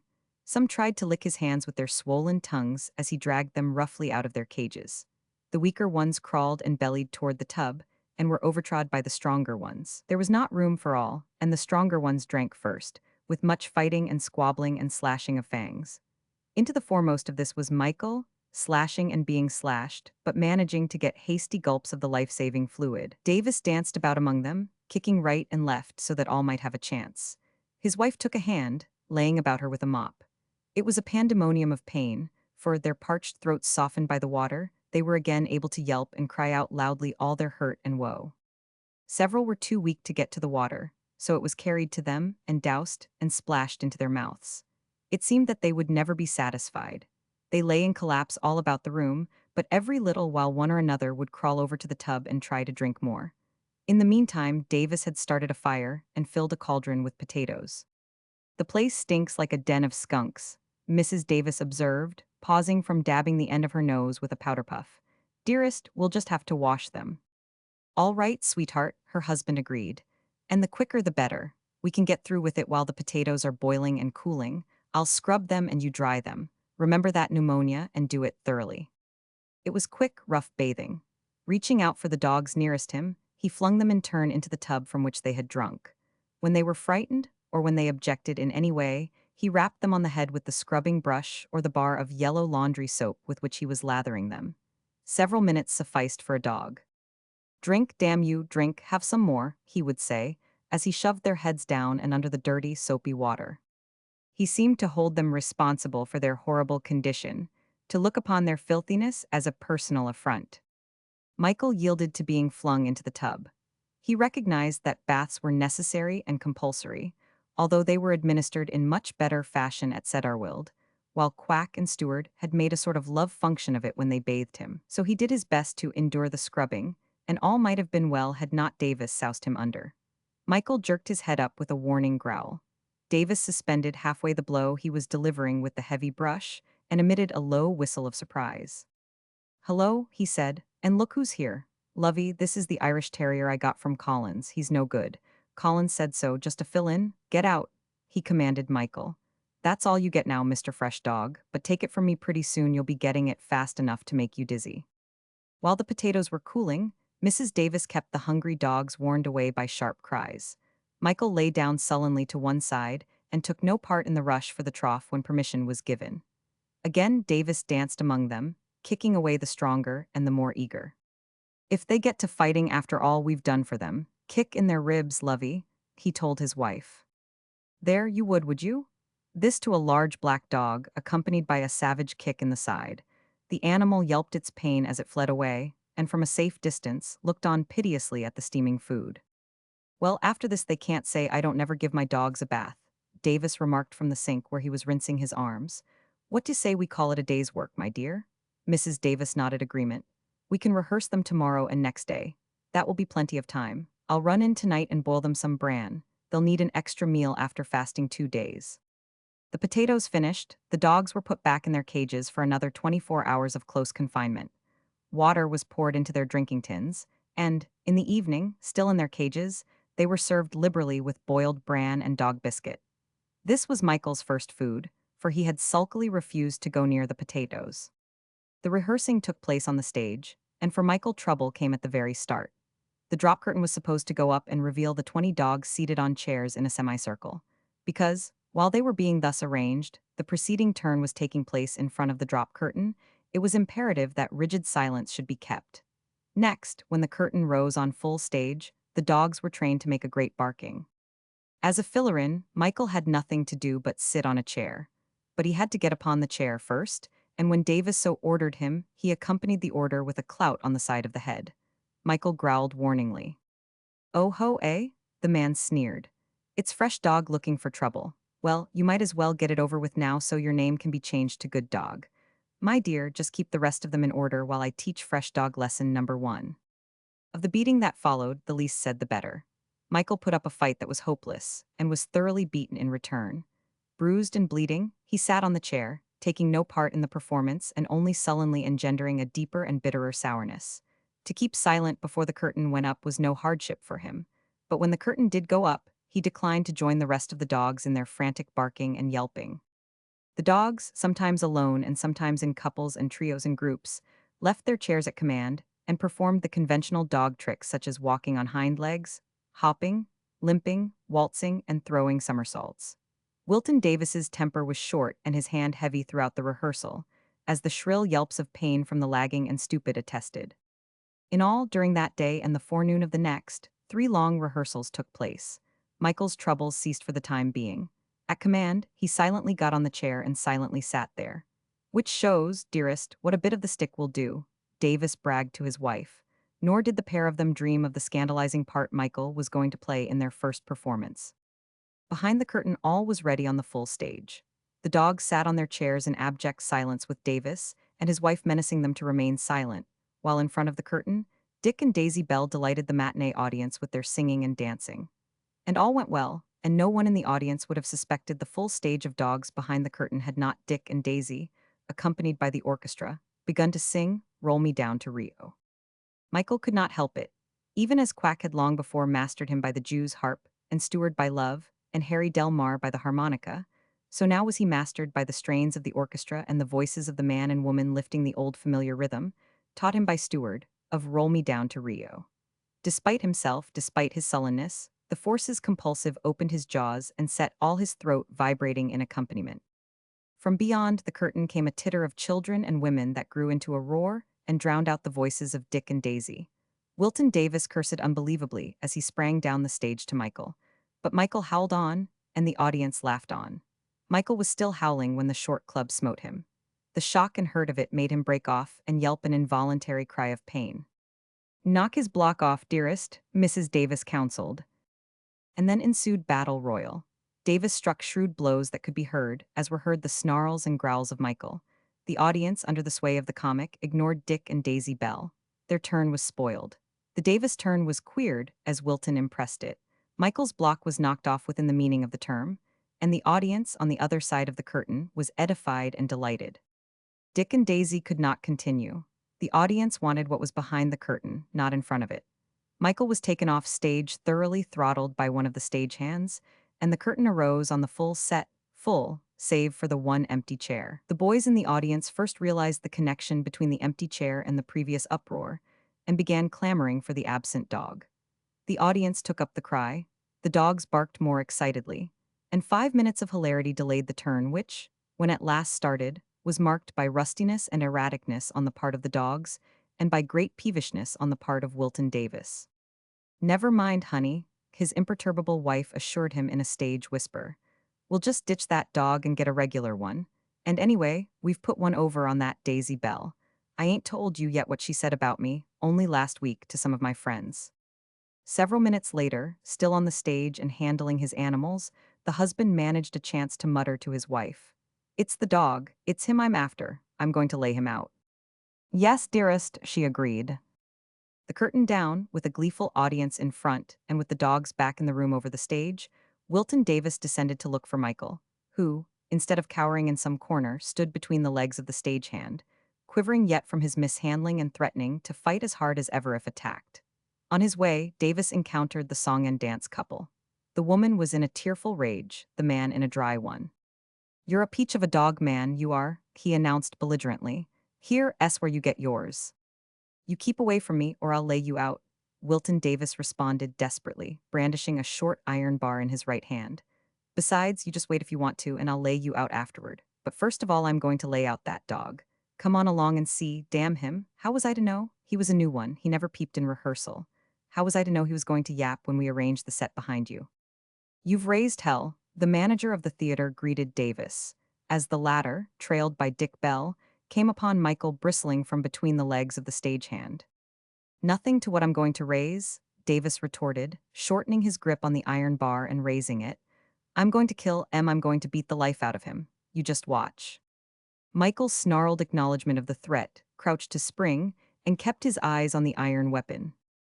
I just guess you ain't going to do anything of the sort, the stagehand assured Davis. It's my property, the latter asserted with an air of legal convincingness. And against it I'm going to stack up my common sense, was the stagehand's reply. You tap him once and see what you'll get. Dogs is dogs and men is men, but I'm damned if I know what you are. You can't pull off rough stuff on that dog. First time he was on a stage in his life after being starved and thirsted for 2 days. Oh, I know, Mr. Manager. If you kill the dog, it'll cost you $1 to the garbage man to get rid of the carcass, the manager took up. I'll pay it gladly, Davis said, again lifting the iron bar. I've got some comeback, ain't I?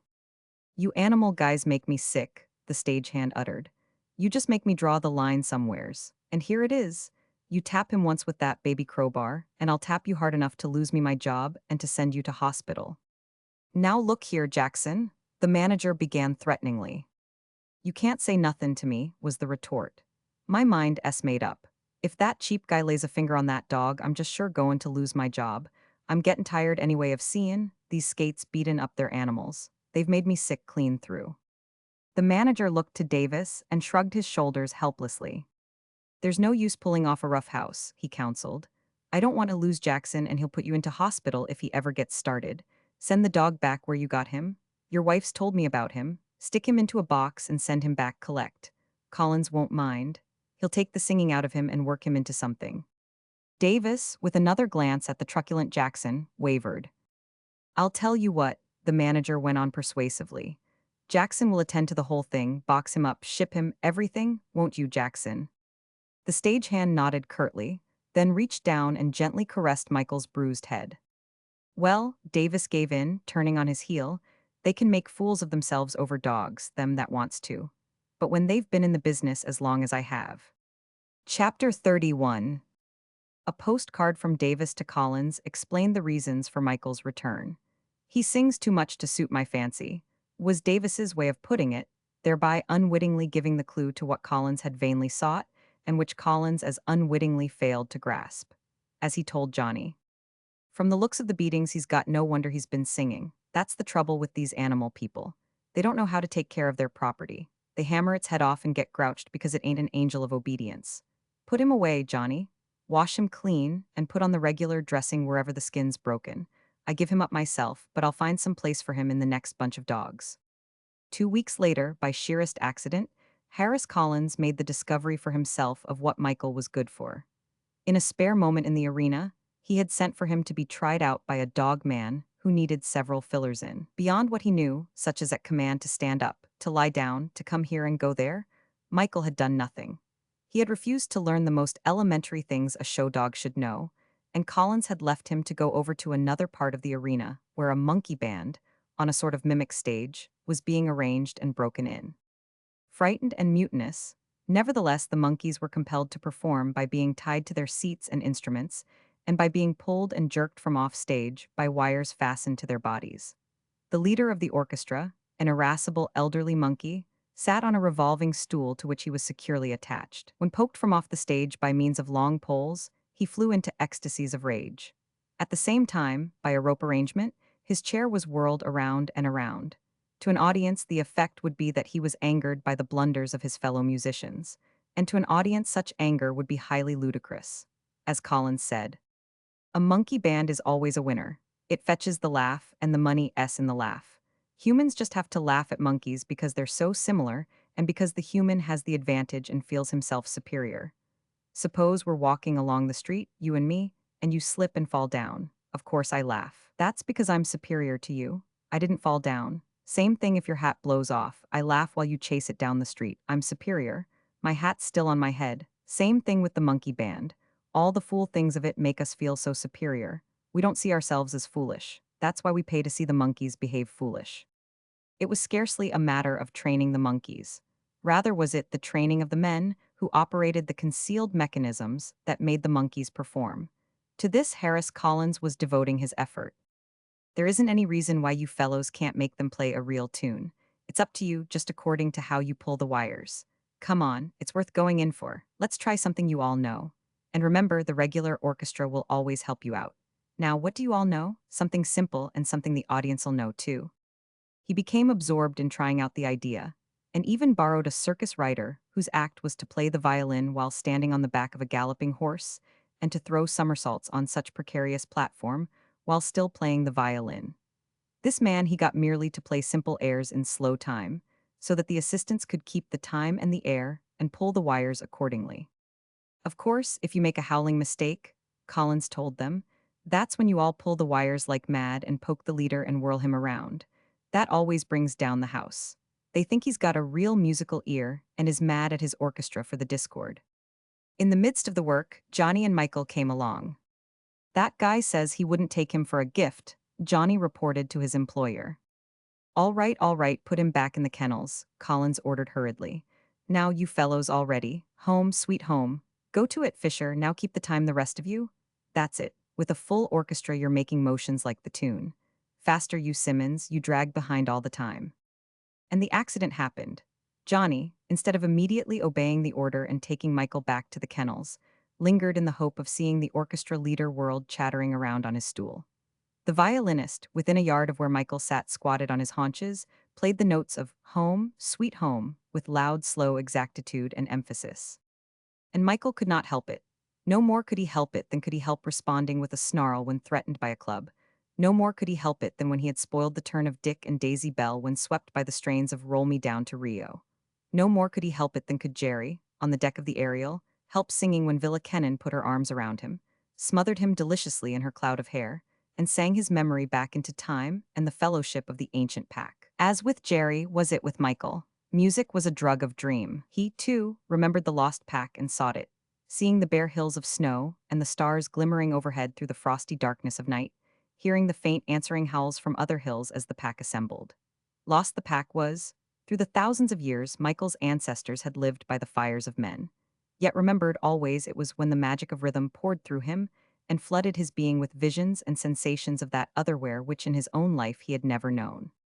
Compounded with the waking dream of otherwhere was the memory of Steward and the love of Steward, with whom he had learned to sing the very series of notes that now were being reproduced by the circus rider violinist. And Michael's jaw dropped down, his throat vibrated, his forefeet made restless little movements as if in the body he were running, as truly he was running in the mind, back to Steward, back through all the ages to the lost pack, and with the shadowy lost pack itself across the snowy wastes and through the forest aisles in the hunt of the meat. The spectral forms of the lost pack were all about him as he sang and ran in open-eyed dream. The violinist paused in surprise. The men poked the monkey leader of the monkey orchestra and whirled him about wildly raging on his revolving stool, and Johnny laughed. But Harris Collins took note. He had heard Michael accurately follow the air. He had heard him sing, not merely howl, but sing. Silence fell. The monkey leader ceased revolving and chattering. The men who had poked him held poles and wires suspended in their hands. The rest of the monkey orchestra merely shivered in apprehension of what next atrocity should be perpetrated. The violinist stared. Johnny still heaved from his laughter. But Harris Collins pondered, scratched his head, and continued to ponder. You can't tell me, he began vaguely. I know it, I heard it, that dog carried the tune. Didn't he now? I leave it to all of you, didn't he? The damn dog sang, I'll stake my life on it. Hold on, you fellows, rest the monkeys off. This is worth following up. Mr. Violinist, play that over again now. Home, sweet home. Let her go. Press her strong and loud and slow. Now watch, all of you, and listen and tell me if I'm crazy or if that dog ain't carrying the tune. There, what do you call it, ain't it? There was no discussion. Michael's jaw dropped and his forefeet began their restless lifting after several measures had been played. And Harris Collins stepped close to him and sang with him and in accord. Harry Del Mar was right when he said that dog was the limit and sold his troop. He knew. The dog's a dog, Caruso. No howling chorus of mutts such as Kingman used to carry around with him, but a real singer, a soloist. No wonder he wouldn't learn tricks. He had his specially all the time. And just to think of it, I as good as gave him away to that dog-killing Wilton Davis. Only he came back. Johnny, take extra care of him after this. Bring him up to the house this afternoon, and I'll give him a real tryout. My daughter plays the violin. We'll see what music he'll sing with her. There's a min of money in him, take it from me.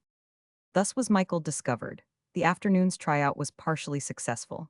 After vainly attempting strange music on him, Collins found that he could sing and would sing God Save the King and Sweet By and By. Many hours of many days were spent in the quest. Vainly he tried to teach Michael new airs. Michael put no heart of love in the effort and sullenly abstained. But whenever one of the songs he had learned from Stewart was played, he responded. He could not help responding. The magic was stronger than he. In the end, Collins discovered 5 of the 6 songs he knew. God Save the King, Sweet By and By, Lead Kindly Light, Home, Sweet Home, and Roll Me Down to Rio. Michael never sang Shenandoah because Collins and Collins's daughter did not know the old sea chanty and therefore were unable to suggest it to him. 5 songs are enough if he won't never learn another note, Collins concluded. They'll make him a bill topper anywhere. There's a mint in him. Hang me if I wouldn't take him out on the road myself if only I was young and footloose.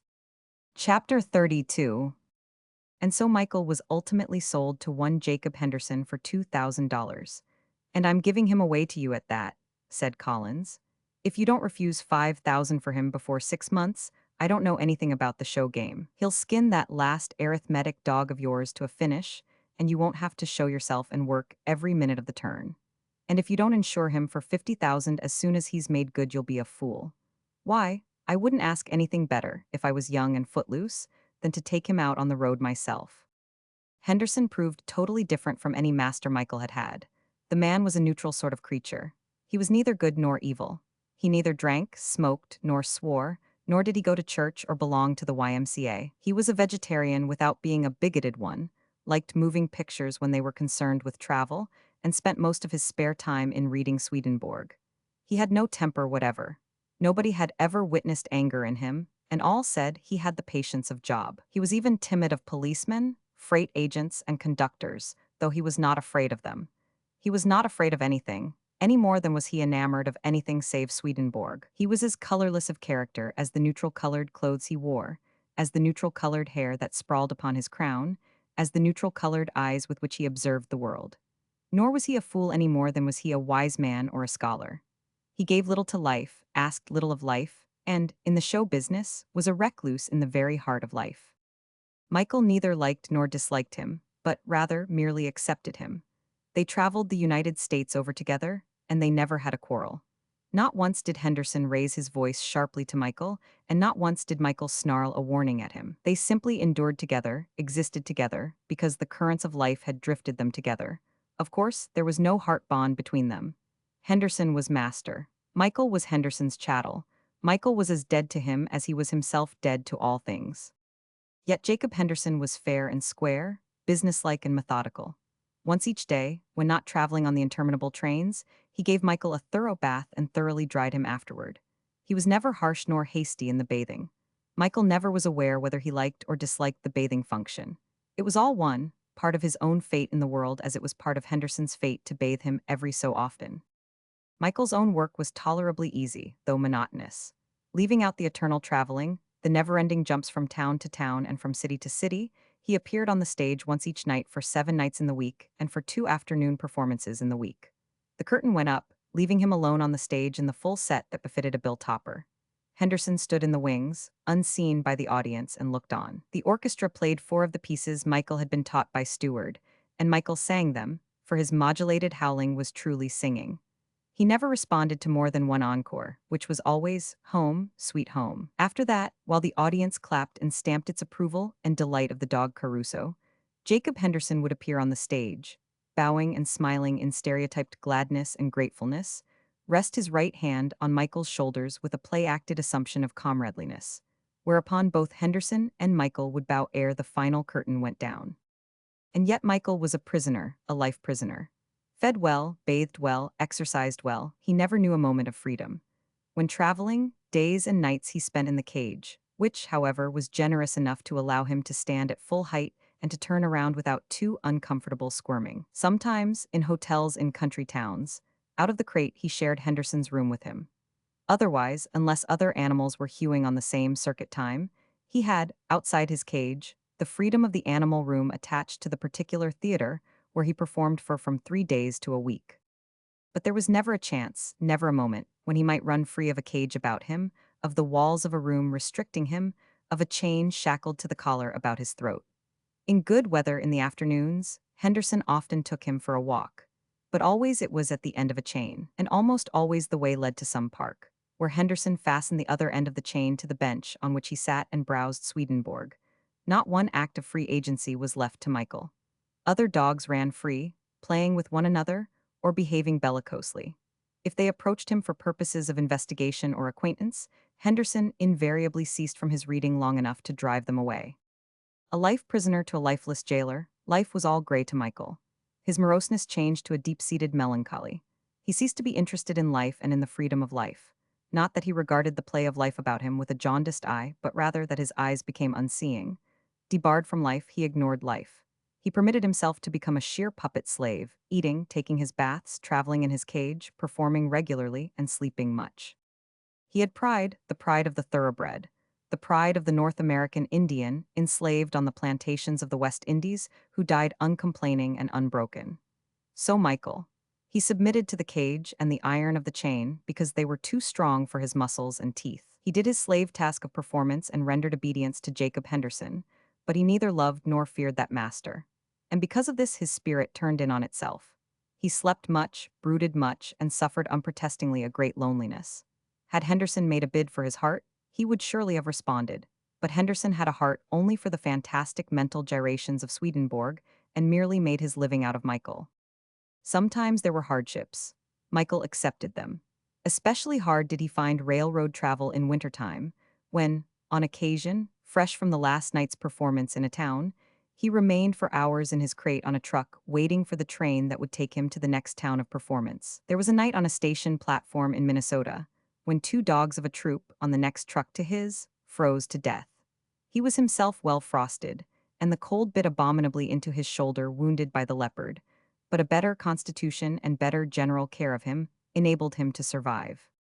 Compared with other show animals, he was well treated, and much of the ill treatment accorded other animals on the same turn with him he did not comprehend or guess. One turn, with which he played for 3 months, was a scandal amongst all vaudeville performers. Even the hardiest of them heartily disliked the turn, and the man, although Duckworth and Duckworth's trained cats and rats were an invariable popular success. Trained cats sniffed dainty little Pearl La Pearl, the bicyclist. Crushed cats, that's what they are. All the cat has been beaten out of their blood and they've become rats. You can't tell me, I know. Trained rats, Manuel Fonseca, the contortionist, exploded in the barroom of the Hotel Annandale after refusing to drink with Duckworth. Doped rats, believe me, why don't they jump off when they crawl along the tightrope with a cat in front and a cat behind? Because they ain't got the life in 'em to jump. They're doped, straight doped when they're fresh, and starved afterwards so as to making a saving on the dope.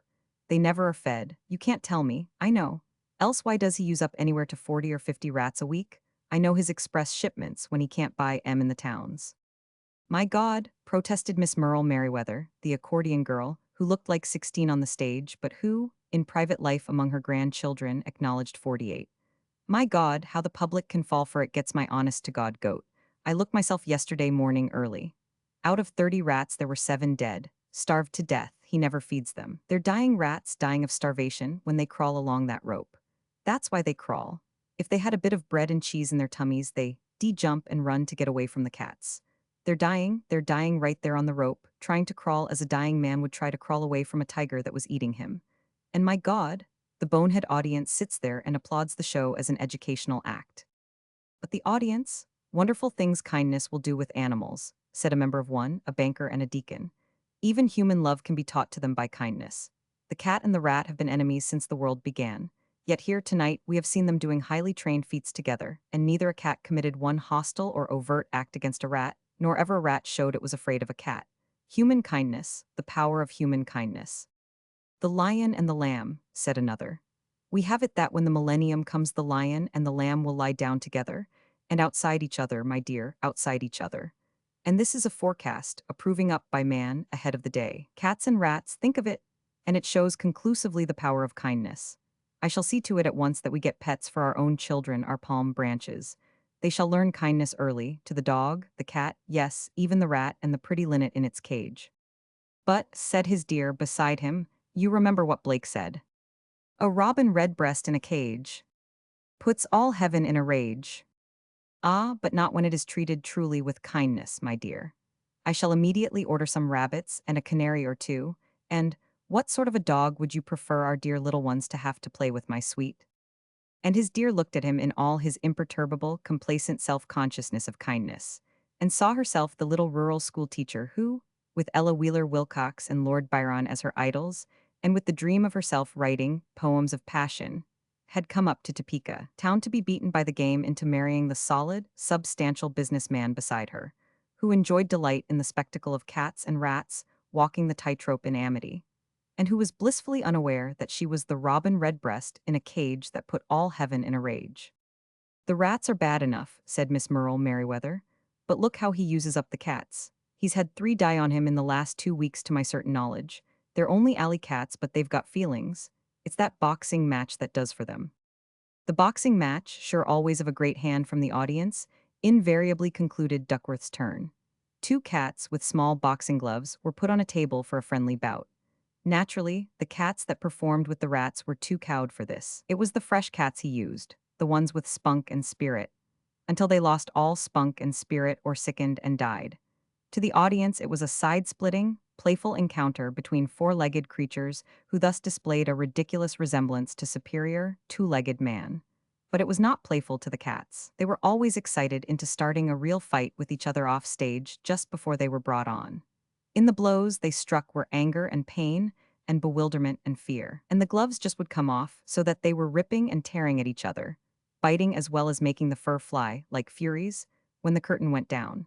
In the eyes of the audience, this apparent impromptu was always the ultimate scream, and the laughter and applause would compel the curtain up again to reveal Duckworth and an assistant stagehand, as if caught by surprise, fanning the 2 belligerents with towels. But the cats themselves were so continually torn and scratched that the wounds never had a chance to heal and became infected until they were a mass of sores. On occasion they died, or, when they had become too abjectly spiritless to attack even a rat, were set to work on the tightrope with the doped starved rats that were too near dead to run away from them. And as Miss Merle Merriweather said, the bonehead audiences, tickled to death, applauded Duckworth's trained cats and rats as an educational act. A big chimpanzee that covered one of the circuits with Michael had an antipathy for clothes. Like a horse that fights the putting on of the bridle, and, after it is on, takes no further notice of it, so the big chimpanzee fought the putting on the clothes. Once on, it was ready to go out on the stage and through its turn. But the rub was in putting on the clothes. It took the owner and 2 stagehands, pulling him up to a ring in the wall and throttling him, to dress him, and this, despite the fact that the owner had long since knocked out his incisors. All this cruelty Michael sensed without knowing, and he accepted it as the way of life, as he accepted the daylight and the dark, the bite of the frost on bleak and windy station platforms, the mysterious land of otherwhere that he knew in dreams and song, the equally mysterious nothingness into which had vanished Marange plantation and ships and oceans and men and steward. Chapter 33.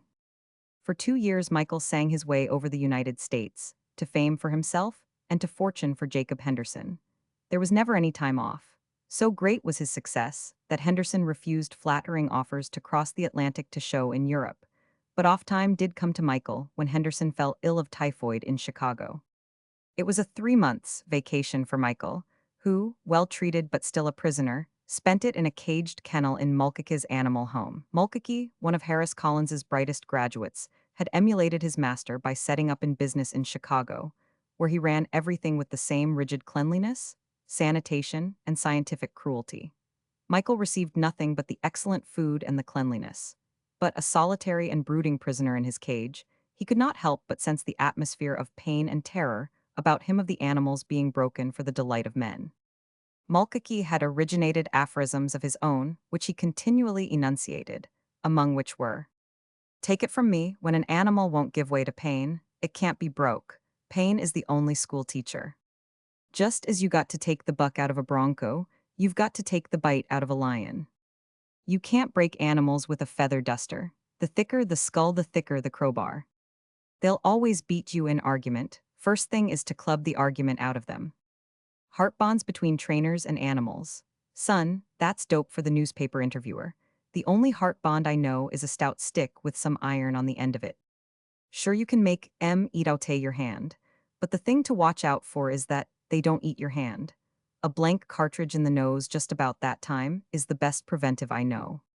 There were days when all the air was vexed with roars and squalls of ferocity and agony from the arena, until the last animal in the cages was excited and ill at ease.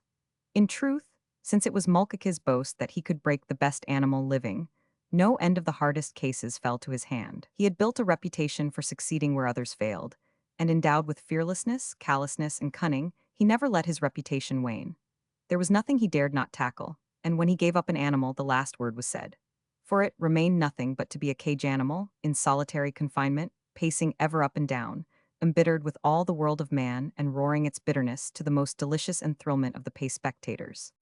During the 3 months spent by Michael in Mulcahy's animal home, occurred two especially hard cases. Of course, the daily chant of ordinary pain of training went on all the time through the working hours, such as of good bears and lions and tigers that were made amenable under stress, and of elephants derricked and gaffed into making the headstand or into the beating of a bass drum.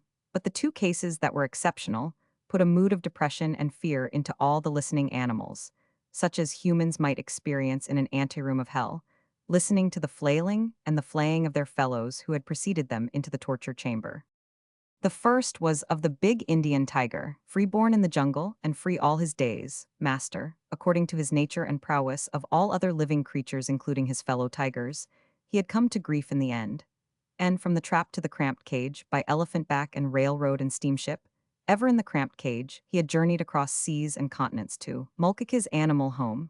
Prospective buyers had examined but not dared to purchase. But Mulcahy had been undeterred. His own fighting blood leapt hot at sight of the magnificent striped cat. It was a challenge of the brute in him to excel. And 2 weeks of hell, for the great tiger and for all the other animals, were required to teach him his first lesson.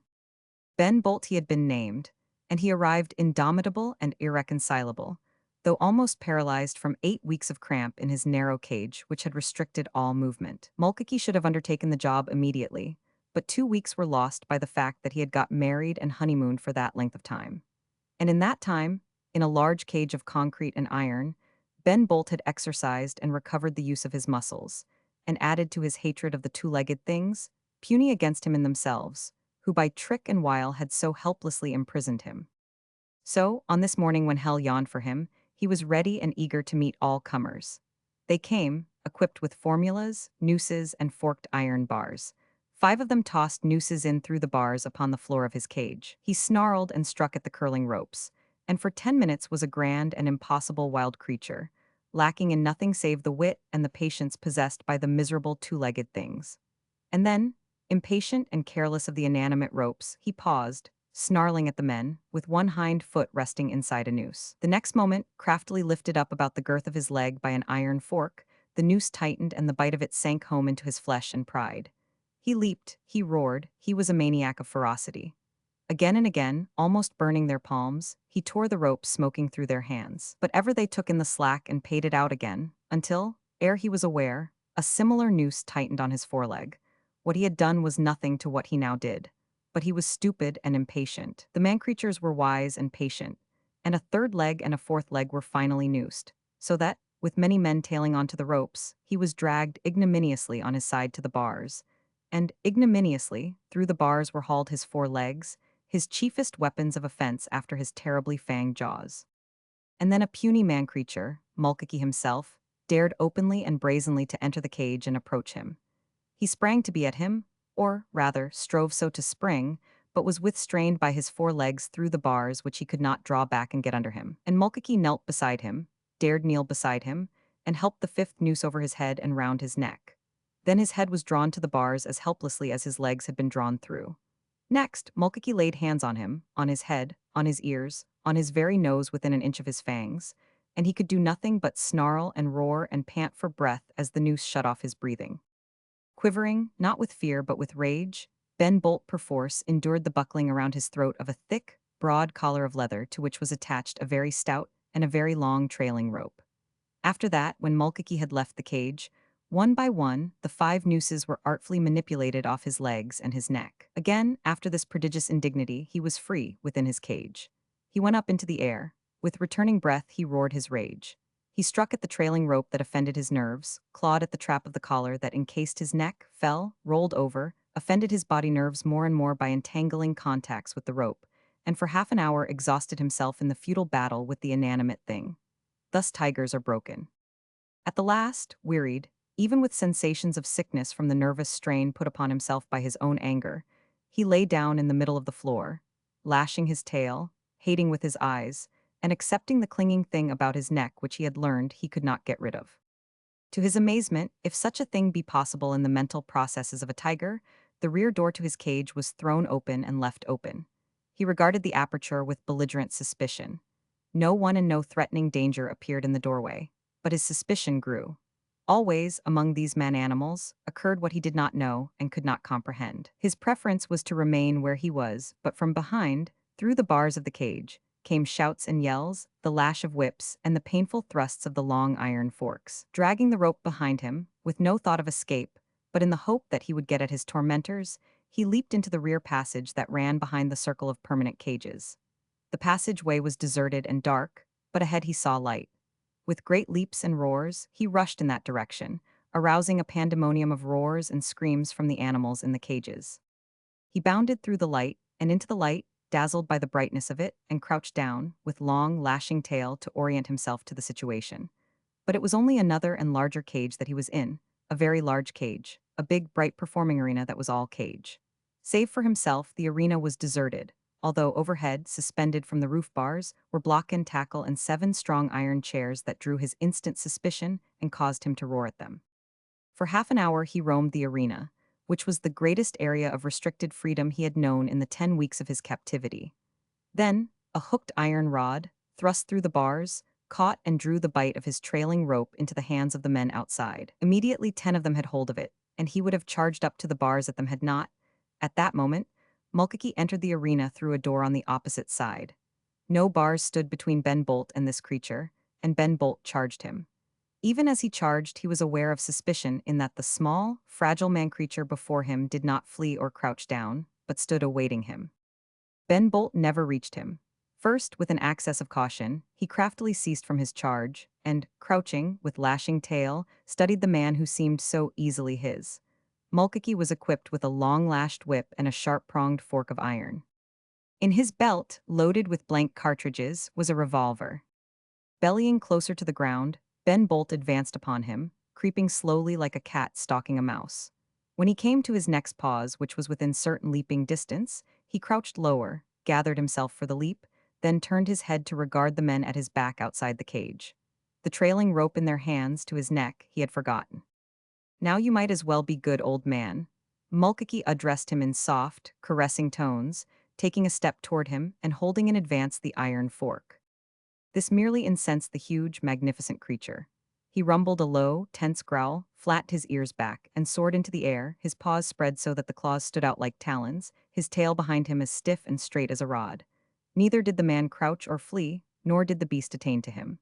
At the height of his leap, the rope tightened taut on his neck, causing him to describe a somersault and fall heavily to the floor on his side.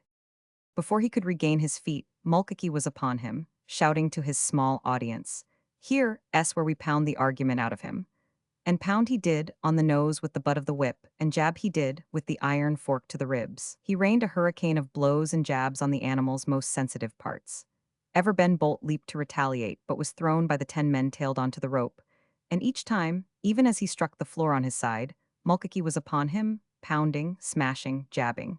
His pain was exquisite, especially that of his tender nose. And the creature who inflicted the pain was as fierce and terrible as he, even more so because he was more intelligent. In but few minutes, dazed by the pain, appalled by his inability to rend and destroy the man who inflicted it, Ben Bolt lost his courage. He fled ignominiously before the little 2-legged creature, who was more terrible than himself, who was a full-grown Royal Bengal tiger. He leaped high in the air in sheer panic. He ran here and there, with lowered head, to avoid the rain of pain. He even charged the sides of the arena, springing up and vainly trying to climb the slippery vertical bars.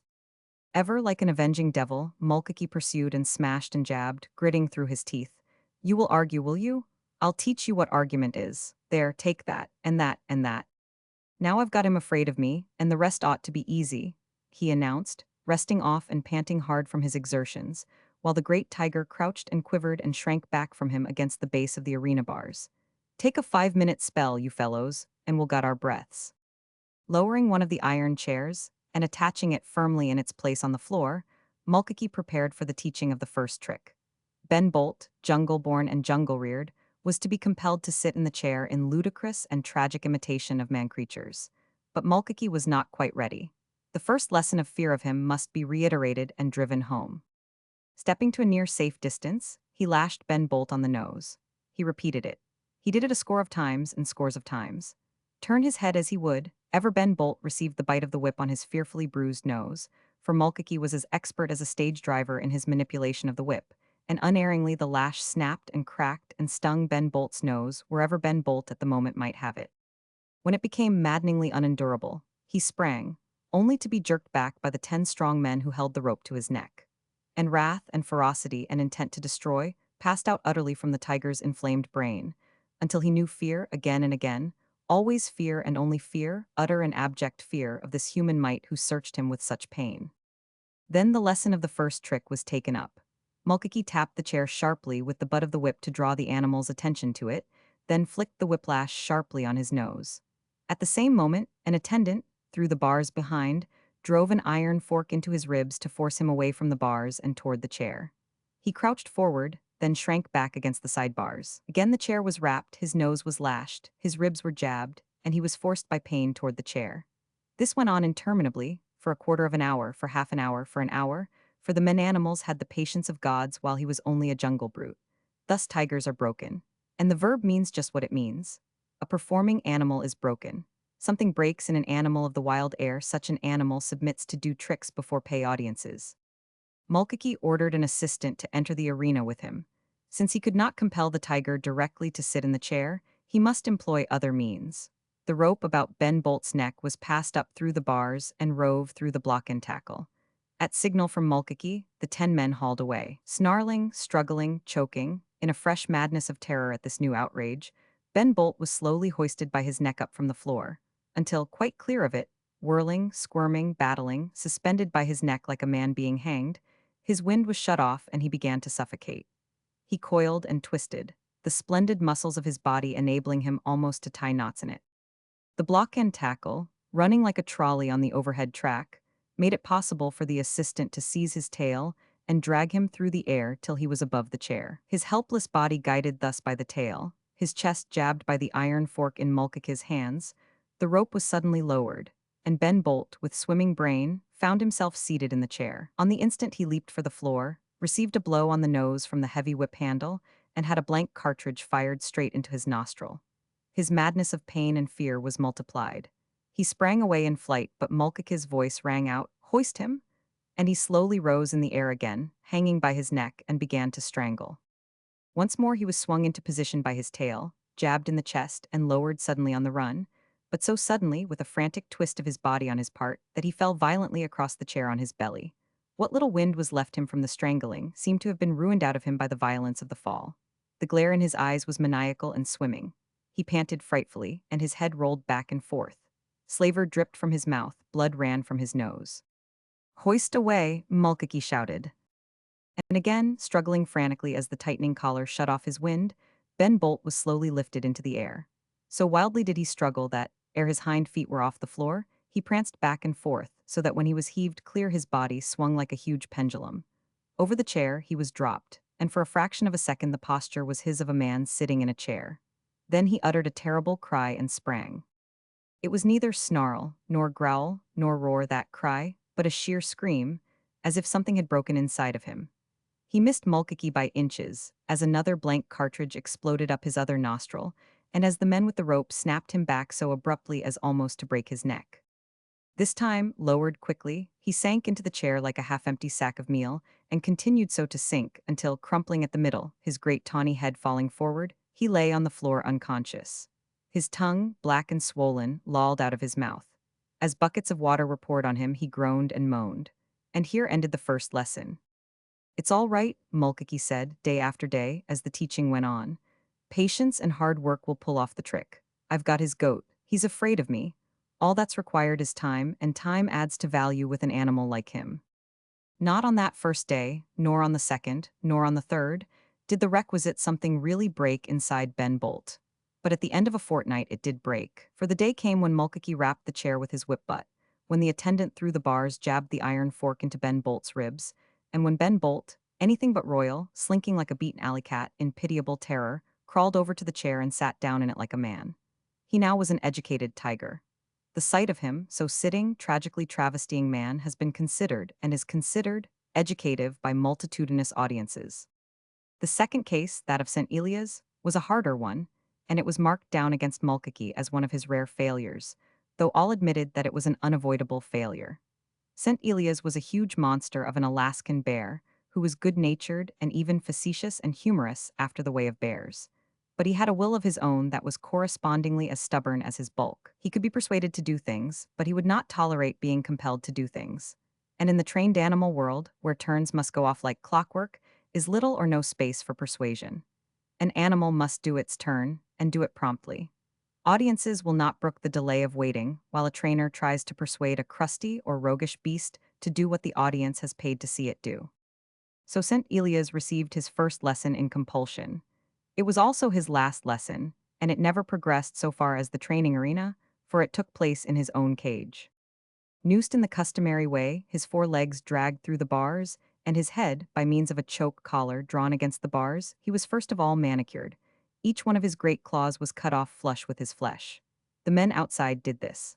Then Mulcahy on the inside punched his nose. Not lightly as it sounds was this operation. The punch was a perforation. Thrusting the instrument into the huge bear's nostril, Mulcahy cut a clean round chunk of living meat out of one side of it. Mulcahy knew the bear business. At all times, to make an untrained bear obey, one must be fast to some sensitive portion of the bear. The ears, the nose, and the eyes are the accessible sensitive parts, and, the eyes being out of the question, remain the nose and the ears as the parts to which to make fast. Through the perforation Mulcahy immediately clamped a metal ring. To the ring he fastened a long, lunge rope, which was well named. Any unruly lunge, at any time during all the subsequent life of St. Elias, could thus be checked by the man who held the lunge rope. His destiny was patent and ordained. Forever, as long as he lived and breathed, would he be a prisoner and slave to the rope in the ring in his nostril. The nooses were slipped, and St. Elias was at liberty, within the confines of his cage, to get acquainted with the ring in his nose. With his powerful forepaws, standing erect and roaring, he proceeded to get acquainted with the ring. It certainly was not a thing persuasible. It was living fire. And he tore at it with his paws as he would have torn at the stings of bees when raiding a honey tree. He tore the thing out, ripping the ring clear through the flesh and transforming the round perforation into a ragged chasm of pain. Mulcahy cursed. Here S where hell coughs, he said. The nooses were introduced again. Again St. Elias, helpless on his side against and partly through the bars, had his nose punched. This time it was the other nostril, and hell coughed. As before, the moment he was released, he tore the ring out through his flesh. Mulcahy was disgusted. Listen to reason, won't you? He objurgated, as, this time, the reason he referred to was the introduction of the ring clear through both nostrils, higher up, and through the central dividing wall of cartilage. But St. Elias was unreasonable. Unlike Ben Bolt, there was nothing inside of him weak enough, or nervous enough, or high-strung enough to break. The moment he was free, he ripped the ring away with half of his nose along with it. Mulcahy punched St. Elias' right ear. St. Elias tore his right ear to shreds. Mulcahy punched his left ear. He tore his left ear to shreds, and Mulcahy gave in. He had to, as he said plaintively. We're beaten, there ain't nothing left to make fast to. Later, when St. Elias was condemned to be a cage animal, all his days, Mulcahy was wont to grumble. He was the most unreasonable animal, couldn't do a thing with him, couldn't ever get anything to make fast to. Chapter 34. It was in the Orpheum Theater of Oakland, California, and Harley Kennan was in the act of reaching under his seat for his hat when his wife said, "Why, this isn't the interval, there's one more turn yet."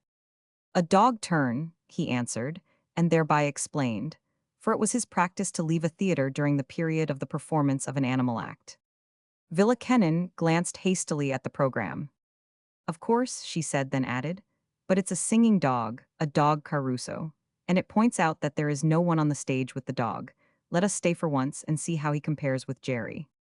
Some poor brute tormented into howling, Harley grumbled. But it has the stage to itself, Villa urged.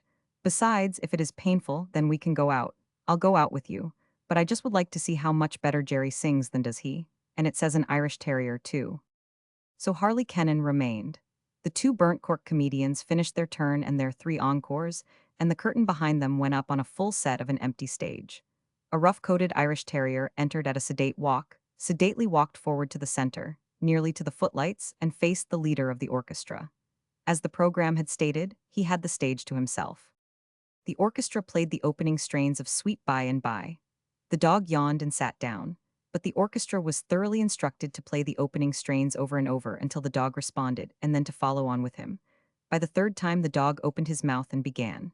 It was not a mere howling. For that matter, it was too mellow to be classified as a howl at all, nor was it merely rhythmic. The notes the dog sang were of the air, and they were correct. But Villa Kennan scarcely heard. He has Jerry beaten a mile, Carly muttered to her. Listen, she replied in tense whispers. Did you ever see that dog before? Harley shook his head. You have seen him before, she insisted. Look at that crinkled ear. Think back, remember. Still her husband shook his head. Remember the Solomons, she pressed. Remember the Ariel.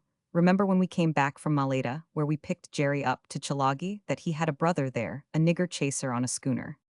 And his name was Michael, go on. And he had that self-same crinkled ear, she hurried. And he was rough-coated, and he was full brother to Jerry, and their father and mother were Terence and Biddy of Marange, and Jerry is our sing-song silly, and this dog sings, and he has a crinkled ear, and his name is Michael. Impossible, said Harley. It is when the impossible comes true that life proves worthwhile, she retorted. And this is one of those worthwhiles of impossibles, I know it. Still the man of him said impossible, and still the woman of her insisted that this was an impossible come true. By this time the dog on the stage was singing, God Save the King. That shows I am right, Villa contended. No American in America would teach a dog God Save the King. An Englishman originally owned that dog and taught it. The Solomons are British. That's a far cry, he smiled. But what gets me is that ear. I remember it now. I remember the day when we were on the beach at Chalagi with Jerry, and when his brother came ashore from the Eugenie in a whaleboat. And his brother had that self-same, loppy, crinkled ear. And more, Villa argued. How many singing dogs have we ever known? Only one, Jerry. Evidently such a type occurs rarely. The same family would more likely produce similar types than different families. The family of Terence and Biddy produced Jerry. And this is Michael. He was rough-coated, along with a crinkly ear. Harley meditated back. I see him distinctly as he stood up in the bow of the whaleboat and as he ran along the beach side by side with Jerry. If Jerry should tomorrow run side by side with him, you would be convinced? She queried. It was their trick and the trick of Terence and Biddy before them, he agreed. But it's a far cry from the Solomons to the United States. Jerry is such a far cry, she replied. And if Jerry won from the Solomons to California, then is there anything more remarkable in Michael so winning? Oh, listen. For the dog on the stage, now responding to its one encore, was singing Home, Sweet Home. This finished, Jacob Henderson, to tumultuous applause, came on the stage from the wings and joined the dog in bowing. Villa and Harley sat in silence for a moment. Then Villa said, apropos of nothing, I have been sitting here and feeling very grateful for one particular thing. He waited. It is that we are so abominably wealthy, she concluded. Which means that you want the dog, must have him, and are going to got him just because I can afford to do it for you, he teased. Because you can't afford not to, she answered. You must know he is Jerry's brother. At least you must have a sneaking suspicion. I have, he nodded. The thing that can't sometimes does, and there is a chance that this may be one of those times. Of course, it is Michael, but on the other hand, what's to prevent it from being Michael? Let us go behind and find out. More agents of the Society for the Prevention of Cruelty to Animals, was Jacob Henderson's thought, as the man and woman, accompanied by the manager of the theater, were shown into his tiny dressing room. Michael, on a chair and half asleep, took no notice of them. While Harley talked with Henderson, Villa investigated Michael. and Michael scarcely opened his eyes ere he closed them again. Too sour on the human world, and too glum in his own soured nature, he was anything save his old courtly self to chance humans who broke in upon him to pat his head, and say silly things, and go their way never to be seen by him again. Villa Kennan, with a pang of disappointment at such rebuff, forewent her overtures for the moment, and listened to what tale Jacob Henderson could tell of his dog. Harry Del Mar, a trained animal man, had picked the dog up somewhere on the Pacific coast, most probably in San Francisco, she learned. But having taken the dog east with him, Harry Del Mar had died by accident in New York before telling anybody anything about the animal. That was all, except that Henderson had paid $2,000 to one Harris Collins, and had found the investment the finest he had ever made. Villa turned back to the dog. Michael, she called caressingly, almost in a whisper. And Michael's eyes partly opened, the base muscles of his ears stiffened, and his body quivered. Michael, she repeated. This time raising his head, the eyes open and the ears stiffly erect, Michael looked at her. Not since on the beach at Chilagi had he heard that name uttered. Across the years and the seas, the word came to him out of the past. Its effect was electrical, for on the instant all the connotations of Michael flooded his consciousness. He saw again Captain Keller of the Eugenie, who had last called him it, and Mr. Hagan and Darby and Bob of Maringe Plantation, and Biddy and Terence, and not least among these shades of the vanished past, his brother Jerry. But was it the vanished past? The name which had ceased for years had come back. It had entered the room along with this man and woman. All this he did not reason, but indubitably, as if he had so reasoned, he acted upon it. He jumped from the chair and ran to the woman. He smelled her hand and smelled her as she patted him. Then, as he recognized her, he went wild. He sprang away, dashing around and around the room, sniffing under the washstand and smelling out the corners. As in a frenzy, he was back to the woman, whimpering eagerly as she strove to pet him. The next moment, stiff in a frenzy, he was away again, scurrying about the room and still whimpering. Jacob Henderson looked on with mild disapproval. He never cuts up that way, he said. He is a very quiet dog. Maybe it is a fit he is going to have, though he never has fits. No one understood, not even Villa Kennan. But Michael understood. He was looking for that vanished world which had rushed back upon him at sound of his old-time name. If this name could come to him out of the nothingness, as this woman had whom once he had seen treading the beach at Chilagi, then could all other things of Chilagi and the nothingness come to him. As she was there, before him in the living flesh, uttering his name, so might Captain Keller and Mr. Hagan and Jerry be there, somewhere in the very room or just outside the door. He ran to the door, whimpering as he scratched at it. Maybe he thinks there is something outside, said Jacob Henderson, opening the door for him. And Michael did so think. As a matter of course, through that open door, he was prepared to have the South Pacific Ocean flow in, bearing on its bosom schooners and ships, islands and reefs, and all men and animals and things he once had known and still remembered. But no past flowed in through the door. Outside was the usual present. He came back dejectedly to the woman, who still called him Michael as she petted him. She, at any rate, was real. Next he carefully smelled and identified the man with the beach of Chilagi and the deck of the Ariel, and again his excitement began to mount. "Oh, Harley, I know it is he," Villa cried. "Can't you test him? Can't you prove him?" But how? Harley pondered. He seems to recognize his name. It excites him. And though he never knew us very well, he seems to remember us and to be excited by us too. If only he could talk. "Oh, talk, talk," Villa pleaded with Michael, catching both sides of his head and jaws in her hands and swaying him back and forth.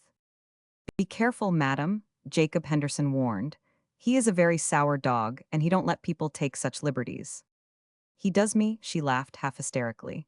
"Because he knows me? Harley," she broke off as the great idea dawned on her. "I have a test. Listen, remember, Jerry was a nigger chaser before we got him, and Michael was a nigger chaser. You talk in Bechdemer. Appear angry with some black boy and see how it will affect him." "I'll have to remember hard to resurrect any Bechdemer," Harley said, nodding approval of the suggestion. "At the same time I'll distract him," she rushed on.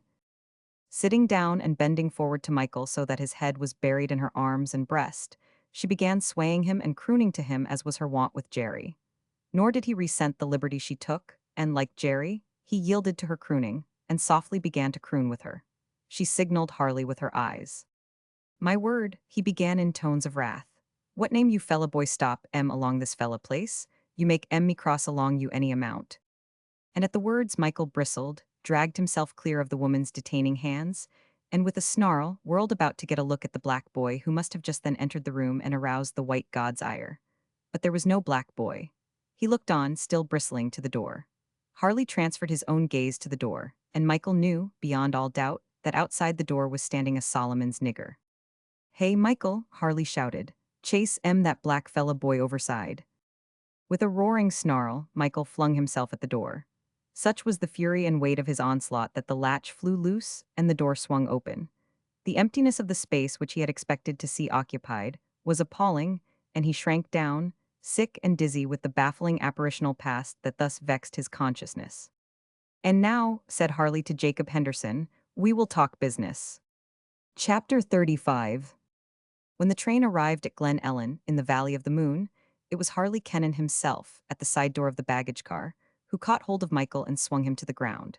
For the first time, Michael had performed a railroad journey uncrated. Merely with collar and chain had he traveled up from Oakland. In the waiting automobile, he found Villa Kennan, and, chain removed, sat beside her and between her and Harley. As the machine purred along the 2 miles of road that wound up the side of Sonoma Mountain, Michael scarcely looked at the forest trees and vistas of wandering glades.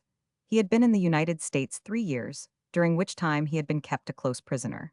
Cage and crate and chain had been his portion, and narrow rooms, baggage cars, and station platforms. The nearest he had come to the country was when chained to benches in the various parks, while Jacob Henderson studied Swedenborg.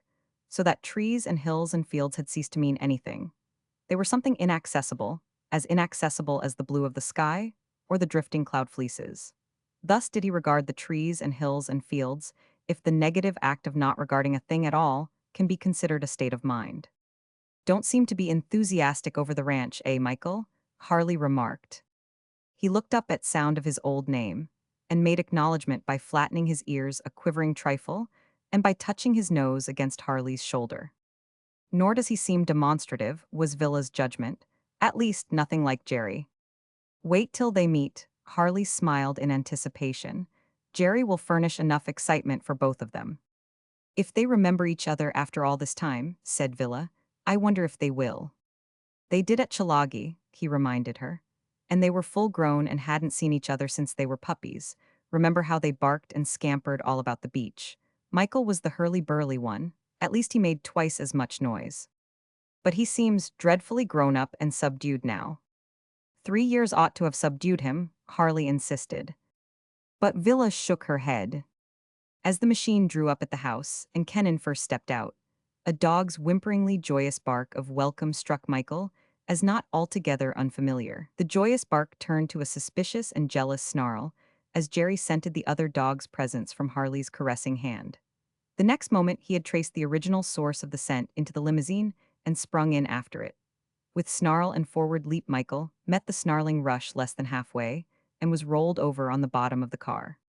The Irish Terrier, under all circumstances amenable to the control of the master, as are few breeds of dogs, was instantly manifest in Jerry, and Michael and Harley Kennan's voice rang out. They separated and, despite the rumbling of low growling in their throats, refrained from attacking each other as they plunged out to the ground. The little set-to had occurred in so few seconds, or fractions of seconds, that they had not begun to betray recognition of each other until they were out of the machine. They were still comically stiff-legged and bristly as they aloofly sniffed noses. "They know each other," Villa cried. "Let's wait and see what they will do." As for Michael, he accepted, without surprise, the indubitable fact that Jerry had come back out of the nothingness. Things of this sort had begun to happen rapidly, but it was not the things themselves, but the connotations of them that almost stunned him. If the man and woman whom he had last seen at Chalagi, and likewise Jerry, had come back from the nothingness, then could come, and might come at any moment, the beloved steward. Instead of responding to Jerry, Michael sniffed and glanced about in quest of steward. Jerry's first expression of greeting and friendliness took the form of a desire to run. He barked invitation to his brother, scampered away half a dozen jumps, scampered back, and dabbed playfully at Michael with one forepaw, in added emphasis of invitation, ere he scampered away again. For so many years had Michael not run with another dog, that at first Jerry's invitation had little meaning to him. Nevertheless, such running was an habitual expression of happiness and friendliness in dogdom, and especially strong had been his inheritance of it from Terence and Biddy, the noted love runners of the Solomons. The next time Jerry dabbed at him with a paw, barked, and scurried away in an enticing semicircle, Michael started involuntarily, though slowly, after him. But Michael did not bark, and after half a dozen leaps, he came to a full stop and looked to Villa and Harley for permission. "All right, Michael," Harley called heartily, deliberately turning his shoulder in the non-interest of consent as he extended his hand to help Villa from the machine. Michael sprang away again, and was numbly aware of an ancient joy as he shouldered Jerry, who shouldered against him as they ran side by side. But most of the joy was Jerry's, as was the wildest of the scurrying and the racing and the shouldering, of the body wriggling and ear-pricking and yelping cries. Also, Jerry barked, and Michael did not bark. "He used to bark," said Villa. "Much more than Jerry," Harley supplemented. "Then they have taken the bark out of him," she concluded. "He must have gone through terrible experiences to have lost his bark." The green California spring merged into tawny summer, as Jerry, ever running afield, made Michael acquainted with the farthest and highest reaches of the Kennan Ranch in the Valley of the Moon. The pageant of the wild flowers vanished, until all that lingered on the burnt hillsides were orange poppies faded to palest gold, and mariposa lilies, wind blown on slender stems amidst the desiccated grasses, that smoldered like ornate spotted moths fluttering in rest for a space between flight and flight. And Michael, a follower always where the exuberant Jerry led, sought throughout the passing year for what he could not find. Looking for something, Harley would say to Villa. "It is not alive, it is not here, now just what is it he is always looking for?" Stewart it was, and Michael never found him. The nothingness held him and would not yield him up, although, could Michael have journeyed a 10 days' steamer journey into the South Pacific to the Marquesas, Stewart he would have found, and along with him, Quack and the Ancient Mariner, all three living like lotus eaters on the beach paradise of Taohi. Also, in and about their grass-thatched bungalow under the lofty avocado trees, Michael would have found other cats and kittens and pigs, donkeys and ponies, a pair of lovebirds and a mischievous monkey or two, but never a dog and never a cockatoo. For Dag Daughtry, with violence of language, had laid a taboo upon dogs. After Killenny Boy, he averred, there should be no other dog. And Quack, without averring anything at all, resolutely refrained from possessing himself of the white cockatoos brought ashore by the sailors off the trading schooners. But Michael was long in giving over his search for Stewart, and, running the mountain trails or scrambling and sliding down into the deep canyons, was ever expectant and ready for Stewart to step forth before him, or to pick up the unmistakable scent that would lead him to him. Looking for something, Harley Kennan would chant curiously, as he rode beside Villa and observed Michael's unending search. Now Jerry's after rabbits and foxtrails, but you'll notice they don't interest Michael much. They're not what he's after. He behaves like one who has lost a great treasure and doesn't know where he lost it nor where to look for it. Much Michael learned from Jerry of the varied life of the forest and fields. To run with Jerry seemed the one pleasure he took, for he never played. Play had passed out of him. He was not precisely morose or gloomy from his years on the trained animal stage and in Harris Collins's College of Pain, but he was sobered, subdued. The spring and the spontaneity had gone out of him, just as the leopard had claw-marked his shoulder, so that damp and frosty, weather made the pain of the old wound come back. So was his mind marked by what he had gone through. He liked Jerry, was glad to be with him and to run with him, but it was Jerry who was ever in the light, who ever raised the hue and cry of hunting pursuit, who barked indignation and eager yearning at a treed squirrel in refuge 40 feet above the ground. Michael looked on and listened, but took no part in such antics of enthusiasm. In the same way he looked on when Jerry fought fearful comic battles with Norman Chief, the great Percheron stallion. It was only play, for Jerry and Norman Chief were tried friends, and though the huge horse, ears laid back, mouth open to bite, pursued Jerry in mad gyrations all about the paddock, it was with no thought of inflicting hurt, but merely to act up to his part in the sham battle. Yet no invitation of Jerry's could induce Michael to join in the fun. He contented himself with sitting down outside the rails and looking on. Why play, might Michael have asked, who had had all play taken out of him. But when it came to serious work, he was there even ahead of Jerry. On account of foot-and-mouth disease and of hog cholera, strange dogs were taboo on the Kennan Ranch. It did not take Michael long to learn this, and stray dogs got short shrift from him. With never warning bark nor growl, in deadly silence, he rushed them, slashed and bit them, rolled them over and over in the dust, and drove them from the place. It was like nigger chasing, a service to perform for the gods whom he loved and who willed such chasing. No wild passion of love, such as he had had for Steward, did he bear Villa and Harley, but he did develop for them a great, sober love. He did not go out of his way to express it with overtures of wrigglings and squirmings and whimpering yelpings. Jerry could be depended upon for that, but he was always seriously glad to be with Villa and Harley, and to receive recognition from them next after Jerry. Some of his deepest moments of content, before the fireplace, were to sit beside Villa or Harley and lean his head against a knee and have a hand, on occasion, drop down on his head or gently twist his crinkled ear. Jerry was even guilty of playing with children who happened at times to be under the ken and geese. Michael endured children for as long as they left him alone. If they waxed familiar, he would warn them with a bristling of his neck hair and a throaty rumbling and get up and stalk away. I can't understand it, Villa would say. He was the fullest of play and spirits and all foolishness. He was much sillier and much more excitable than Jerry and certainly noisier. He must have some terrible story to tell, if only he could, of all that happened between Chalagi and the time we found him on the Orpheum stage. And that may be the least little hint of it. Harley would reply, pointing to Michael's shoulder where the leopard had scarred it on the day Jack, the Airedale and Sarah, the little green monkey, had died. He used to bark, I know he used to bark, Villa would continue. Why doesn't he bark now? And Harley would point to the scarred shoulder and say, that may account for it, and most possibly 100 other things like it of which we cannot see the marks. But the time was to come when they were to hear him bark again. Not once, but twice. And both times were to be but an earnest of another and graver time when, without barking at all, he would express in action the measure of his love and worship of them who had taken him from the crate and the footlights and given him the freedom of the Valley of the Moon.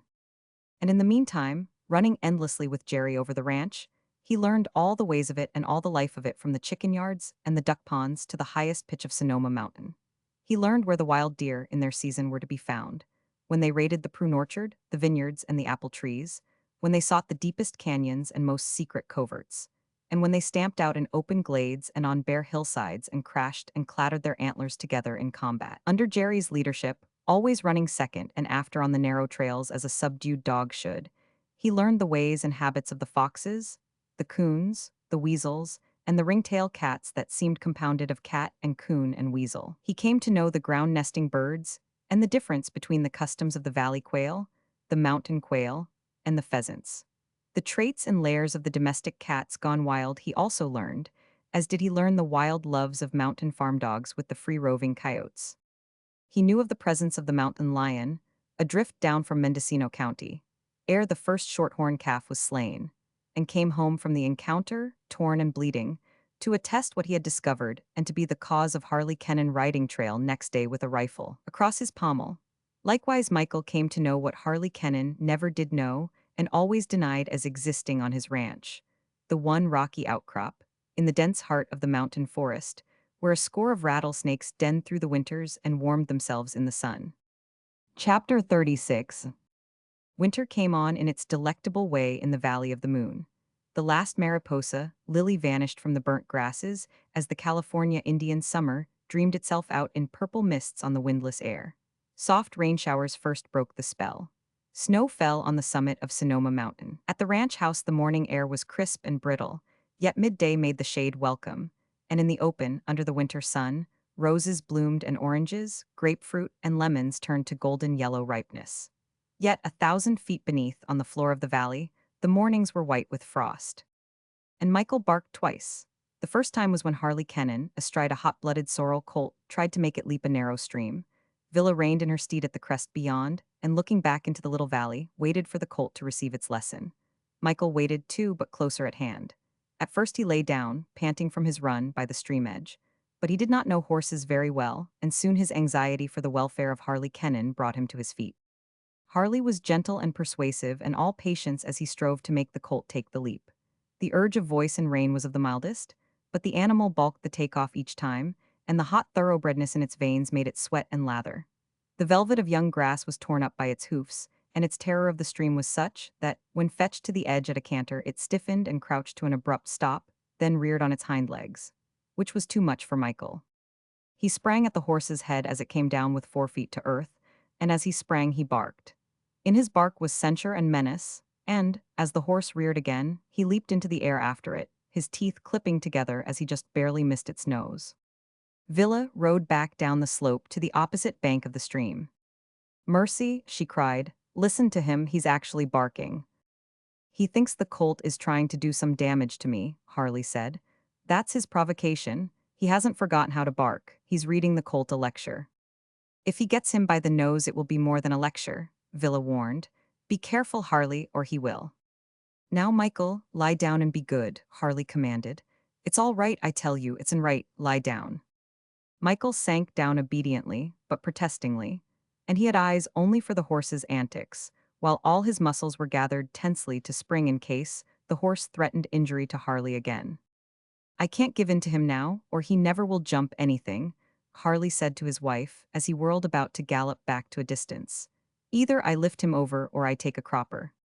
He came back at full speed, and the colt, despite himself, unable to stop, lifted into the leap that would avoid the stream he feared, so that he cleared it with a good 2 yards to spare on the other side.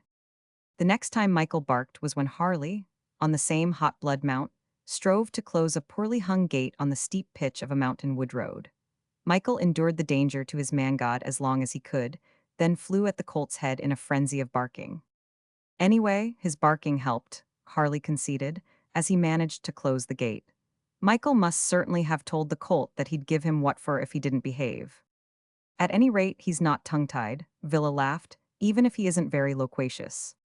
And Michael's loquacity never went farther.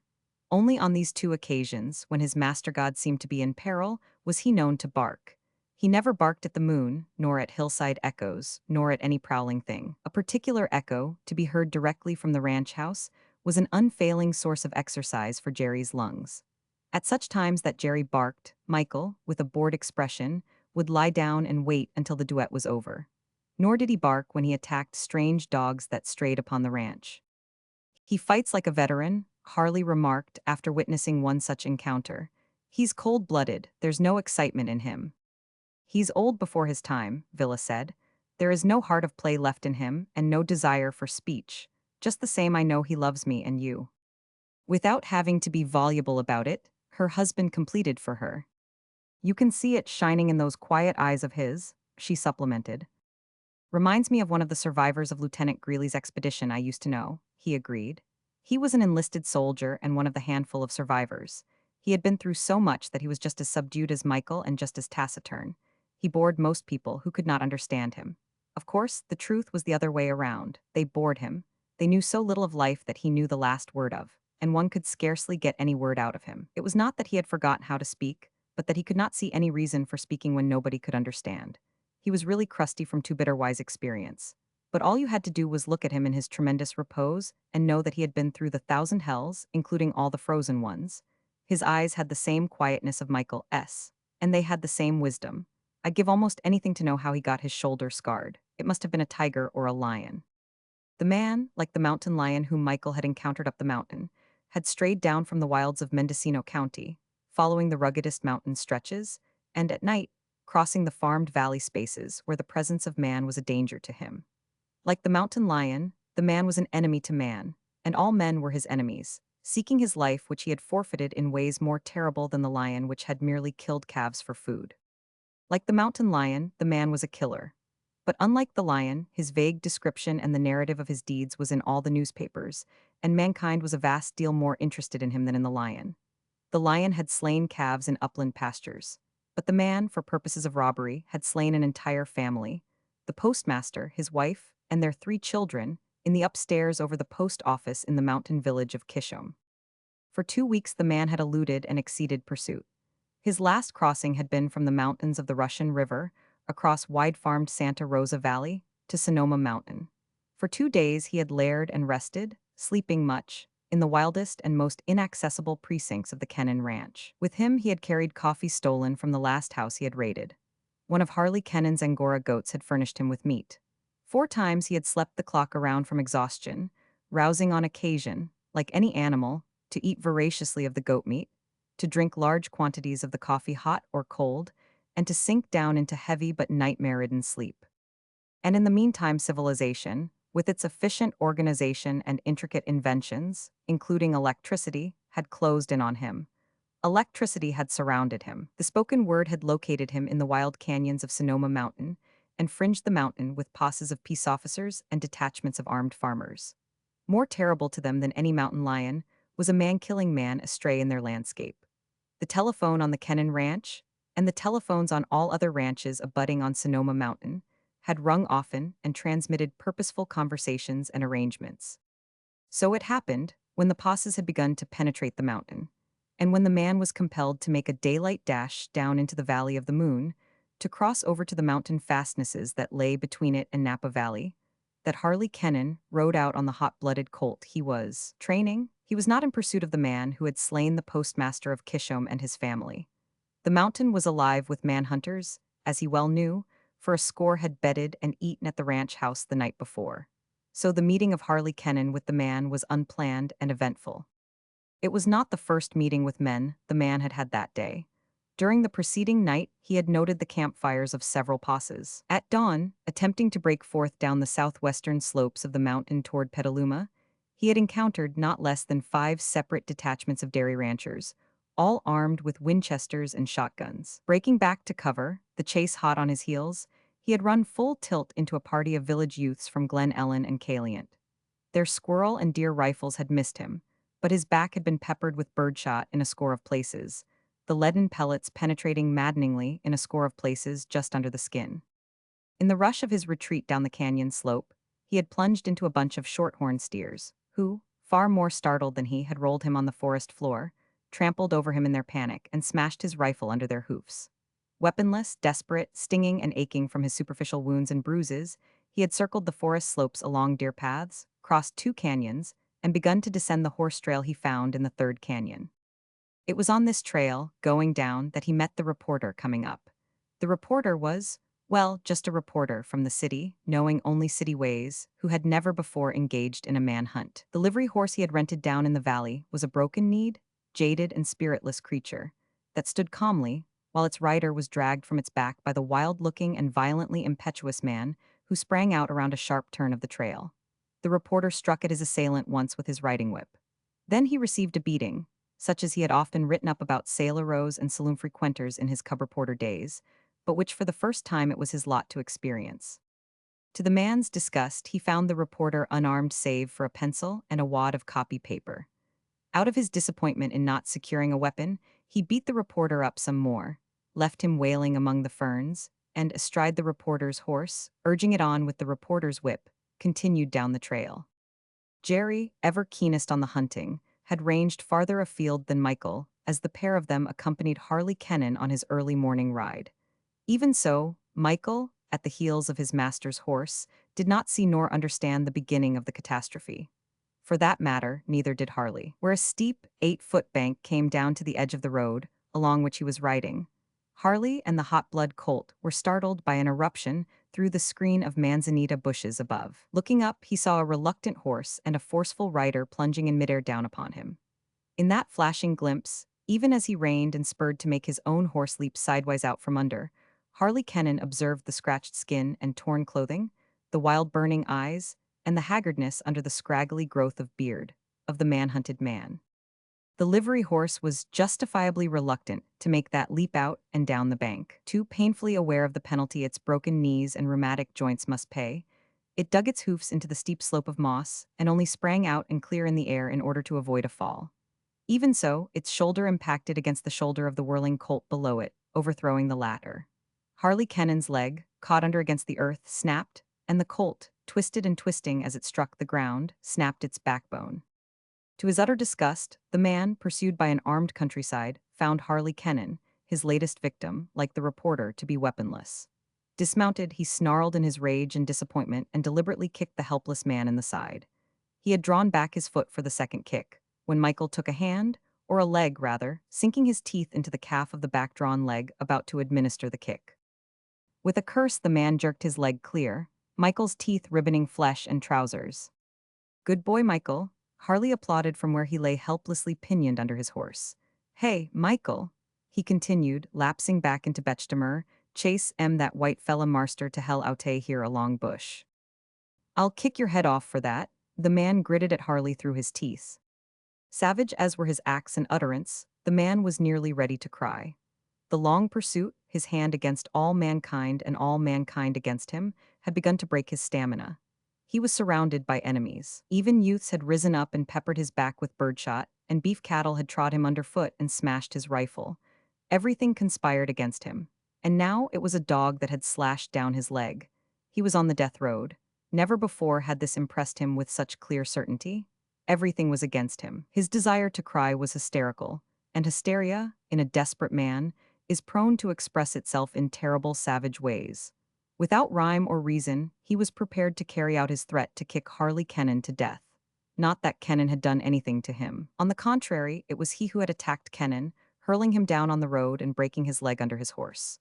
But Harley Kennan was a man, and all mankind was his enemy, and in killing Kennan, in some vague way it appeared to him that he was avenging himself, at least in part, on mankind in general. Going down himself in death, he would drag what he could with him into the Red Ruin. But ere he could kick the man on the ground, Michael was back upon him. His other calf and trousers leg were ribboned as he tore clear. Then, catching Michael in mid-leap with a kick that reached him under the chest, he sent him flying through the air off the road and down the slope. As mischance would have it, Michael did not reach the ground. Crashing through a scrub manzanita bush, his body was caught and pinched in an acute fork a yard above the ground. Now, the man announced grimly to Harley, "I'm going to do what I said. I'm just going to kick your head clean off." "And I haven't done a thing to you," Harley parleyed. "I don't so much mind being murdered, but I'd like to know what I'm being murdered for." "Chasing me for my life," the man snarled as he advanced. "I know you're kind. You've all got it in for me, and I ain't got a chance except to give you yours. I'll take a whole lot of it out on you." Kennan was thoroughly aware of the gravity of his peril. Helpless himself, a man-killing lunatic was about to kill him, and to kill him most horribly. Michael, a prisoner in the bush, hanging head downward in the manzanita from his loins squeezed in the fork, and struggling vainly, could not come to his defense. The man's first kick, aimed at Harley's face, he blocked with his forearm, and before the man could make a second kick, Jerry erupted on the scene. Nor did he need encouragement or direction from his love master. He flashed at the man, sinking his teeth harmlessly into the slack of the man's trousers at the waistband above the hip, but by his weight dragging him half down to the ground. And upon Jerry, the man turned with an increase of madness. In truth, all the world was against him. The very landscape rained dogs upon him. But from above, from the slopes of Sonoma Mountain, the cries and calls of the trailing poses caught his ear and deflected his intention. They were the pursuing death, and it was from them he must escape. With another kick at Jerry, hurling him clear, he leaped astride the reporter's horse which had continued to stand, without movement or excitement, in utter apathy, where he had dismounted from it. The horse went into a reluctant and stiff-legged gallop, while Jerry followed, snarling and growling wrath at so high a pitch that almost he squalled. "It's all right, Michael," Harley soothed. "Take it easy. Don't hurt yourself. The trouble's over. Anybody'll happen along any time now and get us out of this fix." But the smaller branch of the two, composing the fork, broke, and Michael fell to the ground, landing in momentary confusion on his head and shoulders. The next moment he was on his feet and tearing down the road in the direction of Jerry's noisy pursuit. Jerry's noise broke in a sharp cry of pain that added wings to Michael's feet. Michael passed him rolling helplessly on the road. What had happened was that the livery horse, in its stiff-jointed, broken-kneed gallop, had stumbled, nearly fallen, and in its sprawling recovery had accidentally stepped on Jerry, bruising and breaking his foreleg. And the man, looking back and seeing Michael close upon him, decided that it was still another dog attacking him. But he had no fear of dogs. It was men, with their rifles and shotguns, that might bring him to ultimate grief. Nevertheless, the pain of his bleeding legs, lacerated by Jerry and Michael, maintained his rage against dogs. More dogs, was his bitter thought, as he leaned out and brought his whip down across Michael's face. To his surprise, the dog did not wince under the blow. Nor for that matter did he yelp or cry out from the pain. Nor did he bark or growl or snarl. He closed in as though he had not received the blow, and as though the whip was not brandished above him. As Michael leaped for his right leg, he swung the whip down, striking him squarely on the muzzle midway between nose and eyes. Deflected by the blow, Michael dropped back to earth and ran on with his longest leaps to catch up and make his next spring. But the man had noticed another thing. At such close range, bringing his whip down, he could not help noting that Michael had kept his eyes open under the blow. Neither had he winced nor blinked as the whip slashed down on him. The thing was uncanny. It was something new in the way of dogs. Michael sprang again, the man timed him again with the whip, and he saw the uncanny thing repeated. By neither wince nor blink had the dog acknowledged the blow. And then an entirely new kind of fear came upon the man. Was this the end for him, after all he had gone through? Was this deadly, silent, rough-coated terrier the thing destined to destroy him where men had failed? He did not even know that the dog was real. Might it not be some terrible avenger, out of the mystery beyond life, placed to beset him and finish him finally on this road that he was convinced was surely the death road? The dog was not real. It could not be real. The dog did not live that could take a full-arm whip-slash without wince or flinch. Twice again, as the dog sprang, he deflected it with accurately delivered blows. And the dog came on with the same surety and silence. The man surrendered to his terror, clapping heels to his horse's old ribs, beating it over the head and under the belly with the whip until it galloped as it had not galloped in years. Even on that apathetic steed the terror descended. It was not terror of the dog, which it knew to be only a dog, but terror of the rider. In the past, its knees had been broken and its joints stiffened forever by drunken mad riders who had hired him from the stables. And here was another such drunken mad rider, for the horse sensed the man's terror, who ached his ribs with the weight of his heels and beat him cruelly over face and nose and ears. The best speed of the horse was not very great, not great enough to outdistance Michael, although it was fast enough to give the latter only infrequent opportunities to spring for the man's leg. But each spring was met by the unvarying whip blow that by its very weight deflected him in the air. Though his teeth each time clipped together perilously close to the man's leg, each time he fell back to earth, he had to gather himself together and run at his own top speed in order to overtake the terror-stricken man on the crazy galloping horse. Enrico Piccolomini saw the chase and was himself in at the finish, and the affair, his one great adventure in the world, gave him wealth as well as material for conversation to the end of his days. Enrico Piccolomini was a woodchopper on the Kennan Ranch. On a rounded knoll, overlooking the road, he had first heard the galloping hoofs of the horse and the crack of the whip blows on its body. Next, he had seen the running battle of the man, the horse, and the dog. When directly beneath him, not 20 feet distant, he saw the dog leap, in its queer silent way, straight up and into the down smash of the whip, and sink its teeth in the rider's leg. He saw the dog, with its weight as it fell back to earth, drag the man half out of the saddle. He saw the man, in an effort to recover his balance, put his own weight on the bridle reins. And he saw the horse, half rearing, half tottering and stumbling, overthrow the last shred of the man's balance so that he followed the dog to the ground. And then they are like two dogs, like two beasts, Piccolomini was wont to tell in after years over a glass of wine in his little hotel in Glen Ellen. The dog lets go the man's leg and jumps for the man's throat.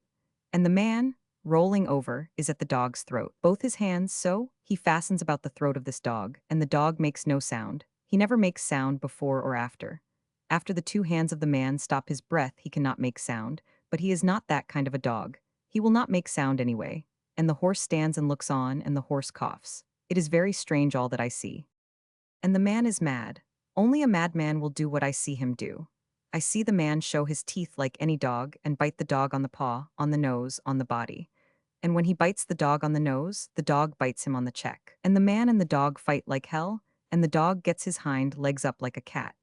And like a cat he tears the man's shirt away from his chest, and tears the skin of the chest with his claws till it is all red with bleeding. And the man yow-yows and makes noises like a wild mountain lion, and always he chokes the dog. It is a hell of a fight. And the dog is Mr. Kennan's dog, a fine man, and I have worked for him 2 years. So I will not stand there and see Mr. Kennan's dog all killed to pieces by the man who fights like a mountain lion. I run down the hill, but I am excited and forget my axe. I run down the hill, maybe from this door to that door, 20 feet or maybe 30 feet. And it is nearly all finished for the dog. His tongue is a long ways out, and his eyes like covered with cobwebs. But still he scratches the man's chest with his hind feet, and the man yow-yows like a hen of the mountains. What can I do? I have forgotten the axe. The man will kill the dog. I look for a big rock. There are no rocks. I look for a club. I cannot find a club. And the man is killing the dog. I tell you what I do. I am no fool. I kick the man. My shoes are very heavy, not like shoes I wear now. They are the shoes of the wood chopper, very thick on the sole with hard leather with many iron nails. I kick the man on the side of the face, on the neck, right under the ear. I kick once. It is a good kick. It is enough. I know the place, right under the ear. And the man lets go of the dog. He shuts his eyes and opens his mouth and lies very still, and the dog begins once more to breathe. And with the breath comes the life, and right away he wants to kill the man. But I say no, though I am very much afraid of the dog. and the man begins to become alive.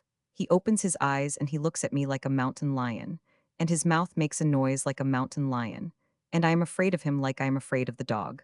What am I to do? I have forgotten the axe. I tell you what I do. I kick the man once again under the ear. Then I take my belt and my bandana handkerchief and I tie him. I tie his hands. I tie his legs, too. And all the time I am saying no to the dog and that he must leave the man alone. And the dog looks. He knows I am his friend and am tying the man. And he does not bite me, though I am very much afraid. The dog is a terrible dog. Do I not know? Have I not seen him take a strong man out of the saddle? A man that is like a mountain lion. And then the men come. They all have guns, rifles, shotguns, revolvers, pistols. And I think first that justice is very quick in the United States. Only just now have I kicked a man in the head, and 1, 2, 3, just like that, men come with guns to take me to jail for kicking a man in the head. At first I do not understand. The many men are angry with me. They call me names and say bad things, but they do not arrest me. Ah, I begin to understand. I hear them talk about $3,000. I have robbed them of $3,000. It is not true. I say so. I say never have I robbed a man of 1 cent. Then they laugh, and I feel better and I understand better. The $3,000 is the reward of the government for this man I have tied up with my belt and my bandana. And the $3,000 is mine because I kicked the man in the head and tied his hands and his feet. So I do not work for Mr. Kennan anymore. I am a rich man. $3,000, all mine from the government, and Mr. Kennan sees that it is paid to me by the government and not robbed from me by the men with the guns. Just because I kicked the man in the head who was like a mountain lion, it is fortune. It is America. And I am glad that I have left Italy and come to chop wood on Mr. Kennan's ranch. And I start this hotel in Glen Ellen with the $3,000. I know there is large money in the hotel business. When I was a little boy, did not my father have a hotel in Napoli? I have now 2 daughters in high school. Also, I own an automobile. Mercy me, the whole ranch is a hospital, cried Villa Kennan 2 days later as she came out on the broad sleeping porch and regarded Harley and Jerry stretched out, the one with his leg in splints, the other with his leg in a plaster cast. Look at Michael, she continued. You're not the only ones with broken bones. I've only just discovered that if his nose isn't broken, it ought to be, from the blow he must have received on it. I've had hot compresses on it for the last hour. Look at it. Michael, who had followed in at her invitation, betrayed a ridiculously swollen nose as he sniffed noses with Jerry, wagged his bobtail to Harley in greeting, and was greeted in turn with a blissful hand laid on his head. Must have got it in the fight, Harley said. The fellow struck him with the whip many times, so Piccolomini says, and naturally, it would be right across the nose when he jumped for him. And Piccolomini says he never cried out when he was struck, but went on running and jumping. Villa took up enthusiastically. Think of it, a dog no bigger than Michael dragging out of the saddle, a man-killing outlaw whom scores of officers could not catch. So far as we are concerned, he did better than that, Harley commented quietly. If it hadn't been for Michael, and for Jerry, too, if it hadn't been for the pair of them, I do verily believe that that lunatic would have kicked my head off as he promised. The blessed pair of them, Villa cried with shining eyes as her hand flashed out to her husband, in a quick press of heart thankfulness. The last word has not been said upon the wonder of dogs, she added, as with a quick winking of her eyelashes to overcome the impending moistness, she controlled her emotion. The last word of the wonder of dogs will never be said. Harley spoke, returning the pressure of her hand and releasing it in order to help her. And just for that we're going to say something right now, she smiled. Jerry and Michael and we've been practicing it in secret for a surprise for you. You just lie there and listen. It's the doxology, don't laugh, no pun intended. She bent forward from the stool on which she sat, and drew Michael to her so that he sat between her knees, her 2 hands holding his head and jowls, his nose half buried in her hair. Now Jerry, she called sharply, as a singing teacher might call, so that Jerry turned his head in attention, looked at her, smiled understanding with his eyes and waited. It was Villa who started and pitched the doxology, but quickly the 2 dogs joined with their own soft, mellow howling, if howling it may be called when it was so soft and mellow and true. And all that had vanished into the nothingness was in the minds of the 2 dogs as they sang, and they sang back through the nothingness to the land of otherwhere, and ran once again with the lost pack, and yet were not entirely unaware of the present, and of the indubitable 2-legged god who was called Villa, and who sang with them and loved them. No reason we shouldn't make a quartet of it, remarked Harley Kennan, as with his own voice he joined in.